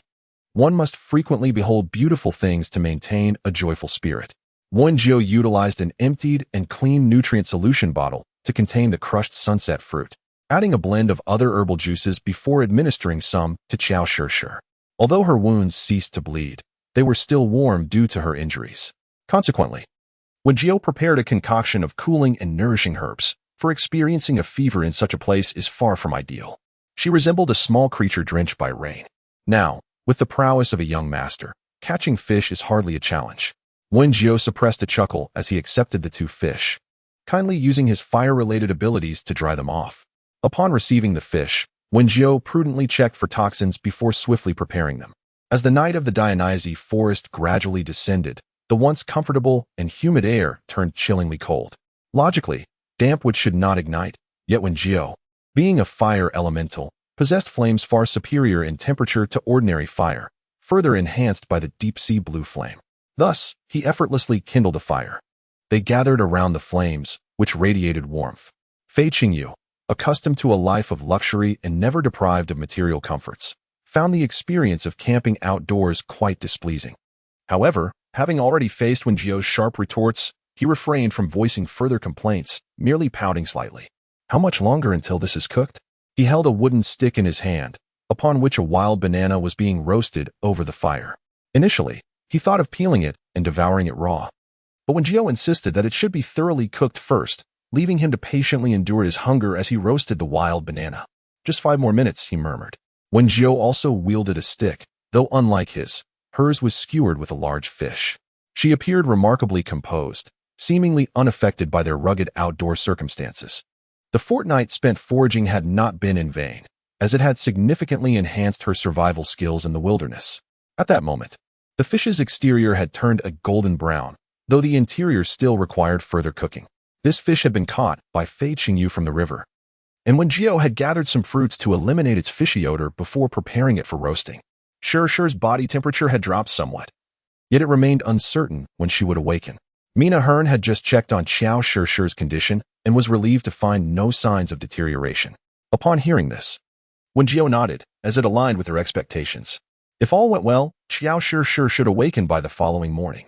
She glanced at Fei Qingyu, who sat there with an expression of utter desolation, and softly remarked, "Your wild banana is ready to eat." Fei Qingyu had been lost in thought, reminiscing about her luxurious residence. The fruit's flesh had begun to melt slightly, releasing wisps of steam accompanied by a delightful fruity aroma. "Take this." Wen Jiu offered her a small wooden stick, fashioned into what resembled a tiny spoon during her earlier carving. "Thank you," Fei Qingyu replied. Fei Qingyu, momentarily setting aside his fastidiousness, was solely focused on satiating his hunger. The nutritional liquid from the survival resource pack was the most economical type, utterly inadequate for staving off the pangs of hunger. Thus, he seized a small spoon and scooped a generous portion of banana fruit flesh into his mouth. To his pleasant surprise, the taste exceeded his expectations. It was delectably soft, imbued with a rich, sweet aroma, leaving a lingering fragrance on his palate after swallowing. Most importantly, it proved to be quite filling. After a few bites, Fei Qingyu felt his stomach no longer echoed with emptiness. Meanwhile, Wen Jiu was nearing the completion of her grilled fish. She handed the stick to Mina Hearn and then retrieved a flame fruit. This fruit was deep red and approximately the size of a fist. According to the biological compendium, the juice of the flame fruit bore a notably spicy flavor, making it an ideal substitute for chili peppers in this context. Wen Jiu wrapped the flame fruit in a clean leaf she had gathered and crushed it, allowing the vibrant red juice to drip evenly over the grilled fish. It was nearly ready to eat. Mina Hearn gazed in confusion. "Aren't you going to eat?" "You go ahead. I'm not hungry at the moment," Wen Jiu replied. In truth, she wasn't particularly famished, having foraged some edible fruits earlier while gathering herbs. However, Mina Hearn remained insistent on not eating first and extended the stick back toward Wen Jiu. "I truly am not hungry. If we don't eat the fish soon, it will get cold." Wen Jiu swiftly rose to reposition herself and continue grilling the fish. "I'm telling you to eat. Please do so quickly. If I become hungry, there may not be any left for you." Upon hearing Wen Jiu's words, Mina Hearn felt a twinge of guilt. Yet the persistent pangs of hunger compelled her to draw the roasted fish closer. It was unclear what innate talent Wen Jiu possessed. Even in the simplicity of roasting a fish, devoid of elaborate seasonings, the aroma was undeniably tantalizing. The fish, still steaming hot, prompted Mina to blow gently on its edges before taking a delicate bite. The skin was perfectly crisp, yielding a delightful crunch with each nibble. The fiery yet piquant flavor instantly captivated her palate, intermingled with subtle hints of sweetness. Wen Jiu had expertly eliminated any trace of fishiness from the meat, leaving only its tender and sweet essence. Sitting nearby, Fei Qingyu, who had felt quite full after finishing a roasted wild banana, found himself unable to resist licking his lips at the enticing scent wafting through the air. This roasted fish was irresistibly delectable. Just as Mina Hearn was nearing the end of her meal, Wen Jiu announced that her fish was ready, propping it up with wooden sticks beside a bed of leaves, creating a makeshift shelter. "Why bother with that? The space is already limited. It'll be cramped to sleep," Fei Qingyu quipped, unable to restrain his habitual teasing as he observed Wen Jiu's efforts. Wen Jiu shot him a sidelong glance. The firelight accentuated the contours of her face, imbuing her expression with an inexplicable depth and coolness. "If you're so discontent, you may sleep outside and indulge in the luxury of stargazing while camping. No one will stop you." Provoked by her words, Fei Qingyu stuck out his tongue and handed her a stick. Better to squeeze in and sleep. Who knows what might happen outside? The location they chose was relatively close to the jungle. After Wen Jiu constructed a makeshift shelter from leaves, it became difficult to discern any anomalies during the night in the absence of light. As long as no one approached closely, their resting place would remain undetected. Wen Jiu added some wildflowers and grasses over the leaf shelter, enhancing its resemblance to a large thicket. After listening to Wen Jiu's instructions, Mina Hearn and Fei Qingyu obediently followed her to the riverbank for a thorough cleanup, subsequently slipping through a small opening that had been intentionally left for them. Perhaps due to the fatigue of the day, the three soon succumbed to slumber. Wen Jiu, however, experienced a rare bout of insomnia, lying with her eyes closed for quite some time before finally drifting off. Since arriving here, she had not dreamt for a long while, but on this particular night, an unusual dream unfolded. Chapter 67. That man briefly appeared with a clear objective in mind. The plan was to attack the tree roots from the 6th to the 10th positions, while others would mount an aerial assault. Liu Yan sat resolutely in the mech cockpit, his expression frigid. He utilized his mental acuity to perceive the surrounding movements, every action of his team laid bare before his insight. His deep blue eyes, reminiscent of the ocean, fixated on the towering tree displayed on the screen. The roots twisted and intertwined, while the crown soared skyward. The bark was riddled with cracks, and upon it, a visage strikingly similar to that of an elderly man emerged. The anomalous banyan tree was indeed their target for elimination in this mission. The life source lay concealed within the roots, and reinforcements from positions 4 and 5 swiftly commenced their assault on the roots. Lu Yan's tone remained composed as he directed the operation while simultaneously grasping the control handle, channeling his mental energy to maneuver the mech. Before them, the mutant banyan tree relentlessly lashed out with its tendrils, occasionally launching a barrage of verdant leaves toward them. Captain, I have identified the core of the tree's essence. The target is locked. Continue firing the laser guns from above. Units 4 and 10, accelerate the root destruction. We must eliminate it swiftly. Although Lu Yan had led his classmates on numerous missions, he never felt inclined to remember anyone's name. To him, everyone was merely referred to by numerical designations. A total of 14 students from the Imperial Capital Military Academy participated in this mission, among whom 4 were support mech soldiers, stationed not far from the battlefield in the most protective mechs, awaiting orders. Units 11 and 14 prepared to assist in the frontal assault, employing fire-based abilities to incinerate. Even the support mech soldiers were expected to engage in combat within Lu Yan's team, unlike other commanders who treated them as fragile medical supplies in need of protection. Lu Yan's mech hovered at a distance, patiently awaiting the opportune moment to strike. Unit 8, utilize your metal-based ability to sever the second root to your left. With that command, Lu Yan silently switched to his mech's weapon, a gleaming tank sword. His mech, a silver-gray lightweight model, was specifically designed for ambushes. The reputation of Lu Yan as the shadow assassin overshadowed that of the Academy's first commander. In the instant Unit 8 employed their ability to sever the root, Lu Yan darted forward like a phantom, his tang sword plunging steadily into the life source of the mutant banyan tree.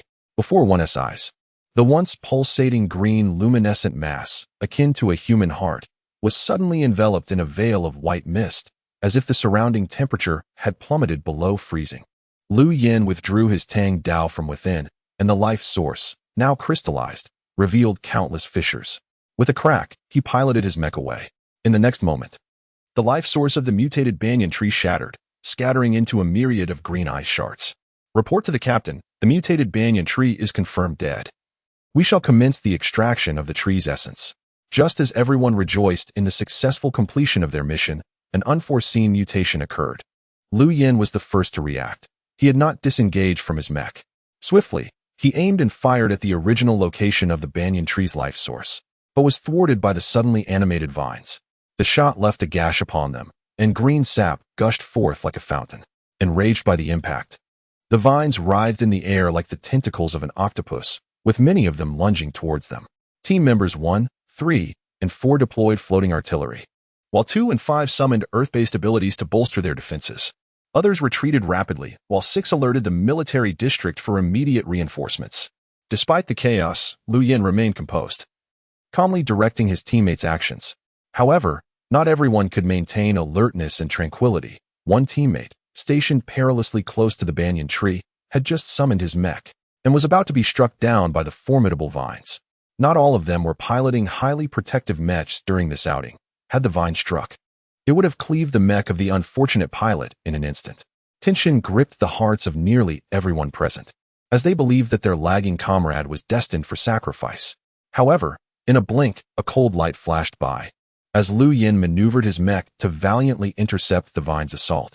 The once chilling mechanical voice now resonated with an unexpectedly poignant allure, stirring the emotions of all witnesses.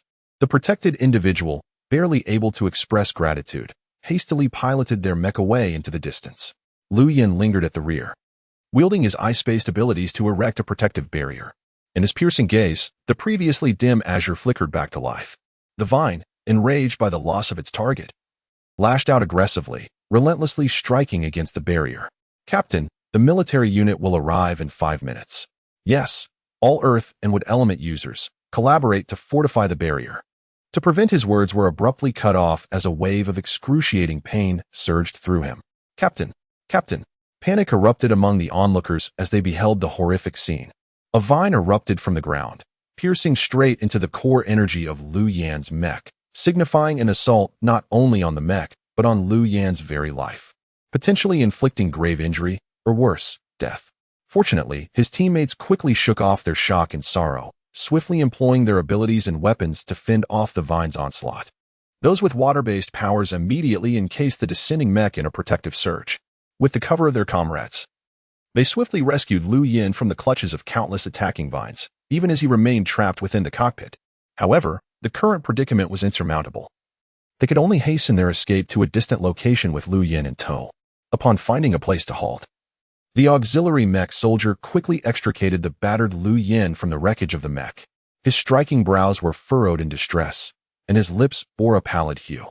A crimson scar traced beneath his phoenix-like eyes, adding a touch of allure to his otherwise cold visage. Yet, in this moment, no one dared to admire such beauty. For Lu Yin was marred with multiple lacerations, the most grievous of which was to his abdomen, where bright red blood bloomed like scarlet roses upon his white combat suit. The auxiliary mech soldier carefully lifted him into the medical chamber, fortunate that the spacecraft had remained nearby for timely treatment. Vital signs were promptly monitored. Tension gripped everyone as they gathered near the medical chamber, especially the individual whom Lu Yin had saved, who now frantically traced a cross over his chest, fervently praying for their captain's safety. Chapter 68, Wilderness Survival Training 6. In truth, Lu Yin harbored no fear of death. The brink of mortality imbued him with a peculiar sense of liberation and joy. In the instant the vines pierced his abdomen, he believed he would succumb.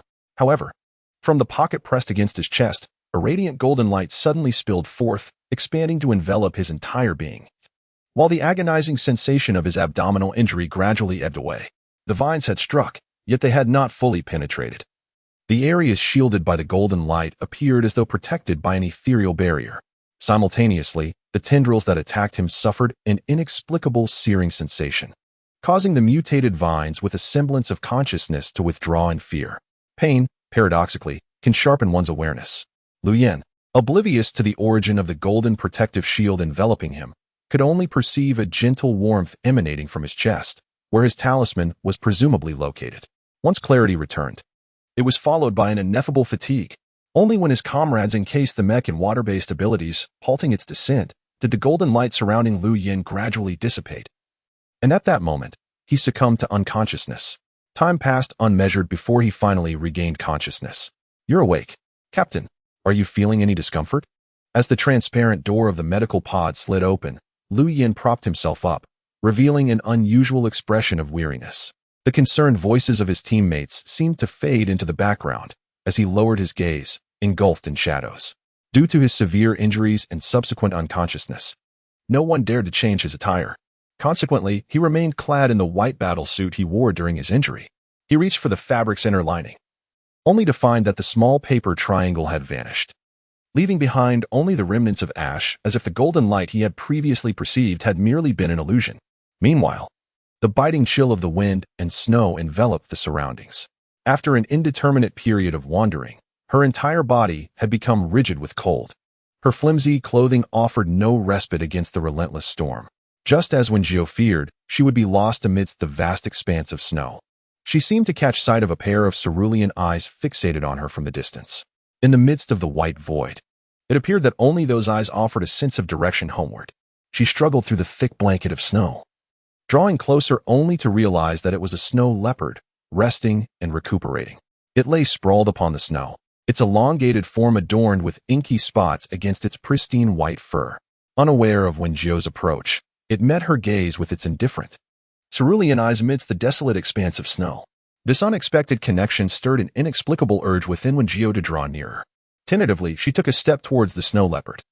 But suddenly a waft of white mist enveloped her, obscuring her vision. When clarity returned, the scene before her had transformed. The once resting snow leopard was now engaged in a fierce battle against a multitude of shadowy monsters. Snowflakes cascaded down, and its originally beautiful white coat was now stained with crimson. Witnessing its imminent defeat, Wen Jiu felt a surge of anxiety and yearned to assist it. However, no matter how she attempted to advance, she remained rooted in place, helplessly observing the snow leopard's struggle. Despite its valiant efforts to fend off the monstrous shadows with its sharp fangs and claws, it gradually succumbed to the relentless onslaught. Wen Jiu sensed its life force waning, an agonizing ache blossoming in her heart, as hot tears streamed down her cheeks from her almond-shaped eyes.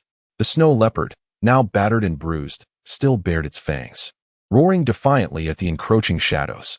At that moment, the surrounding monsters loomed larger, their piercing laughter encircling the snow leopard before they lunged at it. The snow leopard, poised and resolute, wielded its claws despite the pain. Wen Jiu's heartbeat quickened, and her tears fell uncontrollably. At that moment, a a shadowy creature suddenly lunged from behind, piercing the snow leopard's abdomen, and blood gushed forth like a fountain. Startled, Wen Jiu's eyes widened, and an overwhelming sorrow flooded her heart. However, a beam of golden light suddenly appeared, enveloping the blood-soaked snow leopard as if it were a suit of golden armor, successfully dispelling the shadowy fiends. Save it. Wen Jiu abruptly sat up, cold sweat trickling down her forehead, the feelings of urgency and sorrow still swirling within her. Her scream roused the other slumbering individuals. What happened? Is there an interstellar beast attack? Fei Qingyu sprang up, surveying his surroundings. Everything seemed intact, the canopy of leaves undisturbed. Mina Hearn glanced at the dazed and lost Wen Jiu, silently wrapping an arm around her and gently patting her back in a comforting gesture. Waking us up in the middle of the night for this? Fei Qingyu opened his mouth, ready to scold. What kind of dream were you having? I seem to have vaguely heard you shout something about saving it. As soon as he finished speaking, Wen Jiu shook her head. The events of her dream had become hazy the moment she awakened. All she could recall was a pair of azure eyes gazing at her. To describe it in the language of a certain novel, it was perhaps 3 parts aloofness, 6 parts indifference, and 1 part hope? Never mind. Let us just consider it a nightmare. Wen Jiu took a deep breath and said, I'm sorry for disturbing you all. Please continue to rest. Yet, she could no longer find sleep, curling up in the corner, hugging her knees, burying her entire head within them. The anxious yet sorrowful emotion was so palpable that it rendered her momentarily breathless. It is said that one's thoughts during the day manifest in dreams at night. Yet, despite her incessant daydreams of wealth, she found it perplexing that her dreams did not feature her ascending to the status of a federal magnate. With this thought, the tumult within Wen Jiu's heart began to ease slightly. However, before she could fully recuperate and drift back into slumber, she suddenly sensed a disturbance nearby. Get up. Do not sleep just yet, Wen Jiu whispered as she crawled over to rouse Fei Qingyu and Mina Hearn. As Fei Qingyu stirred awake, she was about to voice her irritation when Wen Jiu swiftly covered her mouth. There is something outside. Please refrain from speaking. Upon hearing her words, both women exchanged knowing glances. Fei Qingyu and I will scout the area. Mina, you stay here and look after Sure. At this, Fei Qingyu retrieved her tactical knife. Mina Hearn, without further ado, handed her small kitchen knife to Wen Jiu. Good heavens, Fei Qingyu remarked softly, unable to suppress her astonishment at the kitchen knife. We are all quite the misfortunate lot, aren't we? Wen Jiu cast a cautious glance at him and carefully slipped through the gap that had been created. Chapter 69. An adventure with Sister Jiu. Shall we proceed left, right, or together? Fei Qingyu trailed closely behind Wen Jiu, vigilant of any movements behind them. Together. In such circumstances, Wen Jiu was hesitant to unilaterally decide on a solo venture. Her current perceptive abilities were not particularly strong. Thus, any beings within her awareness could not be deemed weak or easily overpowered. The surroundings were engulfed in darkness, with towering trees and dense canopies effectively obscuring the sky above. Only a few strands of moonlight filtered through, casting scattered spots of light upon the ground. Just ahead, Wen Jiu furrowed her brows, delicately unfurling her folding bow. She knocked a wooden arrow, poised for action at any moment. They advanced with utmost focus, both Wen Jiu and Fei Qingyu deliberately muffling their footsteps. At that moment, apart from the rustling of leaves stirred by the wind, silence enveloped them. Wen Jiu sensed the presence of danger anew, turning to signal Fei Qingyu. Swiftly, she ascended a nearby tree trunk to a slightly elevated position, concealing herself in the shadows of night while scanning the distance. Meanwhile, Fei Qingyu drew her tactical knife, gripping the hilt tightly as she remained vigilant at the base of the tree, observing the surroundings.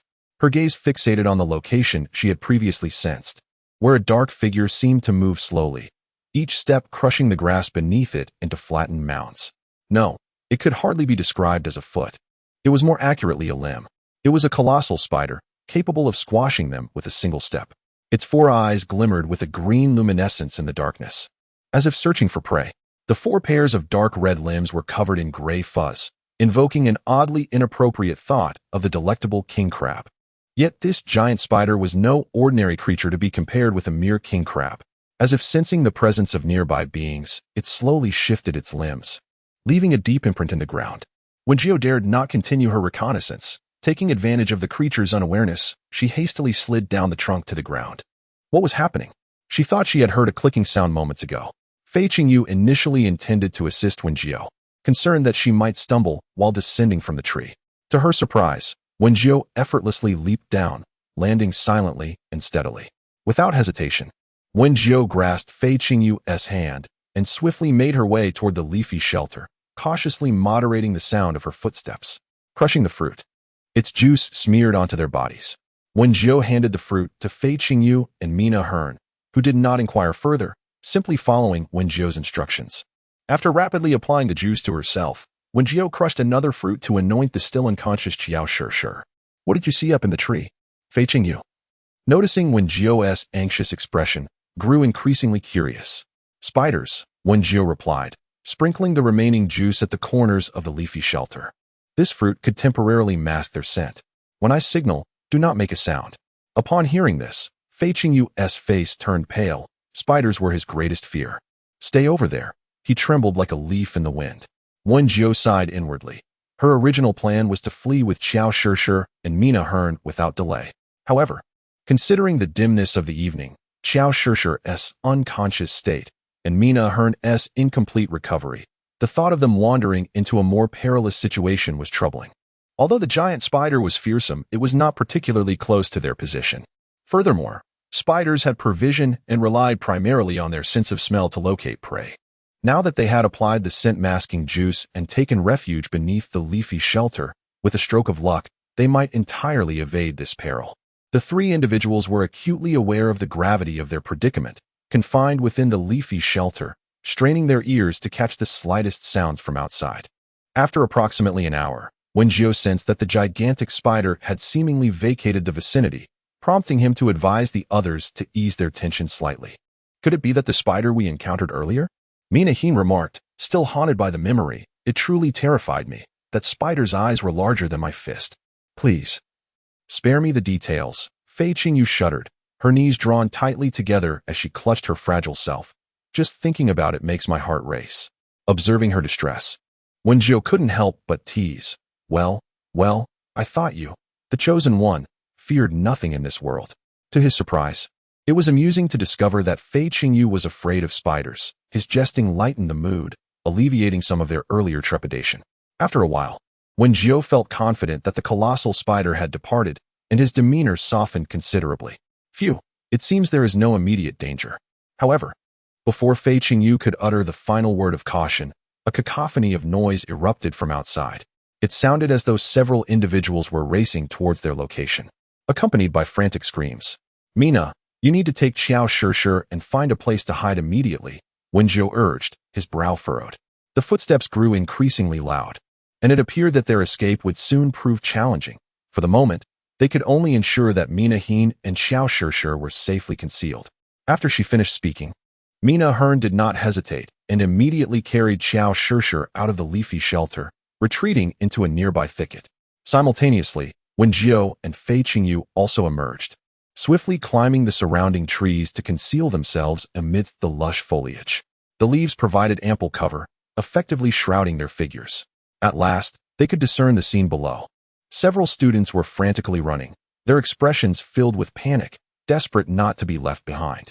Behind them trailed a swarm of densely packed mutated spiders. Though not as large as the one Wen Jiu had previously encountered, these spiders moved with remarkable speed, relentlessly pursuing the fleeing students. Under the moonlight, Wen Jiu finally discerned the grotesque features of the spiders, shaped like dark green gourds. Each bore a menacing human face. Where lips should have been, jagged fangs protruded, continuously dripping with a virulent green venom. "I might perish on the spot." Fei Qingyu dared not look again after a fleeting glance, curling up and fervently praying not to be discovered by the spiders. Yet, many things do not unfold as desired. The swarm had yet to notice them. But the fleeing students spotted the leafy shelter crafted by Wen Jiu and the others. Chapter 70. Adventuring with Sister Jiu 2. Sensing the presence of someone nearby, the students began to scream and shout, causing those behind them, the face spiders, to scatter in panic. It was unclear whether they sought to find the hidden individuals to aid them or believed that since death was inevitable, it was better to drag others down with them. Due to their actions, several face spiders began to swiftly ascend the grand tree where Wen Jiu and his companion lay in ambush. "Slow down, or you shall wait above to be submerged in a sea of spiders." Wen Jiu, uninterested in hearing his comrade's last words, swiftly drew a kitchen knife and leapt downward. striking at a face spider that was climbing the tree. In an instant, emerald blood splattered. Perhaps it was Wen Jiu's decisive strike that finally instilled a modicum of safety in Fei Qingyu. However, the foremost reason was that several face spiders had already climbed halfway up the tree and would soon reach the branch where Fei Qingyu was concealed. Thus, he clenched his teeth, steeled his resolve, and jumped to the ground. Wen Jiu had originally intended to rendezvous with Mina Hearn and make their escape. However, the moment they leapt down, they were spotted by the frantic students who only sought to drag others into peril. Classmate, help us. Yu Kai felt exceedingly unfortunate that day. He had been diligently searching for supply crates with his friends. Suddenly, two male classmates emerged from the bushes, pursued by a relentless swarm of face spiders. Terrified, they began to flee, running from the setting sun until now. Their original team of 5 was now reduced to himself and 2 others, as the rest had succumbed to exhaustion and fallen victim to the face spiders. The 2 culprits who had drawn the face spiders had already been engulfed and devoured by the relentless tide of creatures. Don't leave us behind, classmates. Yu Kai gritted his teeth, desperately yearning for someone to rescue him from his plight, indifferent to the 2 diminutive figures beneath the tree ahead. After fleeing for so long, he believed that even a brief delay afforded by another would be a blessing. Had he lost his sanity? Fei Qingyu watched in trepidation as Yu Kai led a throng of humanoid spiders charging towards them, the sight rendering his legs weak. Witnessing such a scene, Wen Jiu's expression darkened further, and he immediately grasped Fei Qingyu's hand, urging him to flee. In that moment, she could not afford to think of Mina Hearn and her companion, hoping only that they would not remain stationary, awaiting their doom. However, Yu Kai and his group had fixated on the direction Wen Jiu and Fei Qingyu were escaping, relentlessly pursuing them with the intent of dragging them down into the abyss together. Can you hold on just a little longer? Wen Jiu urged as they ran. But Yu Kai's relentless pursuit showed no signs of abating, and if they continued at this pace, they would surely exhaust themselves and perish where they stood. Running? Fei Qingyu's stamina was typically unremarkable, but the mere thought of the swarm of spiders trailing behind him ignited a surge of energy, propelling him to run several more kilometers. Wen Jiu conceived a notion, one that could only be executed flawlessly with Fei Qingyu's assistance. Have you lost your mind? That is an unfathomable tide of spiders. Fei Qingyu widened his eyes, continuing to sprint, his voice trembling. Let us put forth all our effort in this flight. Perhaps we will shake them off soon. In truth, Fei Qingyu herself felt uncertain about her words. Observing the relentless pursuit of Yu Kai and his companions, she realized that evading them would prove to be an arduous task. One must choose between madness and death. Once you ascend the tree ahead, I will utilize my fire-based abilities to incinerate. The moment I unleash the flames, you must immediately conjure a gust of wind to direct the fire behind them. Wen Jiu instructed. As her words resonated, Fei Qingyu found herself inexplicably accustomed to following orders and began contemplating which tree would be most suitable for her ascent. Wait, who is behind? I thought you intended to incinerate them, Fei Qingyu remarked, casting a surprised glance over her shoulder, not anticipating such benevolence from Wen Jiu. However, Wen Jiu merely responded with a cold smile. I never specified who was behind. My flames might not behave as commanded. Upon hearing this, Fei Qingyu refrained from further inquiries and seized the opportune moment to climb the towering tree, awaiting Wen Jiu's command. Wen Jiu, too, halted her flight, her demeanor icy as she gazed at the still pursuing Yu Kai and his group. Her actions momentarily puzzled Yu Kai, who wondered why she had ceased running. Was she unable to continue, preparing to meet her demise? Classmate, what is going on? Do you want me to carry you? Yu Kai shouted towards Wen Jiu, feigning a concerned demeanor, though he could not conceal the delight on his face. He eagerly anticipated someone serving as cannon fodder to buy him time. He had witnessed the face spiders devouring others. As long as one individual fell victim to the face spiders, the others would cease their pursuit to partake in the feast. If the individual before him were to perish right here, it would be for the best. Yet, the other party paid no heed to his words, even responding with a rather impolite gesture. Witnessing this, Yu Kai clenched his teeth, wishing fervently for the spider-like faces behind him to engulf Wen Jiu without delay. However, Wen Jiu remained composed, as if gazing upon a collection of corpses. Meanwhile, Yu Kai and his companions appeared to see a glimmer of hope, their grotesque faces contorting as they surged toward her with frenzied zeal. She stood silently in the darkness until a cluster of deep blue flames ignited at her fingertips, piercing through the inky night. The hazy light outlined her sharply defined features, with only a few meters separating her from Yukai and his group. The glow revealed the slight upward curve of Wen Jiu's lips. This action left Yukai further perplexed. Could she truly believe that she could vanquish the throngs of spider-like faces all on her own?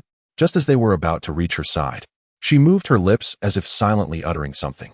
Regrettably, they had no opportunity to discern her words, for in the next instant, Wen Jiu suddenly extended her slender wrist, and the deep blue flames transformed into a fiery bird that soared toward them. Wherever it passed, flames erupted, burning hotter than ordinary fire. In an instant, the leading spider-like face was reduced to ashes. One after another, the spider-like faces ignited, leaving Yukai and his companions utterly dumbfounded, unable to fathom that Wen Jiu possessed such formidable power. Classmate, you are truly. Before Yukai could finish his sentence, a fierce gust of wind swept through, bringing the fiery tongues of flame upon them. In the fleeting moment when the flames engulfed them, they were enveloped and began to burn. The searing heat inflicted such agony upon Yukai that he cried out in torment, rolling on the ground in a desperate attempt to extinguish the fire. Yet to no avail. Help, help me. Unfortunately, Wen Jiu paid no heed to his pleas for mercy. When Yukai and the others harbored intentions of murder against Wen Jiu and Fei Qingyu, Wen Jiu had no intention of resolving the matter amicably. She felt no compassion for the scum who wished to drag her down with them into death. As the fierce flames consumed him, Yukai sensed his vision growing increasingly blurry. In a daze, he seemed to comprehend the words the girl had uttered earlier. She was saying die? Chapter 71. Adventuring with Sister Jiu 3. Wen Jiu cast no further glance at those individuals, engulfed in the deep blue flames. As long as she did not wish to extinguish the fire, there was no means to make it vanish. Let's go, to find Xiao Shishir and Mina.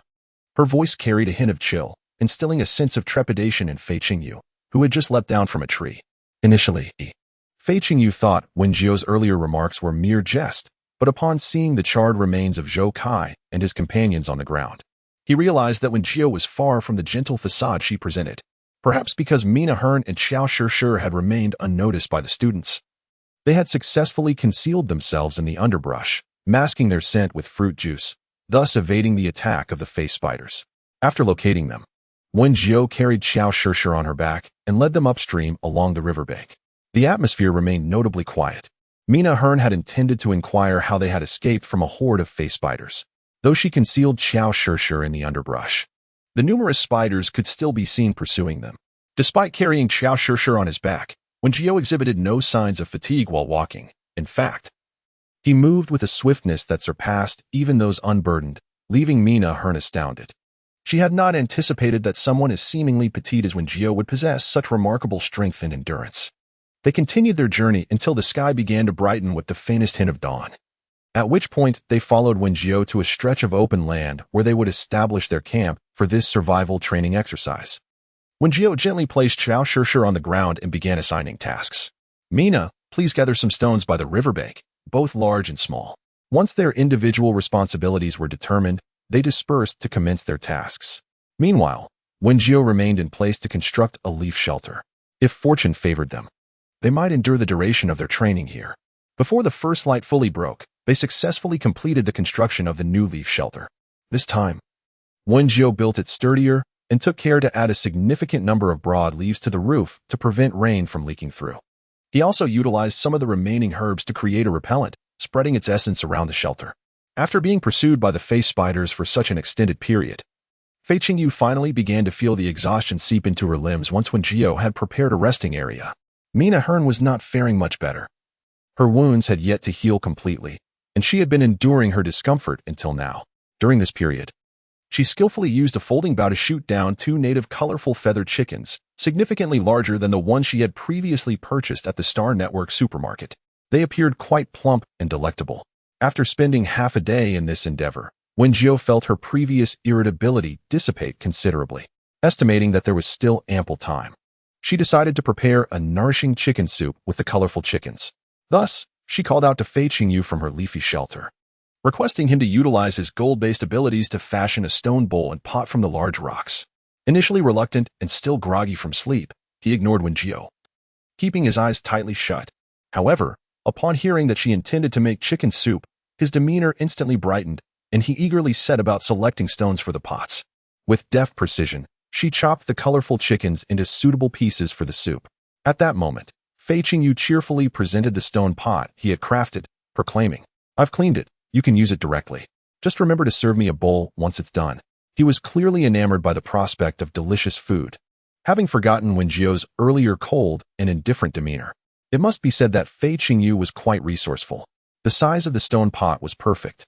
Wen Jiu tossed all the prepared chicken pieces inside, adding some mushrooms and herbs, before pouring in clear water. Subsequently, she gathered additional stones to create a sustainable fire pit. Once the fire was ignited, she fashioned a simple rack for the pot using branches and placed the stone pot atop it to begin the simmering process. After completing these tasks, she settled beside the fire, periodically adjusting the flame to maintain the ideal cooking temperature. Her knowledge of wilderness survival was primarily derived from a documentary titled Adventuring with the Old Man, which she had watched during her time in the modern world. It was through this documentary that she acquired a few rudimentary survival skills. However, Wen Jiu never imagined that she would one day experience survival in the wild herself. "Sister Jiu, how do you make everything so fragrant?" Fei Qingyu exclaimed as she proudly presented four finely crafted stone bowls to Wen Jiu, eagerly seeking her approval. As Fei Qingyu spent more time with Wen Jiu, he gradually became enamored with her remarkable abilities. The fact that Wen Jiu could command the firebird to incinerate a swarm of spiders clearly demonstrated her superior mastery of her extraordinary powers. It was astonishing, considering that Wen Jiu had only awakened her abilities after enrolling in school, and yet she wielded them with such proficiency in such a short span of time. Although Fei Qingyu often fancied himself as the chosen one destined for greatness, he could not deny that Wen Jiu surpassed him in numerous ways, particularly in the culinary arts. As time passed, a delightful aroma began to waft from the stone pot, captivating Fei Qingyu's senses. He was astonished that Wen Jiu could create such an enticing and mouth-watering chicken soup under such rudimentary conditions. After simmering for an entire morning, the soup was clear with a hint of pale yellow, its rich meaty fragrance mingling with a subtle herbal aroma. How delightful! Although Qiao Shishir appeared somewhat pale, it was evident that her condition had improved significantly under Wen Jiu's care. "Now that you're awake, it's time to eat." Wen Jiu picked up the wooden spoon that Fei Qingyu had crafted during her idle moments and ladled a bowl of chicken soup for each person. Fei Qingyu was the first to receive the stone bowl, filled with steaming hot chicken soup, the fragrant aroma wafting towards her. The air was filled with the delightful scent of the soup, as the three of them reveled in the joy of indulging in such a delectable treat. Wen Jiu had meticulously skimmed off the floating grease, presenting a clear and pristine broth to everyone. Thus, Mina Hearn gazed at her stone bowl, feeling as though she held a cup of exquisite beverage. She gently blew on it before taking a small sip. It was extraordinarily delicious. The rich and savory chicken soup awakened her taste buds the moment it touched her tongue. Every cell in her body seemed to exclaim how exquisite it was. The mushrooms, already fragrant, infused their unique aroma into the broth, enhancing the overall flavor and making her mouth water. The stunning taste of the soup blossomed on Mina Hearn's palate like a flower, compelling her to take another sip to savor it further. After tasting a spoonful of the chicken soup, Qiao Shishir too was astonished by its delightful flavor. She was aware of Wen Jiu's exceptional culinary skills, yet she had never anticipated such deliciousness could be achieved under such humble circumstances. The broth was infused with the refreshing essence of herbs, each sip alleviating her fatigue, while simultaneously cutting through the slight greasiness that often accompanies chicken soup.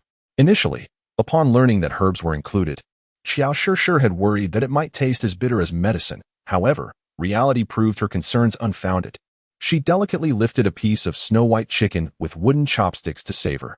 After a prolonged simmering, the chicken had not become dry and tough, but rather remained tender and delectable, imbued with a subtle herbal fragrance and the exquisite essence of mushrooms.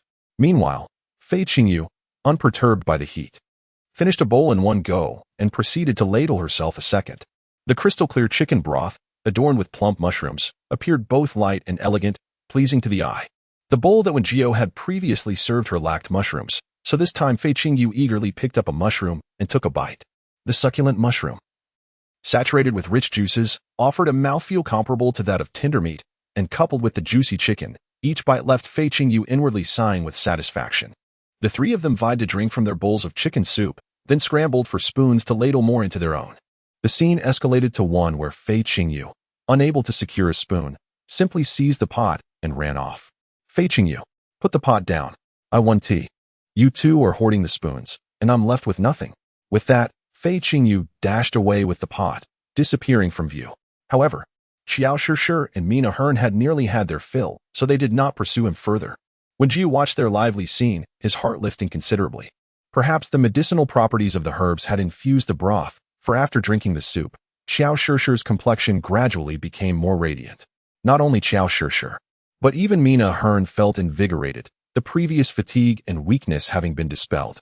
Initially, I believed we were rather unfortunate, unsure of how to survive in the forest of Diani. However, after savoring such a delectable chicken soup, a surge of hope enveloped me. Wen Jiu, what do you think our next step should be? Surely we must embark on a grand endeavor. Wen Jiu pondered, noting that she hadn't even added any stimulating herbs. Yet Mina Hearn appeared as if she had consumed something extraordinary, brimming with ambition. Well, let us first learn the essentials of wilderness survival. She didn't intend to dampen Mina Hearn's spirits. After all, the instructor had emphasized that the primary objective was survival. There was no necessity to slay numerous interstellar beasts for exceptional grades. With a mindset focused on mere survival, Wen Jiu began to impart her knowledge of outdoor survival skills to the two of them. She was primarily concerned about a repeat of last night's circumstances. If they were to become separated in this vast forest, they certainly did not wish to perish from hunger or thirst, nor end up in a dire predicament. "Well, you truly possess an abundance of knowledge," Xiao Shishir exclaimed, her eyes sparkling with admiration as she gazed at Wen Jiu, feeling that she might inevitably become her fervent admirer. Wen Jiu smiled with her almond-shaped eyes, radiating warmth like brilliant sunlight. She first elucidated how to find directions and sources of water, and then explained how to identify edible wild plants. It is worth noting that prior to this, Fei Qingyu had never imagined she would find herself washing dishes by hand. So, does that mean those vividly colored mushrooms are inedible? Indeed, it suffices to remember merely a few easily recognizable mushrooms. Wen Jiu assessed that the instruction was nearly complete, and suggested that we divide into two teams, one to guard while the other seeks out resource supply boxes.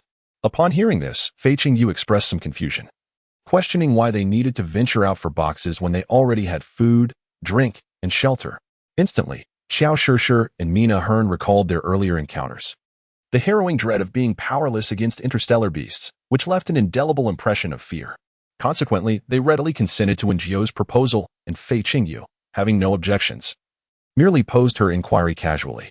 Seeing that everyone was in agreement, Wen Jiu continued, stating that he and Mina would form one group to search for resource boxes outside, while Shishir and Fei Qingyu would remain behind. Although Xiao Shishir yearned to accompany Wen Jiu, she understood that his decision to leave her and Fei Qingyu was rooted in concern for her still recovering health. Thus she refrained from further protest. Both Fei Qingyu and Mina Hearn had no reservations about the division of teams, prompting Wen Jiu to pack some supplies into a bag before departing the camp in pursuit of resource boxes. The two ventured deep into the forest, marking their path with signs only they could decipher. However, this time Wen Jiu chose not to navigate, but rather allowed Mina Hearn to lead based on her own instincts. This decision stemmed from Wen Jiu's apprehension regarding her own unfortunate luck. Had she taken the lead in searching for boxes, it might have taken an eternity to find even one. Chapter 73.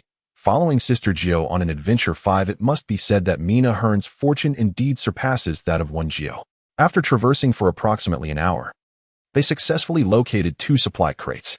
Although they did not unearth any formidable weapons, they did find ammunition and arrows suitable for a folding bow. This still proved to be a bountiful discovery for them. During their search, Wen Jiu and her companions encountered several groups of students. However, these individuals appeared to be untouched by any crisis, resulting in a rather amiable demeanor towards them. Meanwhile, Fei Qingyu and Xiao Shishir, who were stationed at the campsite, did not remain idle in the afternoon. They utilized local materials to craft several traps around their vicinity. Despite the rudimentary conditions and the absence of various seasonings, Wen Jiu adeptly substituted the missing ingredients with local herbs, resulting in a delectable beggar's chicken. The inherent lack of fishy odor in the local, colorful feathered chicken allowed the dish to retain its exquisite flavor even without the addition of yellow wine or cooking wine to mask any unpleasant scents. Initially, as they observed Wen Jiu meticulously cleaning and stuffing its cavity with mushrooms and herbs, they presumed she was preparing to brew a chicken soup. However, after filling the chicken, Wen Jiu wrapped it tightly in a large leaf and encased it in a layer of mud. leaving Xiao Shishir and the others utterly bewildered. Did their lackluster performance in the afternoon imply that they would only have mud to eat that evening? This peculiar method of Wen Jiu's left them huddled closely around the fire, clinging to their vulnerability. Yet, it was not long before the fragrant aroma of roasted chicken began to waft from the fire, tantalizing everyone's taste buds and prompting involuntary salivation. Do not look any further. Be cautious, lest your face be scorched by the flames. Wen Jiu added a few more logs to the fire, and upon turning her head, she observed Xiao Shishir and her companions leaning in, inhaling the tantalizing aroma. Everyone, please wash the bowls and chopsticks. We shall be dining shortly. No sooner had she spoken than the group dashed to the riverside to clean their utensils, resembling the wind in their haste. After a while, Wen Jiu extinguished the fire and unearthed the beggar's chicken she had buried. With a swift motion of her knife, she cleaved through the outer layer of mud. As the soil crumbled away, the alluring fragrance intensified. She then peeled back the inner leaves, revealing the golden brown, aromatic chicken. The mere sight was enough to evoke salivation. As the rich, savory juices seeped from the chicken skin, attesting to its delectable and succulent nature. Please, may I have a drumstick, Sister Jiu? Bai Qingyu. In the presence of such culinary delight, cast aside all her pride. Oh dear sister, I implore you. However, Wen Jiu merely cast a sidelong glance at her, distributing the two generous drumsticks into the bowls of Xiao Shishir and Mina Hearn. Xiao Shishir, gazing at the succulent drumstick in her bowl, wore a mischievous grin and leaned towards Wen Jiu. Sister, you've given me the drumstick. Do you think Xiaofei will be angry upon discovering this? Upon hearing this, Bai Qingyu widened her eyes, ready to confront Xiao Shishir. Yet, Xiao Shishir paid her no mind, seizing the drumstick and taking a hearty bite. The tender, charred flavor ignited her appetite, a perfect harmony of taste. As the rich juices burst upon her tongue, it felt as if her very soul had been elevated in that moment. In addition to the authentic aroma of chicken, there wafted a subtle fragrance, seemingly emanating from the crispy skin. Unlike the nourishing herbal chicken soup prepared at noon, this time Wen Jiu had used herbs solely to substitute for spices. Thus, the chicken retained a rich bouquet of spices that harmonized beautifully with its intrinsic flavor, enhancing the meat's succulence. The layered aroma added a unique dimension to the golden-hued beggar's chicken. What about mine? What about mine? Fa Qingyu observed Xiao Shishir and Mina Hearn immersed in the delightful atmosphere of the meal, while he held an empty stone bowl, feeling quite disheartened. Wen Jiu, with unhurried grace, sliced 2 chicken wings and placed them into Fa Qingyu's bowl, instantly brightening his spirits. Without a moment's hesitation, he seized a wing and began to gnaw at it. At the very instant he bit down, the skin separated from the tender meat. The exquisite texture left him in awe. The succulent chicken, bursting with rich, alluring juices, orchestrated a culinary symphony in his mouth. The meat was not only tender and flavorful, but also bore the unique aroma imparted by roasting, creating a delightful combination of crispness and softness. Each bite brought immense satisfaction. Wen Jiu had prepared 2 beggar's chickens, but after a fervent scramble, only the bare bones remained, devoid of any meat. Initially, Fa Qingyu had thought that their wilderness training would leave them with only nutrient paste to consume. He never anticipated the continued enjoyment of gourmet food. Lying contentedly on the ground, his demeanor was a stark contrast to the previous day when he had complained about the dirt and disorder. This call echoed, promising him a feast of meat for a long time to come. Xiao Shishir wholeheartedly agreed with Fei Qingyu's sentiments.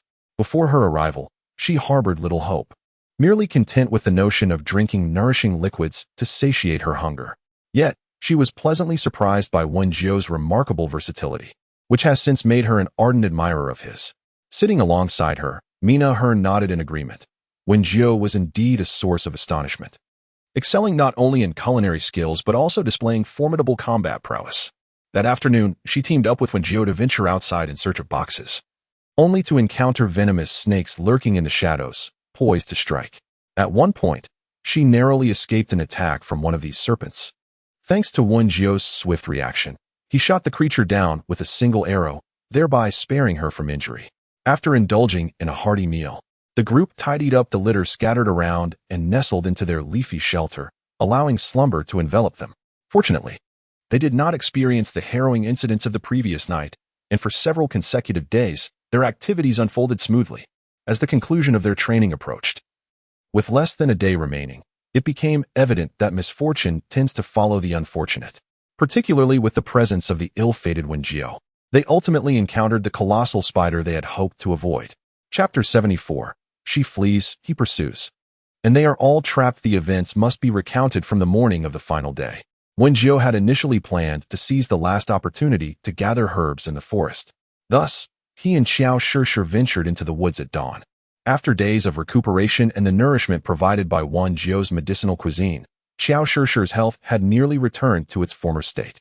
She even felt that her spirits were somewhat elevated compared to before. However, in addition to Fei Qingyu and Mina Hearn, a group of unfamiliar students had appeared in the camp. Could it be that these individuals harbored intentions of robbery? Xiao Shishir grasped Wen Jiu's arm as they circled in from another entrance. It was difficult to ascertain.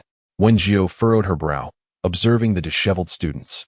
Their bodies caked in dirt, with vacant stares as if their spirits had been siphoned away. It was unclear what had transpired. Fortunately, they had previously set up traps. After a few students stumbled into the pits below, the others hesitated to advance. Yet, they remained unresponsive to inquiries, leaving their intentions shrouded in mystery. Upon hearing this, Wen Jiu cast her gaze toward the still dazed students, her emotions a tumultuous blend of concern and frustration. Just as they had persevered to the final day. Why did such an oddity arise? Dear classmates, is there anything we can assist you with? Wen Jiu thought, since they had not actually committed any overt act. Her tone remained gentle. After all, they were all students of Academy 3047, and there was no need for hostility. Nevertheless, the students paid no heed to Wen Jiu's words, their eyes still glinting with an unsettling intensity. It was indeed perplexing. They had been living in tranquility for these past days. The presence of these individuals had even bewildered Xiao Shishir. What could they possibly want? It was paramount that the students did not catch sight of their intelligent rings. For Wen Jiu could not guarantee that these seemingly starved individuals would refrain from any reckless behavior. Subsequently, she stepped outside once more, clutching the wild fruits. Indeed, upon witnessing the wild fruits in Wen Jiu's possession, the eyes of the group of students gleamed with a ravenous hunger, revealing their prolonged deprivation. We had little sustenance to offer, as these were the remnants of our own meager provisions. Wen Jiu placed the wild fruits upon the ground, then lifted a bright red fruit resembling an apple and gave it a shake. Being classmates, it was only natural that we should assist one another. Although a vast chasm separated us, it did little to deter the students, who, like ravenous wolves, surged forward in a frenzied attempt to seize the fruit. Observing this scene, Wen Jiu casually tossed the fruit into their midst.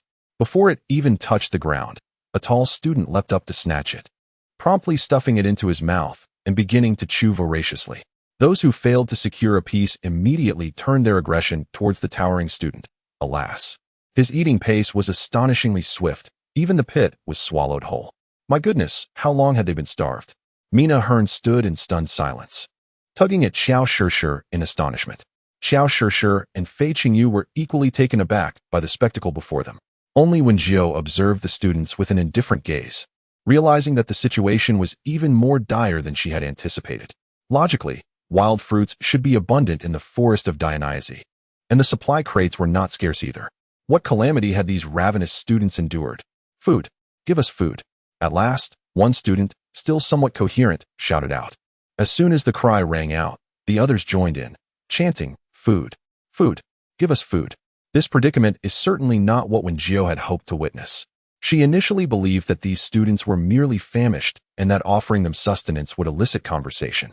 However, each of them exhibited a feral glint in their eyes, as though they had lost their sanity, driven solely by primal instincts that sustained their corporeal forms. A few exchanged glances and promptly acquiesced. Consequently, Xiao Shishir and Mina Hearn entered the leafy shelter first, while Wen Jiu shouted to the peculiar students, separated only by a vast pit, "I shall procure food for you." Camaraderie among classmates necessitates mutual assistance. Following this, Wen Jiu also slipped into the leafy refuge, with Fei Qingyu closely trailing behind, to allay any immediate suspicions among the students. Wen Jiu deliberately tossed out a considerable number of wild fruits as Xiao Shishir and her companions departed, feigning that they were genuinely foraging for food. After a while, the students, staring towards the shelter, grew increasingly aware of the absence of any returning figures. Their not-so-clear minds began to sense the anomaly. The student who had previously seized the fruits was the first to leap into the deep pit, climbing up with bare hands. Upon lifting the cover of the leafy shelter, he discovered that it was entirely deserted. What on earth was happening with those students? Could hunger have driven them to such extremes? Fei Qingyu, in her frantic flight, could not help but voice her thoughts. Who knows? Just run for now. Wen Jiu was equally uncertain whether the students would pursue them upon realizing the truth. Silence and run swiftly. We must find a new hiding place. The training will conclude shortly. Yet, events did not unfold as Wen Jiu had anticipated. At that moment, she seemed to grasp the meaning of an instant feeling timeless. Oh no. Run. Run. Featherlight, you soared forth like a terrestrial flyer, instantly accelerating past Wen Jiu and others to assume the lead. The outcome was inevitable. Each individual seemed to experience an overwhelming surge of adrenaline. Their feet propelled forward in a frantic bid for survival. Xiao Shishir found herself at a loss for words to adequately describe the monstrous entities. While the previous students appeared somewhat peculiar, they at least retained the semblance of humanity. However, now trailing closely behind them were grotesque abominations sporting human faces. Chapter 75. She flees, he pursues. They are all trapped. Upon realizing Wen Jiu and the others had fled, a potent wave of fury erupted in that moment. The leader among the university's students was engulfed in wrath, feeling an excruciating tearing pain as two pairs of arms sprouted from his waist. Crawling on the ground like a spider, the once handsome visage grotesquely contorted, his mouth stretching uncontrollably wide, splitting to the very roots of his ears. A foul, viscous green venom dripped incessantly from his mouth onto the ground. Hiss, he found himself unable to articulate even the simplest of terms such as food, or indeed any words at all. All he could emit were hissing growls. The group of students behind him displayed no signs of horror, their expressions dark as they fixated on the direction in which Wen Jiu and the others had departed. Hiss. Following this hoarse outburst, an even more chilling scene unfolded. Among the dozen or so students, an astonishing 7 or 8 had begun to undergo bizarre transformations. Some sprouted an additional head from their necks. Others, resembling Venus flytraps, had their large heads split in twain, with sharp fangs protruding from the center. Additionally, some developed 3 pairs of eyes upon their faces, commencing a metamorphosis towards a spider-like form, akin to the first transformed student. Following a brief period of change, their sense of smell became acutely heightened, enabling them to detect a faint, lingering scent of human flesh. Wen Jiu pulled Xiao Shishir to hide behind a tree trunk, using the dense foliage to shield them. This moment evoked memories of that initial night, when she and Fei Qingyu similarly concealed themselves in a tree. However, back then it was the dead of night. Now, the sun blazed brightly in the sky. Just an hour earlier, Wen Jiu and her companions had been fleeing from that monstrous group in a state of panic. Fortunately, her quick reflexes allowed her to lead Xiao Shishir and the others into the underbrush, where she swiftly applied the fruit that masked their scent, enabling them to elude the relentless pursuers. It seemed her assessment was correct. These creatures, much like the human-faced spiders previously encountered, relied on their sense of smell rather than sight to hunt their prey. Yet, one question continued to elude her. From whence had these monstrosities emerged? Furthermore, they had donned the uniforms of Academy 3047, their youthful faces unmistakably marking them as fellow students partaking in the wilderness survival training. Would it attempt to climb up here? Xiao Shishir cautiously inched closer to Wen Jiu, her gaze fixated on the creature below, which was incessantly quivering its nose, sending a chill down her spine. Wen Jiu discerned Xiao Shishir's trepidation and gently wrapped an arm around her shoulder, attempting to instill a modicum of reassurance. The two gazed down at the monstrous creature prowling beneath the tree, its neck elongated like that of a giraffe, with a visage marked solely by a nose and mouth. While the space where its eyes should have been was a mere void, its nose twitched incessantly, seemingly striving to capture the faintest scents in the air. Fortunately, the tree they had taken refuge in was sufficiently tall, alleviating their fears of being discovered. Hiss. After an exhaustive search yielding no living beings, the creature pressed onward, allowing Wen Jiu and Xiao Shishir to finally exhale in relief. Within the span of a mere hour, they had witnessed 3 such monstrosities meandering in this vicinity, each grotesque in form, enough to haunt one's dreams for an entire night. To avoid being ensnared, Fei Qingyu and Mina Hearn had sought refuge in a neighboring large tree. They only needed to endure a little longer. Come dawn, their teachers would arrive to retrieve them. Wen Jiu softly reassured Xiao Shishir, for not everyone possessed her composure in the presence of such aberrant beings. Xiao Shishir nodded faintly, Her apprehension did not stem from the prospect of battling interstellar beasts. Prior to entering the academy, she had heard countless tales of valor from her cousin and had viewed numerous holographic images of such creatures. Yet, the monsters before them were, in fact, former classmates with whom they had shared half a month of camaraderie. A moment later, a frantic cry erupted from the left. "Run! The monster is closing in." A frail young man was dragging a similarly slight young woman as they sprinted forward, pursued by a scattering of other students, some of whom bore stains of crimson upon their garments. Wen Jiu followed the direction of their terrified cries and beheld a creature that resembled a face spider, moving with alarming rapidity in their wake. However, upon closer inspection, she realized it was not a face spider at all. It was a being endowed with 3 pairs of arms. Crawling on the ground like a spider, its mouth grotesquely split to reveal a head and eyes reminiscent of its arachnid namesake. As it hastened in pursuit, a spinneret sprouted from its navel, unleashing silken threads upon the fleeing students. "Help! Save me!" A student, in their frantic flight, stumbled and fell, instantly ensnared by the creature's sticky silk, cocooning them like a chrysalis. The other students, helpless to assist, could only weep as they continued their desperate escape. "Help! Help! I don't want to die. I don't want to." Before the plea could be completed, the monstrous entity lunged forward, severing the student's head with a single bite. Vivid, scarlet blood dripped incessantly from the creature's maw, pooling upon the earth, saturating the brown soil. Yet the consumption of the head was merely the beginning. The monster continued to rend the limbs and thighs of its victim, devouring every last remnant until nothing remained, not even a single hair. Once it had thoroughly feasted, the creature lifted its head, sniffing the air for the scent of the living, and resumed its frenzied crawl forward. Upon witnessing the grotesque sight of a monster devouring a human, Xiao Shishir was seized by a wave of nausea. Yet she dared not reveal her distress in that moment. Instead, she firmly covered her mouth, striving to suppress her revulsion. It was not that they were unwilling to assist the students. Rather, the creature's speed was alarmingly swift, making it nearly impossible to ensure their safety should they leap into the fray. Furthermore, the frantic escape of the students suggested that they possessed little in the way of effective weaponry, perhaps even lacking the ability to wield their supernatural powers. They remained silent, crouched within the trees, silently beseeching time to hasten, longing for the arrival of reinforcements. As dusk fell, distant cries pierced the air. "Jiu, behind you." The voice belonged to Fei Qingyu. Wen Jiu swiftly withdrew an arrow from her quiver, reversing her grip to thrust it forth, crimson blood splattering across her face as a result.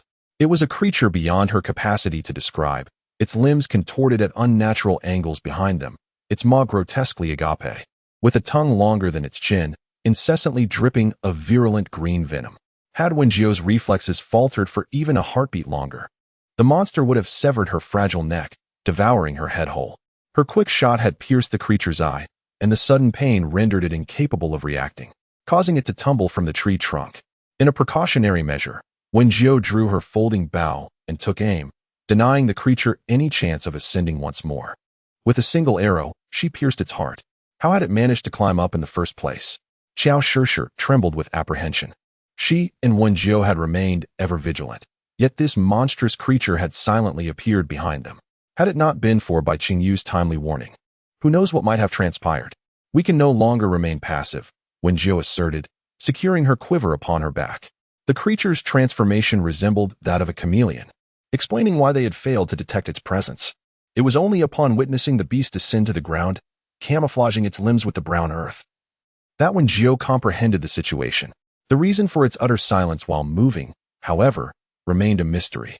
Crouching upon a branch, Wen Jiu meticulously scanned the surroundings once more. Having detected no anomalies, she leaped down. Following her descent, Xiao Shishir followed suit, albeit her complexion remained somewhat pallid. "Let us proceed," Wen Jiu called to Bai Qingyu and the others concealed within the trees, prompting 2 figures to descend immediately.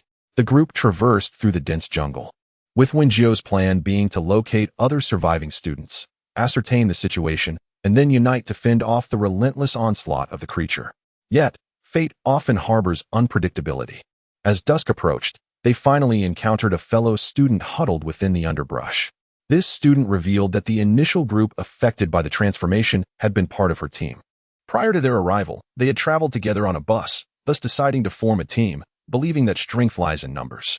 Upon entering, they indeed adhered to their agreement, establishing a campsite and dividing tasks to procure water and food.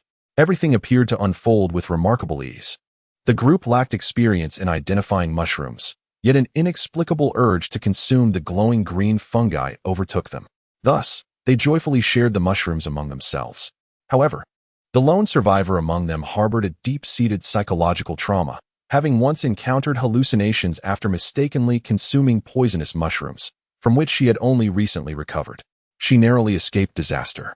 I warned them that they were toxic mushrooms, but they refused to heed my words. The fragile young girl, upon seeing Wen Jiu and his companions, was overwhelmed with tears that flowed like a string of broken pearls. After recounting her harrowing tale, Wen Jiu and his friends felt a wave of shame wash over them. Indeed, mushrooms should not be consumed recklessly.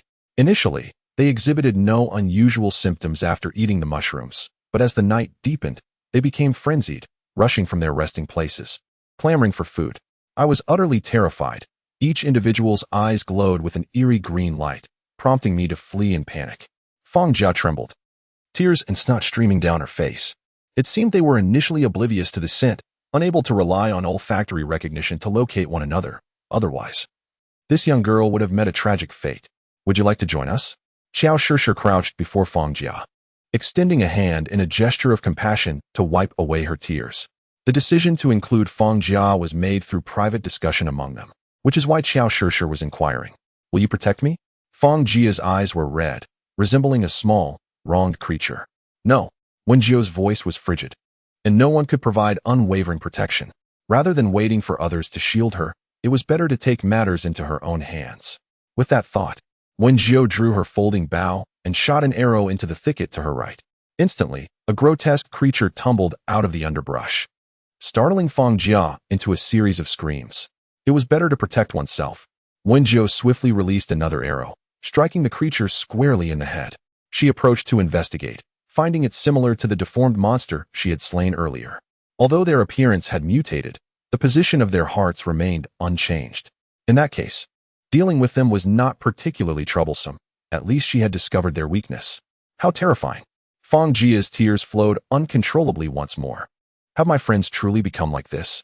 Wen Jiu was not particularly adept at offering comfort, and had to rely on Xiao Shishir and Mina Hern. However, as dusk began to descend, they could not afford any further delays.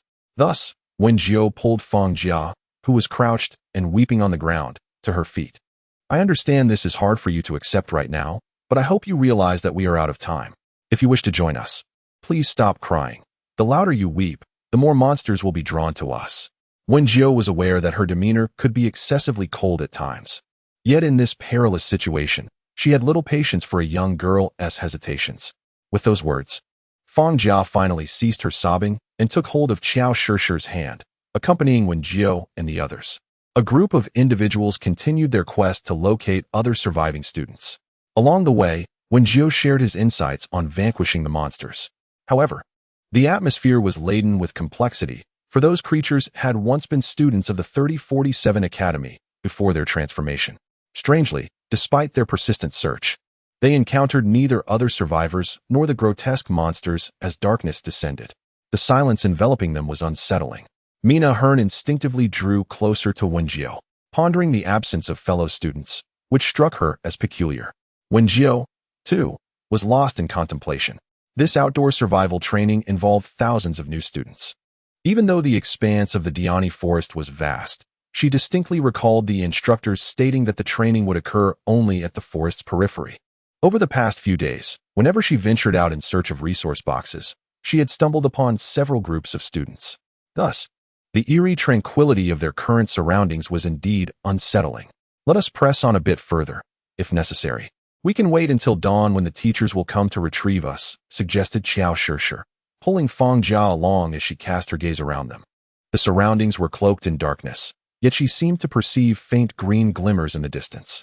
Could there be someone over there? Fang Jia followed Xiao Shishir's gaze, exclaiming, I think I see some green light over there.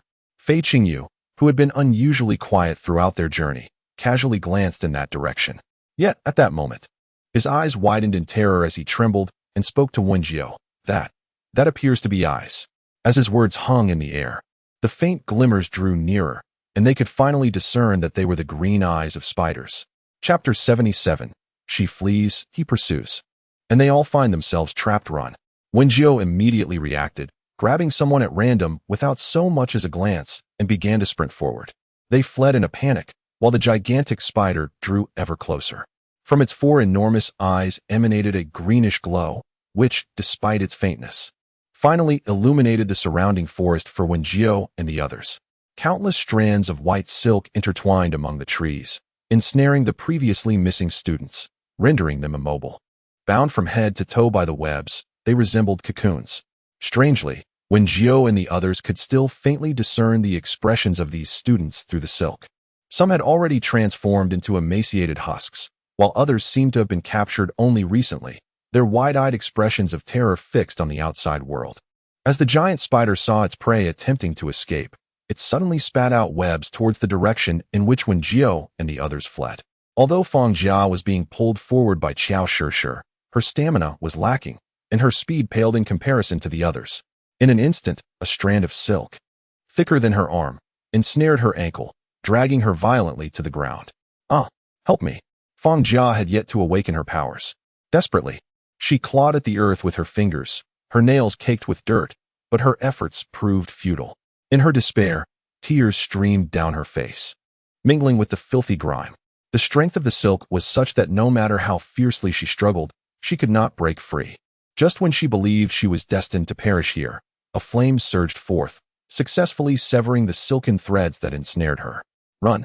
Qiao Shishir hurled several fireballs toward Feng Jia's rear, then continued her frantic flight. There was no time for gratitude. Feng Jia could only scramble to her feet and flee in desperation. Goodness, Jiu, think of something. Wen Jiu ran for a while before realizing that the person she had grasped was Fei Qingyu, who was rendered frozen with fear by the giant spider. Had Wen Jiu not pulled him along, he would likely have stood paralyzed, waiting for death. I can't think of anything. Wen Jiu was exasperated by Fei Qingyu's lack of resolve. Do you really believe we possess the ability to take down that spider? One stomp from it could crush us. Then, what shall we do? Fei Qingyu sensed the approaching threads from behind, and immediately summoned a fierce wind with his powers to sever the strands. We can't keep running like this. It's still far from dawn. The evolution of such a colossal spider had granted it a modicum of intelligence. Realizing that these prey were eluding its silken traps, it ceased its pursuit. Is it not following us anymore? Fei Qingyu noted the absence of the spider's hissing sounds behind them. However, scarcely had he spoken when an even louder and more ferocious roar erupted. The grotesque monster that had been chasing them now emerged from the depths of the forest, its eyes glowing with a ravenous green light, and it began to charge at them with wild abandon. Instantly, Wen Kux took up the folding bow, aiming an arrow at the monster that leaped forth, claws extended. Subsequently, she unleashed a series of arrows, repelling the misshapen creatures attempting to encircle them. Yet, the deformed monsters emitted resentful howls, beckoning forth a surge of reinforcements. Fei Qingyu appeared to waver, his countenance etched with apprehension. They are no longer human. Wen Kux discharged an arrow behind Fei Qingyu, causing the humanoid spider monster to collapse at their feet. Do you intend to approach them and attempt to sway them with affection, to ascertain whether they recognize you as a classmate or tear you asunder? Time was of the essence, as the deformed monsters encircling them multiplied. The colossal spider, as if an audience member, stood at a distance, its verdant eyes fixated upon them with derision, as though anticipating their demise. Fei Qingyu, in a daze, seized his tactical knife, simultaneously summoning a fierce gale that severed the heads of monster after monster. As he prepared to strike again, he abruptly froze. It was a deformed monster that seemed to have transformed recently. Its school uniform remained relatively intact, its limbs remarkably normal, and its gait akin to that of an ordinary person. Were it not for the green glow emanating from its eyes, Fei Qingyu would have mistaken it for a living student. Moreover, the face was familiar to both Fei Qingyu and Wen Kux. It's Li Mosin. Fei Qingyu stammered, unsure how to confront the situation. Although he held a certain disdain for Li Mosin, he resolutely declined the invitation to team up when the latter proposed it before entering the forest, firmly pulling Wen Jiu along with him. However, this did not imply that he could bring himself to harm a former classmate with whom he had shared experiences, especially one who had not yet fully distorted into something unrecognizable. Just as he struggled to reconcile his inner turmoil, The sound of a piercing arrow sliced through the air beside him, followed by Wen Jiu's icy voice. So what? Do you intend to give him a loving embrace? He recognized the truth in Wen Jiu's words. Yet for a student experiencing such a situation for the first time, the psychological burden was overwhelming. At that moment, Fei Qingyu could no longer contain himself. He bit down hard on his lip, tears shimmering in his round eyes, revealing his profound sense of grievance and sorrow. Unfortunately, Wen Jiu showed no inclination to comfort him. Her expression detached as she relentlessly shot arrows at the grotesque monsters. One by one, the misshapen beasts fell to the ground, struck in the heart. Yet the number of monstrous beings surrounding them seemed to multiply rather than diminish. Damn it! Wen Jiu uttered a rare curse, her frustration boiling over. Observing the monster's aggressive behavior, it became evident that the toxin causing the aberration was not contagious. It could only mean that other students, like Fang Jia's teammates, had foolishly consumed the toxic mushrooms. Given the relentless onslaught of monsters, one could only imagine how many students had unwittingly picked those fungi. Stop your useless tears.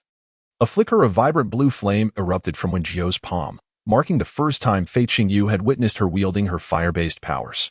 However, to his knowledge, the flames summoned by ordinary individuals wielding fire-based abilities should typically manifest as a vivid orange red.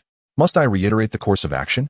Wen Jiu and Fei Qingyu stood back to back, safeguarding one another, poised for what lay ahead. In the dimness of the night, an uncountable number of grotesque monsters surrounded them, their terrifying visages flickering in and out of visibility beneath the faint moonlight, accompanied by a cacophony of piercing howls. Rest in peace. Wen Jiu's voice was gentle, yet the flames in her hand grew increasingly intense. A brilliant light emerged in the stillness of the night, causing the surviving students, who were desperately fleeing, to momentarily halt and gaze towards the radiant glow.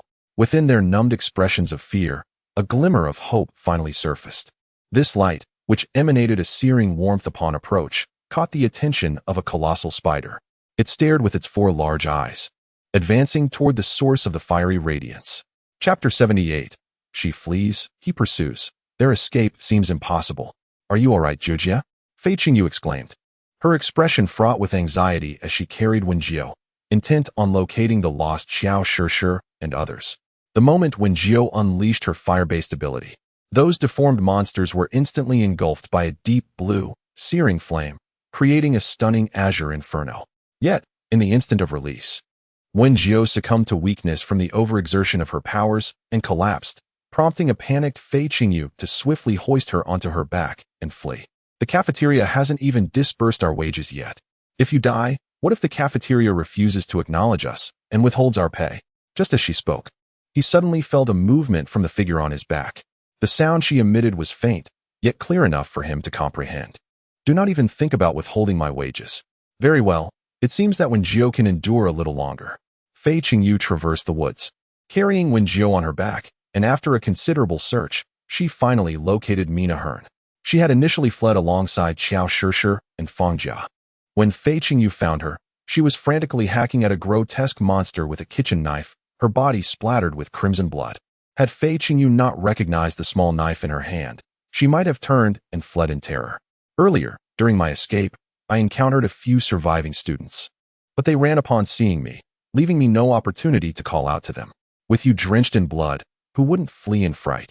Fei Qingyu silently criticized in her mind, though her expression remained composed. How much longer until midnight? Continuing this way, we are bound to perish at the hands of these monsters.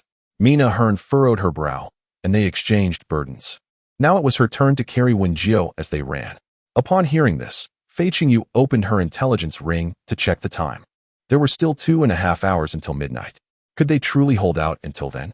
Perhaps we should shatter the crystal in the bracelet, allowing the teachers to come in for support sooner. As Fei Qingyu spoke, she searched for traces of Xiao Shishir and the others, but regrettably, they found no signs after a lengthy search. Mina Hearn shook her head, her demeanor notably despondent. I have tried that before. It was futile. After her words, Fei Qingyu glanced at the bracelet on her wrist, noticing that the once embedded amber crystal had vanished. The atmosphere grew even more somber, with no signal capable of being transmitted. As the midnight hour approached, could the teachers truly locate and rescue them? To the left, just as Wen Jiu's words fell silent, a grotesque creature suddenly leaped forth from the underbrush on the left. Despite its monstrous transformation, Fei Qingyu still recognized him. He was the frail brother of Li Mosen. She had always thought him overly slender, resembling a fragile reed. Little did she expect that after the metamorphosis, he had indeed become a mere stick. Without hesitation, she deftly wielded her tactical knife, plunging it into the creature's chest. On the other side, Qiao Shishir and Feng Jia had long been surrounded by grotesque monsters. With Qiao's pistol now devoid of ammunition, Feng Jia, lacking any means of defense or awakened abilities, could only rely on Qiao Shishir, who continuously unleashed her fire-based powers to incinerate the monsters. "Whoa, I'm so scared, sister," Feng Jia whimpered, huddling beside Qiao Shishir, too frightened to even glance at the grotesque creatures. "Are we going to be eaten?" "Not at all," Qiao Shishir reassured her, casting another fireball that forced back one of the advancing monstrosities. Her control over her powers was still quite tenuous, and after sustaining this effort for so long, her lips had turned pale, and cold sweat streamed down her face. She feared that she might collapse at any moment. Yet, Qiao Shishir firmly believed that Wen Jiu would surely come searching for them. Thus, she persisted, facing the incessant onslaught of clawing monsters with unwavering courage. Meanwhile, Feng Jia was utterly terrified, having noticed Qiao Shishir's increasing frailty. Yet she was utterly powerless, and if Qiao Shishir were to fall, she would be left to confront the grim fate of being besieged and devoured by grotesque monsters. This sense of despair caused tears to flood from Feng Jia's eyes, cascading down her cheeks. Alas, those deformed creatures would not be swayed by her weeping. Instead, they would roar, summoning more monstrous companions to prepare for their feast upon the two of them. Qiao Shishir hurled another fireball, her steps faltering as she nearly collapsed to the ground. The fireball illuminated the hideous visages of the surrounding monsters, rendering it impossible for her to ascertain how many were encircling them. "In a moment, I will create an opening with the flames from that direction. You must support me as we flee through there." Qiao Shishir's voice was faint. Her body weakened from the excessive use of her powers. Hearing this, Feng Jia stifled her sobs, gripping Qiao Shishir's sleeve tightly. After a brief moment, Qiao Shishir summoned all her strength to unleash a searing flame toward the area where the monsters were least concentrated. Fortunately, she succeeded in carving out an opening. Seeing this, Feng Jia immediately pulled her towards the gap. However, Qiao Shishir's vision had become blurred, her legs trembling with weakness, nearly unable to move. "Feng Jia, you must carry me." Before she could finish her sentence, she sensed Feng Jia's grip on her hand loosen. She was left to face the countless grotesque monsters alone. The roars of the creatures surrounding her seemed to mock her innocence and naivety. She truly could not hold on any longer. When would Wen Jiu come to rescue her? As her vision gradually blurred, the grotesque monsters sensed her weakness and surged forward, eager to engulf her. Yet, the anticipated pain never arrived. Instead, the surrounding soil suddenly enveloped her entire body. In a daze, she seemed to hear a familiar voice echoing from afar. "Qiao Shishir, we have come to rescue you." Chapter 79. The enormous spider Fei Qingyu and Mina Hearn searched for a considerable time before they finally caught a glimpse of a horde of deformed monsters gathered in the distance. They quickened their pace towards that direction, each hoping that the encircled individual was not Qiao Shishir. However, contrary to their wishes, orange-red flames flickered continuously, and Fei Qingyu immediately discerned the situation through the gaps in the monsters. Qiao Shishir, pale and drawn, was being dragged by Feng Jia. They had finally found a path to escape. Yet, just as they were about to break free from the encirclement, Feng Jia abruptly released her grip on Qiao Shishir and fled alone. Ironically, it was Qiao Shishir who had first suggested bringing Feng Jia along when they encountered her earlier. "Qiao Shishir, we are here to save you." With those words, Fei Qingyu sent her tactical knife flying towards the grotesque creatures. Simultaneously, Mina Hearn employed her earth-based powers, successfully burying Qiao Shishir beneath the soil to shield her from harm. After swiftly dispatching the monstrous beings, they unearthed Qiao Shishir from the mound of earth. My apologies. I haven't had much opportunity to use my powers since awakening," Mina Hearn said, glancing at Qiao Shishir, now covered in dirt, with a look of regret. "Just hold on a little longer. Less than an hour remains until midnight." Fei Qingyu attempted to uplift Qiao Shishir, while simultaneously spurring herself on. She initially believed that her companion sought refuge once more, only to discover that countless strands of web trailed closely behind Feng Jia. "Help! Someone, please save me." Thud. Similar to her previous encounter, Fang Jia found herself ensnared by the webbing around her ankle, crashing to the ground. Her screams echoed incessantly. "Please, I beg you, save me. I didn't mean to. I truly didn't mean to. I only wish to survive. I'm so sorry, I'm so sorry. Please, help me." Regrettably, this time, no one would come to her aid. As she drew nearer to the monstrous spider, the terror etched upon her face intensified, and an overwhelming sense of regret surged within her. Yet, there exists no remedy for remorse. No matter how much she lamented, it was too late. Wen Jiu crouched upon Mina Hearn's back, coldly observing as Fang Jia was dragged away by the web, only to be consumed by the spider's mandibles. "We must go." No sooner had her words left her lips than the giant spider unleashed a torrent of webbing in their direction. Fei Qingyu and Mina Hearn, each carrying a companion, maintained a swift pace. Upon witnessing their successful evasion of the web once more, the giant spider grew increasingly impatient. It released a thicker strand of white silk, accompanied by a corrosive venom. The moment the toxic liquid made contact with the ground, it eroded a substantial pit. In an effort to evade the dripping green venom, Fei Qingyu and Mina Hearn momentarily slowed their pace. Yet, it was during this brief interlude that white spider silk ensnared them, leaving no room for reaction. In an instant, they were bound and transported to the lair of the gigantic spider. "Cursed be this moment, my powers are rendered useless," Fei Qingyu exclaimed, as he discovered that the incoming silk possessed a peculiar trait. Upon being enveloped, he intended to sever the threads with his abilities, only to realize he could not sense his powers at all. I am in the same predicament," Mina Hearn replied, straining to activate her own abilities, yet to no avail. As they were drawn closer to the spider's maw, they could almost envision a fate akin to that of Fang Jia, destined to be devoured. However, the silk merely suspended them in midair, as if the gigantic spider were toying with them. It approached the cocooned Wen Jiu and her companions, gently prodding them with its appendages, causing them to sway helplessly. I am doomed, Fei Qingyu thought, coming into intimate contact with the spider's limb. His keen eyesight allowed him to discern the enormous green eyes of the creature, along with the grayish fur surrounding them. This unexpected closeness rendered him momentarily dizzy, and he fainted. Wen Jiu, now exceedingly weak, found it difficult even to remain conscious, let alone attempt to awaken her powers. "Are we to perish here?" Mina Hearn finally succumbed to panic, confronted with the sight of her two teammates, one unconscious and the other utterly drained, unsure of how to navigate this dire predicament. After a brief period of manipulation, the colossal spider appeared to grow somewhat bored. It deftly employed its silk to cast them onto the ground, swiftly encasing them within a cocoon of threads, binding them tightly inside. Once ensconced, Wen Jiu and her companions began to comprehend the true purpose of this silken prison. Rendered immobile and unable to struggle, they could only sense their vitality being relentlessly siphoned away. In but a fleeting moment, Mina Hearn had already become as feeble as Wen Jiu and Xiao Shi. Wen Jiu felt an overwhelming weakness envelop her, an insistent urge to succumb to slumber washing over her. In a daze, she seemed to perceive her fellow disciples beckoning and calling out to her. "Do not fall asleep. Do not fall asleep. No. No falling asleep," Wen Jiu murmured with her eyes shut. A torrent of complex emotions surged within her, prompting tears to cascade unbidden. The enormous spider observed its handiwork with satisfaction, whimsically toying with one of the silk cocoons. An unceasing flow of vitality coursed through the threads into its form, allowing its strength to burgeon once more. This creature had silently ascended from a mere spider to its current formidable size by siphoning the life force of others. If it could completely drain this batch of students, it would transcend the confines of the forest of Diani and surge into the outside world.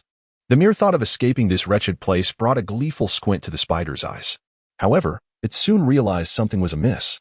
One of the silk cocoons appeared not to be transmitting any life force. Which one could it possibly be?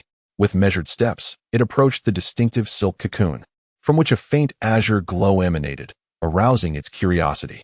In the next moment, the blue radiance intensified abruptly, and the temperature in the vicinity began to rise.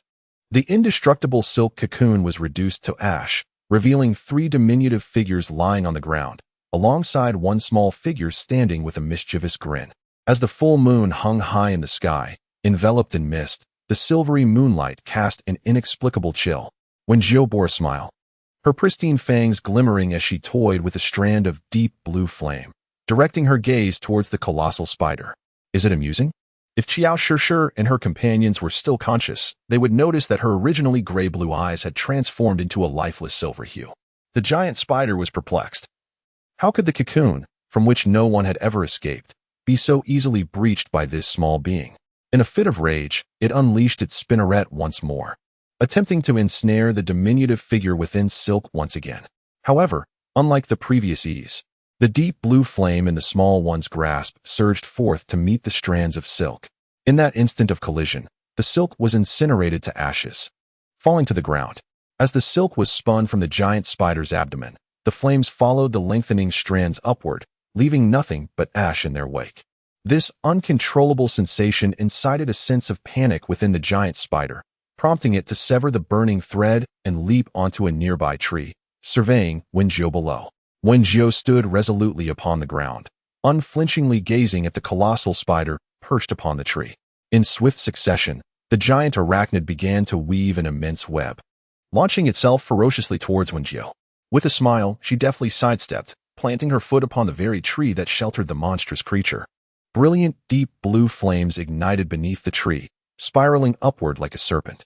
Ashen embers, glimmering like stars in the night sky, cascaded downwards, enchanting in their allure.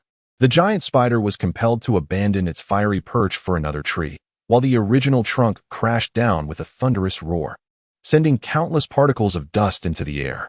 Amidst the swirling haze, Wen Jiu maintained her smile upon the ground.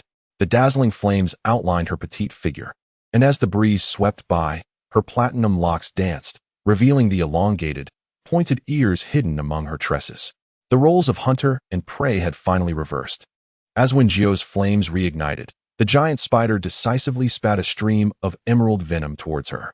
Alas, its speed proved insufficient. With a graceful slide, Wen Jiu evaded the attack and drew forth a slender cord from her waist, leaping onto the tree where the spider had taken refuge.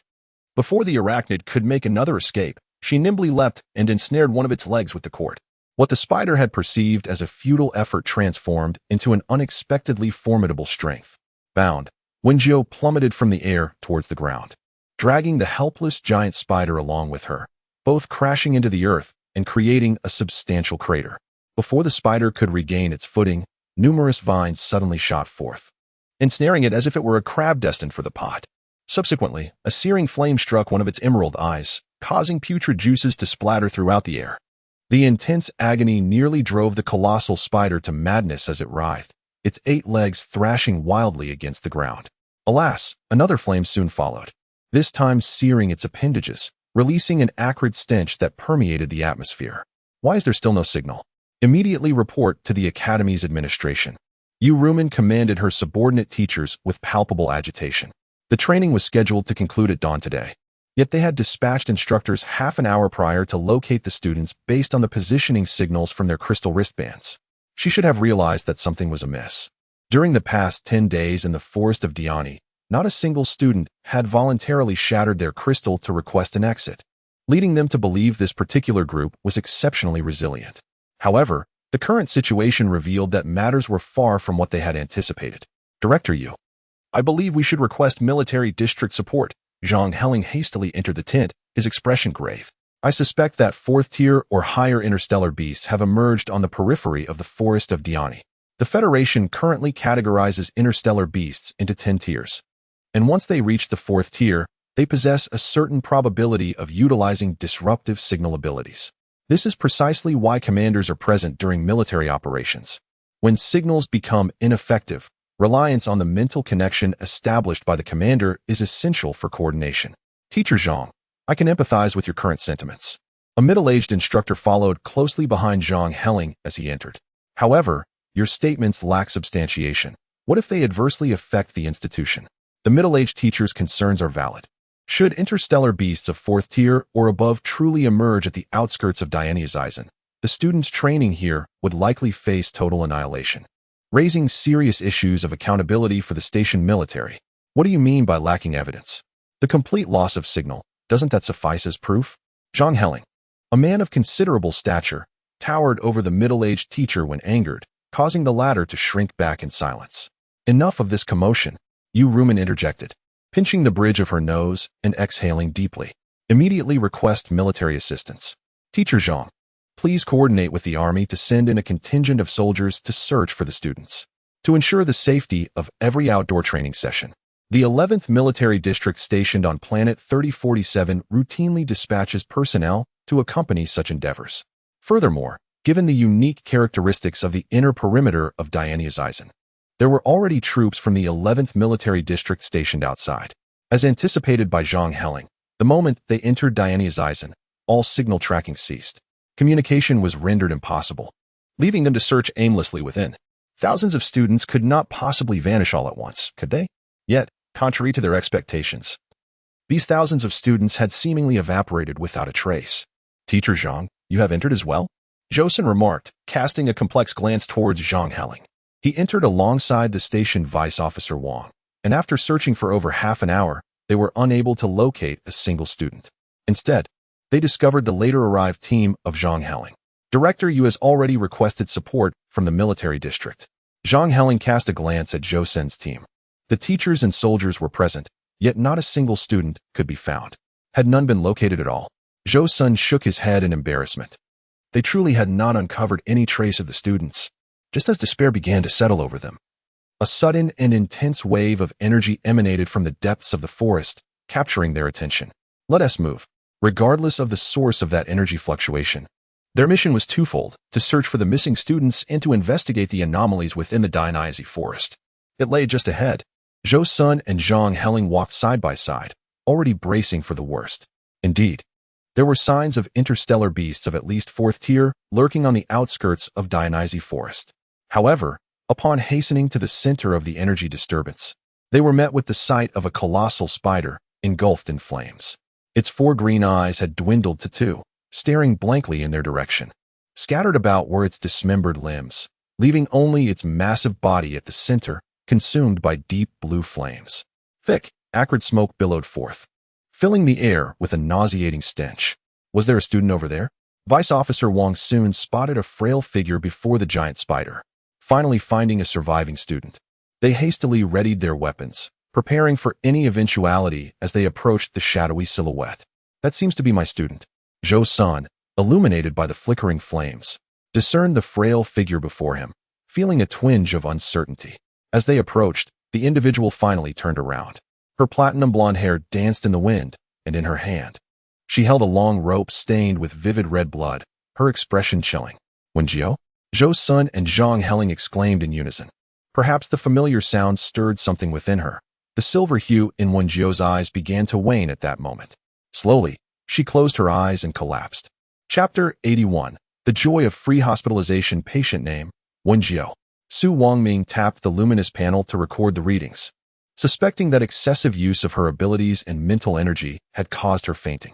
The cause of her physical transformation remained unknown, with her genetic sequencing now disordered. However, her vital signs remained stable. When Wen Jiu awakened, the first thing she saw was a transparent barrier. The scent of disinfectant filled the air, prompting a strong urge to sneeze. Confused, she blinked, struggling to comprehend why she found herself lying there. Yet, realization dawned quickly. She lifted her hand, still attached to various unfamiliar tubes, and began to frantically pound against the barrier. The sudden noise drew the attention of everyone in the medical room. The attending physician, Su Wangming, promptly activated the monitor displaying Wen Jiu's vital signs, and only after confirming her condition did he press the button to open the chamber door. A cloud of white mist billowed out, followed by a loud cry from within. Why was I sent to the medical chamber? I have no money. I truly have no money. Upon hearing those words, a wave of embarrassment washed over everyone. Yet it was Su Wangming who first managed to respond, saying, "Cease your lamentations. This medical service is complimentary." At the sound of Su Wangming's statement, Wen Jiu was liberated from her fear of financial burden and soon became acutely aware of her own physical frailty. Although she had never previously lain in a medical pod, she had often overheard Xiao Shishir and others mention that a single session could cost anywhere from several thousand to over 10,000 star coins. However, since there was no charge this time, she decided to indulge in a bit more rest. With that thought in mind, Wen Jiu promptly reclined properly within the pod. Shaoli, please inform Director Yu of the 3047 Academy that patient Wen Jiu has awakened. As Wen Jiu lay in the medical pod, she stared blankly at the ceiling, a persistent buzzing pain resonating in her head. It seemed as though she had forgotten something vital, only recalling that she had been ensnared in a cocoon spun by a giant spider. Beyond that, her memory grew hazy. At that moment, Wen Jiu swiftly sat up. The various tubes that had been affixed to her skin detached themselves the instant she rose. Su Wangming gestured, and a young nurse with a round face approached with a warm smile. Wen Jiu obediently followed her out of the infirmary, navigating through winding corridors until they entered a private patient room. Miss Wen, all your daily necessities have been provided. Should you require anything else, you may press the call button by your bedside. After offering her assurances, the round-faced nurse exited the room, taking care to close the door behind her. Wen Jiu surveyed her surroundings. Though the space was modest, it was immaculate and orderly. She opened the wardrobe and casually retrieved a set of hospital attire, perhaps due to the urgency of the previous situation. When she was transported to the medical chamber, she had not even changed her clothes, which were now stained with blood. Fortunately, the ward was equipped with a washroom, allowing her to indulge in a long-awaited hot shower. Standing beneath the shower head, she found herself momentarily lost in thought, allowing the warm water to drench her short hair, with steam swirling around her. Earlier, on her way to the ward, the round-faced nurse had shared numerous details about the recent training. First and foremost was the sudden appearance of a colossal spider. According to the military district's confirmation, it was perilously close to meeting the standards of a fourth-tier interstellar beast. It was speculated that its growth by siphoning the life force of other organisms had granted it an early mastery of interference signal skills. However, the specific reasons were still under investigation by the military district. Moreover, it had the ability to infect other beings with its venom. The students who had transformed into grotesque monsters had done so after inadvertently consuming mushrooms tainted by this venom. Prior to the training, the 3047 Academy had conducted several searches around the periphery of the DNE forest to ensure the smooth progression of the exercises. But no trace of the giant spider had been found. Some speculated that it had exploited the area's interference signals to conceal itself in a location close to the inner perimeter, only emerging when it detected a group of vibrant students. Although the teachers and soldiers who arrived later managed to extricate all the students from the silk cocoons, many had already perished due to the excessive siphoning of their life force. Originally, there were over 4,000 freshmen. Now, fewer than 1,000 remained. It could be said that this was the most devastating instance in the history of wilderness survival training. She stood before the mirror, momentarily dazed as she picked up a towel to dry her body, only to be startled by the reflection that emerged before her. Wen Jiu leaned closer to the mirror, raising her hand to wipe away the mist that obscured its surface. As the glass cleared, her visage became distinctly visible. Her once round and delicate ears appeared as if they had been intentionally elongated, reminiscent of the pointed ears of elves she had once seen in a film. Her pristine, even teeth now sported two sharp canines that peeked out even when her lips were at rest. Goodness, have I undergone cosmetic surgery? The first thought that crossed the mind of the impoverished Wen Jiu, in the wake of her astonishment, was the cost associated with such a transformation. Yet, it seemed improbable that such alterations could be achieved solely through surgery, and apart from these peculiarities, she noticed no other changes. Swiftly, she dried herself, donned a hospital gown, and approached the bedside to press the call button, seeking clarification on her situation. While waiting for the nurse to arrive, Wen Jiu suddenly burrowed into the comfort of the blankets, which exuded a sweet scent of warmth and fluffiness. The sun lazily bathed her in its light, inducing a profound sense of relaxation in her body and soul. After several minutes passed without the nurse's arrival, Wen Jiu decided to access her smart ring's interface to investigate the matter further. However, upon opening the panel, a multitude of messages erupted forth, leaving Wen Jiu wide-eyed with astonishment.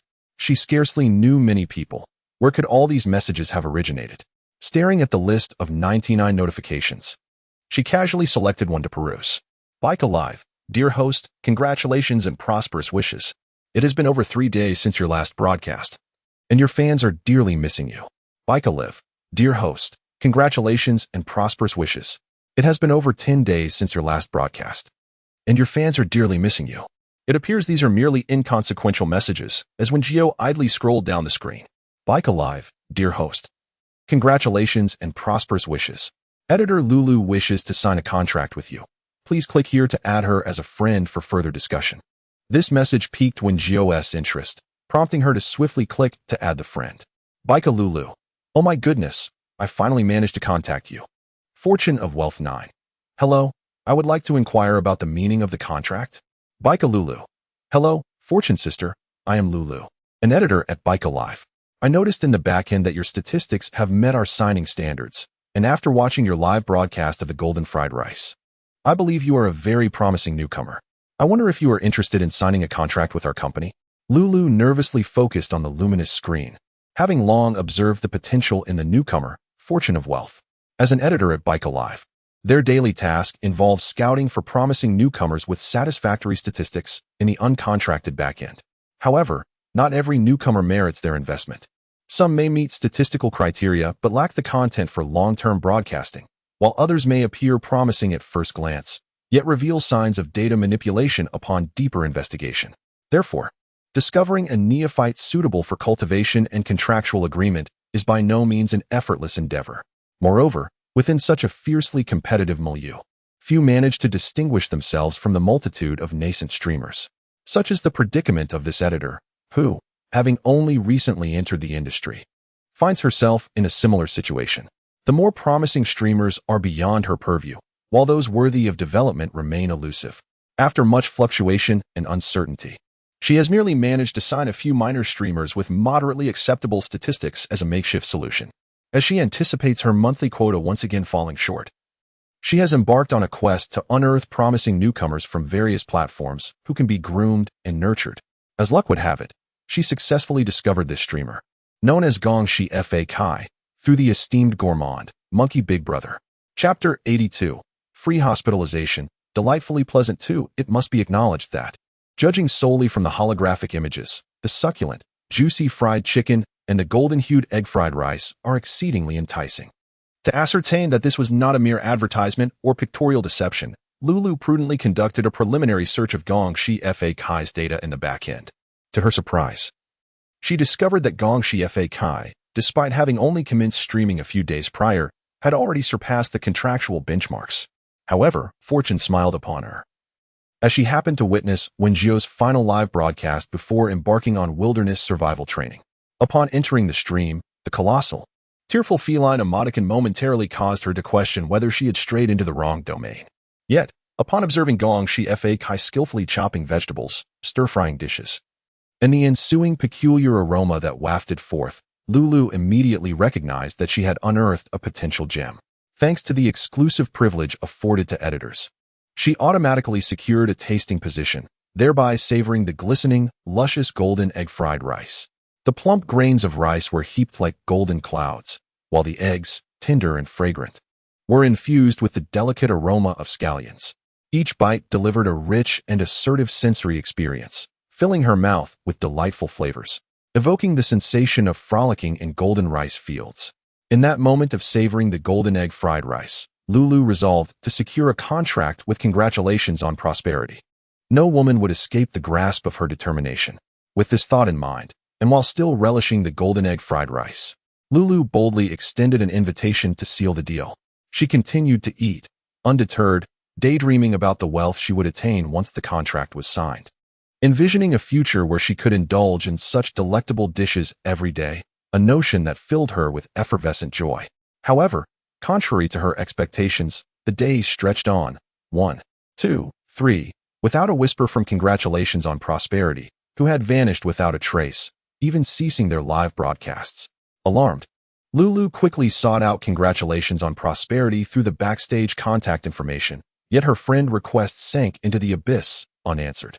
During the days of their absence, she had even consulted Brother Monkey, who was equally in the dark regarding the sudden disappearance.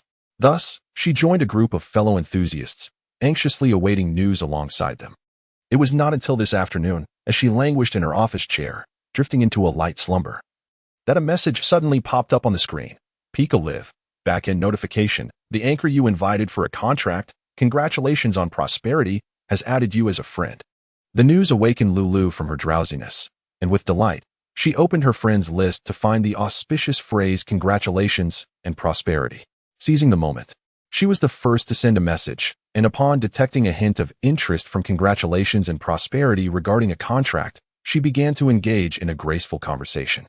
Bika Lulu, upon signing the contract, the revenue division for the streamer will be dictated by the agreement, resulting in earnings that surpass those prior to the contract.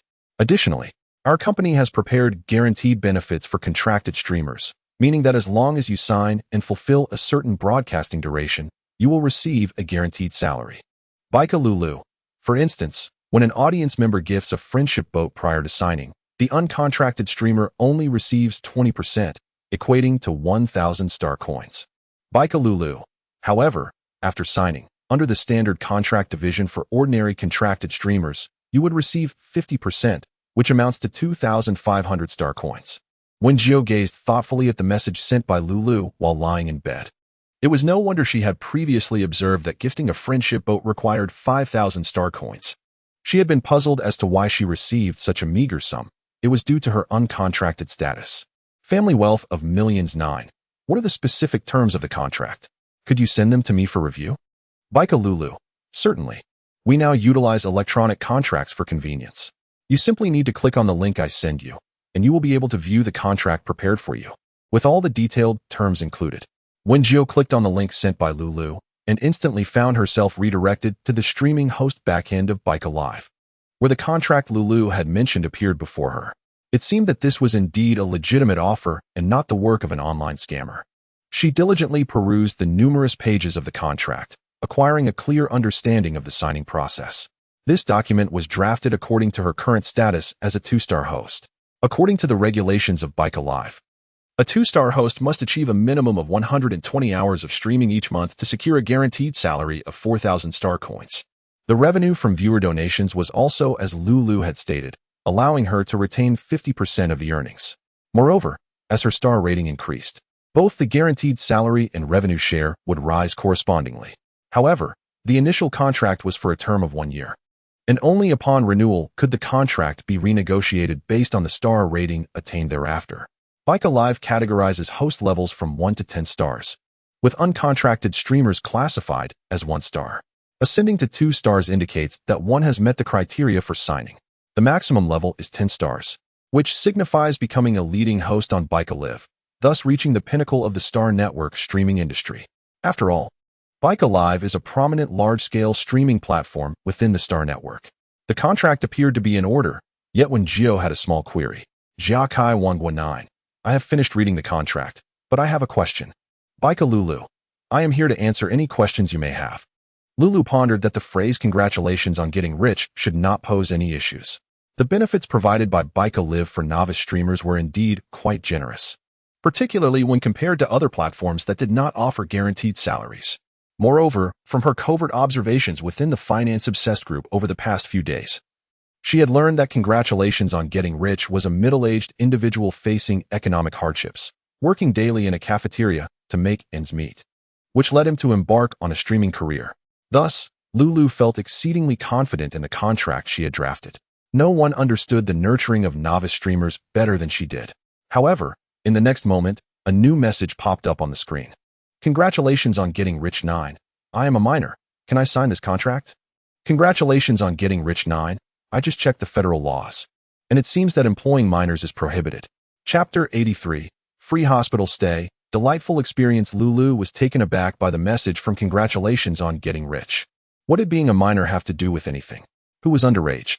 The message left her utterly bewildered. Was not congratulations on getting rich a financially strained middle-aged person? It soon became clear that he was indeed a minor. This shocking revelation left Lulu feeling quite disheartened. She had initially thought she had discovered a promising talent to cultivate. The potential was certainly there, but the youth of this talent was concerning. Bika Lulu. Please hold on a moment. I need to consult with my supervisor. After sending this message, Lulu's emotions fluctuated dramatically. She was well aware of the federal regulations prohibiting the employment of minors. Nevertheless, she was reluctant to concede defeat. Perhaps there existed a way to secure congratulations on getting rich under contract? Meanwhile, on the other side, Wen Jiu lay nestled in the soft embrace of her blankets, on the brink of slumber. Suddenly, a series of footsteps echoed from outside the door. At the sound, she stirred awake, bleary-eyed, clutching her pillow as she gazed towards the entrance. This was indeed her hospital room. Su Wangming's voice resonated from beyond the threshold. In the next instant, he pushed the door open and strode in, accompanied by 3 solemn individuals. Wen Jiu lifted her gaze, recognizing only one among them. Wen Jiu, how are you feeling now? Yuruman, still radiating charm, approached the bedside and gently took Wen Jiu's small hand. "I'm doing quite well," Wen Jiu mumbled, burying her head deeper into the pillow, yearning for sleep. "Ahem," Su Wangming interjected at the opportune moment. "This is Lieutenant Liang from the 11th Military District. And the other is Ms. Huang, the dean of your 3047 Academy." Upon hearing his words, Wen Jiu raised her head once more to regard the other two individuals. A tall man clad in dark purple military attire stood before her, his expression austere. Judging by his features, he appeared to be around 35 years of age. Undoubtedly the lieutenant. The other was a middle-aged woman, somewhat plump, with a warm smile adorning her face. She wore a red uniform, proudly displaying the emblem of the 3047 Academy on her chest. "Good day, Lieutenant Liang. Good day, Dean Huang." Wen Jiu's voice rang clear and melodious, her gray-blue eyes glistening with innocence, resembling a naive and docile little creature. As her words faded, Huang Qiumei stepped forward, exuding warmth, and softly addressed Wen Jiu. "Hello, Student Wen Jiu. I apologize for disturbing your rest on our first meeting." Lieutenant Liang's countenance remained persistently grim. He coldly interrupted the pleasantries exchanged between Huang Qiumei and Wen Jiu. "Classmate 1. I am here on behalf of the 11th Military District to investigate the incident at Diani Forest. According to eyewitness accounts, you were the only student who remained unbound by the silken threads and retained a state of clarity at the time. Therefore, I wish to understand from you what transpired in Diani Forest before the arrival of the rescue team." It was evident that he had come to conduct an investigation. Wen Jiu mused inwardly. However, it would be futile to question her. She could recall nothing, akin to having lost consciousness after excessive drinking. Nevertheless, Wen Jiu concealed her thoughts and obediently recounted everything she remembered. Huang Qiumei involuntarily displayed a look of disappointment, while Lieutenant Liang scrutinized Wen Jiu with a piercing gaze. "Classmate 1, concealing information is a violation of federal law, and it may adversely affect your future academic evaluations. Lieutenant Liang, she is merely a 12-year-old child." Before Wen Jiu could respond, Yuruman interjected defensively. "Do not attempt to intimidate my student with such tactics." Yet, Lieutenant Liang paid her no heed, instead approaching the bedside. Yuruman rose, her beautiful eyes glinting with coldness. As the tension between the two escalated, Su Wangming adjusted his glasses and interjected. "Wen Jiu has yet to recover, and I have indeed detected gaps in her memory." A silence ensued. However, since Su Wangming, as Wen Jiu's attending physician, had spoken thus, Lieutenant Liang found it inappropriate to pursue the matter further. He left the hospital room after uttering that someone would come to investigate Wen Jiu later. Once Lieutenant Liang departed, Su Wangming took his leave under the pretext of needing to check on other students. Only Yuruman and Huang Qiumei remained in the ward. "You need not worry. It is merely that the circumstances surrounding Diani Forest are rather peculiar, which prompted the military district to send someone for an inquiry." Yuruman resumed her gentle smile, sitting by the bedside. In truth, it was not entirely unfounded for the military district to feel anxious. Initially, the rescue team had prepared themselves for an encounter with interstellar beasts. However, they discovered that the giant spider had long since perished, meeting a gruesome end. Furthermore, it was noted that Wen Jiu was the only student unbound by the spider's silk cocoon and remained conscious. Yet, given her capabilities, it was implausible for her to have slain a creature nearing the 4th tier of interstellar beasts. Consequently, many speculated whether a mysterious individual had infiltrated Diani Forest without the military district's knowledge. It is essential to recognize that while the periphery of Diani Forest can serve as a training ground, its inner sanctum harbors exceedingly rare mineral resources. Planet 3047 is categorized as a low-level planet, with its agricultural and industrial capabilities being rather meager, barely avoiding the label of a wasteland due to its unique mineral deposits. However, the mineral resources on Planet 3047 are limited. Aside from those within the inner regions of Diani Forest, only 3 other mining sites remain viable. If it were indeed the case that an enigmatic figure had wandered into Diani Forest, it would signify a grave lapse in oversight by the military district. Such an accusation is not one that an ordinary individual could bear. Hence, Lieutenant Liang's urgency to uncover the truth of the events that transpired. They meticulously interrogated each student who had awakened, yet all they could articulate were vague recollections. Some recalled being pursued by a monstrous entity, while others remembered being ensnared in a cocoon of webs.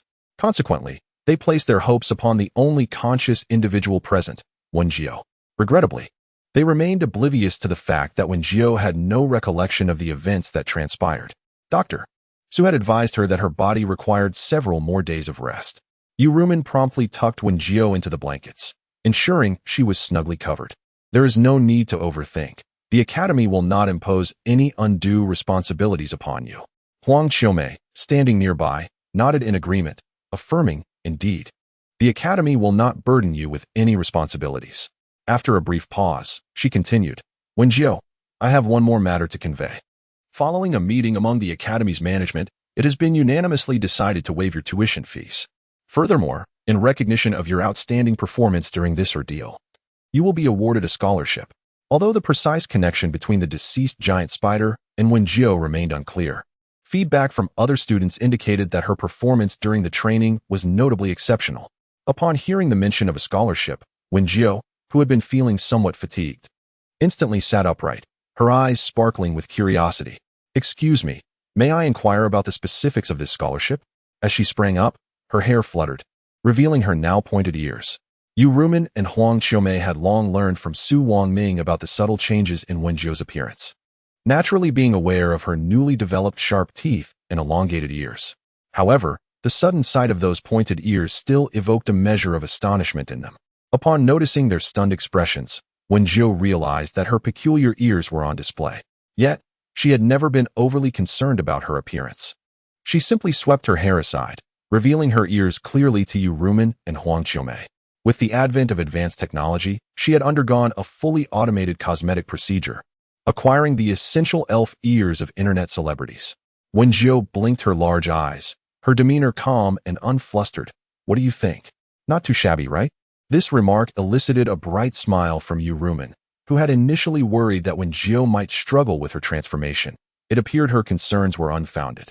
Moreover, Wen Jiu's light-hearted interjection had lightened the previously serious atmosphere. Such a fully automated procedure, Rumen deliberated on her choice of words before continuing. This is a temporary transformation caused by certain factors, which Dr. Su will explain to you in detail later. At this, Wen Jiu nodded obediently. Rest assured, your scholarship is secure. Huang Xiaomei chuckled softly. Wen Jiu, do you have any other questions? What began as a casual inquiry unexpectedly prompted Wen Jiu to voice a genuine concern. I would like to ask whether the distribution of ingredients in the cafeteria is determined by the needs of each service window or if it is at the discretion of the supervising teachers. Upon hearing her question, Huang Xiaomei promptly provided an answer. Generally speaking, it is determined by the demands of the cafeteria. Speaking of which, the academy has also decided to increase the financial aid for underprivileged students, which means you will no longer need to work in the cafeteria. This, however, is not acceptable. She still hopes to continue profiting from the cafeteria by cooking and live streaming. Earning double the rewards from a single effort is a pursuit that Wen Jiu is unwilling to relinquish. The financial aid for schooling can be set aside. I cherish work, and work cherishes me. Wen Jiu's tone was so earnest that Huang Xiaomei nearly believed her fabrications, wishing that the dean would allow her to continue working in the cafeteria, as her aspiration was to ensure that every student could enjoy warm meals. Moreover, she aimed to reap substantial profits from this endeavor. After a considerable exchange of words, the conclusion was reached. Wen Jiu would continue her tenure in the cafeteria, granted the autonomy to select ingredients and the authority to request specialized kitchen robots. Naturally, Wen Jiu would not forget the troubles brought upon her by Gang and his associates. Dean Huang, there is one more matter I hope you can address. With that, Wen Jiu presented the evidence she had previously recorded in her smart ring. It contained numerous recordings of Teacher Zhang, who was responsible for distributing ingredients, deliberately targeting the 18th window, as well as footage of Gang and his group seeking trouble. After reviewing the evidence, Huang Xiaomei's initially gentle demeanor gradually shifted to one of seriousness. Please forward this evidence to me.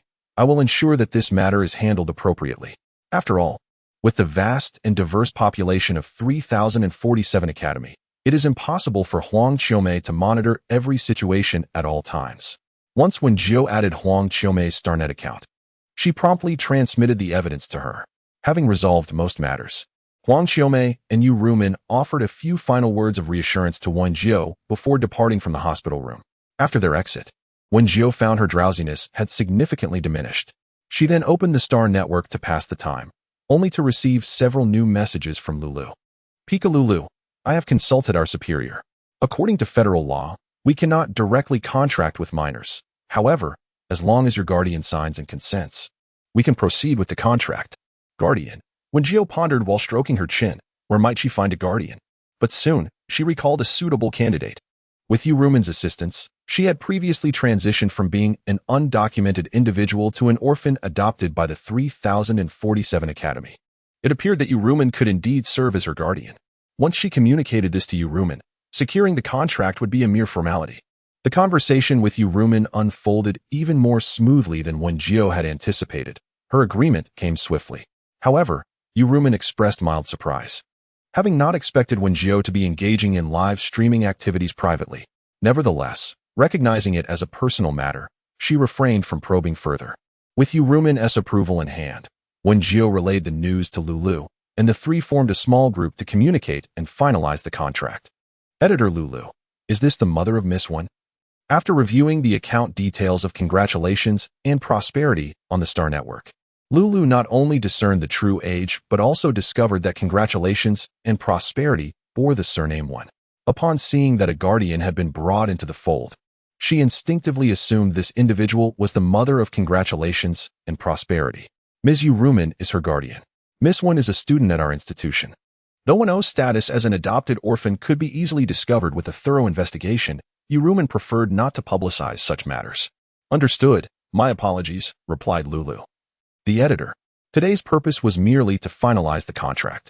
Should Wen have no objections, she could sign immediately.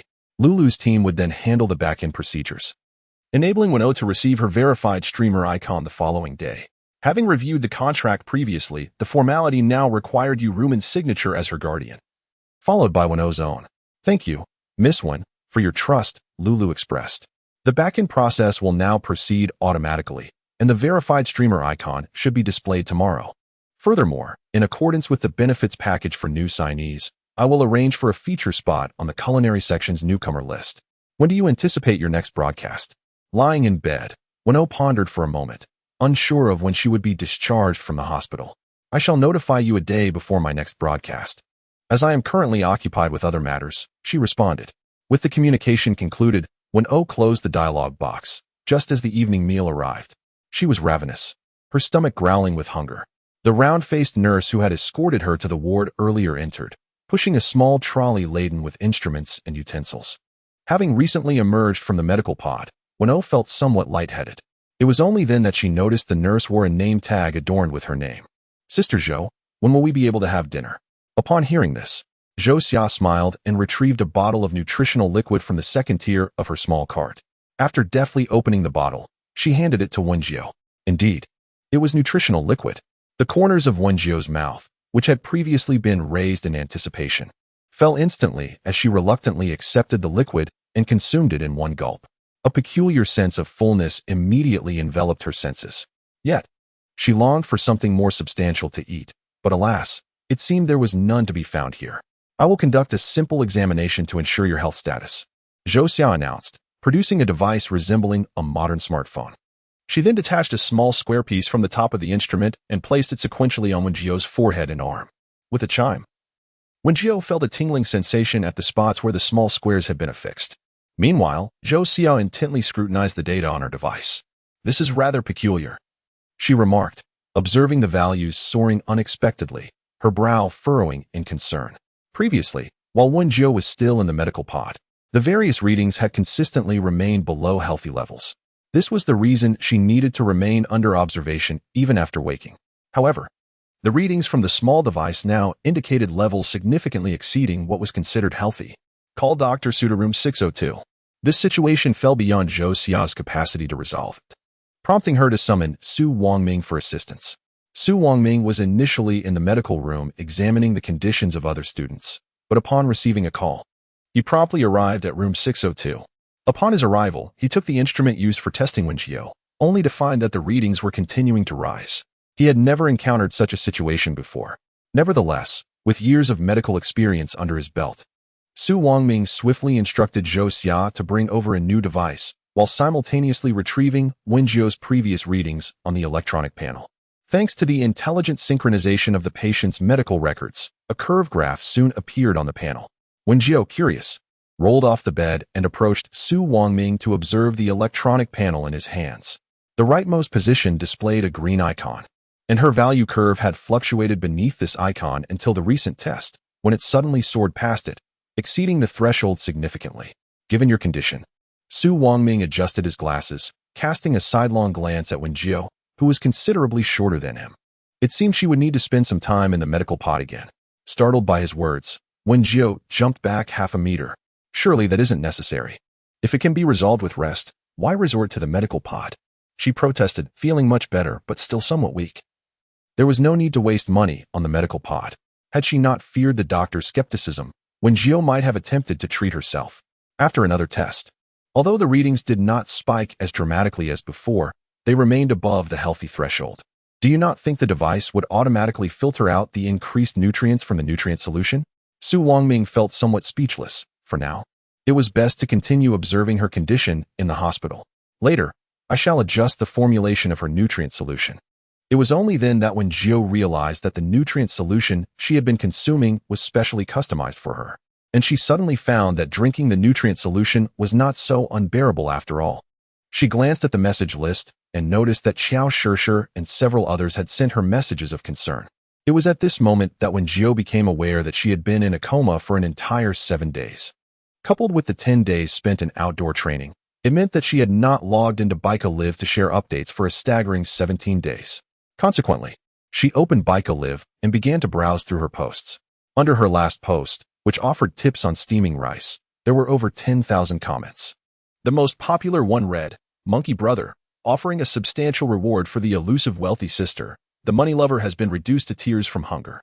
Chris wants 5 bowls. Today marks the 9th day since wealthy sister's disappearance. I have already lost 10 pounds. Pumpkin Big Melon South. Want to know how to lose weight rapidly? Simply click the follow button at the top of the screen and become a money lover. And you could shed pounds in just 10 days. I am so hungry. Thank you for the recommendation above. My child now weighs only 5 pounds with the box included." After quickly perusing a few comments, Wen Jiu hastily uploaded a new update. Once she had posted, she logged into StarNet World after quite some time. Entering StarNet World consumed mental energy, but given her current state, merely browsing without engaging in energy-intensive activities such as drawing symbols or divining should pose no problem, as her location was automatically saved upon her previous departure. She materialized directly at her designated stall within the Starlight Night Market upon her return. The scene differed slightly from her recollection. A vivacious middle-aged woman now occupied the adjacent stall to her left. The woman greeted Wen Jiu effusively upon her arrival, seemingly unfazed by her robust avatar. A blackened cauldron held an array of charred, oval-shaped items, the nature of which remained enigmatic to her. Thus, she retrieved her table and chairs from her virtual inventory, deciding to pass the time seated even if she didn't commence trading. It was regrettable that her smart ring was of such a low level, lacking a tangible storage dimension. Should she desire to utilize her crafted talismans in the real world, she would be compelled to expend a surge of mental energy for a transfer. Considering the inconvenience, Wen Jiu resolved to acquire a more premium smart ring once her financial fortunes improved. For the present, the Academy-issued ring would suffice. Wen Jiu had initially intended a brief sojourn in the Star Network world before logging off, but her plans were disrupted by the arrival of a familiar acquaintance who rapped upon her wooden table. "Sun Badao, where in the world have you been all these days?" Without even raising her head, she recognized the voice of the delicate Zhuang Ru Dai. "What is it? Did you miss your Badao brother?" Wen Jiu propped her chin on her hand, casting a languid glance at the beauty before her. In contrast to her previous ensemble of a red cloak, Zhuang Ru Dai now adorned a shimmering gold sequin mini dress, complemented by a bracelet and necklace crafted from pure gold. Her beauty was extraordinarily radiant, and her figure was equally exquisite, allowing her to wear what would otherwise be considered rather ordinary clothing in a strikingly glamorous manner. However, that was not the case. Zhuang Rudi, playfully toying with her curls and feigning allure, simply wished to engage in conversation. It was rather unfortunate that she always appeared just before Wen Jiu was about to log off. Thus, Wen Jiu merely cast her a fleeting glance and remarked, "It seems you have taken my advice to heart and moved into a new home. Indeed, your fortune appears to be flourishing. However, your financial luck still leaves much to be desired. If you wish to enhance it, consider nurturing some greenery in the southeast corner of your house. But be cautious not to let the plants wither." Upon hearing this, Zhuang Rudi's expression clearly displayed a moment of bewilderment. Chapter 86. Everything is negotiable, but payment comes first. Zhuang Rudi was genuinely perplexed as to how this Sun Badayo could discern so much about her circumstances without even posing a single question. You can't possibly be some sort of obsessive stalker, can you? She inquired, tinged with uncertainty, only to receive a dismissive glare from Wen Jiu. In truth, Wen Jiu refrained from divining her own matters. As the saying goes, a healer does not heal themselves, and a fortune teller does not predict their own fate. Zhuang Rudi ultimately abandoned her pretense, nonchalantly crossing her legs on another chair, resigning herself to the situation. Nevertheless, Wen Jiu's predictions were remarkably accurate, though Zhuang Rudi was reluctant to concede this fact. Initially, she had dismissed Wen Jiu's statements, as she was not one to indulge in superstition. Yet, merely 2 days later, she found herself inexplicably stripped of numerous possessions, nearly facing a life-threatening ordeal. In a state of trepidation, Zhuang Rudi recalled Wen Kei's words. Acting upon Wen Kei's advice, she relocated to a residence situated in the southeastern sector of the city and divested herself of a substantial portion of her ill-gotten gains, donating them to a charitable foundation. Following these actions, the misfortune that had plagued her gradually dissipated. No longer did she suffer the inexplicable loss of possessions or the bizarre accidents that had befallen her. Moreover, her fortunes seemed to improve. Just days prior, while strolling with her confidant, she was approached by a talent scout from one of the Federation's preeminent entertainment agencies, who took an immediate interest in her and exchanged StarNet credentials. However, Zhuang Rudi, still somewhat melancholic due to her past misfortunes, sought to consult Sun Ba Dao at the Starlight Night Market once more. To her dismay, Sun Ba Dao had been absent for several days, eluding her grasp entirely.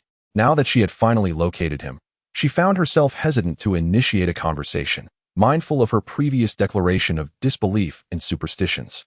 Alas, how easily one succumbs to temptation. Not that she was truly superstitious, but rather, she held a certain faith in Sun Ba Dao. Beset by difficulties once more, are we? Wen Kei inquired, taking the initiative, as she was eager to retire for the night. Zhuang Rudi nodded, her crimson lips pursed. It's hardly a difficulty, merely a slight quandary.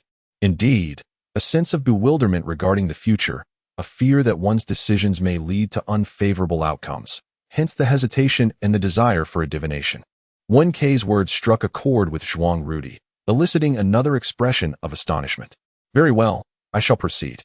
Zhuang Rudi was taken aback that Wen Jiu could discern her thoughts without her uttering a word.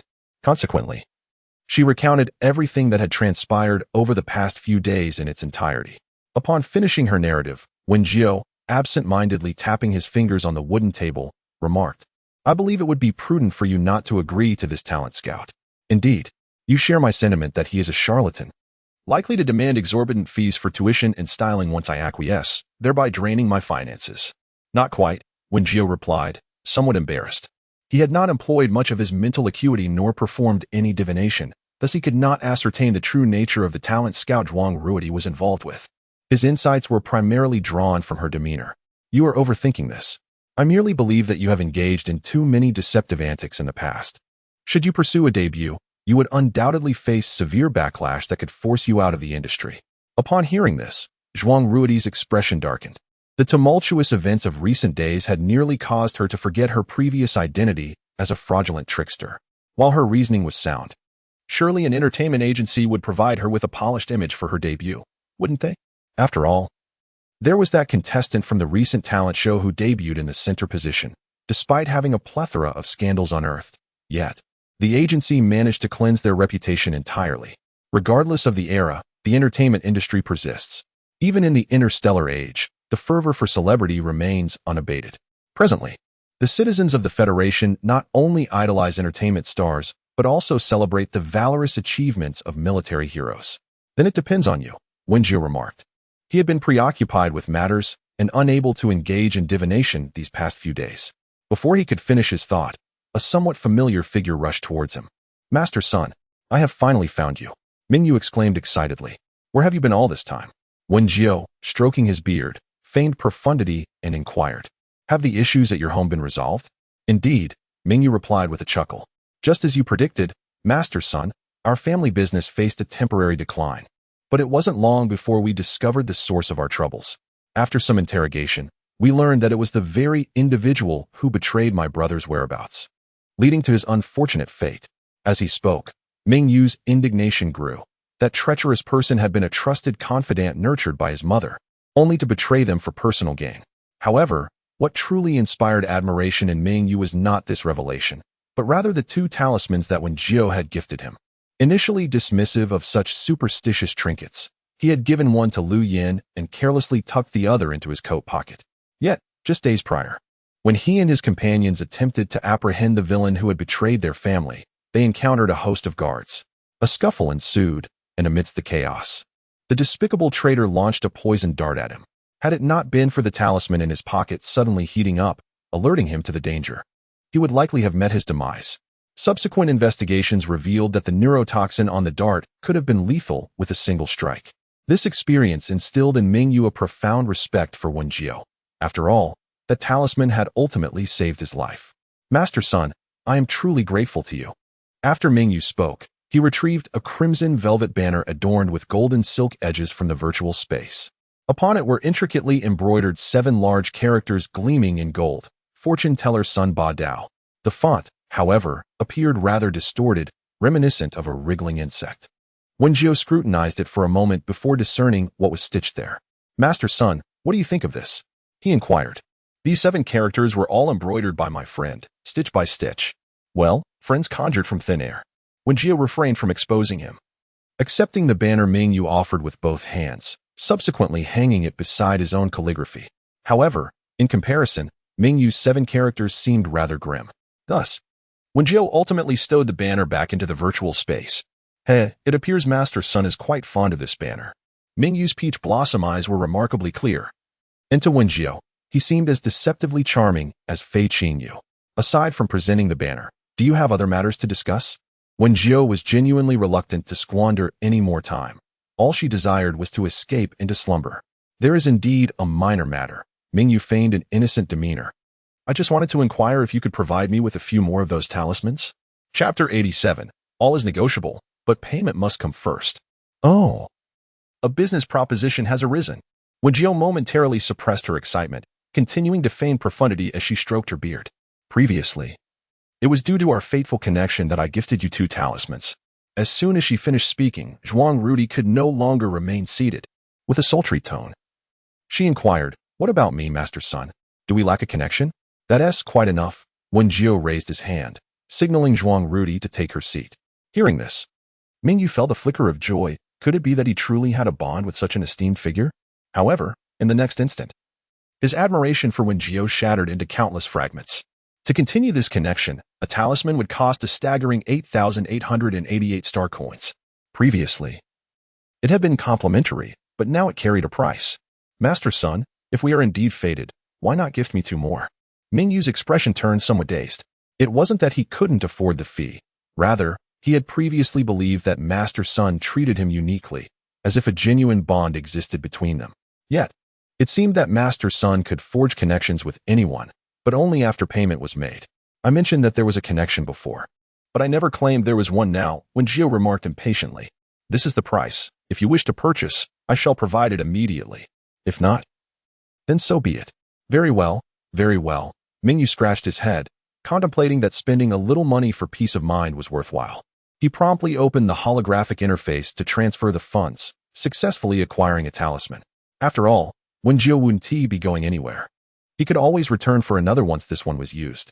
All right, if there is nothing else, I shall take my leave, Wen Jiu said while tidying up his belongings.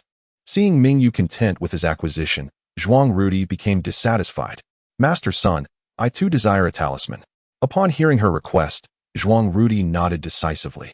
Then, Wen Jiu arranged a series of yellow talismans on the wooden table: protective charms, peach blossom talismans, wealth-attracting charms, home-stabilizing symbols, harmonious talismans, and health-restoring charms. The realm of Taoist calligraphy encompasses a vast array of symbols, each possessing its unique significance. Wen Jiu merely illustrated a select few that she believed would resonate with the market. Many other varieties of talismans remained uncreated. As she elaborated on her offerings, Ming Yu and Zhuang Rudy were momentarily taken aback, yet they quickly identified the talismans they wished to purchase. Will this health-restoring charm enable my brother to recover completely? The wealth-attracting charm appears appealing. How many star coins does it cost? Sensing a business opportunity, Wen Jiu was in no rush to disengage. Thus, she patiently began to provide answers. The wealth-attracting charm is priced at 6,666 star coins, as we seek auspicious numbers. As Wen Jiu engaged in negotiations, a few passers-by, intrigued by the spectacle, gathered to observe. What are you selling? The wealth-attracting charm? Can I truly prosper with this? What about the peach blossom charm? Will it help me find a boyfriend? Naturally, there were also skeptics among the crowd. It's the year 209 of the Star Era. Surely, there can't still be people indulging in superstitions? How ridiculous. If these talismans were truly effective, why would she be here selling them on the street? However, Wen Jiu paid no heed to the barbed comments, as she was busy calculating the costs for Mingyu and Zhuang Rudai. Mingyu not only purchased a health-restoring charm, but also acquired a charm for pest control and mosquito prevention. In a couple of days, he plans to undertake another task from the academy, and one can never tell when this insect-repelling talisman might prove useful. Meanwhile, onlookers continued to inquire why she did not purchase a love talisman. She merely smiled alluringly, contemplating that relying on men for financial support was rather unwise. Subsequently, with her adept salesmanship, Wen Jiu successfully sold 3 love talismans and 2 wealth-attracting talismans, amassing nearly 50,000 star coins today. The crowd gathered around her continued to swell. Yet Wen Jiu found herself unable to withstand the strain of employing her mental energy, necessitating her withdrawal from the marketplace in the Star Network. Even while resting in the hospital, she found a way to earn. Truly, she was a prodigy in generating income. However, as her body had yet to fully recuperate, the fatigue from her mental exertion soon surfaced. Thus, Wen Jiu settled into her bed, allowing drowsiness to envelop her. Let us first measure the values before breakfast, she remarked. With that, Zhou Xia retrieved the instrument to assess Wen Jiu's readings. Could her recovery truly be so swift? Zhou Xia pondered, observing the numbers displayed on the device with a hint of perplexity. After departing yesterday, Su Wangming hypothesized that Wen Jiu's values might be unstable due to her recent emergence from the medical pod. However, upon today's measurement, the results revealed little difference from those taken the previous day. As Zhou Xia needed to report to Su Wangming, she handed Wen Jiu a nutrient solution to consume before hastily exiting the hospital room. With no other forms of entertainment available, Wen Jiu opened the interface of her smart ring once more. Curiously, she sensed a lingering weakness within her body.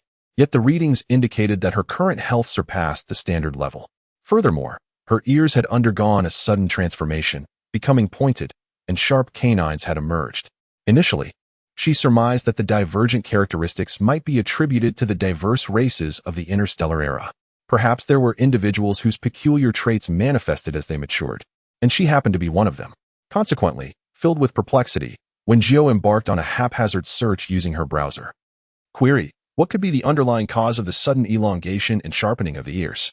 Response: it is likely due to contamination from the venom of an interstellar beast. There is no remedy. Prepare for the inevitable. Query: what factors contribute to the unexpected growth of pointed teeth? Response: it is the result of a wolf bite. Once the transformation into a werewolf is complete, remember to upload a selfie for the amusement of the community. Evidently, relying on the browser for answers proved futile. Wen Jiu deactivated the smart ring panel, intending to venture out and while away the time. She recalled the presence of a small garden downstairs, where basking in the sunlight would be beneficial for her well-being. However, as she pulled open the door to her hospital room, she noticed a stern-faced individual clad in a dark purple military uniform standing outside. Lieutenant Liang had made a special trip, accompanied by several psychological experts, to conduct an investigation. Upon witnessing Wen Jiu opening the door, he intended to offer a greeting, but she promptly slammed the door shut. Chapter 88. Finally discharged. Wen Jiu's maneuver left the individuals trailing behind Lieutenant Liang, exchanging bewildered glances. It was widely known that Lieutenant Liang held a prestigious reputation at the 3047 planet garrison base. Everyone who encountered him treated him with utmost respect. Yet, this young girl had abruptly closed the door without even a cursory greeting. In truth, Wen Jiu's actions were not driven by impoliteness. Rather, she felt a sense of displeasure stemming from Lieutenant Liang's previous demeanor. She truly detests having responsibilities imposed upon her, and she has already articulated everything that needed to be said. Why must there still be an investigation? Classmate Wen Jiu, I hope you can cooperate with our 11th Military District in the inquiry concerning the incident at Diani Forest. Without affording Wen Jiu an opportunity to decline, he commanded his subordinates to bring forth a device and place it on the adjacent table. This action only intensified Wen Jiu's reluctance to engage with them, as it was evident that they did not trust her previous statements and had resorted to a polygraph. Classmate Wen Jiu, please forgive my rudeness. Lieutenant Liang perhaps recognized that his conduct was somewhat intrusive, yet he straightened his posture, prepared to proceed with the investigative protocol. Our ensuing dialogue will be meticulously recorded on an electronic panel. All procedures will be conducted in accordance with federal law. We kindly ask for your cooperation in our investigation. Upon concluding his statement, he dispatched a strikingly handsome young man, exuding an aura of warmth, to converse with Wen Jiu. Did he truly believe that sending a charming individual would alter her account? Moreover, she had genuinely recounted all that she remembered. Even if she were confined within a federal prison, she would not waver in her testimony. Don't be nervous, little sister. Bai Yan, adorned with a disarmingly friendly smile, pulled up a chair and sat beside her bed. Brother has a small favor to ask. Would you be willing to assist me? Wen Jiu felt an urge to laugh. Could it be that someone genuinely treated her as a child to be coaxed? Noticing her gaze lowered, Bai Yan continued, Brother understands that the previous training frightened you. How about you share with me what you experienced during that time? Reluctantly, Wen Jiu recounted the events she remembered, despite her aversion to being burdened with responsibility. Yet, if her account could bring closure to the innocent students who had perished, she would recount it as many times as necessary. Throughout Wen Jiu's narration, the experts meticulously documented and analyzed her demeanor, while Lieutenant Liang intently observed the polygraph. Alas, their hopes were dashed as the polygraph remained silent until Wen Jiu concluded her account. I finished, Wen Jiu stated, idly toying with the corner of her blanket. Is there anything else? Lieutenant Liang turned to the psychologists behind him, but they all shook their heads in negation, confirming that Wen Jiu's account was truthful and devoid of any concealed information. After such a protracted period, Wen Jiu grew somewhat impatient. With wide, innocent eyes, she reiterated, I truly don't recall anything further. Lieutenant Liang pinched the bridge of his nose in vexation. Should the investigation into the Eden Forest remain stagnant, the soldiers stationed there would face severe penalties. But what if? Su Wangming interjected, standing icily at the doorway of the ward. Lieutenant Liang, your unauthorized investigation here carries its own significant repercussions. Wen Jiu was taken aback by Su Wangming's defense of her. She watched as Su Wangming strode over and tucked her firmly into the bedclothes. Resignedly, she wondered why everyone seemed so inclined to confine her within the blankets. Moreover, the military district has already resolved to terminate the investigation into the Diani Forest incident. Lieutenant Liang, if you wish to extricate yourself from any wrongdoing, it would be more prudent to seek evidence in the forest rather than persistently bothering my patient. Su Wangming's remarks left them speechless. Even Bai Yan rose from his seat, somewhat embarrassed. If there is nothing further, I kindly ask you to leave. My patient requires a tranquil environment to recuperate. He gestured politely for them to exit. Cornered, Lieutenant Liang could only leave the ward with a dark expression, hastening his companions out behind him. Su Wangming did not grant them the chance to linger at the door, promptly following them and shutting it behind him. Wow, Dr. Su, you were so impressive just now. Wen Jiu feigned innocence, expressing her admiration, when suddenly a beeping sound echoed within the room. She turned to see the lie detector that Lieutenant Liang and his team had forgotten to take. How embarrassing. Fortunately, Su Wangming merely smiled knowingly, picking up the device before stepping out. How are you feeling now? Wen Jiu found it puzzling that he would ask such a question, given her physical condition was already being monitored. Nevertheless, she obediently replied, I feel great. My appetite is splendid, and my health is robust. This seemed to touch upon Wen Jiu's vulnerable point, her financial struggles. Thus, she quickly altered her response. Just kidding. I do feel a bit weak, and my mental state isn't as good as it used to be. Upon hearing this, Su Wangming nodded and pressed the call bell at the bedside to summon Zhou Xia. Unlike before, Zhou Xia simply wheeled in the cart and departed, leaving Su Wangming to take measurements with his instruments. Your readings. Su Wangming's lenses reflected a glint of cold light, his gaze so profound that Wen Jiu couldn't decipher his thoughts. How are they, Dr. Su? When can I be discharged? Alas, her heart was set solely on making money. You can leave tomorrow. His words filled Wen Jiu with joy at first, but then she felt a bit strange. Wondering if the discharge was happening too quickly, Su Wangming seemed to perceive Wen Jiu's doubt. and he said unhurriedly, "Your readings have basically stabilized, so there's no issue with discharging you. Besides, your other classmates were all discharged after 2 days. If you stay any longer, you'll have to pay for the hospitalization." Hearing this, Wen Jiu, who had been deep in thought, was jolted awake and immediately agreed to be discharged tomorrow. At her words, Su Wangming's eyes darkened momentarily before returning to normal, still with a refined demeanor. This is an appearance alteration caused by an unknown reason. The specific cause is still being analyzed, but other than the slight change in appearance, there seemed to be no other effects. After hearing this, Wen Jiu was temporarily relieved. As long as her health wasn't affected, she didn't care about changes in appearance. Seeing that she had no other questions, Su Wangming left the ward. The next morning, Yuruman arrived at the hospital to find Su Wangming. However, she had come this time to handle Wen Jiu's discharge procedures. After smoothly completing the process, she followed Su Wangming to knock on the door of room 602. "Come in," Wen Jiu said, perched on the hospital bed, having just finished putting on her last shoe. "Let's go now that I'm all packed."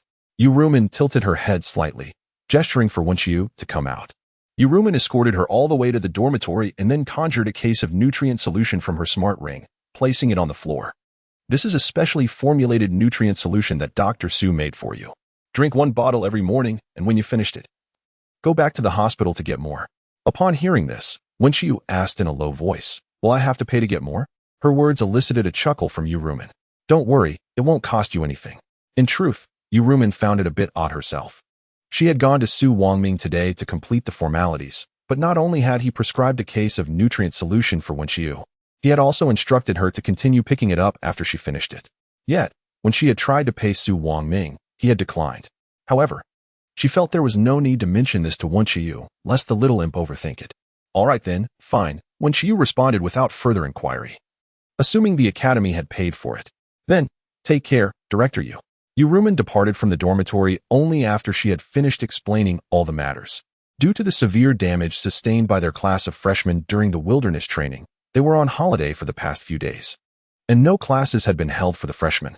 Xiao Shishir was also in the dormitory at this time, and as soon as Yuruman left, she immediately seized Wen Jiu to begin scrutinizing her from head to toe. Wen Jiu quickly placated the little princess, cheerfully saying, "I'm fine, aren't I? How about I make braised pork for you at lunchtime?" Upon hearing that there would be delicious food, Xiao Shishir's mood immediately improved considerably, and she refrained from saying anything else. As Wen Jiu contemplated her discharge from the hospital today, reassured by the absence of any serious ailments, she decided to resume her work at the cafeteria during lunch. Last night, she had taken the time to discuss the matter of resuming her livestream with Lulu, and subsequently published an update on her Bilibili livestream. Following the newly issued cafeteria procedures from Li Qingjin, she selected the ingredients she intended to use today. However, as was customary, the ingredients for her taste testing livestream were purchased by her personally. The logistics update indicated that her package had successfully arrived at the storage location, and she planned to collect it en route to the cafeteria. The two of them engaged in light conversation in their dormitory, during which she learned from Xiao Shishir that Mina Hearn's brother had visited the academy. As their discussion veered towards the upcoming outdoor survival training, Xiao Shishir's demeanor shifted to one of melancholy. After all, her kindness had been exploited this time, and although she masked her feelings, she was deeply hurt internally. Enough of such thoughts. You should take pride in your compassionate heart, while those who take advantage of others' kindness ought to reflect on their actions. After Wen Jiu's encouragement, Xiao Shishir found her perspective shifting. Yet, she resolved within herself to train diligently and study hard, understanding that only by becoming strong could she shield herself from harm. However, as she noticed the sharp canines peeking from Wen Jiu's lips, she was reminded of the earlier message from Yuruman regarding Wen Jiu's condition, which was described as a slight, unexplained alteration in appearance. "Let us go collect the package, it is nearly time." Seeing that Wen Jiu remained unfazed by the situation, Xiao Shishir felt a sense of relief. After retrieving the fresh produce from the storage, they proceeded leisurely towards the cafeteria. While the scope is not extensive, it can at least encompass a specific precinct, thereby maintaining the temperature within that area at a low cold level tolerable to the average person. Regrettably, such technology cannot be widely promoted on Planet 3047, as not every region can afford to expend substantial funds on constructing cold protection shields. Moreover, once the shields are activated, the military district will dispatch personnel to garrison the outermost perimeter, preventing individuals from surreptitiously infiltrating to evade the cold season. Similar to modern large-scale heating systems, those covered by the protective shield are required to remit a sum of star coins. Naturally, the students at the 3047 Academy are exempt from this fee, but this does not imply that other residents within the area are absolved of payment. Wen Jiu was rather intrigued as to why Xiao Shishir, who appeared to be a well-bred young lady from a prosperous family, had not been taken away by her kin.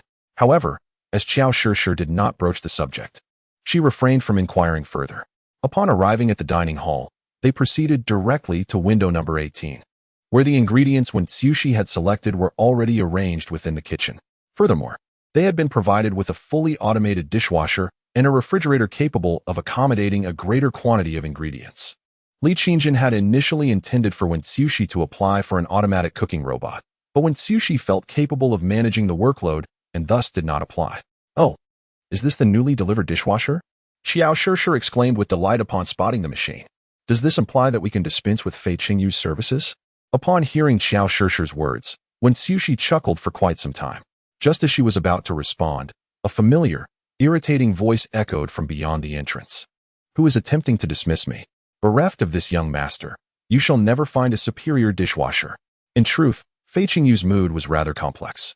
He had previously expressed disdain for washing dishes, yet now found himself in competition with a dishwasher for the position. "Oh, I thought you wouldn't come to the academy until after your classes resumed." Xiao Shishir was the first to speak. "We now have a superior dishwasher, so you needn't lower yourself to such menial tasks any longer. I could engage in other activities instead of washing dishes. Must you so eagerly anticipate my departure?" Wen Jiu had long grown accustomed to the playful banter between these two, promptly handing them a broom and mop. Enough with the bickering. Get the cleaning done swiftly. Upon hearing this, Fei Qingyu feigned a look of grievance. "Since you've already applied for a dishwasher, why not also request a cleaning robot?" To which Wen Jiu shot him an exasperated glance. If everything were to be done by robots, what purpose would you serve? Last night, she had received the Academy's report on the previous month's revenue. After deducting the cost of ingredients and some window fees, over 2,000 star coins had been credited. Remarkably, she did not retain a single coin for herself, dividing the sum equally between Fei Qingyu and Xiao Shishir's accounts. Although the amount was modest, wages owed must be disbursed. "Jiu, your ears are quite fashionable. Where did you acquire them?" As Wen Jiu had not concealed her altered appearance, Fei Qingyu immediately noticed the pointed tips of her ears peeking through her hair. Having heard Xiao Shishir mention this before, he couldn't resist teasing her. "What, do you wish to have a pair as well? Should I introduce you to a doctor? Just give them my name for a little extra twist." Wen Jiu, with a cheerful smile, busily wiped away the dust with a towel. However, Fei Qingyu felt an inexplicable urge to refrain from speaking further, as if uttering another word might result in a towel slap to the face. Thus, he raised his hand to mime zipping up a jacket, choosing instead to focus on his tasks in silence. Chapter 90. Sweet and sour ribs. The trio worked with remarkable speed, swiftly transforming the kitchen into a pristine space. "I still intend to go live today. You understand my intention, right?" Wen Jiu remarked as she fiddled with the long-unused B-shaped device, reminding them to wait until the dining hall closed before having their meal. For today's cafeteria fare, she had prepared sweet and sour ribs accompanied by seaweed and egg drop soup, with plans to steam a large pot of rice. 3 bowls per person would be no issue. After all, they were students, and dining hall meals were certainly acceptable. Later, during the live stream for taste testing, she would whip up some braised pork to perfectly satisfy her deep craving for meat. Glancing at the clock, she noted that there was still an hour until the dining hall opened for service. Therefore, she initiated her live broadcast, intending to showcase the meal preparation while streaming. "Greetings, my financial enthusiasts. I am your host, wishing you prosperity," she cheerfully announced, having learned that her fans affectionately referred to themselves as financial enthusiasts, and she embraced this title. As soon as she began her broadcast, the viewer count surged rapidly, eventually stabilizing at around 20,000. Simultaneously, the barrage of comments on the smart device flooded in like a tidal wave. "I'm so hungry. Grandma, the host you've been following is finally live." In addition to the familiar faces of her loyal followers, a plethora of new fans also joined in. "Is that a Shui? Wah, even though I'm a newcomer. I've read Monkey Brothers' food recommendations countless times, and I'm practically drooling." The host has finally commenced the broadcast. Who can comprehend the agony of a viewer whose favorite streamer fails to go live on the very first day of joining? expressed a user. Another chimed in, I feel your pain. Upon joining, I discovered that the host hadn't streamed for over 10 days. We can only respond with a gesture of profound disappointment. Now, can we propose a request for a tasting opportunity? Wen Jiu deliberately adjusted the speed of the bullet comments and the number of simultaneous messages. Yet she was still somewhat bewildered. She truly did not anticipate that her mere absence of over 10 days would attract such a plethora of new and old fans flooding the chat. Some personal matters had hindered her streaming, but she was now officially resuming her broadcasts. I apologize for causing concern. In the future, should any unexpected circumstances necessitate a pause in streaming, I shall inform you in advance. After soothing her eager fans, Wen Jiu began to introduce the dishes she would prepare today. She planned to first create sweet and sour ribs accompanied by seaweed and egg soup, followed by braised pork during the tasting segment. Once again, I find myself faced with dishes I have never heard of. I am filled with anticipation, one commenter remarked.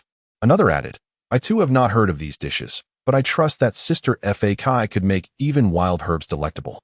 Since Wen Jiu had enlarged the interface of the comments section for better visibility, her friends Qiao Shishir and Fei Qingyu could also see the viewers' remarks.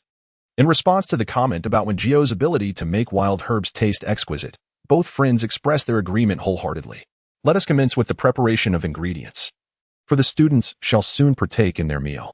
Thus, we shall first concoct the seaweed egg drop soup and sweet and sour ribs. However, prior to that, we must steam the rice.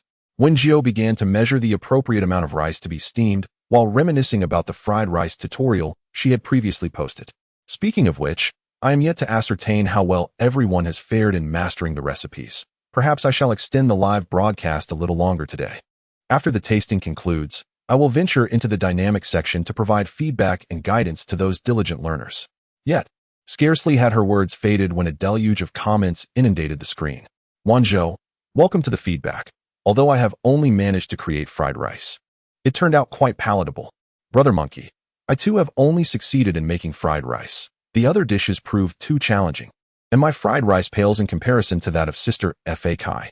However, the few who welcomed feedback were overshadowed by the majority clamoring for Wen Jiu to refrain from perusing the dynamic section. The man like the wind. Perhaps it is best to spare Sister Fa Kai's eyes from the abominations of my culinary endeavors. Chris wants 5 bowls. Likewise, my creation was merely intended for a laugh in the dynamic section. Upon hearing that Sister Fa Kai would look, I immediately sought to delete my comment, only to discover that I was utterly unable to do so. The 1-week flower period, I am the clever one. I didn't even attempt to cook. Instead, waiting to seize a spot for the tasting and relish in Sister Fa Kai's creations. The green with grass on its head. I followed the recipe step by step, yet why does my result resemble a heap of something unidentifiable? Ever since the fans of Brother Monkey attended Wen Jiu's live stream, they have largely defected, becoming devoted financial enthusiasts and parting ways with him.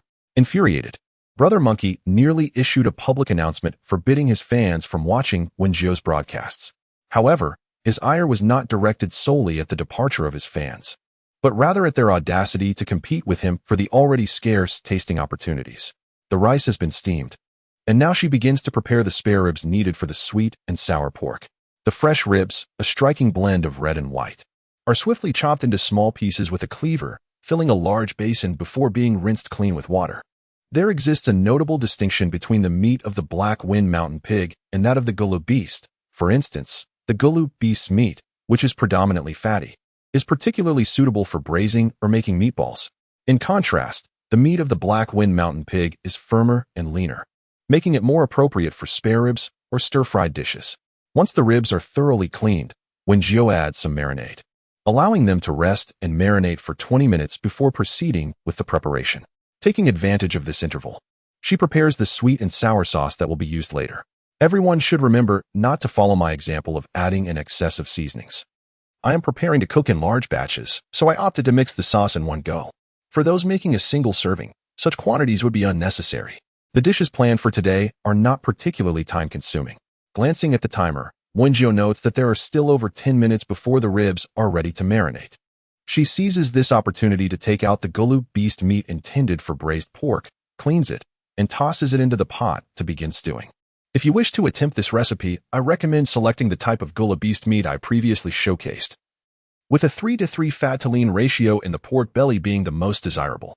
Although the audience may not fully comprehend what five-spice pork is, they eagerly express their intention to take screenshots for future reference when purchasing. The marinating time for the ribs was drawing to a close, and the next step involved igniting the fire and heating the oil. As she spoke, Wen Jiu poured an appropriate amount of oil into the newly delivered fryer. Chapter 91. Sweet and Sour Ribs 2 with a Splash. Wen Jiu first added a portion of the ribs to the oil to prevent any potential flavor discrepancies from those that had been fried for too long. As the ribs submerged into the hot oil, golden bubbles erupted, and their vibrant red hue gradually transformed into a delicate yellow. The clever youth. Why does it smell so good right from the start? Chris wants 5 bowls. This is a new food enthusiast, immediately tempted. Unlike us seasoned food lovers, who know to hold back our salivation until later. Once the ribs reached this stage of frying, they could be retrieved. Wen Jiu remarked as she used a slotted spoon to lift the light yellow ribs from the oil. At this point, the ribs emanated a subtle aroma, yet still bore a faint fishy scent. Thus, she awaited the oil to reach a slightly higher temperature before reintroducing the ribs, frying them until they were golden and crispy before removing them again. Next, she poured a small amount of oil into another large pot to heat, then added finely chopped ginger and the sweet and sour sauce. Following this, she reduced the heat to low, added sugar to caramelize, and finally incorporated a suitable amount of cornstarch slurry to thicken the sauce. With everything in place, Wen Jiu then added the fried ribs into the pot, swiftly tossing them to ensure each piece was coated in the sweet and sour sauce. The tangy and sweet aroma gradually wafted through the air, captivating everyone's senses. I am absolutely famished. I suddenly feel that my name is quite fitting. What is this aroma? It is both sweet and sour. A peculiar scent that makes my mouth water, remarked another. Sweet and sour ribs, they appear utterly delectable. As a connoisseur promoting Chef Fa, may I inquire when Chef Fa might indulge me with a taste? Wen Jiu glanced at the barrage of comments, intending to engage in casual banter with these food enthusiasts. When he overheard Xiao Shishir softly mention that students had arrived for their meal, he was somewhat taken aback. Typically, students only began arriving around 11 o'clock. How could it be that, with still 10 minutes to go before that hour, students were already here? Goodness, window 18 has genuinely opened. Outside, a male voice boomed, followed by a throng of students converging on window 18, each bearing a look of pitiful desperation. Finally, you are open. I have lost 10 pounds due to hunger. Ever since I tasted the dishes from window 18, I can no longer eat from any other counter. Before discovering the joys of culinary delights, I was plagued by social anxiety, unable to utter a word to anyone. I am eternally grateful to window 18 for transforming me into a more cheerful and confident individual. I have become wildly enthusiastic. Hello, my esteemed chef. Please customize a spicy and scallion-laden dish of potato silk for me. What is all this commotion about? Have you forgotten the rules after just a few days away? Shouted one individual. Chef, I assure you, I am quite agreeable. I will eat whatever you prepare, without making any unreasonable demands. Wen Jiu was busy cooking and live streaming, so it fell upon Xiao Shishir to attend to the ravenous students. Today's menu featured sweet and sour ribs accompanied by seaweed and egg drop soup, with rice as the staple. As soon as Xiao Shishir finished speaking, the group of students promptly formed an orderly line, requiring no assistance from her to maintain decorum. I am wealthy, so everyone gets a portion. Wang Dalong, somewhat gaunt from hunger, had not tasted any other food since the temporary closure of window 18. The offerings from the cafeteria paled in comparison to the culinary delights of window 18. They were akin to a mere imitation of a lunar landing. In recent days, he had even struggled to consume his nutrient solution, consumed solely by the desire for a proper meal, leading to his gradual emaciation. At last, news arrived of window 18's reopening, and Wang Dalong rushed to the cafeteria as soon as his class concluded. Thus, he became the first student to procure his meal, delightfully sitting down with his plate in hand. The sweet and sour ribs glistened with a vibrant red glaze, adorned with specks of white sesame seeds. Wang Dalong eagerly picked up a piece and took a bite. The tartness and sweetness, distinct yet harmonious, achieved a perfect equilibrium. The ribs, glistening and tender, bore a slight chewiness, each morsel infused with the tangy sauce while allowing the natural aroma of the Black Wind Mountain pig to shine through. Indeed, window 18 was where Wang Dalong truly belonged. This rare delicacy compelled him to savor every morsel of the rib, even sucking the bones before reluctantly discarding them. He couldn't help but silently exclaim, had it not been for the inedibility of the bone, he might have swallowed it whole. Subsequently, he took a sip of the seaweed and egg flour soup, for he was indeed parched after his long run. The fragrant seaweed and the golden egg flour mingled in his mouth, where he also savored the delightful crunch of tiny, sweet shrimp. The slightly spicy scallions infused the broth with their essence, further enhancing the already aromatic seaweed and egg flour soup with an enticing allure. Although a protective thermal shield was present, the temperature could only be maintained at a level that an ordinary person could endure without warm stones. Thus, with each mouthful of the hot soup, Wang Dalong felt a warm sensation that ignited his spirit, prompting an involuntary sigh of pleasure. How delightful! However, his exclamation barely drew the attention of his fellow students. After finally tasting the long-awaited delicacy, the faces of every student who had managed to procure food were illuminated with blissful smiles. Many students, brimming with social exuberance, genuinely sang praises, igniting a desire in those who had yet to experience the offerings of window number 18 to join the queue. Oh my goodness, dear friends. This sweet and sour rib dish is utterly intoxicating. What culinary sorcery is this? Surely, only a deity could craft such a divine seaweed and egg flour soup. Meanwhile, Wen Jiu busied herself in the kitchen, her face lighting up with joy upon hearing the students' exclamations. After all, who does not relish their culinary creations being lauded? Yet, the viewers of the live stream were left feeling quite disheartened. A Big Wolf, 33. Wake up, can't you see what level of dining quality your own college provides? In the academy where Fortune's sister resides, such delectable delights are indeed available. I'm so hungry, one lamented. I despise myself for not being a student at this academy. Another remarked, before watching the live stream, I thought the food promotions were somewhat exaggerated, yet I was astonished to find that Fortune Sister's live broadcast was even more tantalizing. I am utterly craving it. Meanwhile, Lulu leaned back in her office chair, a radiant smile gracing her face as she observed the barrage of comments from these money-hungry individuals. Her heart swelled with joy, affirming that signing with Fortune Sister was indeed a prudent decision. Not only could she revel in substantial profits, but she also enjoyed the privilege of savoring the delectable dishes firsthand. The mere thought of relishing that braised pork later filled Lulu with delight. Chapter 92. The fried rice incident. Just give me a full-set meal. The students initially pondered over their choices, but this time, the cafeteria's offerings comprised a single dish, a soup and rice, prompting many to simply request the set meal. Your set meal is ready for collection, Zhou Shishir announced with a smile, placing the tray on the collection counter. Liu Peio's eyes sparkled as he eagerly accepted it and promptly sat beside Wang Dalong. Phew. I was late getting out of class today, but I'm glad I made it in time. Unlike Wang Dalong, who was enraptured by the culinary delights from window 18, Liu Peio found that enduring on nutritional drinks was still an option. However, it meant he could no longer sample the fare from the other windows. He watched as Wang Dalong savored his meal, too engrossed to even spare him a greeting. He simply picked up the bowl of soup, intending to quench his thirst before indulging in his meal. In the clear broth floated vibrant, verdant seaweed, delicate strands of egg flour mingling with crimson and ivory shrimp. Scattered atop the surface were a few emerald green scallions, releasing waves of enticing aromas that enveloped him. The fragrance of the soup was utterly irresistible. Liu Peio couldn't help but smacked his lips, gently blowing on the surface before savoring a sip. In that instant, he felt as if he were immersed in a warm, steamy hot spring. The subsequent explosion of fresh flavors on his palate was exquisite, the tender seaweed contrasting beautifully with the crisp shrimp, creating a delightful tapestry of textures.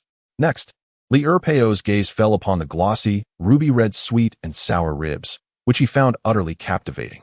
It wasn't until he took a bite that he realized his previous compliments had scarcely done justice to the dish. The harmonious dance of sourness intertwined with sweetness, each flavor melding seamlessly with the rich essence of the meat. Perhaps due to the frying process, the initial crunch of the exterior gave way to the tender, succulent meat within. Goodness, it was absolutely divine. Meanwhile, the audience in the live stream of Wen Jiu was equally exhilarated. Is that a shui? I'm new here. Do we really need to drool buckets before we can start tasting? Wen Jiu busily attended to the throngs of students, perhaps due to the long absence of service, leading to an extraordinary influx of patrons, each ordering copious amounts of food. With the last serving of sweet and sour ribs finally cleared away, window 18 concluded its midday service, yet many students were aware that this was not the true end. Every time they assume that window 18 has closed for the day, they are invariably met with an even more enticing aroma wafting through the air as they pass by. Unfortunately, The visible window at window 18 is always shut after business hours, leaving the students outside with nothing but their curiosity as they depart. Now, let us commence the preparation of the dishes for tasting.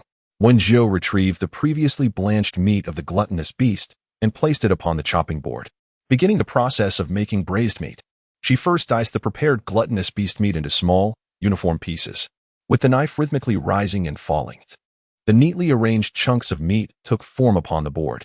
The method for preparing this braised meat is not particularly difficult. After the broadcast, I will post the recipe in my updates, so those interested may attempt it themselves. Next, she produced a small bowl and began to teach the audience to identify some commonly used spices, apart from those necessary for this braised meat. They will also be applicable in future culinary endeavors. She held up a brown flower, firm to the touch with 8 distinct points, commonly referred to as star anise. Brother Monkey, someone remarked, I believe the illustrated guide refers to it as Wen Jiu. My apologies for the oversight. I had forgotten to turn it on earlier. Once activated, she continued to add the spices required for the braised meat into the small bowl while explaining further to her audience. She casually grabbed a bit of star anise, bay leaves, and cinnamon, rinsing them lightly with water to remove any dust, before finally placing the spices into a small cloth bag. With preparations nearly complete, it was now time to ignite the oil. Immediately afterwards, she added the neatly cubed pieces of meat and sauteed them over a gentle flame until they turned a golden hue, before extracting them once more. To ensure the dish does not become overly greasy, we decided to filter out a portion of the excess oil from the pan. Finally, a suitable amount of clear water was poured in, and the lid was placed atop the pot, allowing the unparalleled flavors to slowly cultivate. Once the mixture reached a vigorous boil, we could lower the heat and allow it to simmer. This time, the preparation of the braised pork would take considerably longer. Perhaps I should take a moment to see the assignments that everyone has submitted in the dynamic section. As soon as she finished speaking, the barrage of comments began to flood in. Ding dong 20. Some individuals are about to face social demise, but I shall not disclose who. Shattered into glass shards. Ha ha. I feel like I've uncovered something. Chris wants 5 bowls. Help.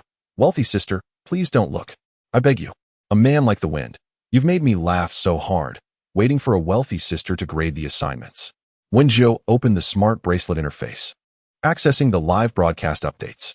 This dynamic section not only allowed her to post updates, but also enabled her followers to share their discussions.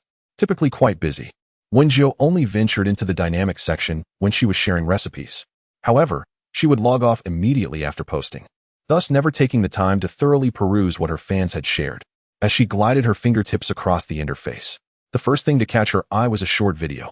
The username of the person who posted this video was Chris Wants 5 Bowls, a name that resonated with her as this individual had been an early follower and a steadfast supporter. With a gentle tap, Wen Jiu opened the video.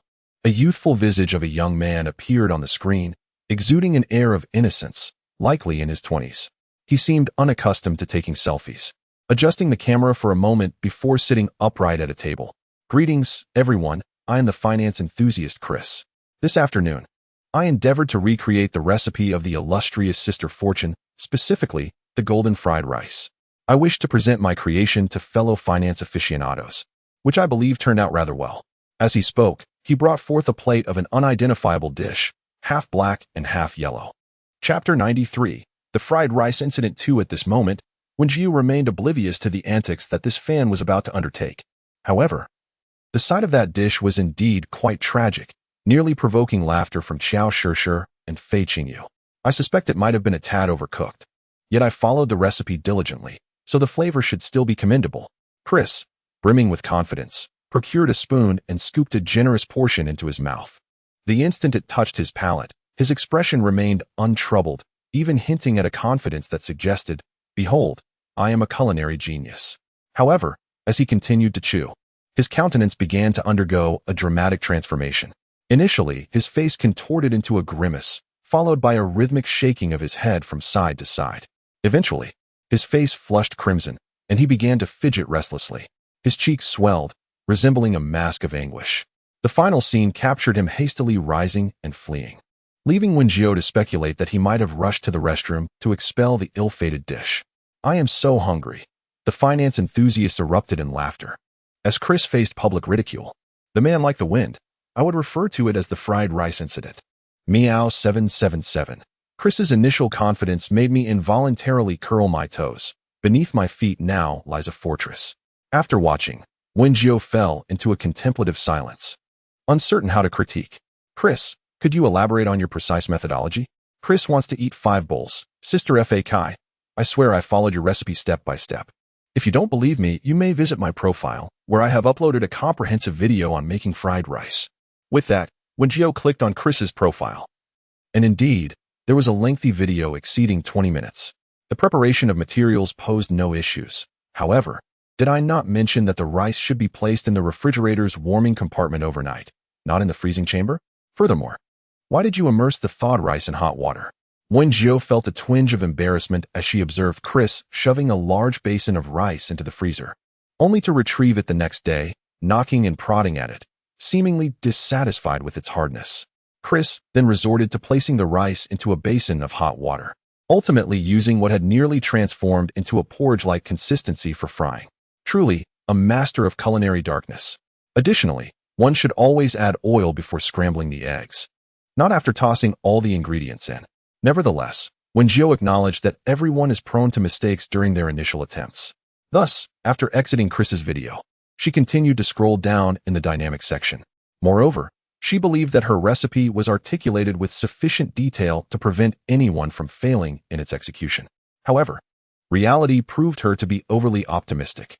In the comments, one user remarked, "Here it comes. Welcome to the next financial enthusiast facing public scrutiny." Another chimed in, "I recall that Hotson 2 is referred to as Monkey Brother, isn't he?" To which a third user responded, "Is it our Monkey Brother? Surely, it cannot be a dish of dark cuisine." Within Hotson 2's updates, alongside a 10-minute video, there was a picture showcasing the finished dish. Wen Jiu glanced at the username Monkey Brother, recognizing yet another familiar fan. Judging solely from the image, it was significantly superior to what Chris had prepared. Although it did not reach the golden hue with distinct grains, it at least appeared appetizing. She then clicked on the video released by Monkey Brother, which continued to play at an accelerated speed. The cooking process seemed flawless. However, there was no need to keep the flame so low while scrambling eggs and frying rice. Additionally, a tad more oil could be used before scrambling the eggs, and she reminded herself to fluff the rice beforehand to prevent clumping. Notably, it appeared that Monkey Brother's complexion was somewhat unwell during his meal. Could he be ill? In response to this observation, Monkey Brother commented, "No, it's because I mistook sugar for salt." Upon reading the reply, Wen Jiu couldn't help but chuckle softly. Nevertheless, this was a minor issue. At least he had succeeded in his cooking endeavor. It seemed that her recipe was indeed quite commendable. With renewed hope, Wen Jiu continued to scroll down, only to discover that Hotson 3 had also encountered failure. This user claims that he merely wished to indulge in more meat. Thus, he added several pounds of shredded meat to a single dish. However, he is not skilled in culinary arts, and this was his inaugural attempt at cooking. The outcome was predictable. The meat, still tinged with blood, mingled grotesquely among the charred grains of rice, rendering the sight utterly unappetizing. Should anyone wish to savor a meat-laden fried rice in the future, I shall prepare a recipe to guide them. Beginners should refrain from incorporating extravagant ingredients on their first attempt. One user remarked, "I never anticipated that making fried rice could be so challenging. I thought it was merely a matter of adding whatever one fancied, yet the result was." Indeed, the process of crafting fried rice is not inherently complicated, yet the outcomes were unexpectedly dismal. Furthermore, a plethora of bizarre culinary disasters ensued. Some endeavored to create fried chicken, only to end up detonating the pot. Others sought to infuse flavor into their rice by pouring an entire bottle of beverage into it, and some transformed fried rice into a rice porridge. In summary, there seems to be no failure too peculiar for these fans to achieve. Rather, the only limitations lie in the imagination of the novice cook. It appears my recipe lacks the necessary precision. As Wen Jiu sighed inwardly, she reflected that the patrons here were well acquainted with unconventional cuisine, and she realized that coaxing them to produce something delectable would indeed be a formidable challenge, which somewhat alleviated her dismay. One user lamented, No. We truly lack culinary talent. Please do not blame yourself, Sister Fatsai." Another added, "Indeed, I once believed myself quite the chef, but after attempting Sister Fatsai's fried chicken recipe, I discovered I too am a master of dark cuisine. With the culinary guidance of the esteemed chef Fa Kai, my culinary skills have indeed seen considerable enhancement. On my previous endeavor, I attempted to prepare tuna sinensis with scrambled eggs, and I nearly set the kitchen ablaze. However, this time, I have managed to produce a presentable dish, remarked one viewer. As the audience filled the screen with their comments, Wen Jiu perused them briefly before closing the dynamic section. For the braised pork belly was nearly done simmering. Having simmered for 40 minutes, it was time to increase the heat to reduce the sauce. During this process, the sauce would begin to thicken, necessitating constant stirring to prevent sticking. Concurrently, it was important to remove the spice packet and ginger slices that had been added earlier. As she explained, her spatula ceaselessly stirred the contents of the pot. The braised pork belly, now a vibrant, reddish-brown hue, emitted waves of savory aroma. The rolling sauce gradually thickened, and the substantial pieces of pork became increasingly translucent, eliciting involuntary salivation from the audience. At this juncture, it was ready to be served. Xiao Shi and Fei Qingyu, who had been waiting nearby, promptly took up their bowls and chopsticks in anticipation of the meal. Chapter 94. Braised pork belly. As per tradition, I shall partake first as a gesture of respect, Wen Jiu declared. With her spatula, Wen Jiu scooped a portion of the braised pork belly into 2 bowls, one of which she presented to Xiao Shi and Fei Qingyu. She also thoughtfully reserved some sweet and sour pork ribs and rice, and she did not forget the seaweed and egg drop soup. Having successfully distributed the food to Xiao Shi and the others, Wen Jiu picked up her own bowl and selected a glistening piece of marbled pork belly. I wish to report Chef Fa Kai for mistreating her fans. I am famished, one viewer lamented. I am extremely hungry, remarked one individual, to which another replied. It is merely a matter of habit. I have been craving this for several days now, so one more day makes little difference. The savory aroma of braised pork, tender and sweet, mingled with the perfectly balanced tang of sweet and sour ribs. Simply pairing the sauce with rice was enough to ignite one's appetite. A sip of seaweed and egg drop soup, rich in flavor and imbued with the fragrance of green onions, elegantly countered the slight greasiness from the meat. Please, do not rush. Allow me to finish this last piece of braised pork, said Wen Jiu. The scene unfolded as Wen Jiu deftly placed the piece of braised pork into her mouth, subsequently pouring the remaining rice into the bowl that had contained the pork. The pristine white rice, when stirred with the rich red sauce, instantly captivated the audience's attention. I distinctly recall Fa Kai Jia stating that she would stop after finishing this piece of braised pork, one observer noted. You are not mistaken, another interjected. Oh. Fa Kai Jia, please hasten your eating so we can commence the tasting. Do not fret, Wen Jiu replied, as she switched to a spoon to scoop up the rice. I must ensure I am well fed to have the strength to work, do I not? The audience, compelled to suppress their impatience, patiently awaited as she savored each spoonful of rice. However, Wen Jiu was not one to dawdle. Upon finishing, she swiftly began to arrange the presentation of the dish. It is worth mentioning that these plates were procured at a bargain price, a consequence of the intelligent scanning system that not only swiped the food but also the plates in one fell swoop. The preparation of the braised pork required a considerable amount of time, leading Wen Jiu to utilize the cafeteria's large pot to prepare the dish all at once. Subsequently, she divided the braised pork in the pot into 20 portions, preparing for the tasting session. Financial enthusiasts, brace yourselves. In truth, after signing with Wen Jiu, she had acquired the privilege of a contracted streamer, now capable of opening 60 tasting slots at once. However, she felt that her health had not yet fully recovered, and taking on too much work at once would be rather exhausting. Thus, she opted to open only 20 slots this time. As the countdown concluded, the 20 tasting slots were instantly snatched up. A weak bloom. Alas, I failed to secure a spot. Chris wants 5 bowls. Wow, after my social demise, I have resurrected. I finally got a tasting slot. I'm so hungry. Congratulations to you. I have once again lost the chance to savor Sister Kai's culinary skills. With the tasting slots filled, she began the scanning process. Those fortunate financial enthusiasts, remember to prepare for receipt. Wen Jiu activated the scanning feature on Baiko Live, meticulously recording each piece of braised pork for transmission. Beside her, Xiao Shi and Fei Qingyu had already indulged to their heart's content, both quietly awaiting Wen Jiu's conclusion of the broadcast. Chris sat dazed at the table. After days of watching the live streams, he had finally succeeded in securing a tasting slot.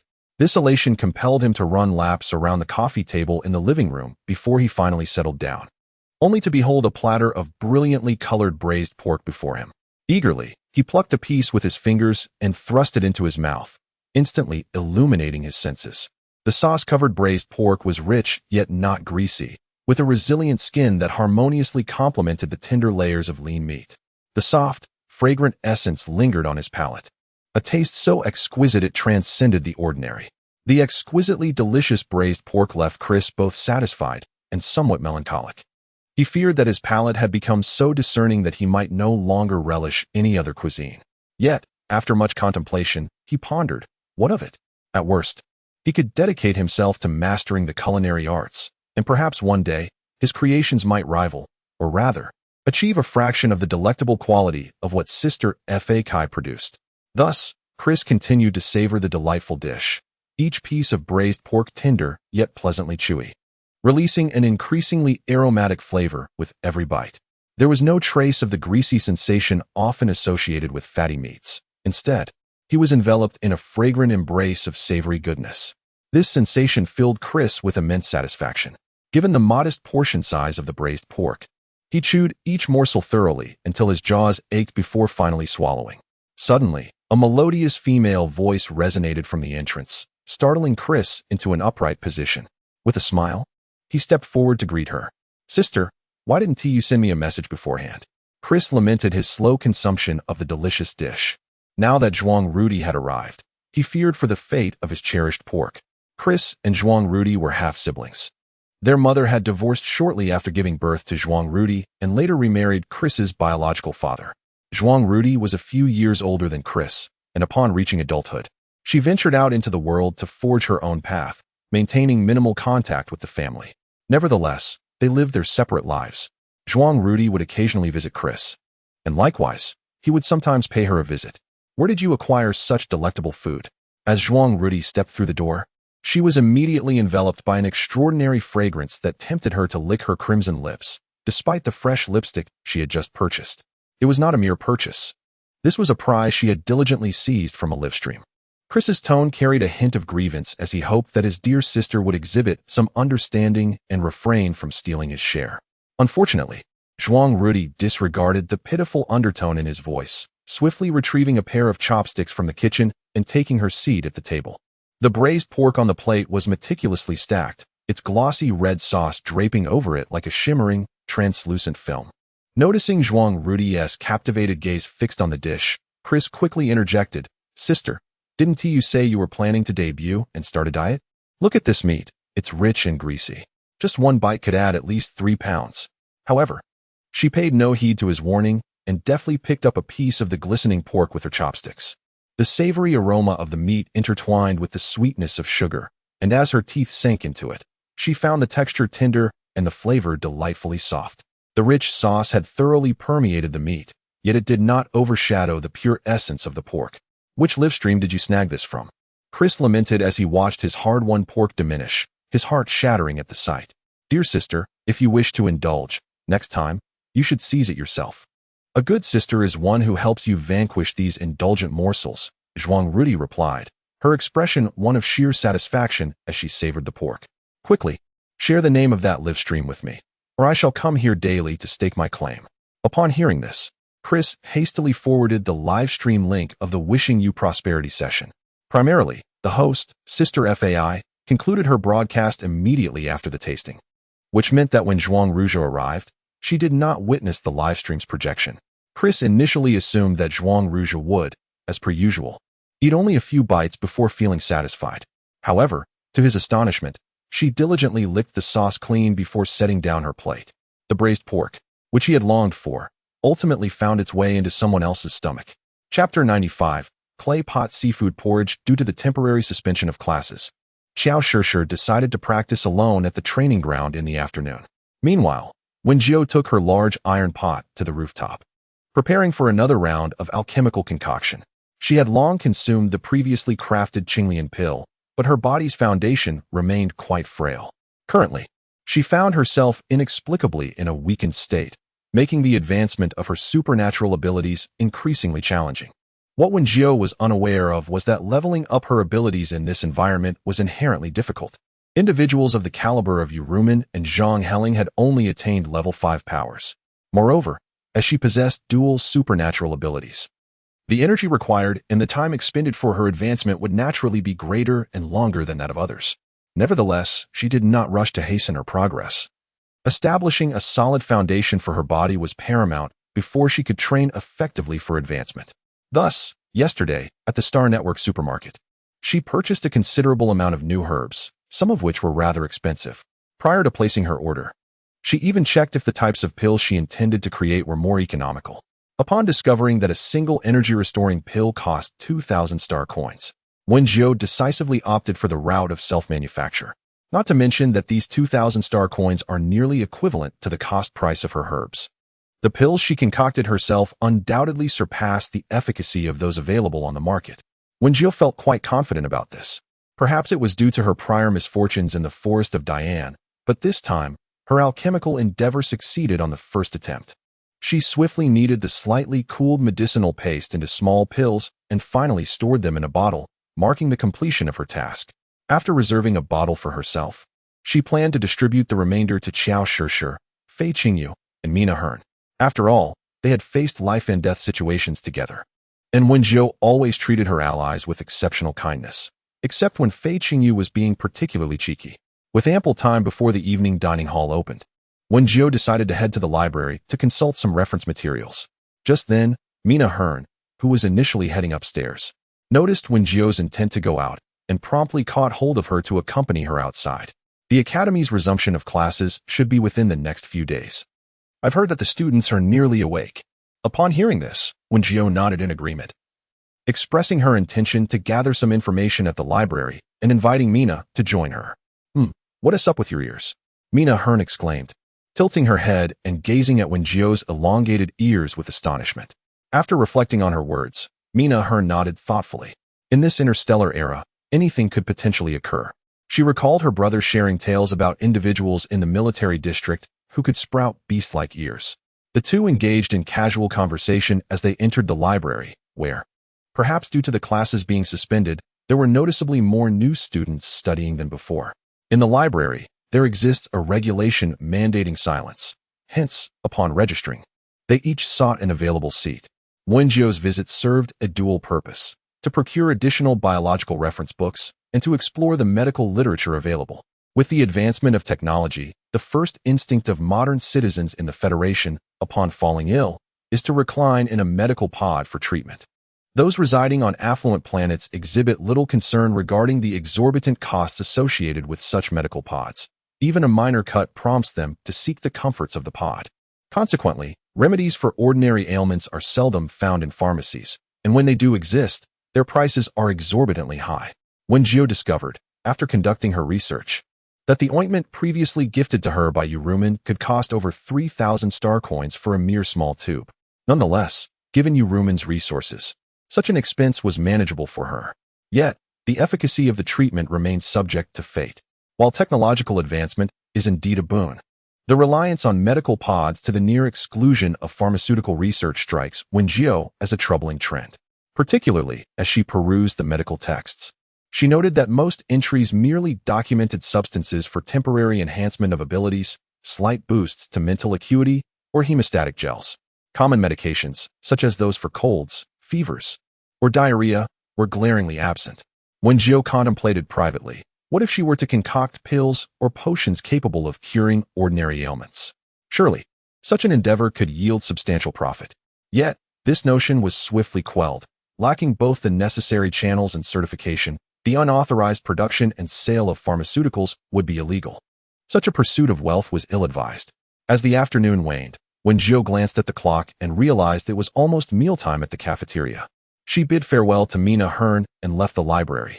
Earlier, Qiao Shishir had messaged her, mentioning that she had encountered Fei Qingyu at the training ground, and not long after, the two had engaged in a duel. The outcome of their match remained unknown, for by the time Wen Jiu arrived at the kitchen, their figures were nowhere to be seen. However, she needed to prepare the ingredients first, as tonight's livestream featured a tasting of clay pot seafood congee. In the winter, nothing is more comforting than a warm bowl of congee to stave off the chill. Additionally, she intended to prepare a pot of marinated broth, into which she could periodically add various ingredients for flavor. Thus, Wen Jiu retrieved a bag of rice and set it upon the countertop before launching her Bika livestream. Good evening, my dear financial enthusiasts. I am your host, wishing you prosperity. As soon as she began her broadcast, the viewer count began to climb steadily. Chris wants 5 bowls. Sister Fa Kai, will you be making braised pork tonight? I barely got to eat a few pieces before my sister snatched them away. A man like the wind. Chris, you should be grateful to even get a bite. Stop complaining. Glacier, I suggest muting Chris, who eats during the day and still tries to snatch food from us at night. Be reasonable. I'm not making braised pork tonight. The dish for this evening is clay pot seafood congee. Chapter 96. Clay pot seafood congee 2. Pumpkin big melon. What is clay pot seafood congee? I'm so hungry. I don't understand, but it must be delicious.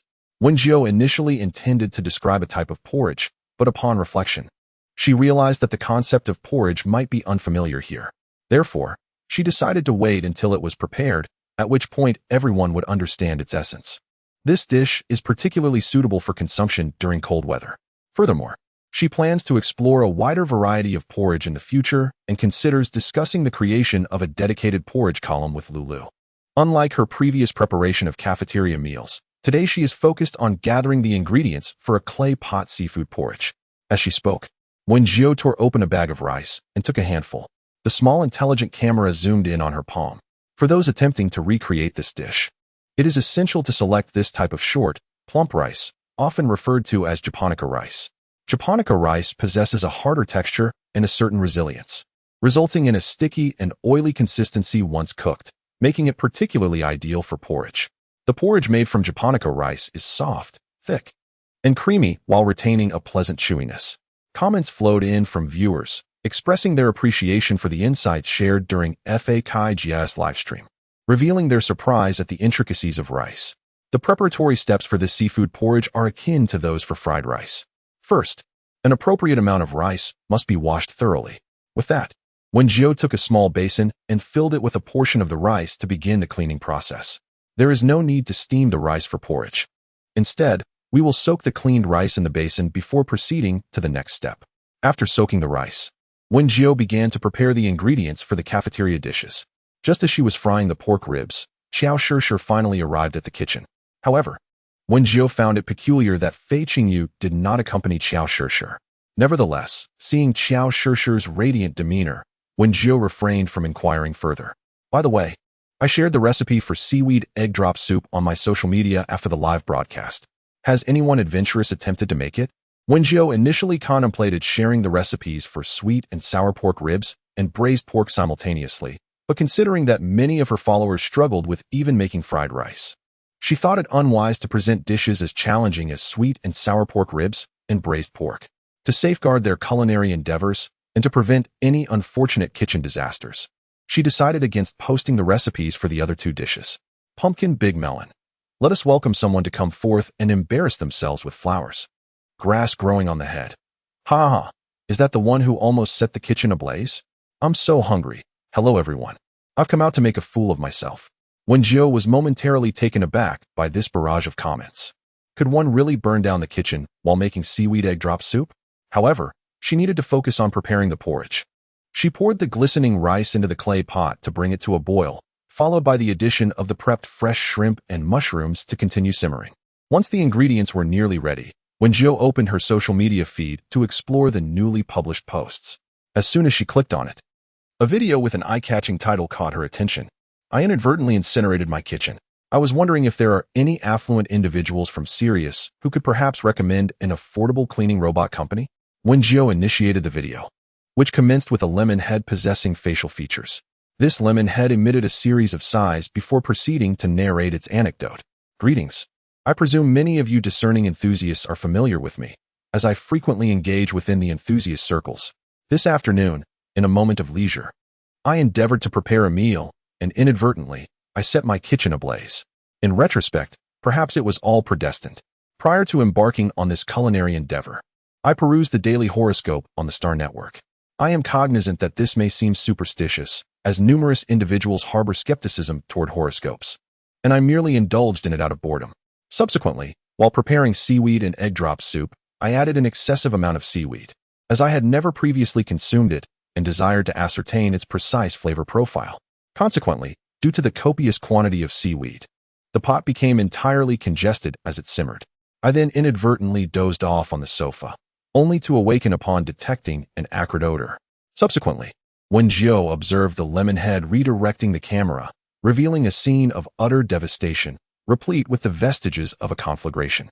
Upon witnessing this, Wen Jiu comprehended why this enthusiast had incinerated their kitchen.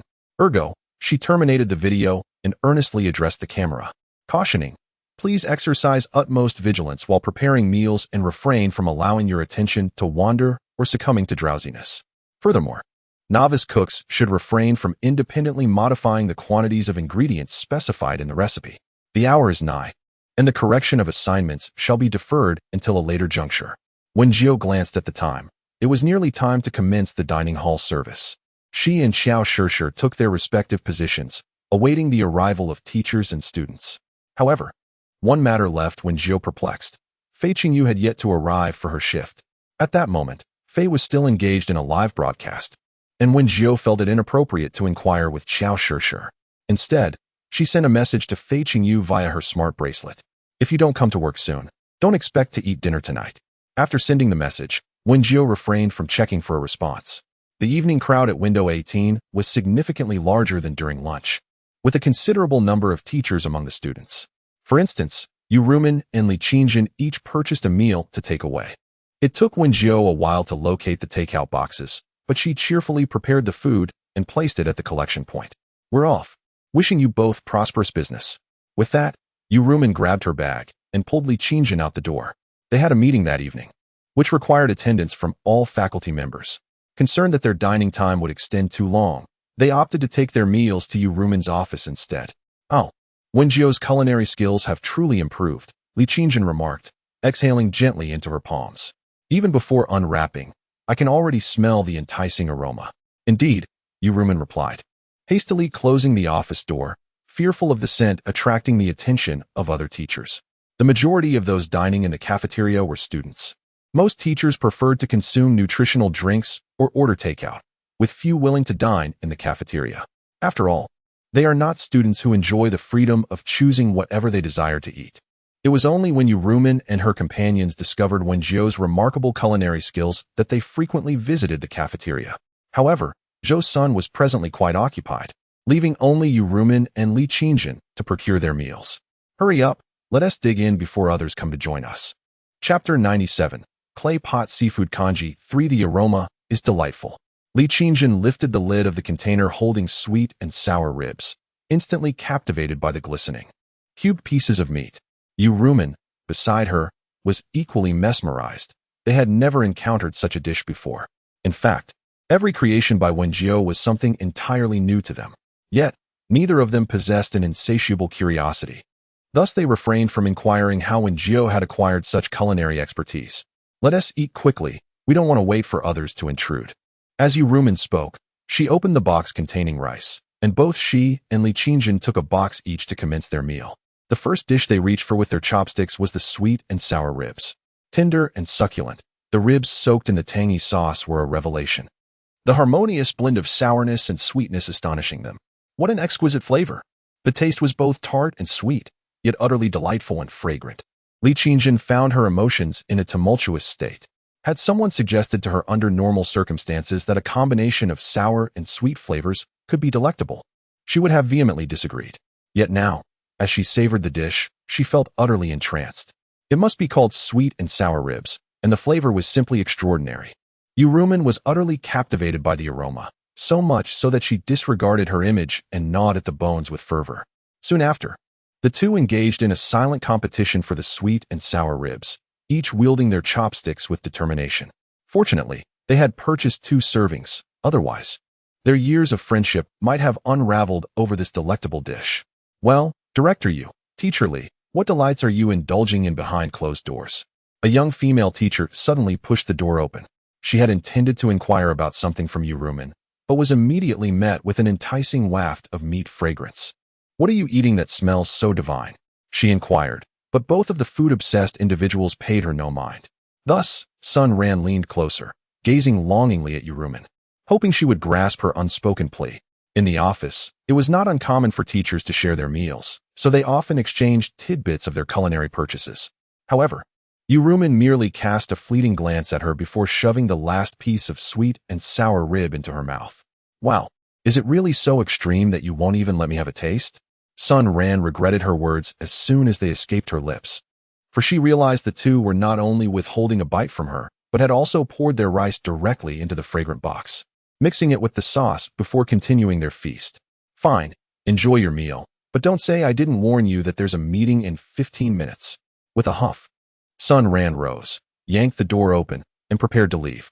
She caught sight of two colorful, watery dishes on the table, which bore no resemblance to any soup she had ever known.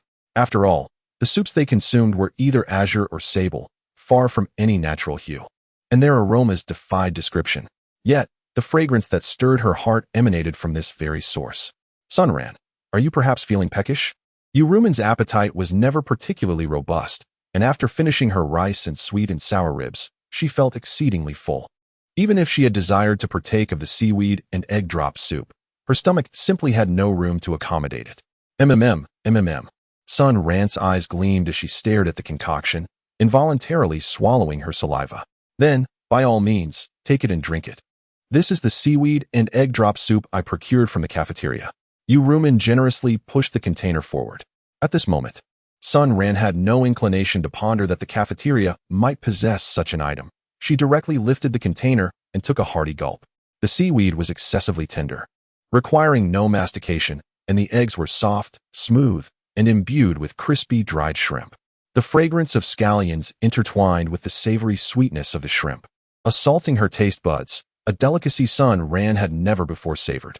Unconsciously, tears welled in her eyes and cascaded down her cheeks. Why are you crying? Yurumin was the first to react, immediately pulling out a tissue and handing it to Sun Ran. This is simply too delectable. What refuse have I been consuming for the past 2 decades? Upon hearing this, Yurumin and Li Qingjin couldn't help but burst into laughter. In truth, they had reacted similarly when they first tasted Wen Jiu's food, though not as dramatically as Sun Ran. Once Sun Ran had finished the seaweed and egg drop soup, they promptly departed for the Academy's conference hall. The cafeteria has concluded its operations, and just in time, my clay pot seafood kanji is nearing completion. Wen Jiu gently lifted the lid to sprinkle in the final bits of greens, followed by a dash of seasoning. Weekly Bloom, slurping, eagerly awaiting the tasting. Kettle, there are so many people in this live stream. Can anyone share what delicious dishes are being prepared? Pumpkin Big Melon, welcome to the live stream. The host is currently preparing clay pot seafood kanji, not a dark culinary disaster, so please be patient for the delightful flavors. As the popularity of the live stream soared, an increasing number of new fans joined to watch. Initially, Wen Jiu would take the time to elaborate, but she soon discovered that these eager fans were remarkably enthusiastic. They would swiftly respond to any questions posed without her needing to intervene, which greatly relieved her. It was time to turn off the heat. Wen Jiu wrapped her hands with a cloth to secure the sides of the clay pot and quickly transferred it to the cutting board. Subsequently, she unveiled the lid and gently stirred with a spoon, revealing a remarkably thick kanji. The milky white broth enveloped vibrant red shrimp and verdant bits of greens, releasing an enticing aroma intermingled with the fresh fragrance of the vegetables. At the sight and scent, one could not help but feel a longing. I'm so hungry. May I kindly ask, Sister Fa Kai, could you give me a shout-out considering my kitchen disaster? Pumpkin Big Melon, is it a disaster indeed? I shall boldly demand, Sister Fa Kai, give me a shout-out. Glacier, shout me out. I am prepared to support Sister Fa Kai day and night without respite. User A Man Like the Wind gifted the streamer a friendship boat to congratulate her on becoming a streamer's second mate. A Man Like the Wind remarked, hee. You bunch vying for attention, I'll just send money directly to Sister Fa Kai. Hurry and expose the hidden agendas. Soon, there would be 30 tasting spots available.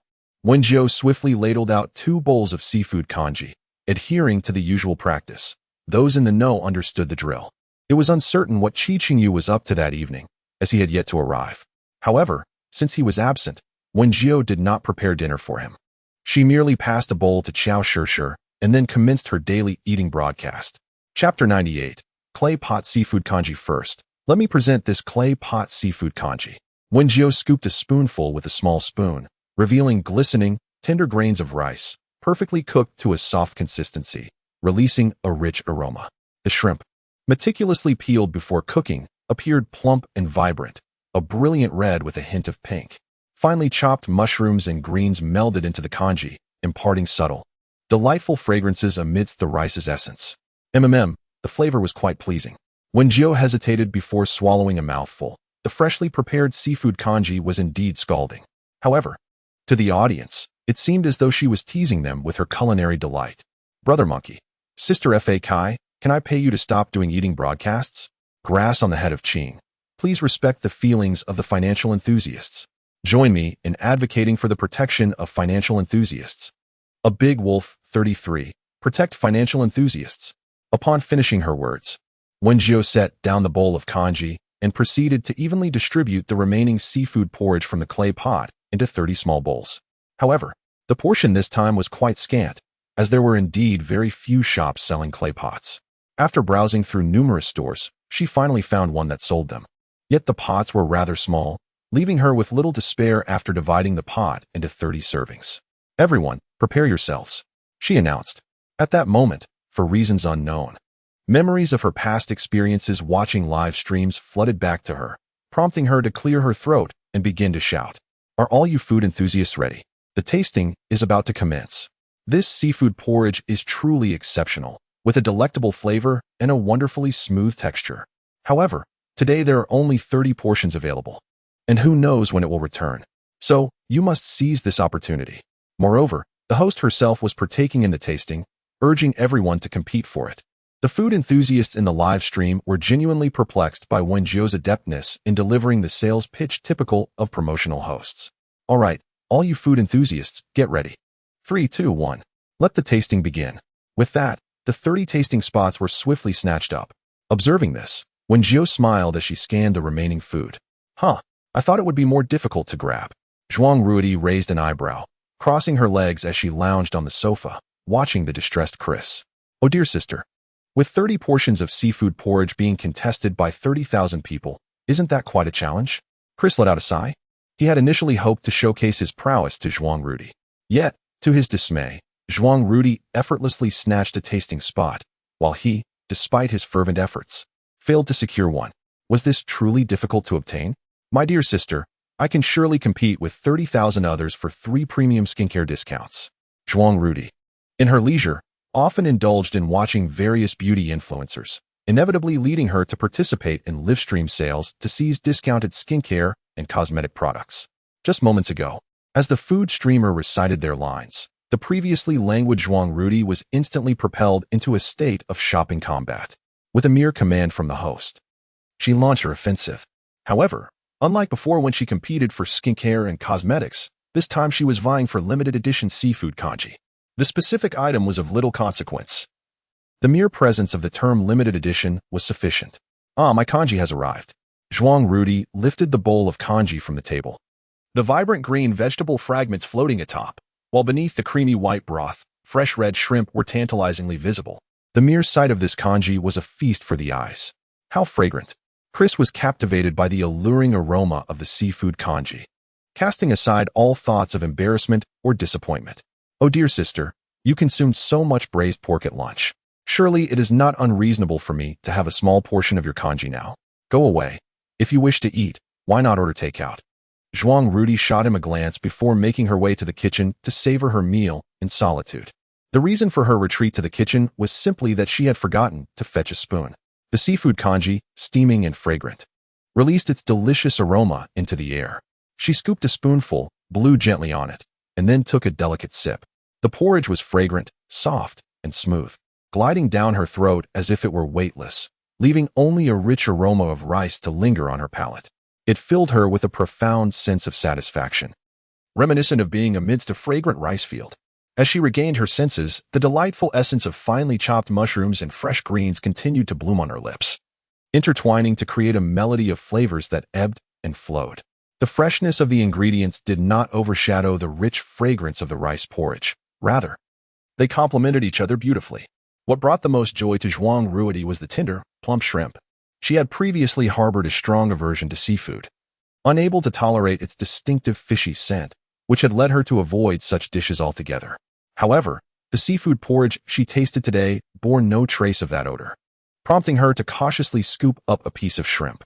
The texture was firm yet incredibly tender, and a subtle sweetness accompanied each bite, captivating her entirely. Zhuang Ruidi found herself indulging in one shrimp after another.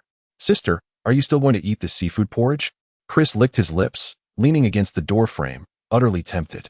Yet, Zhuang Ruidi merely glanced at him before raising her bowl to drink it down in one go, even using her spoon to scrape the grains clinging to the sides of the bowl.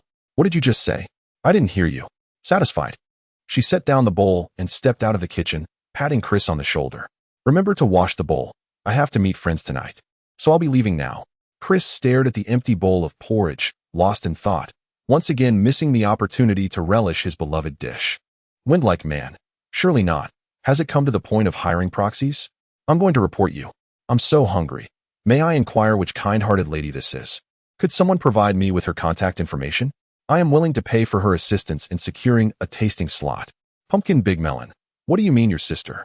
I declare that anyone capable of securing a tasting slot is a sister to us all. Please share her contact information. Thank you." Having failed to obtain a solution, and now with his sister being coveted by others, he indignantly deactivated the smart ring interface and resignedly began washing the dishes. He wondered which friend Zhuang Ruidi was meeting tonight.